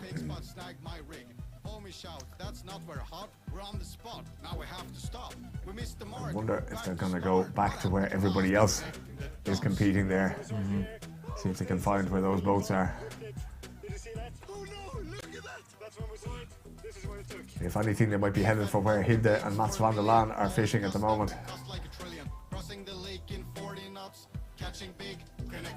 For somebody who wants to get involved in this, who maybe hasn't fished Zander before, how difficult is it to sort of to adjust from, say, pike fishing and competing at pike fishing to competing at Zander fishing? Is it very difficult? Do you need different equipment? Yeah, you'll find them in some of the same spots, but I think both pike and perch are usually easier fish to catch. They're not as elusive as the Zander. The Zander is a little bit more difficult, yeah.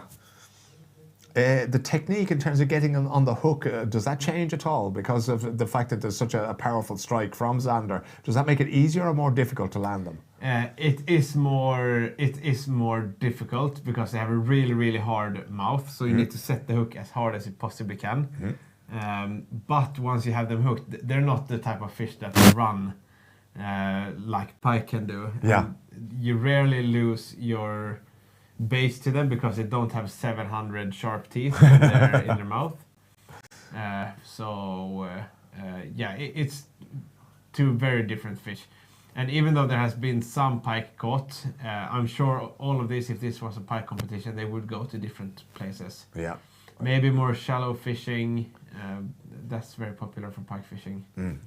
We did see one big pike earlier on today at 112 centimeters. It was landed by the Yarosels team as we have a look in the Fish Explorer Belgium boat flying around. You can see there is a challenge on the screen. I fished next to that power plant. Where those windmills are. We jokingly called it a power plant. Oh, okay, yeah, where all these, it's for wind generating electricity kind of stuff, yeah. Yeah, exactly. Of course, Netherlands being famous for its windmills, and this competition taking place in the Dutch River Delta. The area around this area, is this a very big area for fishing? Do people travel there to fish a lot from other parts? Yeah, people travel there to fish. There is really, apart from the Zander fishing, huge perch are caught there every year in this area. So it has become really popular lately from Swedes to travel down to these areas and fish for mainly perch, because they have it must be the best perch fishing in the world. You think so? Yeah. Yeah. With almost no doubt. That is fantastic. And how would you go about, obviously if you go down there, would you rent a boat or would you fish from land, or how would you go about doing it? I think it's easier there's a lot of good fishing guides going on there, and it's not very expensive to hire guides for a day. Yeah. To go out fishing on the mighty three big lakes of the Netherlands. Yeah. Harringsvliet, Hollandsdiep and Volkerak. That's the three different lakes. Is there any difference between those three lakes and the kind of fish that you would catch there? No? All the same? I think more or less it's the same. There are some slight varieties. Yeah. But it's very fun fishing there. I'm wondering, it's probably not worth trying to listen in whilst that boat is flying across one of those great three lakes that Mille just mentioned. Mouillé, je suis mouillé. Yeah, it's going to be a little bit difficult to hear what he's saying as we fly along there. Yeah. Actually, that power plant, it was really good back in the days. Yeah. When I went there. It used to be the time that, near those power plants, sometimes that... You also something. No. Pontus in the boat there. Okay, they appear to be coming to a stop again. Fredrik getting back to his feet to see what he's got around him there now. It's not exactly the last throw of the dice, but it's getting close. Yeah, I'm back to the boat. Catch one here. We'll try again and again and again. Fishing, yes, we'll try with this time. I think it's the best way for us. It's very difficult, the fishing. We saw a lot of rocks in the other side, but yes, it's too difficult to fish that. We'll come back. We will see. Why not? Maybe a big Zander? Yeah, we're still hoping. Yeah, you are fishing the same spot as the leaders, Ryan and Botte. Yeah. What do you think that they are doing right? Why do they keep They are up? just in the good position. They are exactly in the straight on before the blocks. There are blocks, and they are just after the blocks. So they are with the wind just in the same way than the wind. The wind comes, and yes, they have all for to take a lot of fish because yes, the wind don't take in the line, so it's straight on, and they feel everything. We try, but we try not in the same place, and of course the wind take the line, and we feel nothing. And yes, I think they are in a good position, and I know why they are first today. Very good. Yeah. There we go. Some great insight there from the Belgians about where to put your boat, where to park it, where to they be. got it exactly right, and that's why they are on top of the leaderboard. That is Ryan Ladbote that they were talking about. 328 centimetres is the combined length of their 5 biggest fish so far. Dutch Fishing Guides 323, Hidde and Mats van der Laan 318, Skåne Fishing Boats 296, and Lossegriesen.lv at 293. Unfortunately, in 9th place out of the 10 teams are our friends from Fish Explorer Belgium. Just one decent fish at 56 centimetres that has been recorded by the tournament director. It's a little bit disappointing because they've been very generous with their time. I wonder how many Zander Pelagic Pro team has. They are at 277. Yeah, 277. I think they have... they have 5 Zander. Yeah, they have 5 Zander racked up there. Yeah, then it's going to be a tough gap for them to fill. To fill the gap there. There are other qualification tournaments that take place throughout the year. So it's not just these Zander competitions that we have there. If you look at the map there, there's a couple coming up in Sweden there as well. Which qualification competitions? There is Fly vs Jerk, our most popular tournament. Yep. That will be the first week of June in Lake Vänern in Åmål, in Sweden. And the week after that, we have Perch Pro Open Qualification in Kalmar. Yes. And around that, archipelago. Are they amateur events as well? They're open to everybody. Exactly like this. Open for anybody in the world to participate in. And we love to see as many anglers as possible in these events. This is the first time we ever do open tournament, so 20 boats in the first tournament, and I can't wait to see how Fly vs Jerk Open tournament in Lake Vänern will be. A lot of guys go fishing in Lake Vänern, and you have absolutely world-class pike fishing in those hoods. So it's going to be a thrill for a lifetime. And if you would have a team that want to sign up, it's just a regular pike fishing competition. It's going to be fun no matter how it goes. Of course, all teams can't win. There's only one winner. But I'm sure it's going to be a memory for life for everyone. So first week of June in Lake Vänern. Post-sponsoring will be absolutely on fire. And we can't wait to meet you all there. Tournaments.kanalgratis.se is where you register your teams for that. Get in there. Friday, Saturday, you're going to have the qualifications. Sunday, you could be part of a broadcast like this live with myself and Mille sitting in the studio watching you fishing in Lake Vänern or fishing in Kalmar for a spot in one of the major tournaments there. And of course, the prize money there is the same. 5,000 euros for the winner, 1,500 for second place, 1,000 for third place. That's a lot of money in there. And of course, you will get the chance to qualify for some of the bigger finals that are coming up in late 2023 and indeed in 2024. That's the case here for Zander Pro. Okay, so this is Zander Pro qualification. The winner here today is going to go forward to the finals next year. That will also be shown live on YouTube, and time is getting short. There's less than 2.5 hours to go now, about 2 hours and 21 minutes to go for the 10 teams that are out there, and they're going to have to start making their moves, Mille. A few of those Belgian guys, they've now gone back to one of the points that they visited a little bit earlier on. Is that a wise thing to do in fishing? Is there any sort of superstitions where, never go back, or would you always try these things? The worst part would probably be to bring a banana in the boat. That's one of the... That's not allowed, is it? No, that's not allowed in any way. Why is that? I think it's an old... Oh, God, I don't know this story. Why is not a banana allowed to bring in the boat? There must be some... There must be some old... An old wives' tale, as they say in English, yeah? Exactly. So you're not allowed to do that. So if you want to bring snacks, you could bring a sandwich with you, you could bring yogurt with you, but don't bring a banana. Yeah, There you exactly. go. We'll have to find out. For our next broadcast, we'll find out what the genesis of that particular superstition is. Yeah, But yeah. other than that, as we see one of the lads there, is that, that's not our German friends, is it? From Rhineland boat Yeah, there. no, it's Zander's. Oh, sorry, yeah, that's Zander stuck there, yeah. Yeah. So they are up to 7th spot on the table, 205 centimetres all told. I'm guessing just from the average maybe that's probably 4 fish that Zander struck. Yeah, Zander struck have 4 fish on the board. So if they get one more now, if they get a decent sized fish, that will lift them up. But they're going to need a little bit more than that if they're going to bother Rhineland boat at the top. Now, maybe this is just the fact that compared to your good self, I have an awful lot less experience of fishing, but I'm starting to think that maybe there aren't too many more big fish out there today. Yeah, I mean, it hasn't happened. It was a long time ago since this leaderboard was updated with any good-sized fish. But as we said that we have a new fish. There we go. We have a fish Let's coming in there see now. What we have here. It is our Dutch friends, Hidde and Mats Oh van my der God, Laan. they have 10 centimeters up to Rhineland boat there. And this is their 4th fish since we rejoined after lunch at 1 o'clock Central European time. What's happened? Here we go.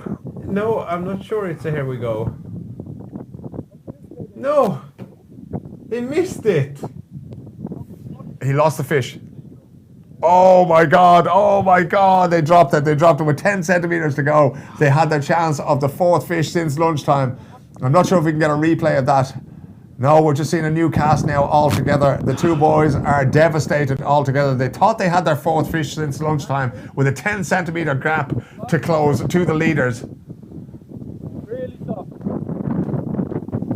Really tough. Can we ask maybe what happened there? It would be great to know from the two guys. You know, the thing is in fishing that it's nothing that happens. It just happens. Yeah, that's I'm just sure fishing. I'm sure they did everything right. Yeah. But sometimes, as luck would have it. I couldn't set the hook very well, and the rubber was in my hook, so it was not inside the mouth very well. So lost it in front of the net. Yeah, it just sounds like a stroke of bad luck there. They just didn't get the hook in properly. He couldn't set the hook very well. It was very soft bite, and the rubber was in the hook, so he couldn't penetrate the mouth of the Zander, so he just lost it right in front of the boat. So unfortunate They there. have so hard mouth Sanders, so if you don't do a proper hook set, that's the type of stuff that happens. Is that a one and done thing? Do you get one chance to Yes, set the hook, yeah. and after that the fish isn't taken? It depends.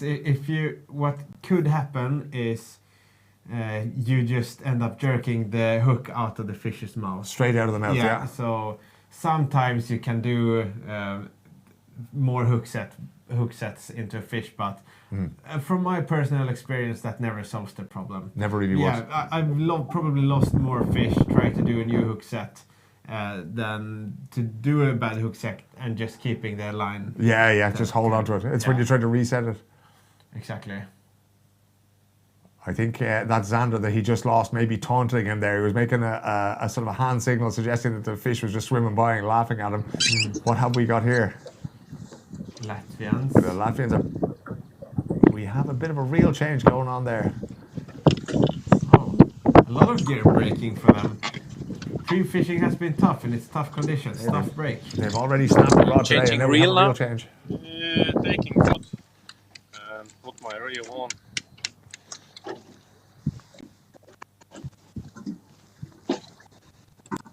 Is your favorite reel, or is it just the line on it, or what is it?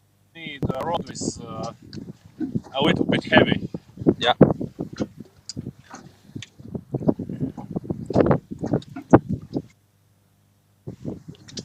There we go. We are somewhere between the art and the science of fishing again.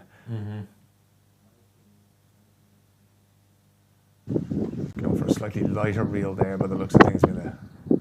A lighter reel, that might have something to do with, it seems like the wind is increasing a little bit. Yeah. And then just if you have a little bit softer line, you can be able to fish in the side winds. Yes. Without having the wind catching your, taking your line. Catching the line. Making sure that you feel it properly. We have a great shot of a reel in action here now. Just seeing exactly how, trying to mimic the movement of the fish with the lure in the water. That looks like a pretty light reel there as well. Yeah, that's what you do to try to imitate the wounded bait fish. Yeah. You fish and then you let it pause, and then you fish a little bit again, and then you pause. Fishing it slowly, trying to get the elusive zander to take your bite. The vampire of the ocean. The vampire of the ocean indeed, the zander fish. It's we're going to go through the boats now and see what people are up to. There's some changes being made. Yeah. New hooks. Terminal tackle. New lures, all sorts of things going on there. When you started fishing first, Mille, it's something that's, you know, okay, you need equipment and you need knowledge and that kind of thing, but you also need an awful lot of patience. Did you naturally have that patience when you began fishing first, or is it something you learn the more time you spend in the sport? For sure, learn it the more time you spend doing this. It's impossible to start fishing. I mean, if you don't have good patience from the start, you'll never fall in love with the world of sport fishing. But where I come from, it doesn't usually take a whole lot of time between the bites. Either. But I mean, these guys, they need some patience today. That's one thing for sure. Yeah, it's something that our Belgian friends there at Fish Explorer Belgium, we've seen there. There you see the stinger hook I was talking about. The treble hook that you put just beside. Here you would have the regular hook, and just a few centimeters behind you have the treble hook coming up. Yeah. And that increases your chances then of getting exactly. a set. You see there, just in case you have a nibble, that treble hook in the back, the stinger hook as we call it, can be the difference between landing it or not. Yeah. Very sad to see for Hidde and Mats van der Laan, who really were setting the tempo now in the second half of the day. That's an absolute heartbreak for them. I feel so much for them. Yeah. But on the other hand, they have been having the most action, so I would be shocked if they don't have anything more before this day is over. Yeah, they'll probably get another couple. They have a little over 2 hours and 13 minutes, 2 hours, 13 and a half minutes to pick up the last few fish. We are back with them on the boat. They're still looking very disappointed, trying to put that behind them as they seek to reel in the last 10 centimeters. They need something 10 centimeters larger than anything that they have on the board so far if they're going to get up alongside Rhineland's boat. Do you know what happens if two teams end up on, say, 323 centimeters? I mean, we can't go give them the most. Yes, the biggest fish of the 5 zanders will go...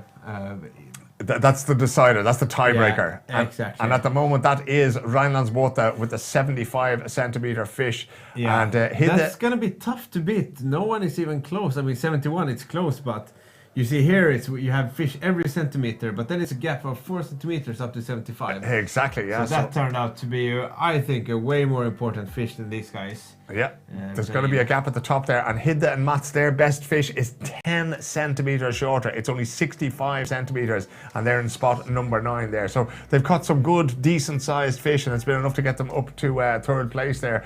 But if they want to close the gap there, they're really going to have to land a whopper now if they're going to go any further up the table than what they already are. And they looked to be really, really close to it that time, but that was the one that got away. We'll see how it turns out for them. We are back on Team Yellowcell, having a look at their boat now. They're, you can see now the wind is picking up all right. The water's a little bit rougher, swinging from side to side there. And I mean, even though Team Rhineland boat, they do have a kicker of 75, and that's quite good, but it's nothing. It's very far from unbeatable. Yeah. And we see on the leaderboard there that they only have 5 centimeters down to the Dutch fishing guides. Yeah, we haven't spoken about them that much after lunch. No, they haven't done that much action. They did really, really well before lunch, but they have no significant improvements now. We are waiting for when the fishing turns here. Obviously a nocturnal species, the zander. We're hoping that things will change just a little bit there as we join Team Zanderstruck on their boat. No rods in the hands there, so they may be either changing tactics or changing place at the moment. Tim Pettersson and Felix Wijk there. We'll see what they're up to. Felix is very well wrapped up there. There is the leaders on Rhineland boat. Looking, it's the same, very calm, very collected, very concentrated. leaders in the leaders of the top 5. They're leaders of the whole tournament, really. The only 3-man team in the top 5 by the looks of things. I'm not sure if they've moved anywhere. I can't remember where they were the last time we saw them, but again, that concentration from the Germans is very apparent. I do not think they have moved spots since they have been catching so many good Zander on that spot. The cast that they're making there looks very sort of relaxed. They don't seem to be aiming for any particular spot. Are they aiming for a particular depth there maybe instead? I think they're just in it to try to cover as much water as possible. So that's why they're throwing their baits out there. They're just firing them out there as much as possible to see exactly if they can get a bite. Now they're fishing, you see that barrier there on that they're fishing. That creates a really, really interesting current. So those type of spots, I have seen a lot of big Zanders being caught on those type of spots before. And is this the Zander is the kind of fish that at this time of the day maybe prefers a sort of stiller, a calmer water kind of thing? They're not going to like it if it's very windy above on the water surface, are they? No, exactly. So they'll be staying down close to the bottom. Yeah, that's my experience. Maybe the windier it gets, the lower they're going to get towards that bottom. And it now is a little bit of a battle with nature to see who can convince them to come up and take a bite at something that maybe they shouldn't take a bite at. Here you have Back Team at Yarosels. Yarosels, is that are they a Latvian team as well by any chance? I'm not sure if you're aware of where they're from before. Yarosels. No, they were Dutch, I think. Now that I think of it. Yeah, they have 2 Dutch surnames anyway. 199 centimeters. Jeffrey Verhege and Pieter Vrooman there. 2 very Dutch sounding. Now they do have a fish on the hook. Team Yarosels live from the water. Direct. As soon as we went over there, the net is out very quickly. That looks. There's a bit of a bend there. It came up too fast. You're not impressed by that one. 199 centimeters is what they've managed to do so far. How many fish have they caught? This is their 5th Zander of the day, if it does turn out to be a Zander. But Mille wasn't getting excited at all. I think it came up too fast. The bigger fish have a little bit more of a fight in them. It will lift them up more like above Zander struck.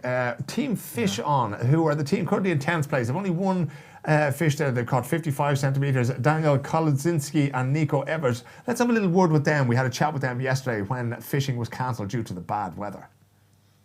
Hi, we are Team Fish On. I'm Daniel from Germany. And I'm Nico from Germany too. And we are happy to be in the finals. The first day was very hard, but we managed it to catch some Zanders. We have catch some big perch too and big pike. That was bony. Yeah, 150 perch I catch. Yeah. While casting, we have seen in the live stream all catch the fish with live scope, and we catch the fish all with casting. That's our goal for the finals. Yesterday the wind was very, very strong, and today it's even stronger, and we are happy about that. Competition today not started because it's I know this water and the waves are very high, up to 2 meters, and it's impossible. Also the decision was right. If we win the Zander Pro competition, the money is not our goal. We want to start on Zander Pro. Yes. Das ist denn schöner. We will fight you. Yeah.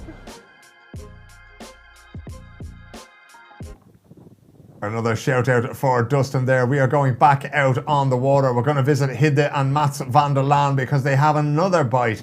I think they've had more bites than the rest of the field put together in this afternoon. Looking very, very carefully there now. They were very close to landing another fish, but it was the one that got away about 15, 20 minutes ago. Big Zander, but end up to be a pike. So that's a bummer. Not good. They just caught a pike. A disappointing afternoon. Now, the last 15, 20 minutes, we talked about resilience there and having patience earlier on. So you have a big fish that they didn't manage to land. We have another bend on a rod here. What is this? This is Zander Truck. Yep. They Looks were also they were in danger of being passed out there. What can you see there, Mille? nothing too impressive, is it? At this stage, I'm thinking that anything that they managed to land on the net is pretty You impressive. are not wrong, my dear friend Philip. That actually looks pretty decent. That is pretty okay. Yeah. The boys from Yeah, Zander they had slipped down below Yarosel's there on Pelagic Protein. They were down in 9th spot on, sorry, who was that now? That was Zanderstruck. We're on 205, 8th spot they were in, 205 centimetres altogether. And now they're pulling up a halfway decent looking Zander. We'll see what they managed to get I out. thought it looked tiny, but that's not a tiny Zander right there. Once they got it into the net there, it started to look an awful lot bigger. There was a good bend on the rod there before they brought him out of the water too. So we'll see if they're managing. Again, Look at that. Not a bad fish. That's pretty good, all right. Let's see how much this one clocks in at. Around about 50, maybe 55 if they're lucky. I'm gonna say 52. He's given a bit of a battle there, that fish. Let me see if we scroll down here a little bit and see. Zanderstruck's previous biggest of the day was 65 centimeters. That one is probably, just around about, just under 55. Yeah. So that may make a little bit of a difference. Let me see. It is their 5th fish of the day, which is likely to lift them up the leaderboard just a little bit, right? So if it comes in at 55, that will lift them back up into 7th spot and ahead of Zarosel's. So they're just registering that particular fish now and getting ready to send it in to the tournament management, the tournament directors. They will have a look, and if that is approved, it will raise them up to 7th spot again. They were looking a little bit glum, Tim and Felix, a little bit earlier on the day, just before lunchtime, but things are starting to turn their way just a little bit. Maybe not the biggest fish, but certainly it's always good to land something in the boat at this hour of the day. Yeah, and I mean, at this stage, they're just hammering. So every time you get a fish, just something that so you know that what you do works, even though it's not a game changer of a fish, but it's always nice to have some to get a confidence boost. Exactly. Getting any tug on the line here at all is pretty good. We are back with Rhineland Botha now, the 3-man team, Frank Busmeyer, Dennis Barry and Yo-Yo Smith on the boat there. Very, very close. You can see how close they are to those windmills, so they're not too far from the coastline, looking for a little bit of a drop there where the Zander might be hiding. And there looks like a fish is on the hook again. There we go. And this is team... This is Rhineland Botha, I think. Our leaders. Yeah. The 3-man team there, you can see. The leaders are back at it again. Very methodical. Oi, what do we have here? We saw the concentration earlier on there. Will they further spread out their... Hard to see there from that angle now because we have a little bit of a problem with the internet connection, but we're still getting to see what's going on there. It's a Zander at least.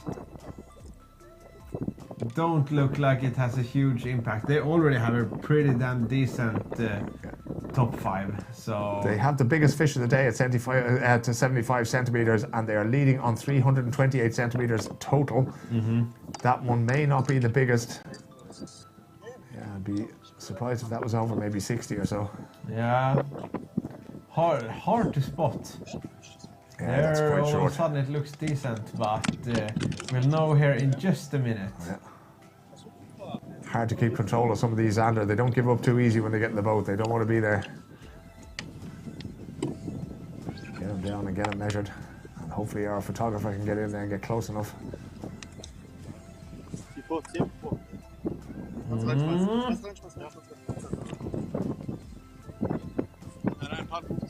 I just saw a Zander in the air there. I don't think it made any difference for them.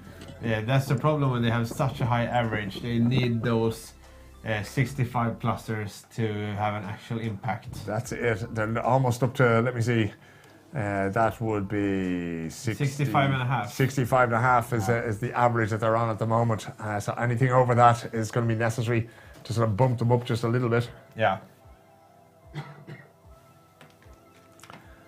Fun and games there on the boat. They're looking quite happy with themselves. They're very, very I would be concentrated also on. if I was on top of this scoreboard. Yeah. It's just a case of keep pulling them in there, trying to create a gap there. We're back with Hidde and Mats again now. They just pulled out a pike there, which didn't turn out to be much use to them as we tick up towards only 2 hours left of the tournament. That would be 7 hours of fishing. They went out at 8 o'clock this morning, the 2 young Dutchmen, along with the other 9 teams in the field. And there is not long to go now. 2 hours and 1 minute left to see if they can find the big fish that will take them to Zander Pro YouTube 2024. The Germans are back. They're not letting the euphoria get to their heads at all. Resetting and getting those lures back in the water, those baits back in the water. And off they go again. And imagine the knowledge that exists in that boat. Team Rheinland Boote from Germany. Frank Busmeyer, Dennis Barry and Yo-Yo Schmidt there. 3 very experienced anglers in there. It's in their prime, leading the whole competition so far, going into the last 2 hours of the day. There you but go. Is it 3 o'clock ready? It's 3 o'clock already. Look at, we could stay here all night talking about fishing. We could. How would you expect, if this leaderboard finishes this way, and Rheinland Boote, if they win, right? How do you expect them to do when they meet the pros this time, or maybe in a year's time at Zander Pro 2024? Do you think they have a chance? Of course, everybody have a chance. There's a saying in football that the ball is round. We don't have a good saying for that regarding fishing. The fish is wet. The fish is wet. Literally anything can happen. Yeah. But to have a chance against the pros, that is Team Roadhouse Fish, an extremely skilled French team. Team Naystroft and Abu Garcia Berkeley, they're insanely good Zander fishermen. So these guys needs to train to be able to perform at the highest of levels. There has to be a lot of fishing going on. They'll also have to learn to fish at night, because that's one of those tournaments whereby you have a window, you can go, you can fish, and night time is the best time. What are we looking at here? That's one of the old traditional lures there, wasn't it? Yeah, that looks rather big, so it looks like Team Sanderstruck are going for that one big kicker fish they need.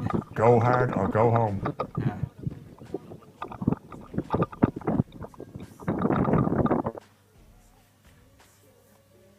Dropping it in there.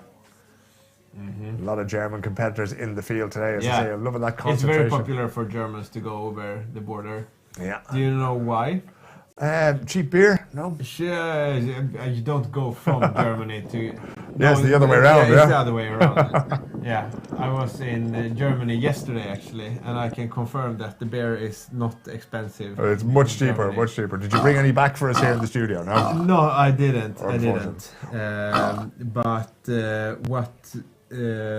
What I was about to say is that catch and release is prohibited in Germany.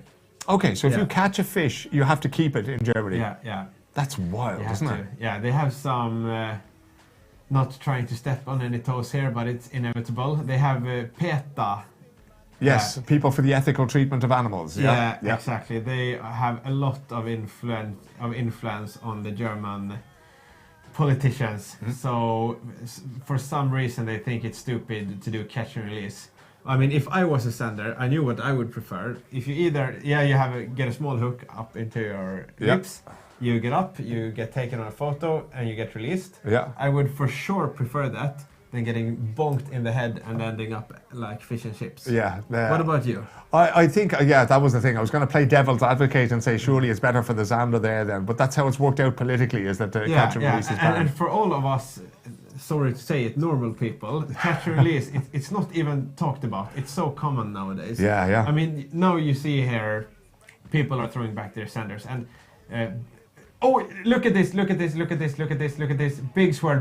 Fish Explorer! My Let's word. Go! It's finally paid off for Fish Explorer Belgium. Look how happy he is. Look how happy he is. Poor guy is almost ready to cry there, Steve Adam. Look at this. Now starts the chase. Let's see if we can have a listen to what they say. That's the top fish of today. Look at this. Steve Adam delighted with himself. Let's go! Look at that Zander. Look how high it is. Huge fish. And a lovely close-up of that before we even get to measure it. What's the lure that did it? These guys have struggled for so long today. Yeah. And they have tried absolutely everything. Oh, poor bait. A poor bait? You mean the bait is getting busted, yeah? Look at the teeth on that fish. Yeah. They're looking very sharp indeed. I'd be very, very careful if I were a man. Yeah, and now they have 2 hours. Do you think it's going to be an exciting time or what? Well, you know what? Pop that fish back in there and see if you can pick up another one. Yeah. Still has the grip on the fish there, Fredrik. Bringing it over now to get How it big measured. are their biggest? Are they on the top 10? I don't think they're anywhere near the top 10. They have a 56 from earlier on today, and that is it. That is their only fish, but they're just about to add one of the big boys from the day. The top 10. So That's going to be a 70 plus every day of the week. There you go. Let's see what that comes in at. The tide All right, may Fred. just have turned. How big do you think it is? This one? Yeah. Oh, not far, 470. Yeah, not far. Yeah, more. 75. Oh, that's Look, 75. If that holds, that will be the joint biggest fish of the day, together with the boys from Rhineland Bote, who landed a 75 centimeter fish early this morning. Oh, nice. Oh, I would so. Belgian mojo did the trick. Sorry, but so. Yeah, a 75. Incredible. Incroyable, as they would say Incroyable. in French.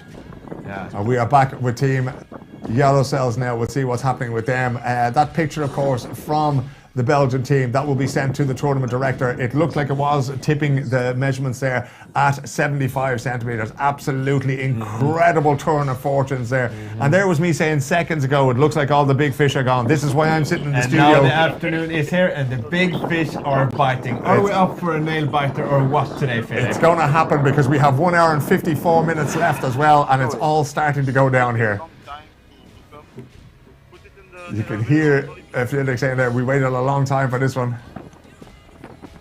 Oi, oi, oi. Now what they're doing is making sure that Pip, the tournament manager, is approving the 75 sender centimeters. before they're releasing it, because then it's too late. Yeah, you can't mess around. You can't take any risks in this situation at all. We will see what Pip has to I say, if cannot that's going to be believe it. approved. Yeah. They've sent it in there by the looks of things.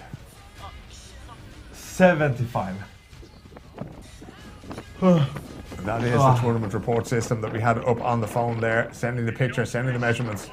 Just waiting for the approval now, and that's going to make every little bit I can't sit still on the chair. I want these guys to win so badly. Do you? Yeah. I want everyone to win. I think that they very much deserve a big fish like that now. They won't make it any further. They're currently in 9th spot. Look Imagine how happy they must be. They have been going on it yeah. all day long, and finally they have at least close to a tie on the big fish board. Jerk bait, crank bait, attractants, absolutely Drop shot, everything. Literally everything. Yeah, they were the first to finally use the they drop have shot. it. Yeah. Yeah. And finally they got the But big fish. Honestly, guys, big hats up. Team Look at this. Fish Explorer Belgium. God. Oh my goodness. There you go. It's over the edge. Yeah. Let the games begin again. See, hold on to the tail there, yeah? Off it goes. Yeah. Fish Explorer Belgium was one of the Fredrik best and catches. Steve, so well deserved of that fish.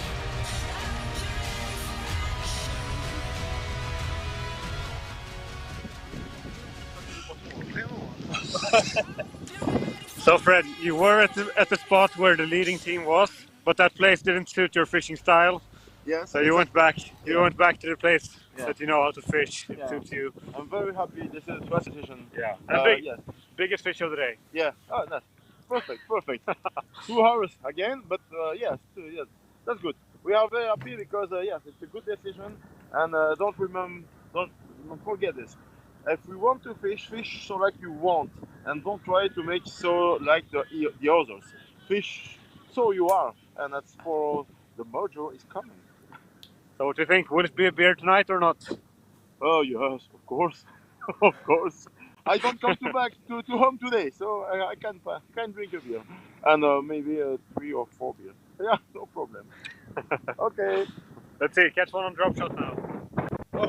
No, let's for the drop shot. So Steve on the bottom. There you go, still pulling all the tricks out of the bag there. Love that. They just said that they were fishing close to Rhineland Bote and it didn't suit their style of fishing. They adapt and they improved. There we go. Fish Explorer Belgium going in at the top. 75 centimetre fish, exactly the same as Rhineland's boat that landed early, much earlier this morning. Is this one of the... No, this is Yarosel that we're looking at the moment. And one of the other teams there, we can see the boat zipping across from right to left. They are changing position there. I think it's one of the Dutch teams that we're changing. Right now, we're checking in with our Latvian friends. From lazagreasons.lv at the moment, I think, as well. We're just having a look and seeing what they're doing there. Very gentle fishing going on there. Our Dutch friends, Hidde and Mats van der Laan, as they go. The distinctive orange pants there with the reflex lines. They're going to be famous, those orange pants. You think so, yeah? There we go. Fish Explorer Belgium still in 9th spot, but now up to 131 centimetres. They were at 56 a little bit earlier on, and their fortunes have changed entirely. It must make it an awful lot easier now coming into the last hour and 50 minutes to go out there and to cast and to cast and to cast. What would you do now, Mille? Would you do exactly the same as what you'd just done? Yeah, I would. That's it. When you found the trick, just continue. Where you catch one, you'll many times find more. Yeah.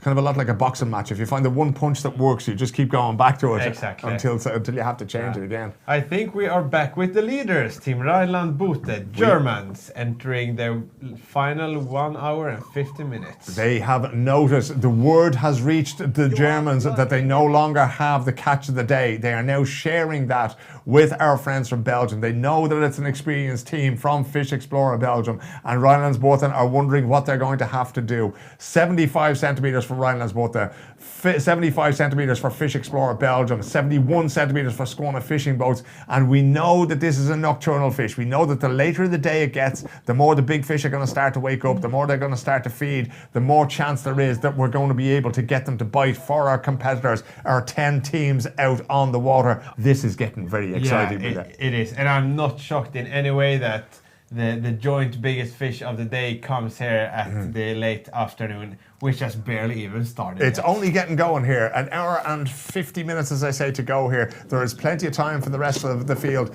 to get involved in this. There's plenty of big fish out there. We know from Friday's qualification there was 70, 75, 80 centimetre fish getting caught there as we check in with our friends from Latvia to see what they are up to.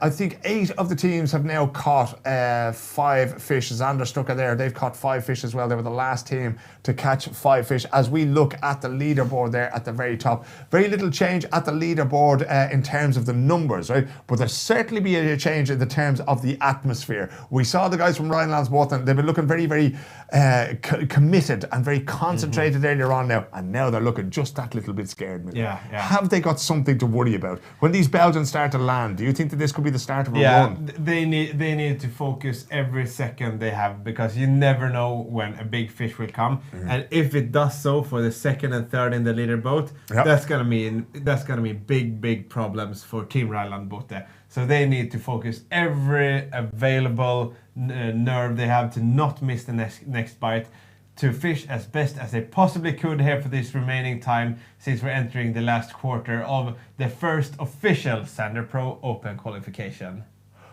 What would they be looking for now? Are they looking for a kicker fish? Are they looking for an they are absolute looking whopper, for a 1 meter fish that will just clean everybody else out? You see there, the team on the 10th and 9th and 8th place, they're looking to fill their paper. When you fill the paper, then it's time to start looking for the kicker.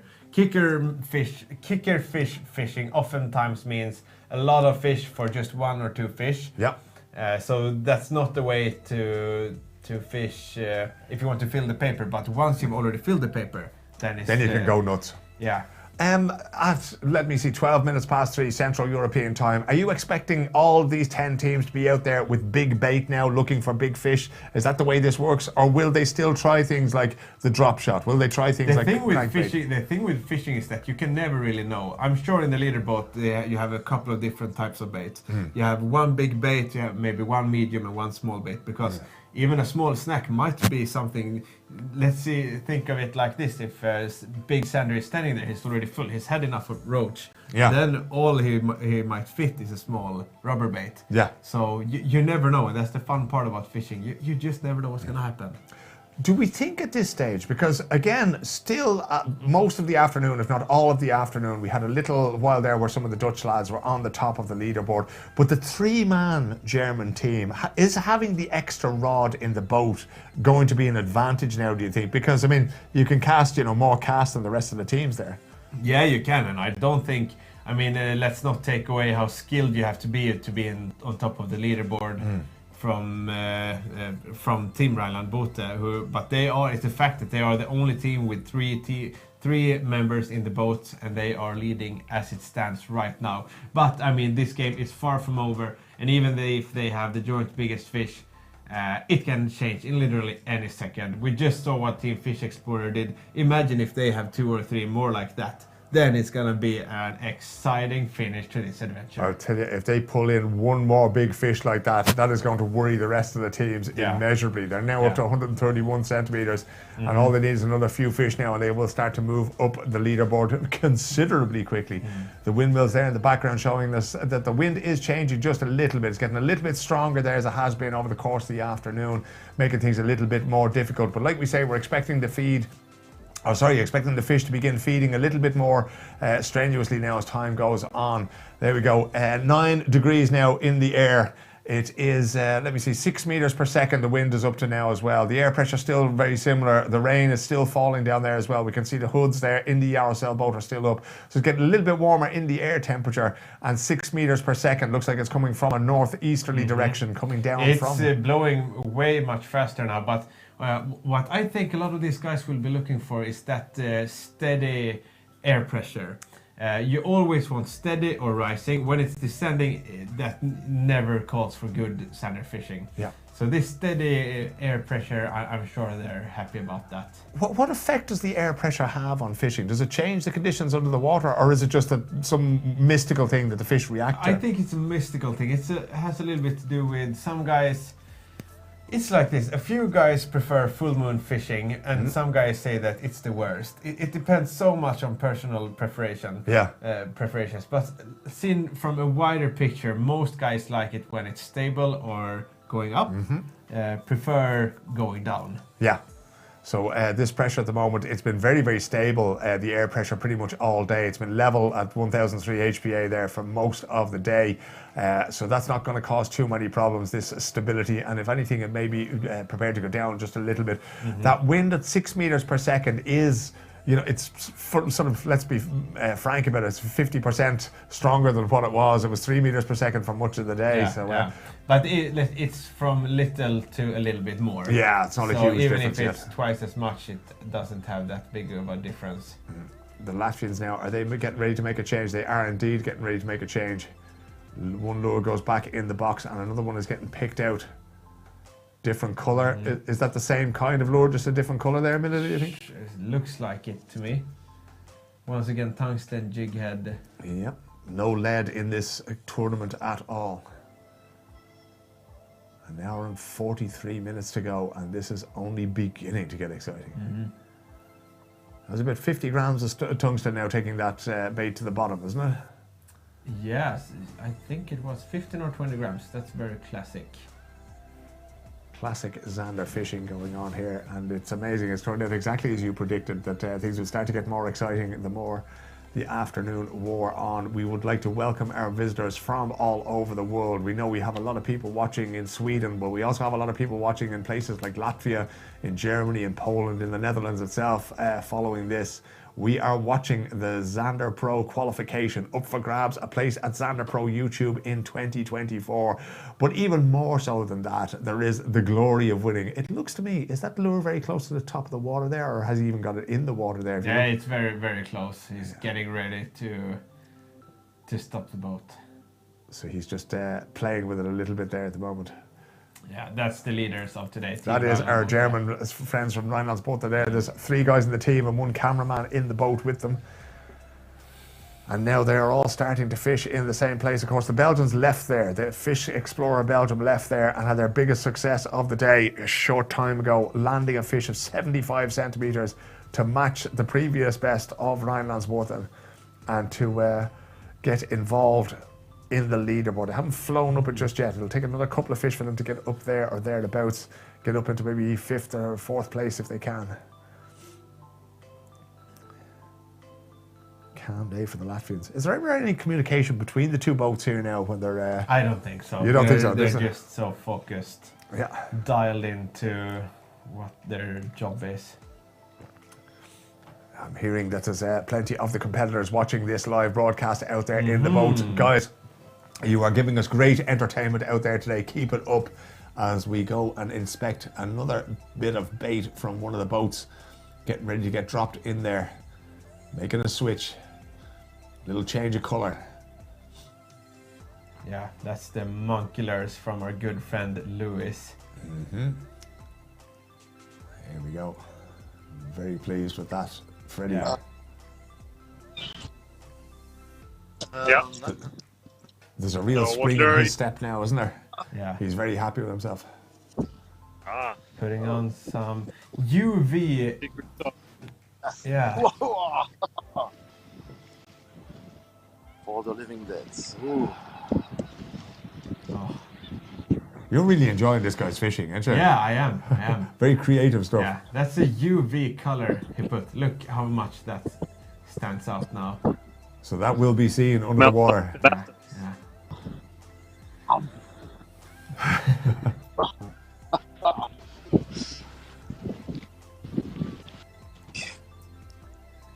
Garlic scent. That's nice. This one too. A garlic scent. Yeah.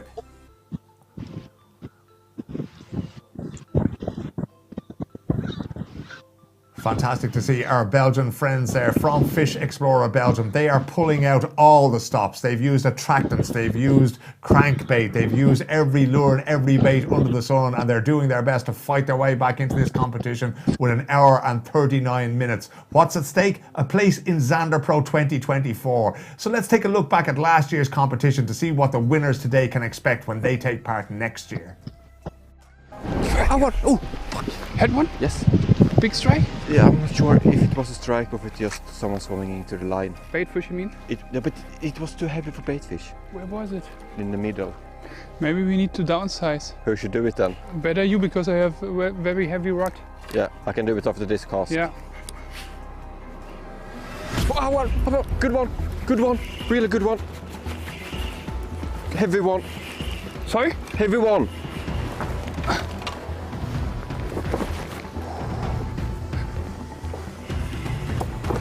I don't see it. Turn on the light.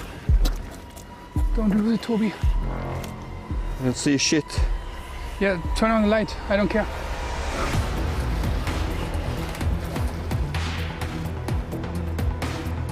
It's a good one. Bring it in, Toby. Bring it in.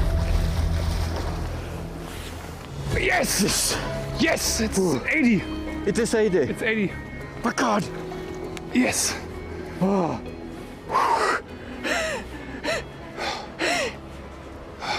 I'm nervous. Now I'm shaking.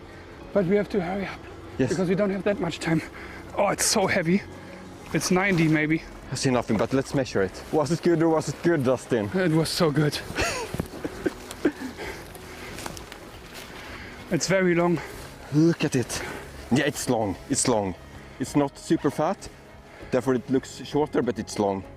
We need to hurry. I hope it's a 90. Is it 89? Yeah, it's 89. Yeah. This can be the top fish for today. What a nice fish from the shore.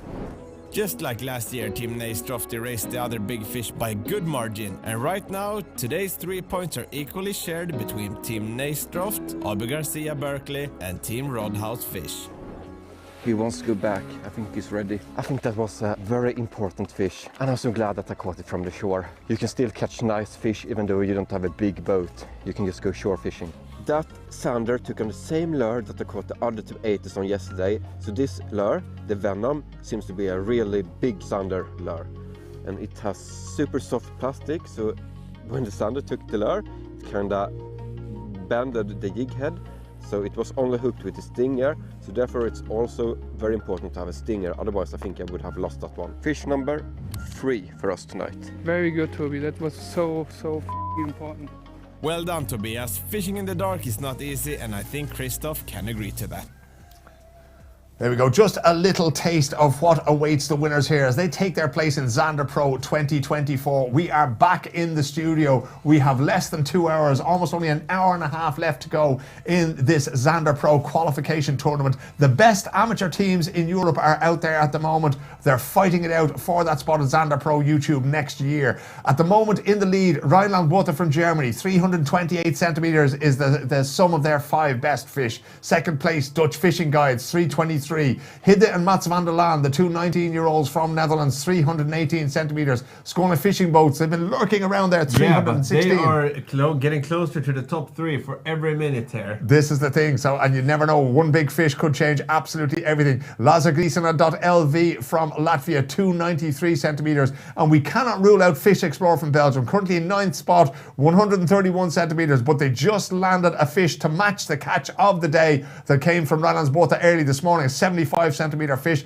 Our friends from Belgium, when I say they've tried everything, they have tried everything and are finally having a little bit of success. We're going to have a look now at some of the lures, some of the things that get used in this kind of fishing Mille. We have some of them on the desk here now. Some of them that are a little bit of this colour may not be able to be seen, but we have a few things here. Could you explain what kind of soft baits these have? You're starting with the smaller ones, are you? Yeah, exactly.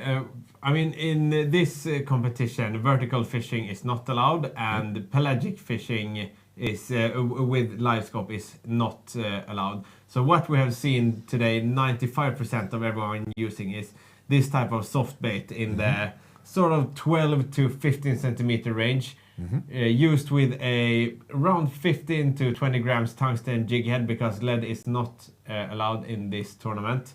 And these are just great baitfish imitations. It mimics not sander but roach and bleak and all this type of baitfish that the sander are going for at this time of the year. We have also seen some guys tuning into a little bit bigger soft baits, but it's around that 12 to 15 centimeter what's been mostly used today by the teams. We've also seen some of the teams going into drop shot and other various techniques. And then the V-tail shaped baits that has no paddle in the back are more popular for that type of fishing. But yeah, 95% of the guys today have been using just a regular soft bait between 12 to 15 centimeters to get the big fish in the net. Is this a decision that they would have made on Friday as part of the qualifying tournament? Okay, we started with 20 teams on Friday and now we have 10 teams today. We had to cancel the qualification yesterday because the weather was so bad it would have been unsafe to go ahead with it. So is this stuff that comes from pre-fishing? They fished this water before. They know, okay, a bait like this is going to be successful, so that's why we're using it today. Yeah, it goes way back. This is not any type of secret. It's such a great way of fishing sander. Just a regular soft plastic, 12 to 15 centimeters, a heavy jig head, and then they're good to go. You mentioned a little bit earlier on there that Sweden in particular is, they're very much at the forefront of breaking new technology, new engineering, new kinds of bait and that kind of thing. What kinds of changes are we seeing in terms of, are these baits becoming more lifelike? Are they behaving more and more like roach and like bleak? No, I wouldn't say that. That's a very interesting question. I think what's been happening a lot is since, at least I have been talking a lot about with some of the guys that works in the development departments of some of the biggest companies in Europe, and most guys are trying to get new models for this pelagic style of fishing that is with live scope, and that is you just want a simple bait that catch fish, and a lot of guys are coming up with new soft plastic made for this pelagic style of fishing. We've just joined Hidde and Mats there. See Hidde standing up at the back of the boat. They were having a quick snack there, making the most of the time that they were using to change location, having something to eat there, keeping the blood sugar up, and now they are back with the rods in their hands. They have made a superb run since lunchtime. We took a break for lunch between 12 and 1 o'clock. We came back and I think they caught 4 Zander, which has seen them rise to 3rd place in the table. Yeah. 10 centimeters behind the leaders. They lost a real big one, 10 centimeters from the net also, and it looks like now they're fishing on just about that 4 meter area, We're hoping for these guys. These are the youngest contestants of the field. That's why we're rooting a little bit extra for them. But you know, every team has their charm. Rheinland Boot, the 3 lovely Germans, are also fishing, and combined with all the rest of the guys. If we look here to our left, we can see the map of the Dutch River Delta here. A fantastic place in Europe, one of the most famous places in Europe for fishing. You'll get people coming over the border from Germany, from Belgium to fish in these lakes. You mentioned there's 3 big lakes, right, in the Netherlands where people go fishing. You'll find Zander there, you'll find Perch there, and indeed we've seen some big pike being pulled in there as well by our competitors. They didn't really enjoy their pike fishing today. We saw one of 112 centimeters, which was really, really good. Absolutely monster. Yeah. For people who are looking at this and getting into sport fishing and maybe doing it at an amateur level, these are the best amateurs in Europe that we're watching here today on YouTube. Is this an easy place to get to? Can you fly there and get in a bus? Yes. I mean, the Netherlands, they have really, really good communications in the city, so I have been there multiple times, and it's very easy to just grab the plane to Amsterdam, and then there's trains going literally every 10 minutes all around the beautiful city. And as we have seen before in Zander Pro, there is a lot of big fish caught from shore also, so you don't need a fancy boat. You just need some, you know, there's a lot of skilled guys, and there's a lot of good guides online on where to fish around these waters. But for those who come there for the first time, I know that there's a lot of good guides fishing. For example, these guys, Dutch fishing guides. I'm sure they have some sort of a fishing guide service. Yeah, I think the clue is in the name there. Yeah, the clue is in the name, exactly.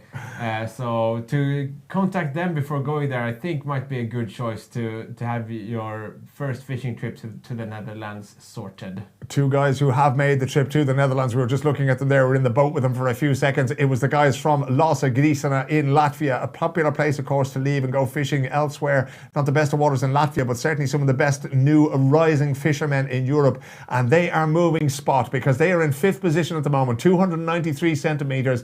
In the early part of the day, that was pretty good. That got them up the top of the leaderboard, but they're slowly getting left behind here, and they're going to need a couple of big fish, as are our friends from Fish Explorer Belgium. Landed a big 75 centimeter fish, probably the most joyous catch of the day, it has to be said, because these guys have tried everything. Now up to 131 centimeters, and there we see a little bit of real work going on there. Not a whole lot since then, but working methodically. Nothing really beats like when you have a plan and it starts not producing, but then in the end you end up with a nice fish like that. So even if they don't win today, they deserve all the credit for sticking it out until the very bitter end and catching that beautiful 75 centimeter Zander. Catching it by spin fishing, it's absolutely amazing. Tremendous to see such creativity. And you know what strikes me, and it may not be the right word to use in a sport like this, but the courage to go and change from one thing to the other. We've seen him using that ultraviolet dip on one of the baits that he was using. So these guys haven't been afraid to change space. They've gone to where the leaders were, which is an obvious thing to do if fish are biting there. They left that place as well. So it's quite courageous what these guys are doing here and plotting their own path. And now we're in the final 1 hour and 30 minutes. I just hope they are able to catch 4 more sized Zanders like they just did. Yeah, it is terrible really when you see, you know, there's 10 teams here today and we really want them all to do well. There's big cash prizes, 5,000 euros for the winners, plus that much coveted spot at Zander Pro 2024. But you'd really love to see everybody walk away with that top prize. You'd really love to see everybody catch. It's a shame that only one team can win. It really is, because each team has its charm. I'm not sure who we are looking at now, but we are back with the Dutch boys now, the 2 young lads that Mille says are the future of sport fishing in Europe. 19 years old and being able to tackle this tough starting field in Zander Pro Open qualification, qualifying from the first day, going into the final day. Yeah, that's something that will be talked about for a long time. How was their qualifying on Friday? Did they really outperform? Because they kind of surprised a few people to get here, right? To the final. I don't think it was anything special, but you know, it doesn't have to be special. As long as you're in the top 10, you get no special favors if you win the first day. It's just to make it to the final day. It is that, you know, how much effort are you going to put into the Fridays? We see Team Yarosel hitting the brakes now, just switching off the engine. They have struggled, they have battled. They're in 8th spot out of the 10 teams in the table. We know what they're capable of. They've shown us a few big fish there now today, but desperately searching for the one big fish that would push them up the leaderboard. Team Fish on 10th spot, 110 centimetres. Nico Evers and Daniel Kaludzinski there. Maybe hasn't gone their way, but they certainly haven't given up. They're still out there, still trying their best as we go back to Fish Explorer Belgium. Drifting a little bit there. As I say, these guys have tried absolutely everything from attractants, smells in the water, baits that smell like garlic. I don't know what it is about Zander, but they seem to love the garlic. Yeah, they do. It's one of the first, when I was younger than I am today, I met an angler at the local fishing spot where I was fishing. And he had like this bag mixed with garlic and oil, etc. And he told me, hey, Mille, try this. And I put it in the bag of garlic oil, and I threw the bait out, and it didn't take long before I had my first sander of the night. It was crazy. He caught something like 26 sander, and I think I caught 2 or 3 that evening. Even though we were fishing right next to each other. It was just something special. I don't know if it actually was the garlic, or that I was 12 years old and he was like 40. But he had something special. He knew how to get those Zander out of the water. These guys know how to get these Zander out of the water too, but what they're looking for is the big fish. There's no small baits going in there. There's no messing around being done anymore because the clock is ticking. An hour and 25 minutes is all they have left to pull in the big fish that's going to have them in with a shout of making it to Zander Pro 2024. A lot of concentration going on now because every decision you make now, it's one thing to make a call at 8 o'clock in the morning to shift your position. It's a completely different thing to do it at 26 minutes to 4 Central European time when there's only about an hour and 25 minutes to go. We shall see who will be next to pull a fish out. Of course, the later it gets in the day, the closer we get to the Zander's usual dusk and evening feeding times. It's going to be fascinating to see what these guys can pull out, if they can pull out anything at all. I was being the merchant of doom a little bit earlier, saying that I didn't expect a whole lot more big fish. And straight after that, Fish Explorer Belgium pulled up a 75 centimetre fish, one of the longest on the day. Can you remember what the biggest fish that was pulled out on Friday was? There was some 80 centimetre. 80 centimetres. So there are big fish in there, all right. Close enough to see. And remember, that's far from the biggest fish in that lake system. You think there's a bigger fish out there? 100% surely. Let's hear, if we can hear some of the sounds of what's happening over there with young Hidde and Mats van der Laan.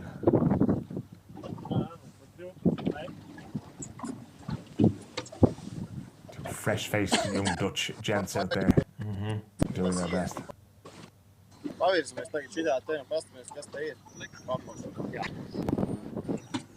Quite here if they're speaking English or Dutch on that boat at the moment. Yeah. Yes. Moving. Yeah. What's your plan now? We're going to upgrade. We're going to catch a bigger one. That's good.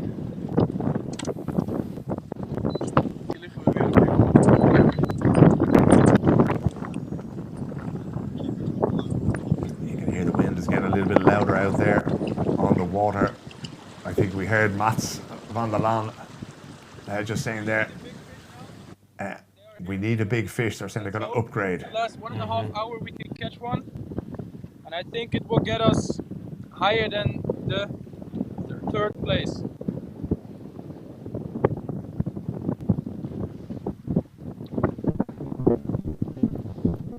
That's all it comes down to now is finding that one big fish. They are in third spot. They are 10 centimetres behind the leaders on Rheinlandswater. The 3 Germans, Frank Busmeyer, Dennis Barry, Jojo Schmidt is there. Hidde Rinkel and Mats van der Laan there in that boat, currently in third spot. So it's going to be fascinating to see now. They're basically going all in now because they've nothing to lose, right? They have to double down on the action, and I mean, if they don't, they will see this tournament slip out of their hands very quickly. And it may do so quicker than what they expected, because Skåne fishing boats have just joined them on 318 centimetres. Sjord Terpstra and Bas Halsema, they're just joining them on 318. So they have pulled another fish into their boat, and that has them neck and neck for third place there. I'm seeing that Zanderstruck, I think, have just caught another fish. They've just risen to 7th spot on the table, 278 centimetres. Things are starting to happen, Mille. Fish are starting to be landed as well now. So it's all getting very, very interesting. We're keeping an eye on the top 3, but things are happening below them as well. Just trying to find out who's doing what there. Yeah, so Sconey fishing boats have landed a 71 centimetre fish. That was landed a little bit earlier in the day. Pelagic Pro team, 70 centimetres. At the top, Rhineland both a 75 centimetre. Fish Explorer Belgium, 75 centimetre.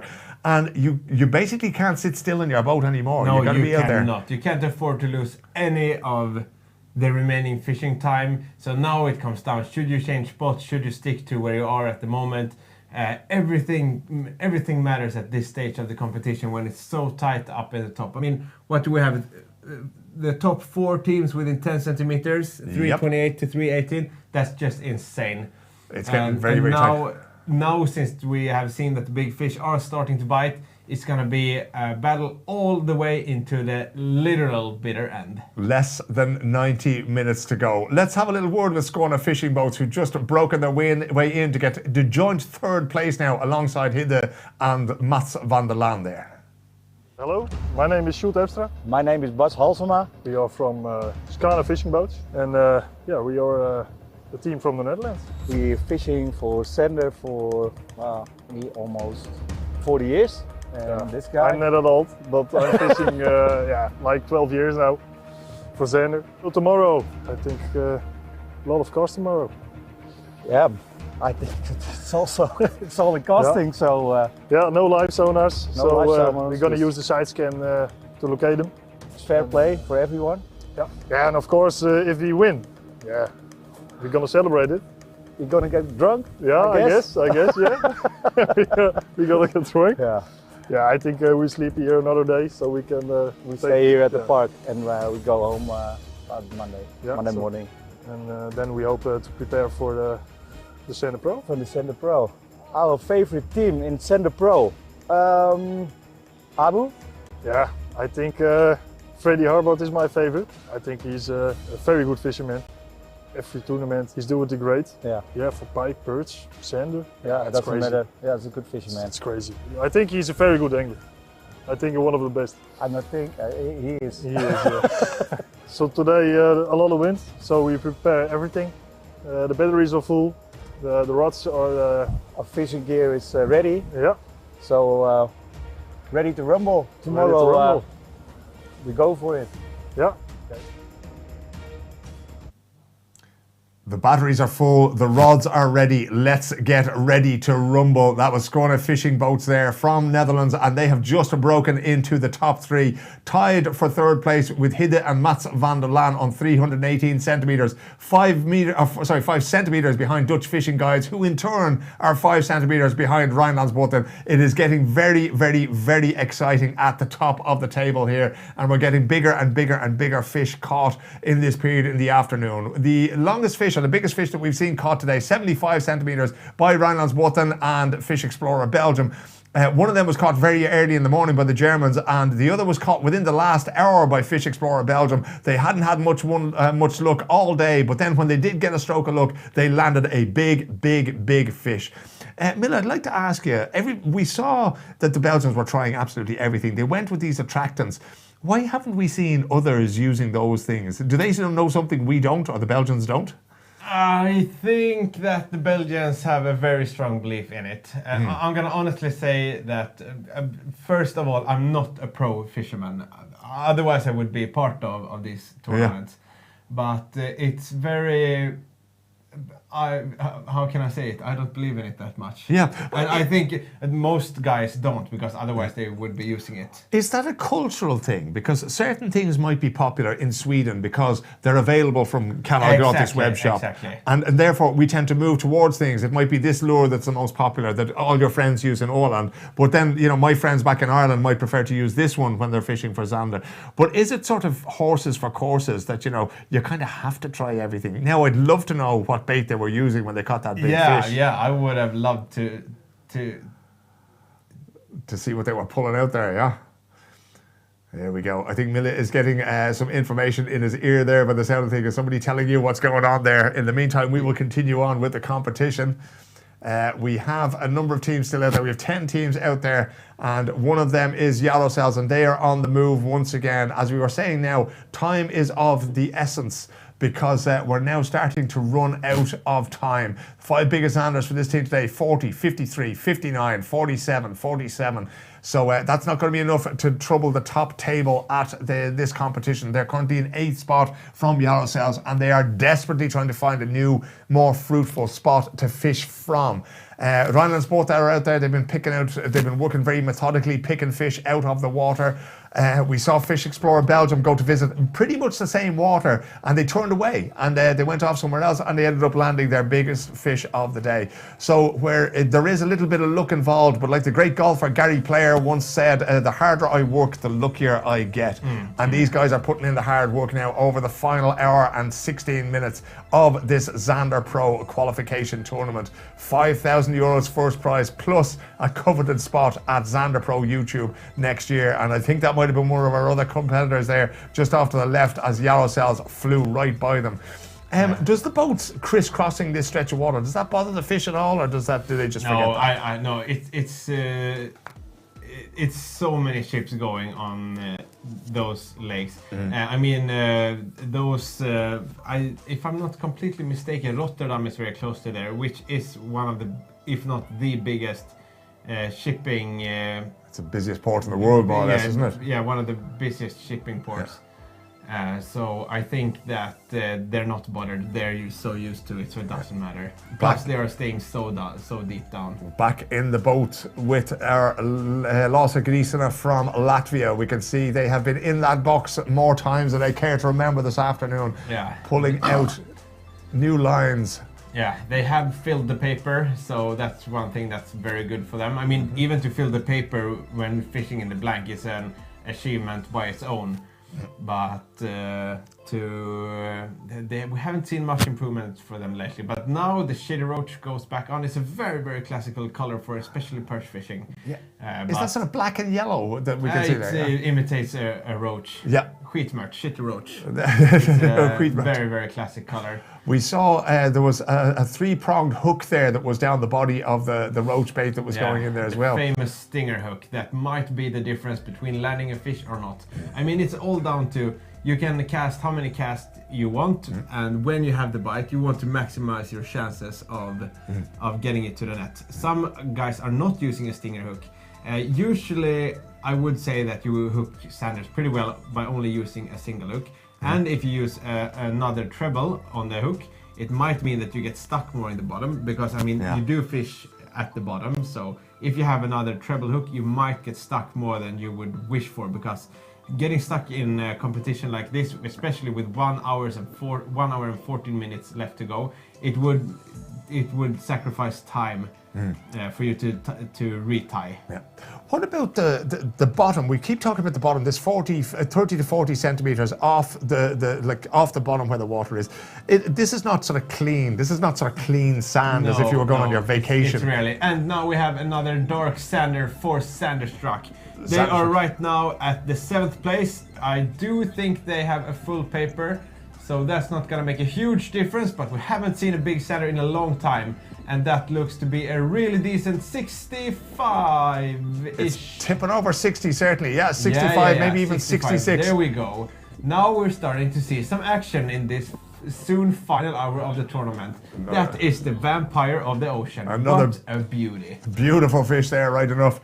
And it's good to see a smile on Tim's face. He's been looking a little bit grim there, a little bit through the day, and a high five for the two guys there. Very well deserved high five, I must say. It certainly was. 278 centimeters. They are 11 centimeters behind Pelagic Pro Team, who did little or nothing all morning and then zoomed up to 6th spot in the table. They may well drop that depending on what Zanderstruck measure in at there. They had indeed filled their card, as you mentioned. Zanderstruck were already on 5 fish.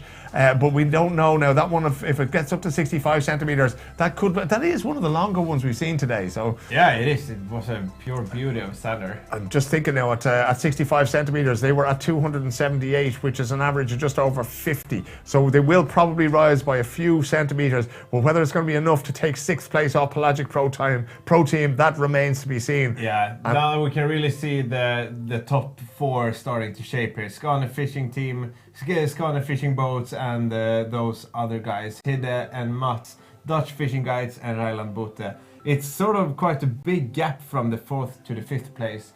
So I think some of the teams are looking to shorten that gap up. They will be looking to close that gap all right, but they're going to need those 65 centimetre, 70 centimetre fish if that is to happen. You would wonder if this might be the start of, I'm just looking at that sky there in the Netherlands over the Dutch River Delta where this competition is taking place today. It's getting a little bit darker. I know this is the first day of summer and that there's a grand stretch in the evenings and all those jokes will be told a little bit later on today, but it's still coming towards the evening here. Yeah, and I mean, we always said that towards the afternoon is when the big fish should start to bite, and this that is now. Yep. Now this final 1 hour and 11 minutes, that's when I think that most of the action is going to happen. So this leaderboard that we have right now, it's nothing that I don't think it will stand. There's nothing set in stone. There are 71 minutes left. Especially since it looks like Hidde and Mats have a fish, or am I wrong? No, I'm wrong. There was a net being picked up there, all right, but they went back to business there. So don't know what happened there. They did pull in a rather large pike a little bit earlier on. We've seen a few big pikes and a couple of nice perch pulled out, but of course that does nothing for the leaderboard. They're not going to get anything out of that. The longest fish of the day so far, it is split at the top. There was an early effort from Rijnlandsbote, which came in at 75 centimetres, and then Fish Explorer Belgium, perhaps the most joyous catch of the day, 75 centimetres in the last hour or so. Skåne Fishing Boats, they landed one at 71 centimetres, Pelagic Pro Team 70 centimetres, and then Lause Grisna from Latvia, our good friends, has travelled all the way down from the Baltic state, 69 centimetres. Tight after that. Two at 68, a 65, a 65, and another 65. The biggest fish, of course, for Hidde and Mats van der Laan, only 65 centimetres. So they could really do with a couple of 70 centimetres, maybe even a little bit bigger if they're going to climb the leaderboard there. Starting to hear a little bit of noise from one of the boats out there in my earpiece. I'm not sure if we're going to be going over and having a look at what's happening out in the field at the moment. We did see Mats and Hidde there with their net out, but then that was quickly put away. Of course, maybe an hour and a half ago, they looked like they were just about to land a very big fish, but unfortunately Mats couldn't get it under control, couldn't get that hook set, and that fish was the one that got away on this Sunday afternoon, the first official day of summer. I can't imagine how they will feel unless, knock on wood, they don't win this and happen to lose out with just a few centimeters. What would they think when they go to sleep? Oh Lord, I wouldn't even want to ask them at this stage. No. On the other hand, it's stuff like this that happens. It doesn't matter what you do, it doesn't matter who you are, it still happens for everyone all the time. Yeah, as Fredrik from Fish Explorer Belgium has reminded us several times today when he was having a barren period in the middle of the day, it's fishing.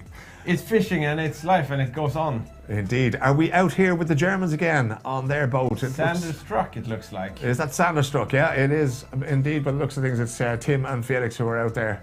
Very flat at the front of that boat there. That must be a very big boat that they have, Mille, is it? No, that's not Team Zander Struck. That must be... It could be Rijnlandsbote.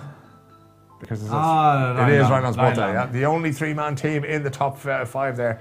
But I wonder if you need a bigger boat when you have three fishermen on it. I'm presuming you do you? Yeah, but luckily those guys knows someone who sells those boats. Indeed, they sell them themselves back in Germany, don't they? Yeah.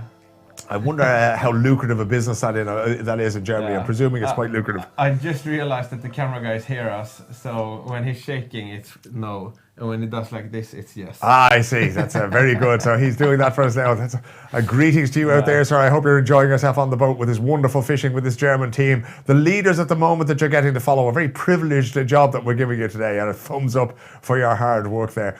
We can see again, the hallmark of this German team all day has been not communication, but concentration. They're doing their work there. They're being very methodical about what they're doing.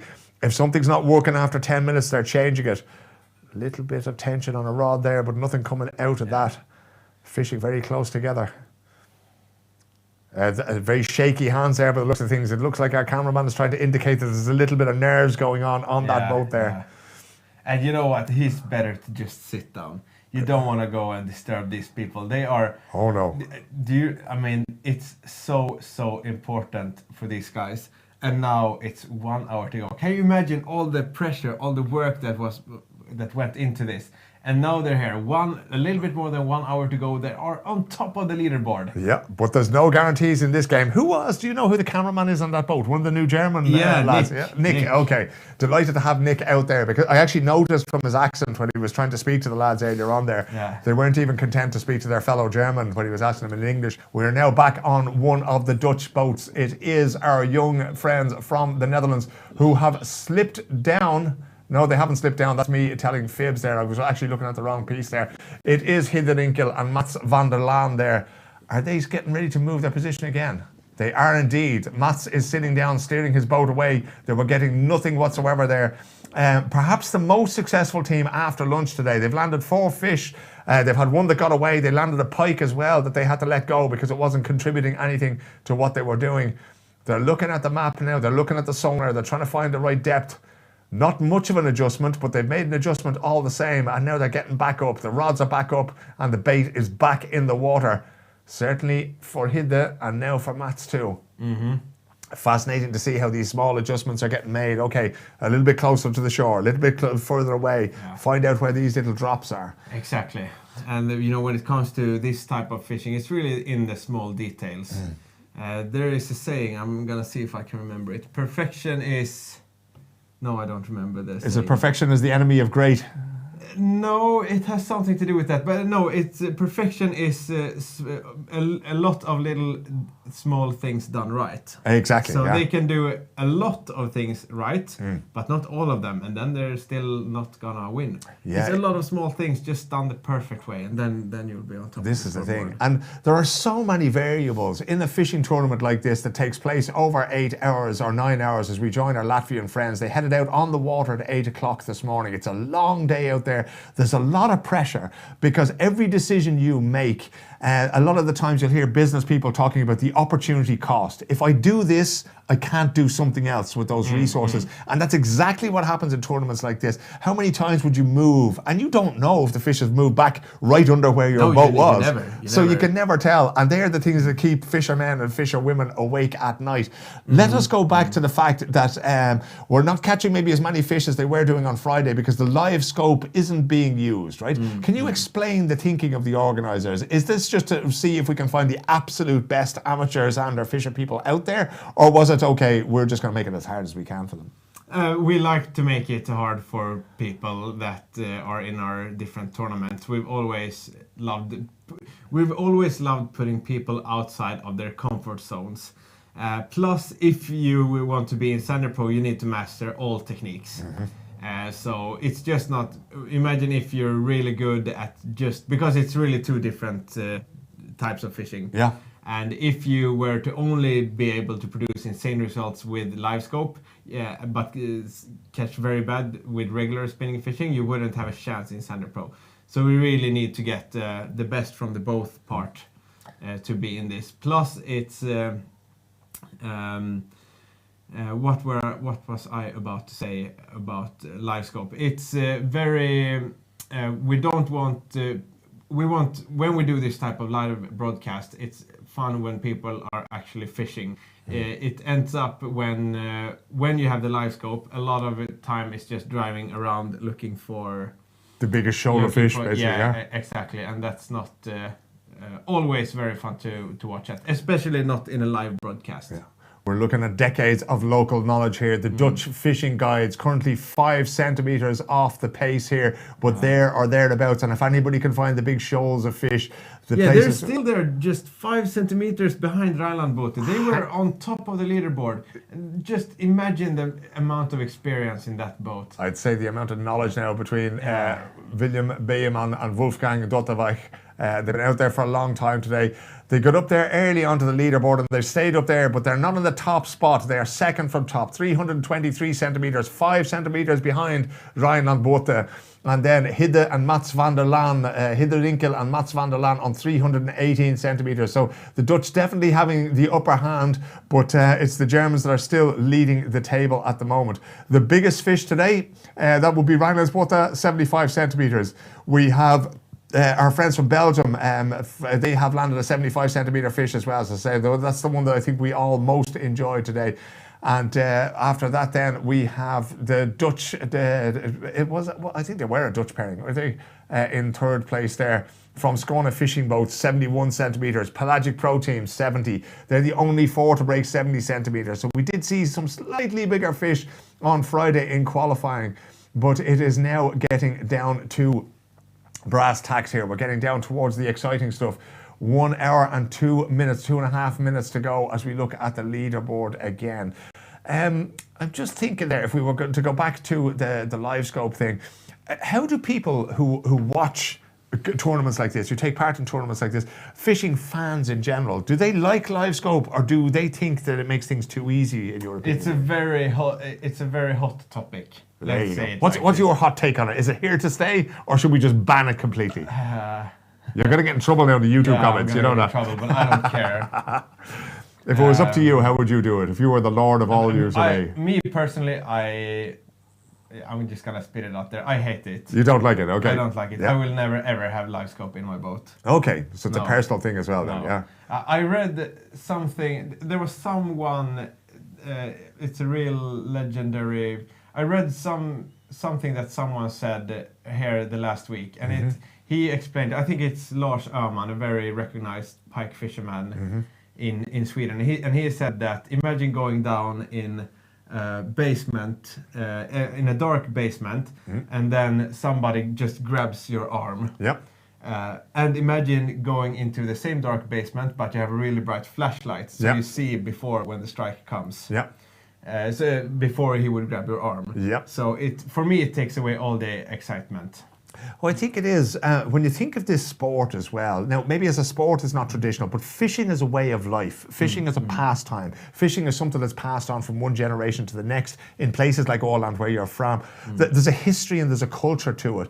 And sometimes the thing that I've always found most appealing about fishing is it's not easy. You have to know stuff. You have to have patience. You have to put the effort in. As we see the two lads there, Hidderinkel and Mats van der Laan, again having another snack as they move their boat again for the second time in about 15, 20 minutes, making a small move there. So out of respect for that, I mean, I fully understand the fact that, you know, nobody would like more than me if fishing was to be easy, but it's not. And that's kind of part of the appeal of it as well. But what live scope does and what it's good at is reducing time between the big fish, because the results that we see nowadays from anglers all over Europe, especially in Finland, they are very on top of the technological game.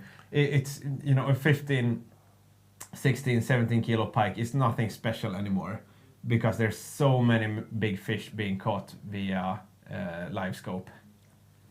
So that was my hot take on live scope. That is your hot take, and it is something that we will return to in future broadcasts. For the record, as far as I know, that the teams using live scope in tournaments have never won, I'm being told. So it's one of those things that where the old-fashioned fishing skills, the old-fashioned knowledge, the art of fishing, as I said earlier on today, it's somewhere between an art and a science. Ladies and gentlemen, we have less than 1 hour to go. We have a leaderboard that's been looking the same for about the last half an hour or so. Reinlad both there in the lead, 328 centimeters from their 5 biggest fish so far today. Hot on their heels, 5 centimeters behind. The Dutch fishing guides, we just visited them there. All the knowledge in Dutch fishing is basically gathered in that boat. All the youth and all the vigour of Dutch fishing is gathered in the boat of Hidderinkel and Mats van der Laan. They're further 5 centimeters further back, 10 centimeters off the lead. Skåne Fishing Boats, more Dutch knowledge there, also on 318 centimeters. Zander Stuck sneaking up the table, right? They've been looking very disappointed at certain times earlier on, very glum through certain parts of the afternoon as the rain poured down a little bit earlier on. But they have crawled up now to 296 centimeters and a 5th spot there. They replaced our Latvian friends from Losegrisena.lv, who've been having a fantastic day, but just not fantastic enough, because that's the level of competition that you're going to get when the best amateur anglers in Europe get into a boat on the Dutch River Delta and start competing for a place in Zander Pro 2024. And that €5,000 top prize. Mille, you promised me earlier on the big fish. When will we be seeing them again in this last hour, do you think? What will we need to see from these teams? It's right about time for it to happen, but a lot can happen in 1 hour. You're sticking with that. You're expecting us to see big fish and big changes. Have to. I'm too far in it to give up on it right now. He is all in. Mille is all in on this, and we are out on the boat. We're just checking in there with Zander Struck to see what they are doing. There's another line coming out of the bag there. I think that's Tim at the front of the boat there, just to the right of your picture there, testing the line. And who would that be? That is Felix then at the back of the boat, making the last of judgments. They're going to know, because maybe that isn't them, is it? No, it's not. No, it's the Rhineland. Oh, that is the Rhineland guys. They are getting down there, pulling all sorts of things out of the woodwork here now. Now it looks like we're going into the mystery boxes. If in case of emergency, break glass. This is that one. Exactly. What is he looking for here? Is he looking for a hook, a line, a sinker? What's he looking for here? I think he is looking for... Whatever it is, it's wrapped in plastic and it's coming out now, and this is the first time it's getting used today. It's getting opened up. I think it must be a hook, is it? Yeah, I think it's a hook. Ah, it snaps. Fox Rage snaps. Okay, what's that going to do for him? It enables him to attach a lure to his leader. Yep. It's something that makes it easier for you. You tie it on at the end of your leader, so you easily can change baits. So he'll be able to make quick switches now. Next, 10 minutes. This bait isn't working. Okay, I'm going to change it for something else. So he can just snap them on and off there. Yeah. Very sensible. Tying it off with his teeth there, because every second counts now when we're into the last hour. 56.5 minutes, just under 56.5 minutes to go here. At 1700 Central European time, there is a hard stop for this. We will be able to tell you the preliminary result, most likely 99.9% sure that will be the result, but that will be confirmed later on this evening by our tournament director, Pip, when everything is counted. All the fish are measured, all the pictures are in. They're approved once during the day. He'll go back over them again once the tournament is over, and you'll find out. We will be off the air by then, but we will do our best to let you know who it is going to win the Zander Pro qualification for 2024. His hook is out of the water for a long time here now, Mille. It better be worth his while by the time he puts it back in. Yeah, but it's not like they're on top of the board for nothing, so I'm sure he knows what he's doing. And of course, being part of a three-man team, there are still 2 hooks in the water, which matches anything that everybody else in the field is doing. 10 teams. We started out with 20 on Friday. They were whittled down. No qualification yesterday. So everything that was done on Friday got these 10 top teams here today. The best amateur teams in Europe. And my word, they've shown us everything that they have. And they've still shown us that as Rhinelands both are going through their box of tricks to see what they're going to do for the last hour. See a little bit of bend. I bet they are fishing their best spot now, waiting for that one final kick. You think so? Scoreboard. That's it. It's okay. That's this is how where I would do it. The place you believe in the absolute most, when you know that the fish are, you can sort of see that it's getting darker for every minute there. Yep, it's getting darker in the sky, all right. Yeah. We have our cameraman Nick is on the boat. He is listening to us here and he is watching these guys go to work. He's not getting involved there. He's staying out of their communication because they are working together as a team, these 3 guys, Frank, Dennis and Yo-Yo. And they've been working very, very well together all day. The nose of the boat. I don't like this. This is too much for my heart. It's getting too exciting now, all right. Do you think we're going to see a Hollywood ending today? Do you know what? I think there might be a sprint finish in this yet, because there's so little between the top teams. You mentioned, I think, that in qualifying on Friday that there was like 1 centimetre between the teams the whole time.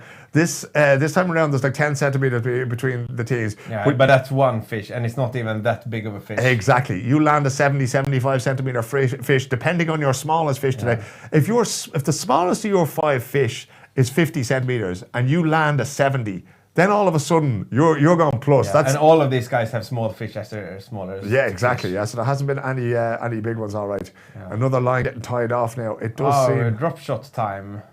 Oh, so we're going all in now. We're going to try absolutely everything all at once here, basically, and see what works best from the 3 Germans in the boat there. Fascinating to see the tactics as they try to work out what they're going to do with the last 53.5 minutes of this particular tournament. See the gloves on there now. Somebody got tired of the rain making his hands cold. Do you have any touch when you're wearing gloves? Sorry? Do you have any touch when you're wearing gloves? Because yes, you have, because the fingertips is is cut off from most of the fishing gloves. While we are waiting on the Germans to get their tactics set up for their final run at glory today, they are in pole position, but they've got two other teams breathing down their neck, and it's not finished in the rest of the field yet. But before we watch the climax of this particular tournament, let's take a look back at last year's winners and how that all ended.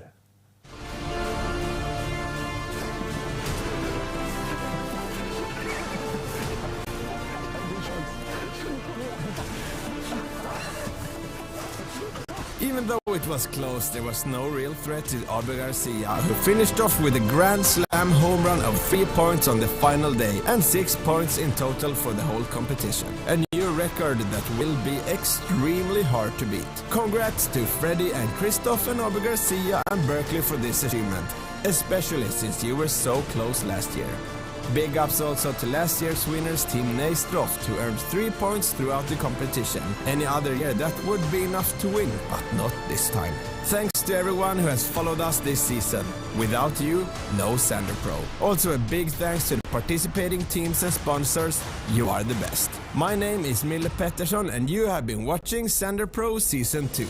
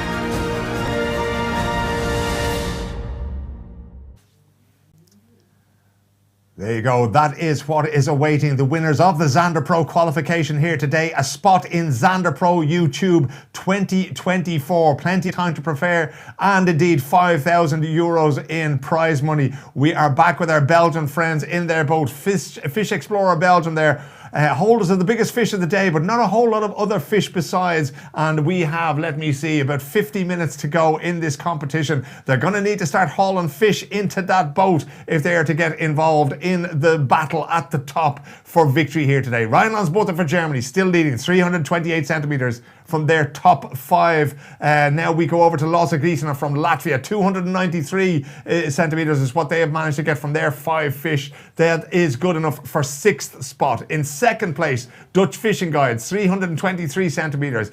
And then tied in 3rd and 4th spot are Hidderenkel and Mats van der Laan of the Netherlands and Skåne Fishing Boats. We saw there when we looked back at last year's tournament, last year's finals, there was a Zander in there that was 95 centimeters long. What these guys wouldn't give for a fish of that size, Mille, at this point in the day. It would be an absolute game changer for all of these teams. Imagine the confidence you will get from catching a fish like that. It would be absolutely incredible. Fish Explorer Belgium now down to 10th spot because Fish On have hooked another fish there. Nico and Daniel have pulled another one in there, so they're after pushing Fish Explorer Belgium down. But if Fish Explorer Belgium were to make their 3rd fish a 95 centimeter fish, that would, as you say, change absolutely everything.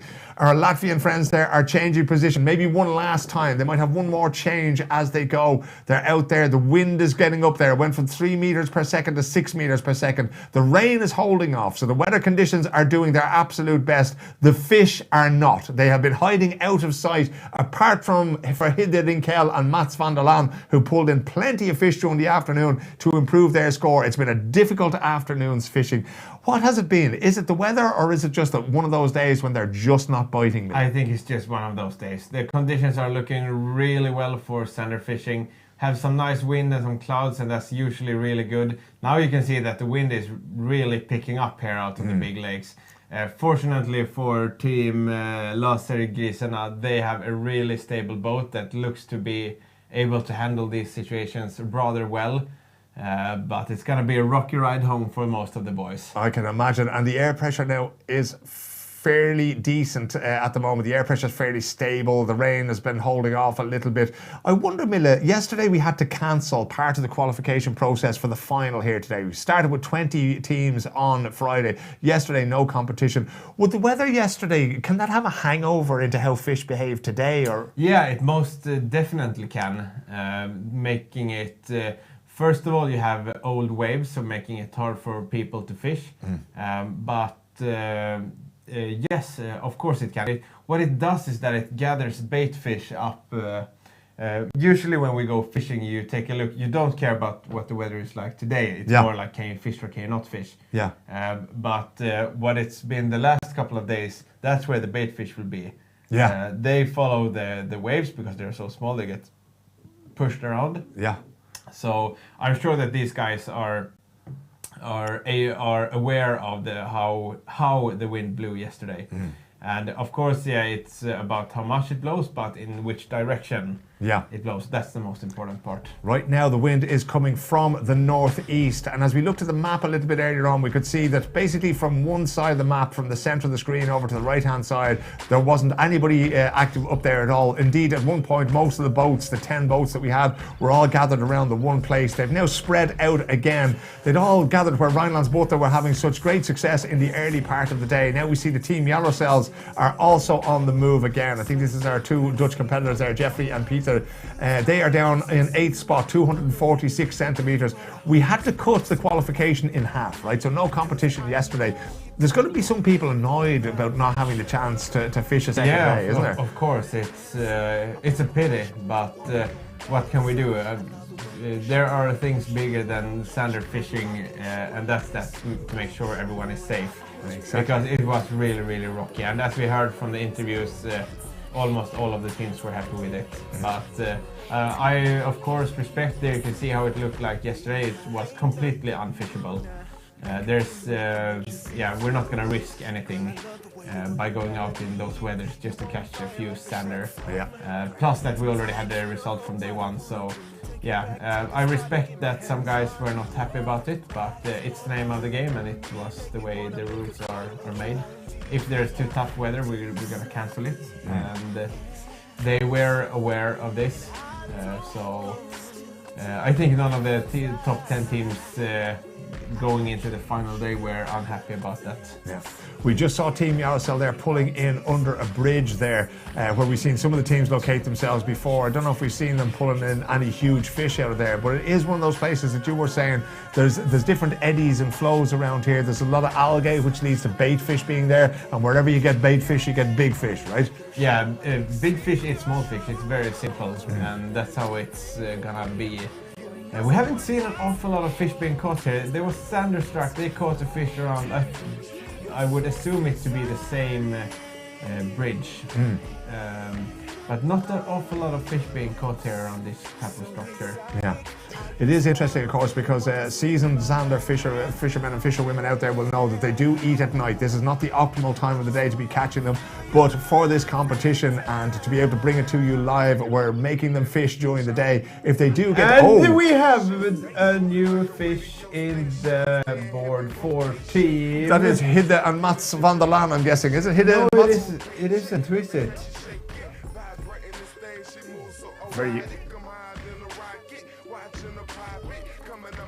It is Hidde and Mats. Oi.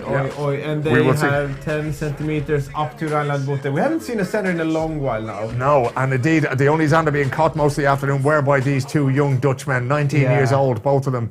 Hiddelinkel and Mats van der How big are their Laan. smallest fish? That is a very good question that we will try to find out now. But we were saying that most of them were round about. Their biggest fish is only 65 centimeters. So anything around 65 would be a big bonus for them. And that's up around 70. And that could well do it. It's not 70, it's like 63. It's going to 63. be... It will which be means tight. that the smaller fish would have to be 53. Yeah, so if they wipe out a 53, a fish of 53 centimeters, they will be on top of the leaderboard. If that was only 52, well then off it goes, okay? As you can see there at the top of the leaderboard, 328 centimeters, Rijnlandsbotte. Dutch fishing guys, 323, they haven't moved for quite some time. Hidde and Mats van der Laan, the two 19-year-olds from the Netherlands, 318 centimeters. If we can have somebody in the control room check what their smallest fish is, we may well have a new leader very, very soon indeed, with only less than 43 minutes left in the competition. And that is going to cause waves down in that water when that news gets down there, Mille. Yeah, and as... this is hard. This is a heartbreak. A heartbreak for who? They will be delighted. The two 19-year-olds will be delighted. Yeah, they are delighted. Some other guys, not so much. But it's going to be... It's either 1 centimeter less, the same, or one above. It's not more. It's in that. You think it's going to be that close, yeah? Yeah, I think. They may be, you know, if they were to get to 329 centimeters, well, it wouldn't make a whole lot of difference to them. 1 centimeter, it may as well be a mile for those guys if they do get in there. We will await the confirmation. We will await the updating. They also lost their biggest center of today, 10 centimeters from the net. Yep. So if someone is deserved of a new upgrade, it's these guys. Again, we go back to it. You know, the harder they work, the luckier they get. They pulled out a string of fine fish now throughout the afternoon, which has contributed to them climbing the leaderboard. Some guy once said that the more they fish, the luckier they get. Exactly. And now that stroke of luck just hit Team Hidde and Mats. It's about time by the looks of things. Is this our German friends now from Rijnlandsbotte? We know that Nick the cameraman is listening there, and no doubt he has passed on the news that a big fish has been landed on the boat of Hiddelinkel and Mats van der Laan. And Nick, keep your ears peeled, my friend, because as soon as we have news of what happened there, we will be bringing it to you. The fish would have been measured now, and the measurement will be sent off to tournament director Pip. They will have a look at it there in the tournament direction office, the tournament managers, and they will either approve it or they will dump it. One way or another, the fish has probably already been released and it's been sent off there. No official result up there yet, but we wait with bated breath to see what it is going to happen. And no more so than on Rijnlandsbotte, because they know that they may have to pick one more big fish out of the water if they're to get back into this. Yeah, I'm a little bit quiet. I'm trying to do the math in my head. Yep.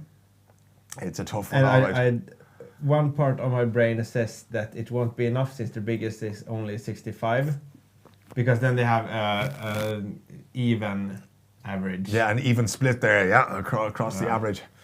It is going to be interesting to see what happens, to see what it is they gain from that fish that they just pulled out. We couldn't quite see, because of the 4G signal and the atmosphere, 5G signal and atmospheric conditions there, it was quite difficult to see what the exact measurement was. We think it came in at around about 63 centimeters. If it does, oof, and if their smallest fish was 53 centimeters, that would be an absolute banger for the two guys, the two young 19-year-olds. That's an absolute banger for real. That's a fantastic thing to do this later in the day. Wait for this. I literally can't wait for this. We'll have to have the smelling salts brought in from Mille soon enough now. He's getting so excited here. I don't need anything because I already have the Nace Predator in my nose. The little garlic whiff of the Predator there. Yeah. We are focusing our attention on our German friends there from Rijnlandsbotte, and we've been aboard their boat ever since we saw the two Dutchmen, and Mats van der Laan, Hiddelinkel and Mats van der Laan, landing that particular fish. A stunning turnaround in the last hour, less than 40 minutes to go. And the world is watching Zander Pro qualification. And whatever you do, do not move for the next 40 minutes or so, because there is high drama going on in the Dutch River Delta. Make sure to share this with everyone watching Zander Pro. Oh, I almost feel sorry for the fishing fans who aren't watching this today. It's such a great tournament. I'm literally getting hand sweats. Hand sweats and goosebumps here from Mille, none of which can be used as bait here, but it's going to be fun. We have a look over the shoulder there. I can't do this. Why did I sign up for this? I literally can't do this. I know, this is the thing. You've been saying this since lunchtime, how excited you were at this.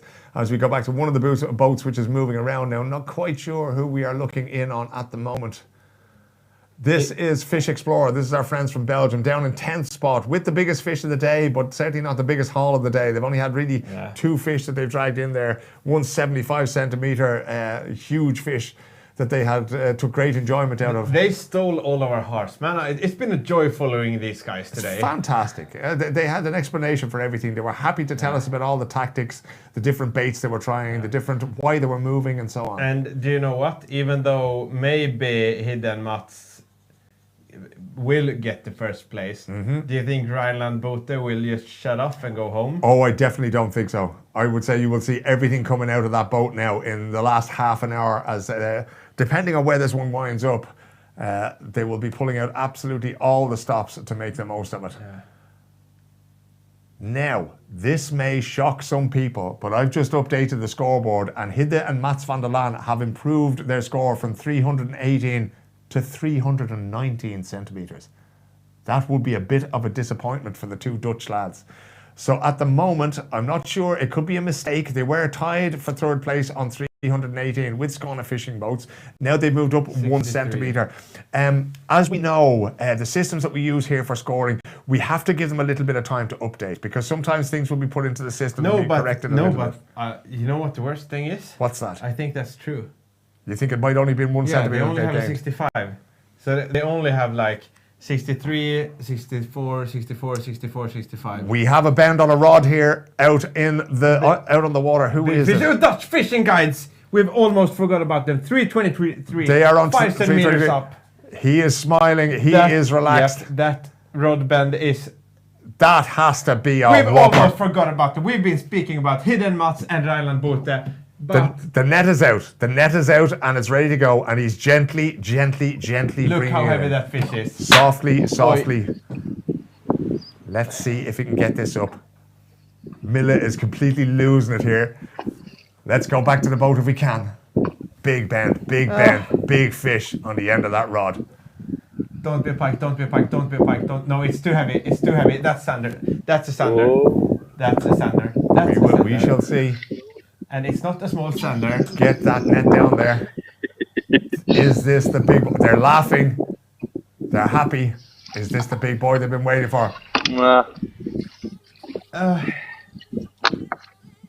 60 the fish? air just went out of things here. Yeah, yes sir.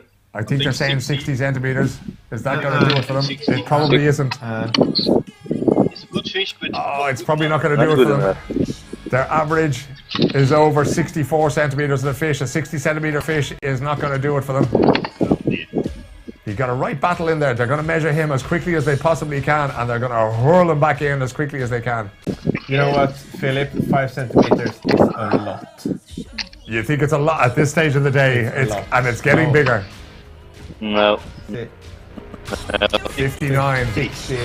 We give him 60 on that, yeah. Throw it back in and get back to work, guys. Exactly 60? Yeah. Something like that. Just 8 centimeters more. Send him back in there, let him grow a little bit. We'll come back and pick that Zander out next year. Maybe he might make a difference to the leaderboard, but he certainly didn't do it this time around. That was unfortunate now for the guys from Dutch Fishing Guides, Willem and Wolfgang there. They thought they had a big one, and it looked like they had a big one there, all right, yeah. And Rhineland Bote is still the official leaders with 34 minutes, 55 seconds left to go of this tournament. But you know what? We had 2 fish, relatively okay, big fish there, coming in the last few minutes. We are back now with Team Yarosels. They're sitting under the bridge and there is less than nothing happening right there. It's almost depressing to see how little is happening there for the 2 guys. But we had 2 fish there for Hiddeninkel and Mats van der Laan, and then the Dutch Fishing Guides, the 2 Dutch teams in 2nd and 3rd place respectively, pulling out 2 fish there that might just have tipped the scales if they were a little bit bigger. Back now with the Dutch Fishing Guides. What are they doing down there? There's a change happening. What you got for us? Let's see. Drop shot. We're going with the drop shot. This is it. The last throw of the dice here now, is it? Yeah, you can tell them, eh? This was the one. Shanties on a treble hook on the drop shot. How much have you caught on this fish? 10 maybe? More than 10. More than 10 fish. A lot of 60 fish. A lot of 60. But we need high 60s or low 70s. Just one. 5 centimeters, 6 inches. There you have it from Ed, looking for a 66 centimeter fish. They came close, but not close enough when they pulled out one that was bang on 60, just a few minutes to go.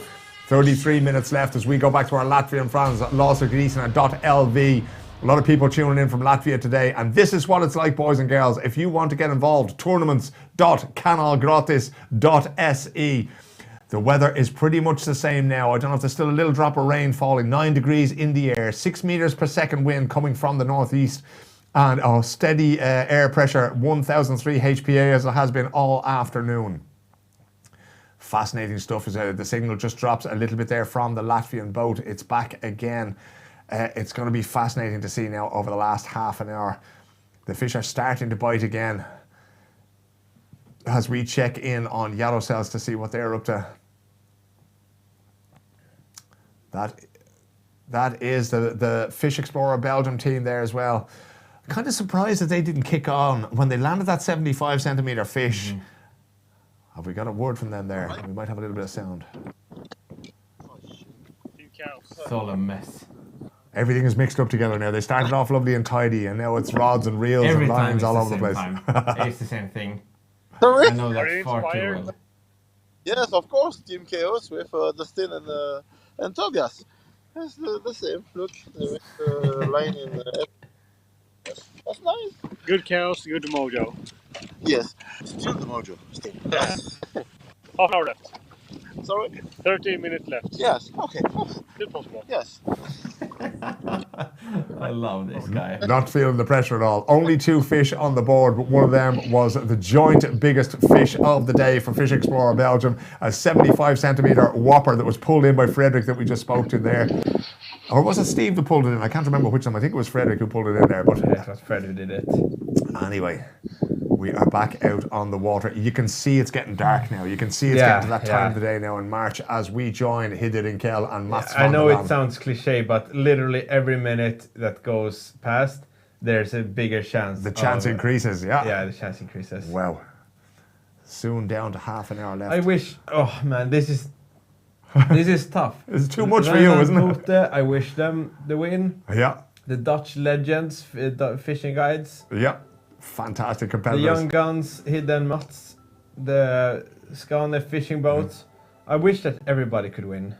This is the great thing about this particular tournament and the fact that these are the best amateurs in Europe that are competing today, right? There's a good reason for any of these guys to win, for any of these teams to win. No matter who wins, the sport of fishing is going to be a winner because they're going to go forward to Zander Pro next year. And it could be these young guns. And you know what? Maybe it won't be. Maybe they'll come back again next year and they'll compete again and they'll build on what they've learned here and they'll be better fishermen and better competitors next year. You know, it really like gives the World Cup in football is quite fresh in people's minds. Yeah. Oh, fish on! Big Let's fish, go. big fish. Here Let's we go. go. Get that net out. Let's go. And the speed that Hidde was moving at. No, is it a pike or is it gone? It's a small one. Only a little lad. They're not even going to measure this one. No. Matt's pulling that one in there. Yeah. But you know, in the World Cup final between France and Argentina, if both, you know, if they're on the penalties, would decide, you know what, both becomes a winner. Yeah. Nobody would watch it. That's the problem, really.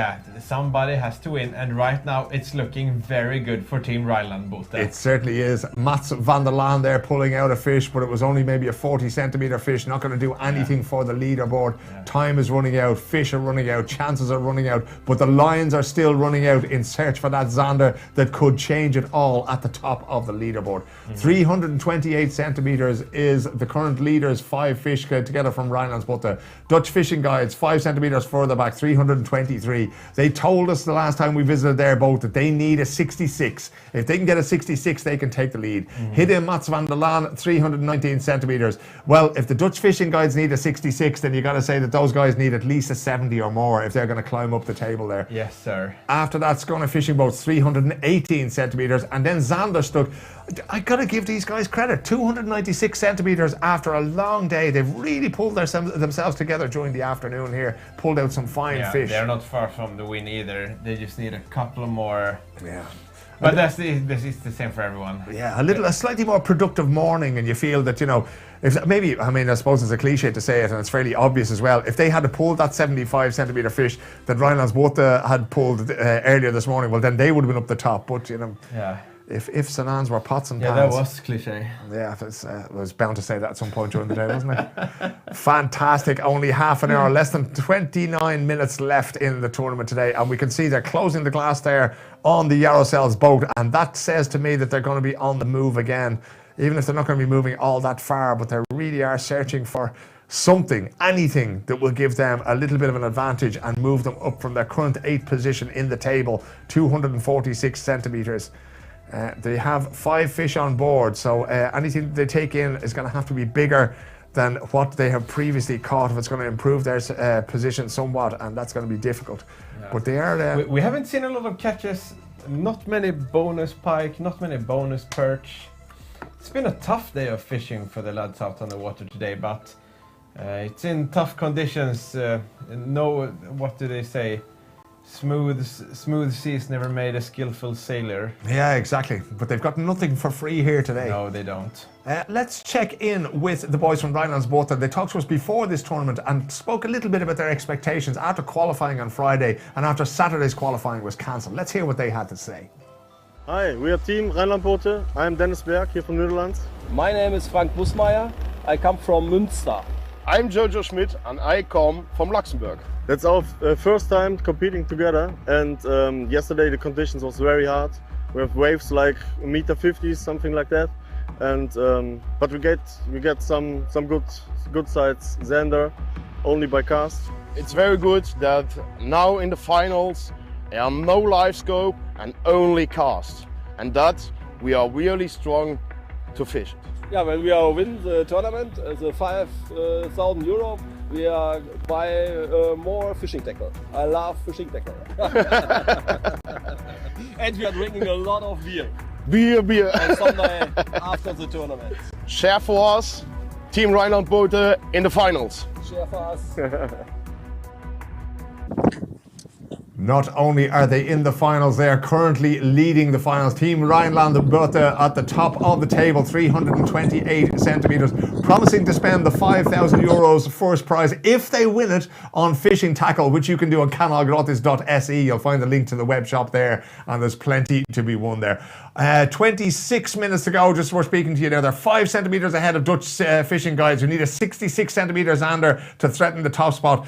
Hidderenkel and Mats van der Laan, the next team up there, 319 centimetres. And then Skåne Fishing Boats, 1 centimetre further back on 318. Time is getting tight. Yeah, and now since it's only 25 minutes to go, there is a lot of new viewers joining the live stream from the very first Zander Pro Open qualification ever in the history of the world.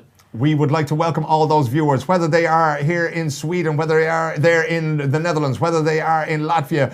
If you're only joining us now, you've missed a great day of fishing, right? You haven't missed a whole lot of fish, but you've missed a great day of fishing. If you have a chance, scroll back over the live stream and you'll learn an awful lot about fishing, about tackle, about tactics, about all those things, because we've had a fascinating day from these 10 teams, the best amateurs in Europe as they went along. I saw a man kissing his lure there. This may be the Hail Mary pass that he's throwing into the water. Yeah. We have 10 teams out there.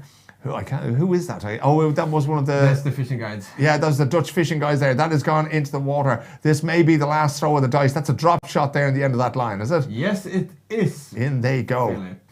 As I said, we have been doing this live. The guys have been fishing since 8 o'clock today, and it seems like it's the last hour where some of the biggest fish of the day has come in. So we're up for an exciting 24 minutes to end this day and crown an official winner of Zander Pro Open qualification. Just to let you know where it all went down, Rhinelandsbåt landed one of the biggest fish, the joint biggest fish of the day earlier on this morning. We started broadcasting at 9 o'clock. The teams had already been out for an hour at that stage. They'd started competing at 8 o'clock.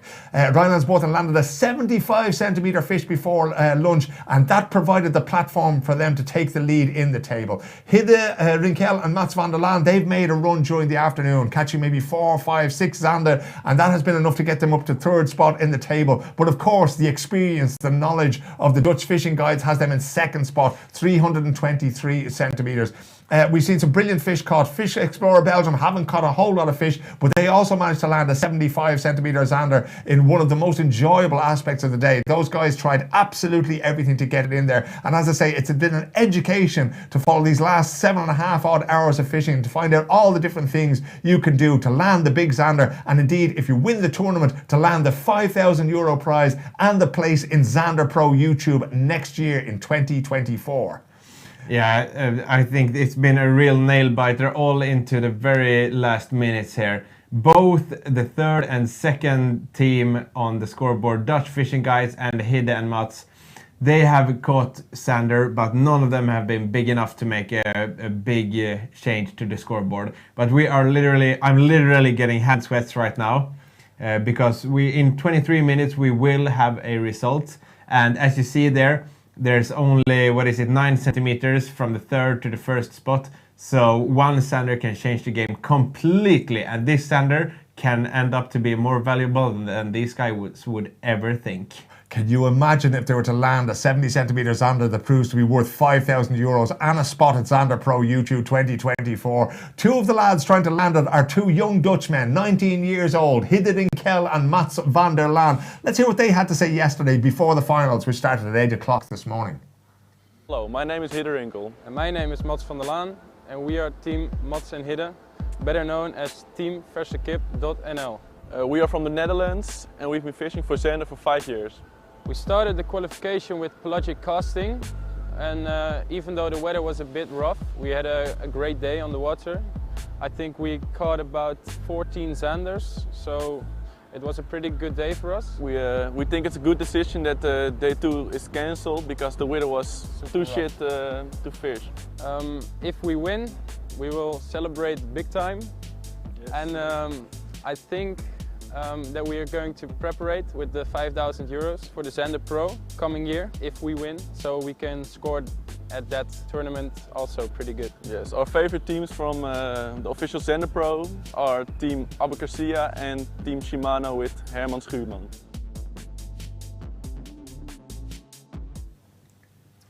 There you go. Regardless of whether or not they win the tournament, those 2 guys, Hidde and Mats, are going to be 2 of the big winners to come out of this Zander Pro qualification tournament. 2 guys with a very, very bright future. We are back out in the field in one of the boats in 7.4 meters of water. And that is a huge school of bait fish they have just located, and that's not a bad place to fish around, because as we've learned so far today is that where you'll find bait fish, you'll mostly find prey. That's what you want. You want the big fish there, and the Dutch fishing guides, these are the guys with the knowledge, with the experience. They know this water like they know their own pocket, as Mille said earlier on. But if they're going to fish something out of their pocket, they have just over 20 minutes to do so. It's a tough time. It's a big ask, but they've got to do it. They are, let me see, 5 centimetres 6 centimetres behind Rheinlandsboten. So Rheinlandsboten are now up to 329 centimetres. I'm not sure if something was reviewed there and one fish was extended by 1 centimetre or whatever, but the lead is now 6 rather than 5 centimetres at the top of the table. It doesn't make a whole lot of a difference. The only thing that's going to change things here is one very big Zander. Yeah. Let us see now. Pretty much all the teams have now landed their 5 Zander, apart from our friends from Fish On and Fish Explorer Belgium. So 8 of the 10 teams have landed 5 Zander. And this is our top 5 score there. You can see 329.0 centimetres at the top there for Rheinlandsboten. A very experienced German team. The only 3-man team in the top 10 that made it to Sunday.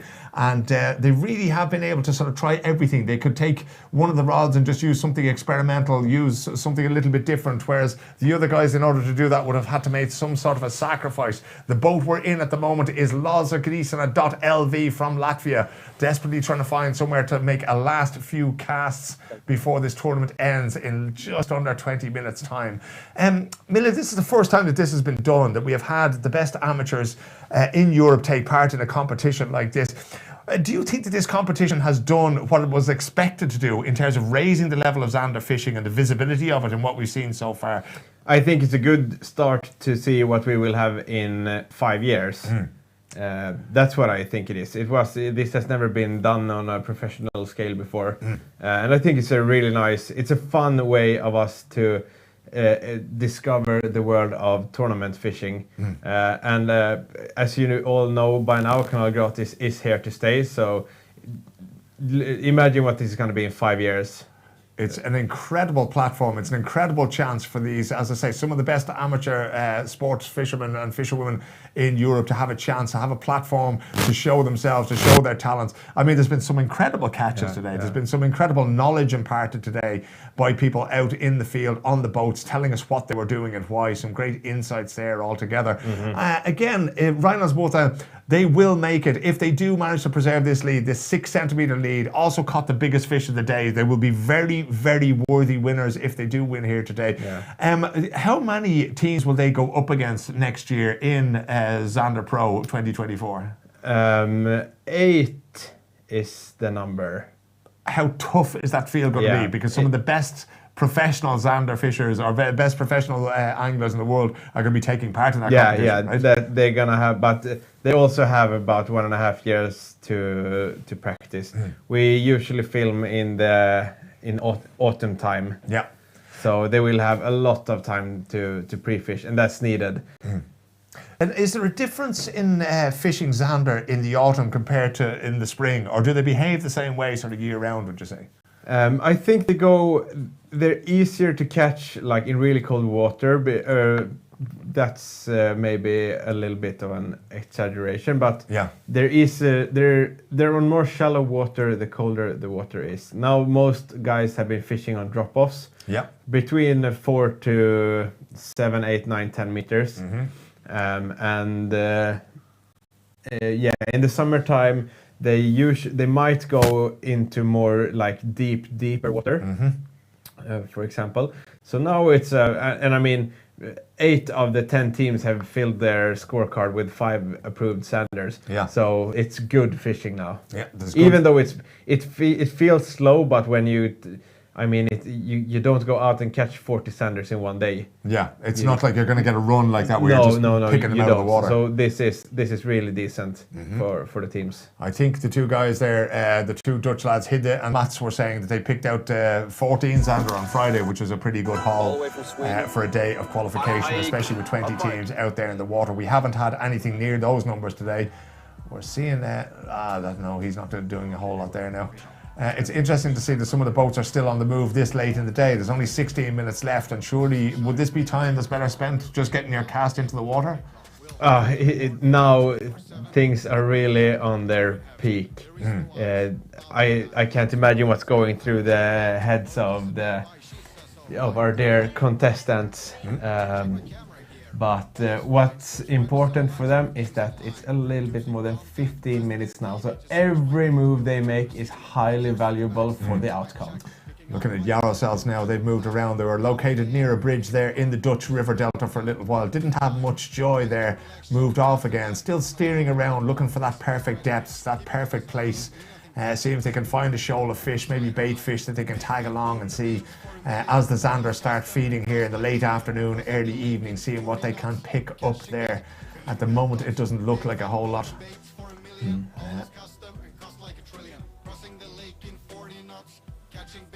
Let's have a little look around the boats now and see where they are located in the Dutch River Delta and what they're up to. To all my fans, I sold my soul to make my goal. All the baits are custom, this sign on line.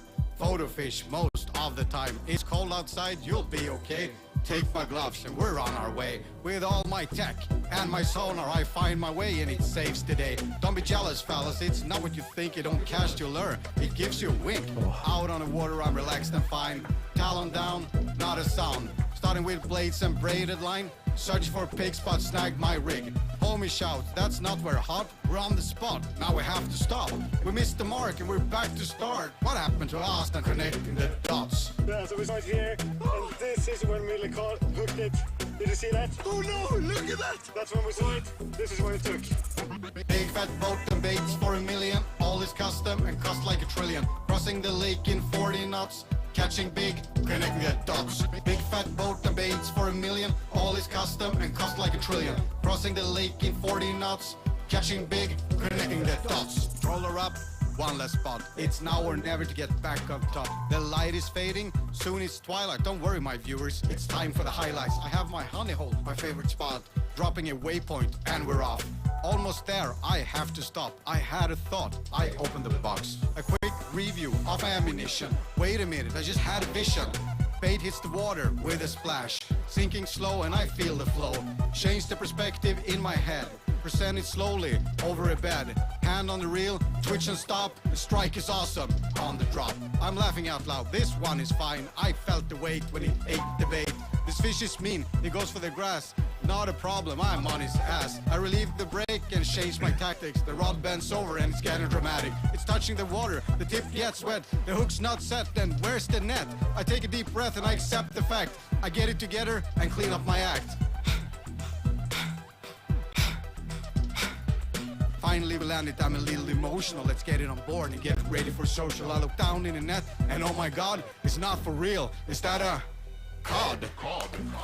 Let's go Germany. Ich hoffe für große Fisk. Big fat boat and baits for $1 million. All is custom and cost like $1 trillion. Crossing the lake in 40 knots. Catching big, connecting the dots. Big fat boat and baits for $1 million. All is custom and cost like $1 trillion. Crossing the lake in 40 knots. Catching big, connecting the dots. Time to wrap up this crappy story. Who has no trophy and has no glory? Hit subscribe and like to make this work. You'll see us soon in Flyers' Jerk. We're headed home to grab a bite. Turning in early and dreaming of a pike. I almost forgot. We ate the cod. Over and out for Mikey with the rod.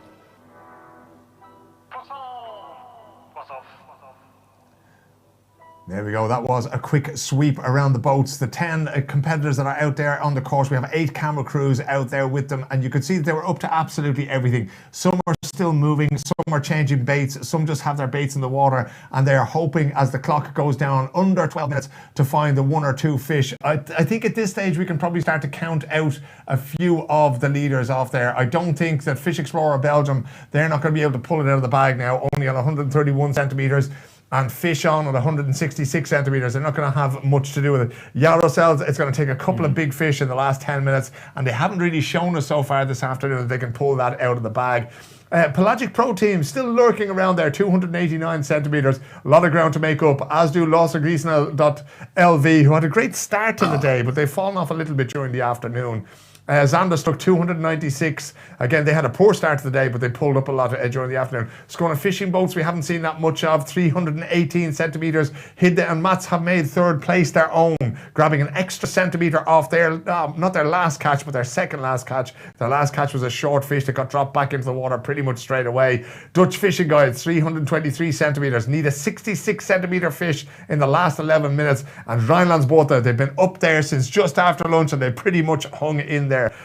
What do you think makes them so successful, Mille, when you look to the fish? Is it just the fact that they caught the biggest fish of the day, 75 centimeters, alongside Fish Explorer Belgium? I think it's they were the only team who were like genuinely happy that live scope was prohibited on the final day. Yeah. So they must have some real good tricks up their sleeves. Yeah. They were like, yeah, you know what, we're like that live scope is not allowed. Yeah. Because spin fishing for Zander is one of their strongest cards. Yeah, 3 guys in the team there, Frank Boesmeyer, Dennis Bay and Yo-Yo Smith there, doing very, very well, using all that spinning knowledge, all that fishing knowledge out there with no live scope. Let's hear from the Dutch fishing guides, another very knowledgeable team. They spoke to us yesterday ahead of the finals. Currently in second place, looking for a 66 centimeter fish, and probably a miracle at this stage to see if they can make it to the top of the leaderboard. Good morning, my name is Willem Bijman from Dutch Fishing Guides. I'm fishing this competition with my friends from Germany. My name is Wolfgang Dodderweich, I'm from Germany. I'm fishing my whole life from Zander. I've been born on a lake near to this place, and so I'm fishing from, I think I was 6 or 7 years old.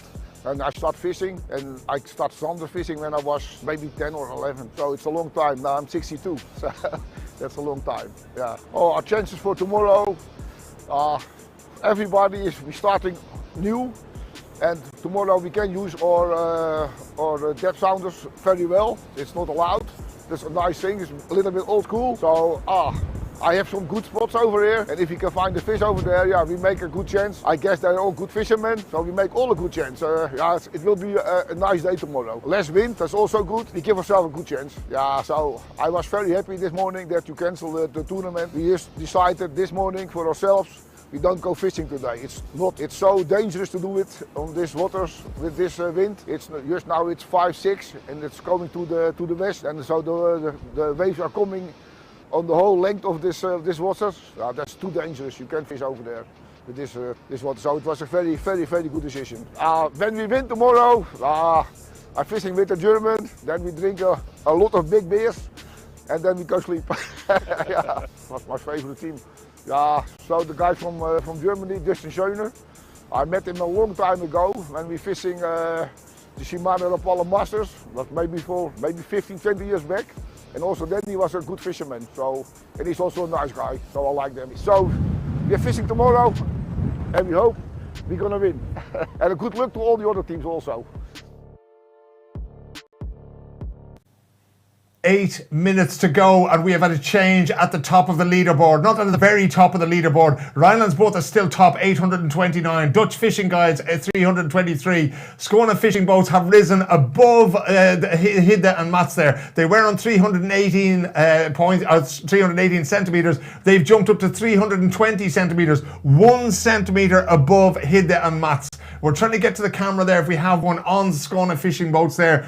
The Dutch compatriots, Sjoerd Terpstra and Bas Halsema there. We'll see if we can get in touch with them, see what fish it was they dragged in. But they managed to get the 2 centimetres that they needed to break into the top 2 there with single digits of numbers remaining, Mille. This is too exciting now. We're at 7 minutes plus a little bit more. Yeah, 7 minutes and 10 seconds just we're coming to you there now. Incredible altogether to see the two young guys, 19 years old, Hidde Ninkel and Mats van der Laan, pushed down to 4th spot now after an incredible afternoon of fishing for them where they pulled in 4, 5, 6 fish. They've got all the way up to the top. We thought for a minute there as they were pulling out what turned out to be a relatively okay fish. There they are now, they're out there. The news will be reaching them with 6.5 odd minutes to go. It was the €1,000 fish they lost when they had it close to the net. But you know what? In 6.5 minutes, a lot of big sander has been caught in less amount of time before. How does it work now? If they were to pull a fish into the boat, with a couple of seconds to go, do they get to measure that? It has to be just landed in the boat, or does it have to be landed and registered by the cutoff at 5 o'clock? Do you know? It would have to be landed and registered. Landed and registered. Yeah. Okay, so it's not enough with 1 second to go to pull the fish into the boat. No. The photograph has to go into Pip, our tournament manager and our tournament directors there. They have to get it registered for it to be good to go. The Dutch Fishing Guides out there, do they have a fish going on there? Yeah, this is very interesting. It has been cloudy the whole day, and now it seems like the sun is coming out. Maybe I'm the one who's supposed to answer that. No! He lost one! He went to set the hook there and he came up empty-handed. I think that was Willem as well who went to set the hook there. His partner Wolfgang Dutterwijk that we just heard from there, he got sick last night, had to be replaced by his friend Ed who took over. He was in there. He's still tipping away there, looking... Oh, Ed, what happened? Ik zie nou Willem in de lijn. Oh.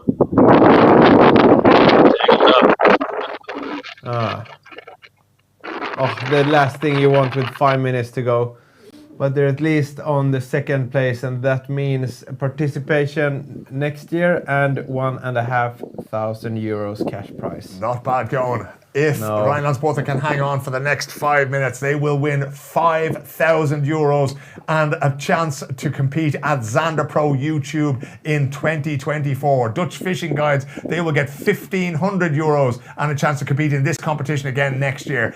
Skåne Fishing Boats, the same thing, €1,000 and a chance to compete again here next year. You have to feel sorry for Hidde and for Mats van der Laan. Feel my hands. It's like they're sweaty. The cold sweat on Mille's hands at this point in in time. I literally can't do this anymore. All afternoon he's been telling me how much he'd like to be out there in the boat. I think it actually might be easier to be out there in a boat fishing than sitting here. And but I wouldn't have a chance. These guys are, I mean, the skill we've seen today, it's really some of the best Zander fishing on a cold Sunday that I've ever seen before. Indeed. Officially the first Sunday of summertime, of course, in Europe, because of the fact that the clocks went forward last night, but the weather out there certainly hasn't been anything like summer weather. Been somewhere between 7 and 9 degrees out there. It has been raining for most of the day. It's held off for the last hour or 90 minutes or so. You've had a the wind is still 6 meters per second blowing from the northeast there, and a fairly stable air pressure there, but it has been tough conditions out there. Not the most enjoyable time, but now the sun is coming out. Is this a replay, or are we going back again to see what was happening here with the Dutch fishing guides? These are guys who know these waters, and could that be, and it's not the first time we've seen a fish get away when the hook couldn't be set properly. We saw Hidde and Mats lost a fish there only a few centimeters from the net a little bit earlier on the day, maybe 2-3 hours ago. We also saw them pull in a rather large pike, which didn't contribute too much, and then a much smaller Zander, which didn't do anything for them. Man, it's summertime. Do you know what that means? What does that mean? That means that the pike are soon spawning. And speaking of pike, soon it's time for Fly vs Jerk Open. This was our very first try at holding open qualifications, and it has been a whole lot of fun, even though my nerves are too much right now. But in the first week of June, we're doing this again in big fashion in Lake Vänern, starting from Åmål. Fly vs Jerk Open qualification. If you have been following this and you want to take part in that, make sure to check it out at tournaments.kanalgratis.se and sign your team up for the challenge. And trust me, it's a challenge. It's going to be a hell of a challenge. And of course, we just listed the prizes here: 5,000 euros, 1,500 euros, 1,000 euros. That also applies to the other open qualification tournaments that are taking place in Sweden in the beginning of June, and then in the middle of June down below in Kalmar. 2 minutes and 20 seconds left. It's going to be very, very tough now. We saw the guys fishing out of both sides of the boat there, searching for that one elusive Zander, one of the hardest fish to catch right now, and they're just not biting for these young Dutchmen, unfortunately. That said, Mille, we have to give them great credit for what they've done here today. They've competed hugely well all afternoon. They've been pulling in fish left, right and centre. They put themselves in the mix. Now they've just been edged out of the top 3. Do you think they'll be disappointed, or do you think this is going to be motivation for them to keep on fishing at this level? It depends on if you ask them today or in 1 week's time. I think all of these guys have done a great job. We have 8 teams that have filled the paper with 5 approved Zander. Plus we have Fish Explorer Belgium. They are currently on 10th place, but they had the coolest catch I've ever seen live before when they caught that 75 centimeter Zander after struggling the whole day. Where it's a joint. They have the biggest fish together with Team Rhineland Bote, both 75 centimeters. And that was caught in such a cool way. So all props to them. So everyone has done a great job today so far. Now it's about the time we're entering the final minute of the competition. So if something is happening, it's right about time for it. I will keep refreshing this leaderboard. There is nothing happening on the leaderboard anymore. It's been like that.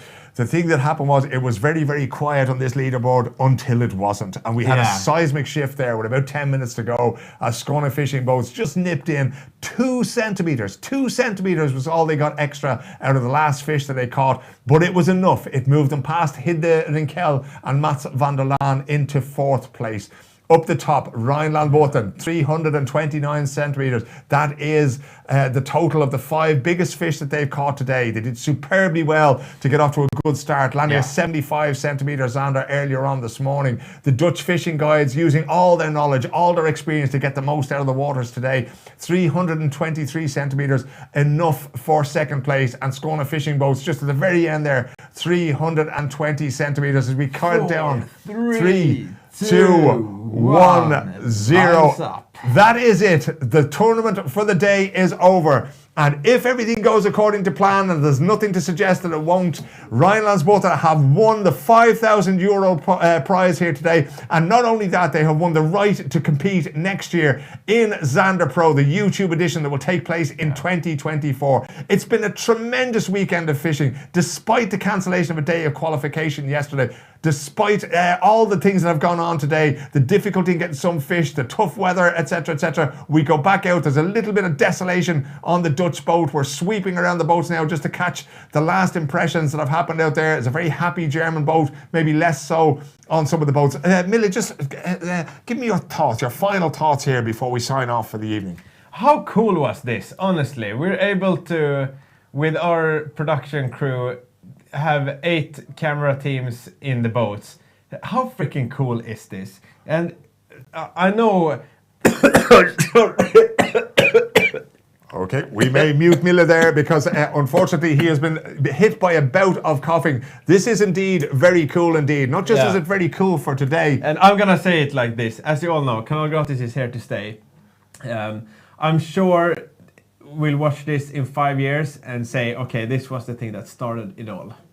You've been here, you've seen it. Not only was it cool today, this is the future of sport fishing. It's right here, it's online, it's at Kanal Gratis. We'll be back at the beginning of June with a new qualification open. Thank you for watching around the world. This is the great Mille Pettersson. My name is Philip O'Connor and we will see you again very soon on kanalgratis.se.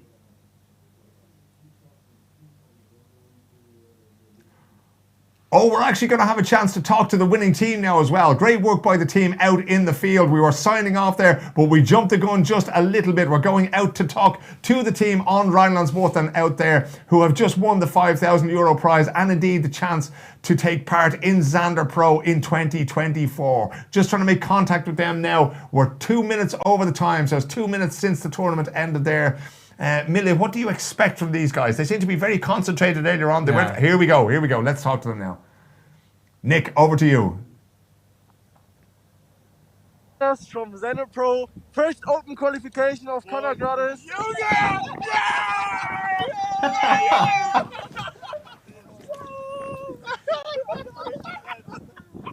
Finally.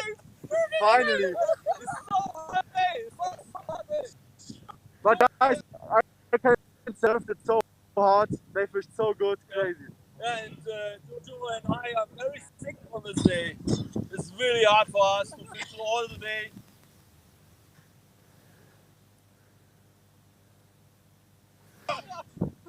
Big congrats. It's insane, huh? Oh, what a fucking hard day. I can't believe it. We was that nervous the last 2 hours because it was point on point and closer and closer. It's closer and closer. It's really hard. A lot of pressure.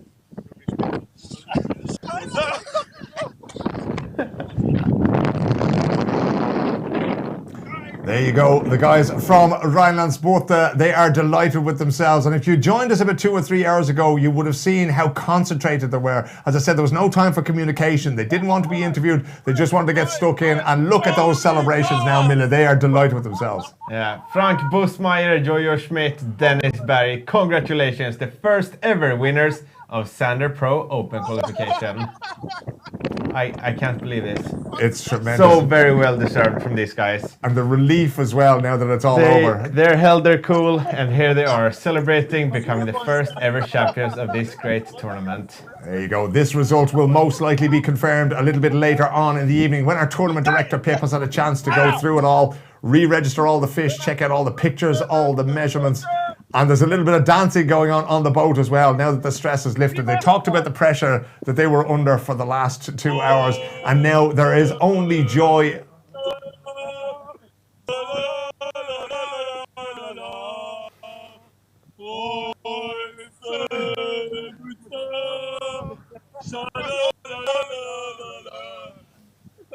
There you go. Finally, the sun broke through. Finally, Rhinelandsbotha did what they came to do. Finally, we get to see these scenes of joy at the end of a very successful first Zander Pro qualification tournament. Again, we will sign off. Mille, Pettersson, Philip O'Connor. It has been a pleasure to bring you this. But remember, this is the future of sport fishing. It's right here on Canal Gratis. And we'll see you again at the beginning of June.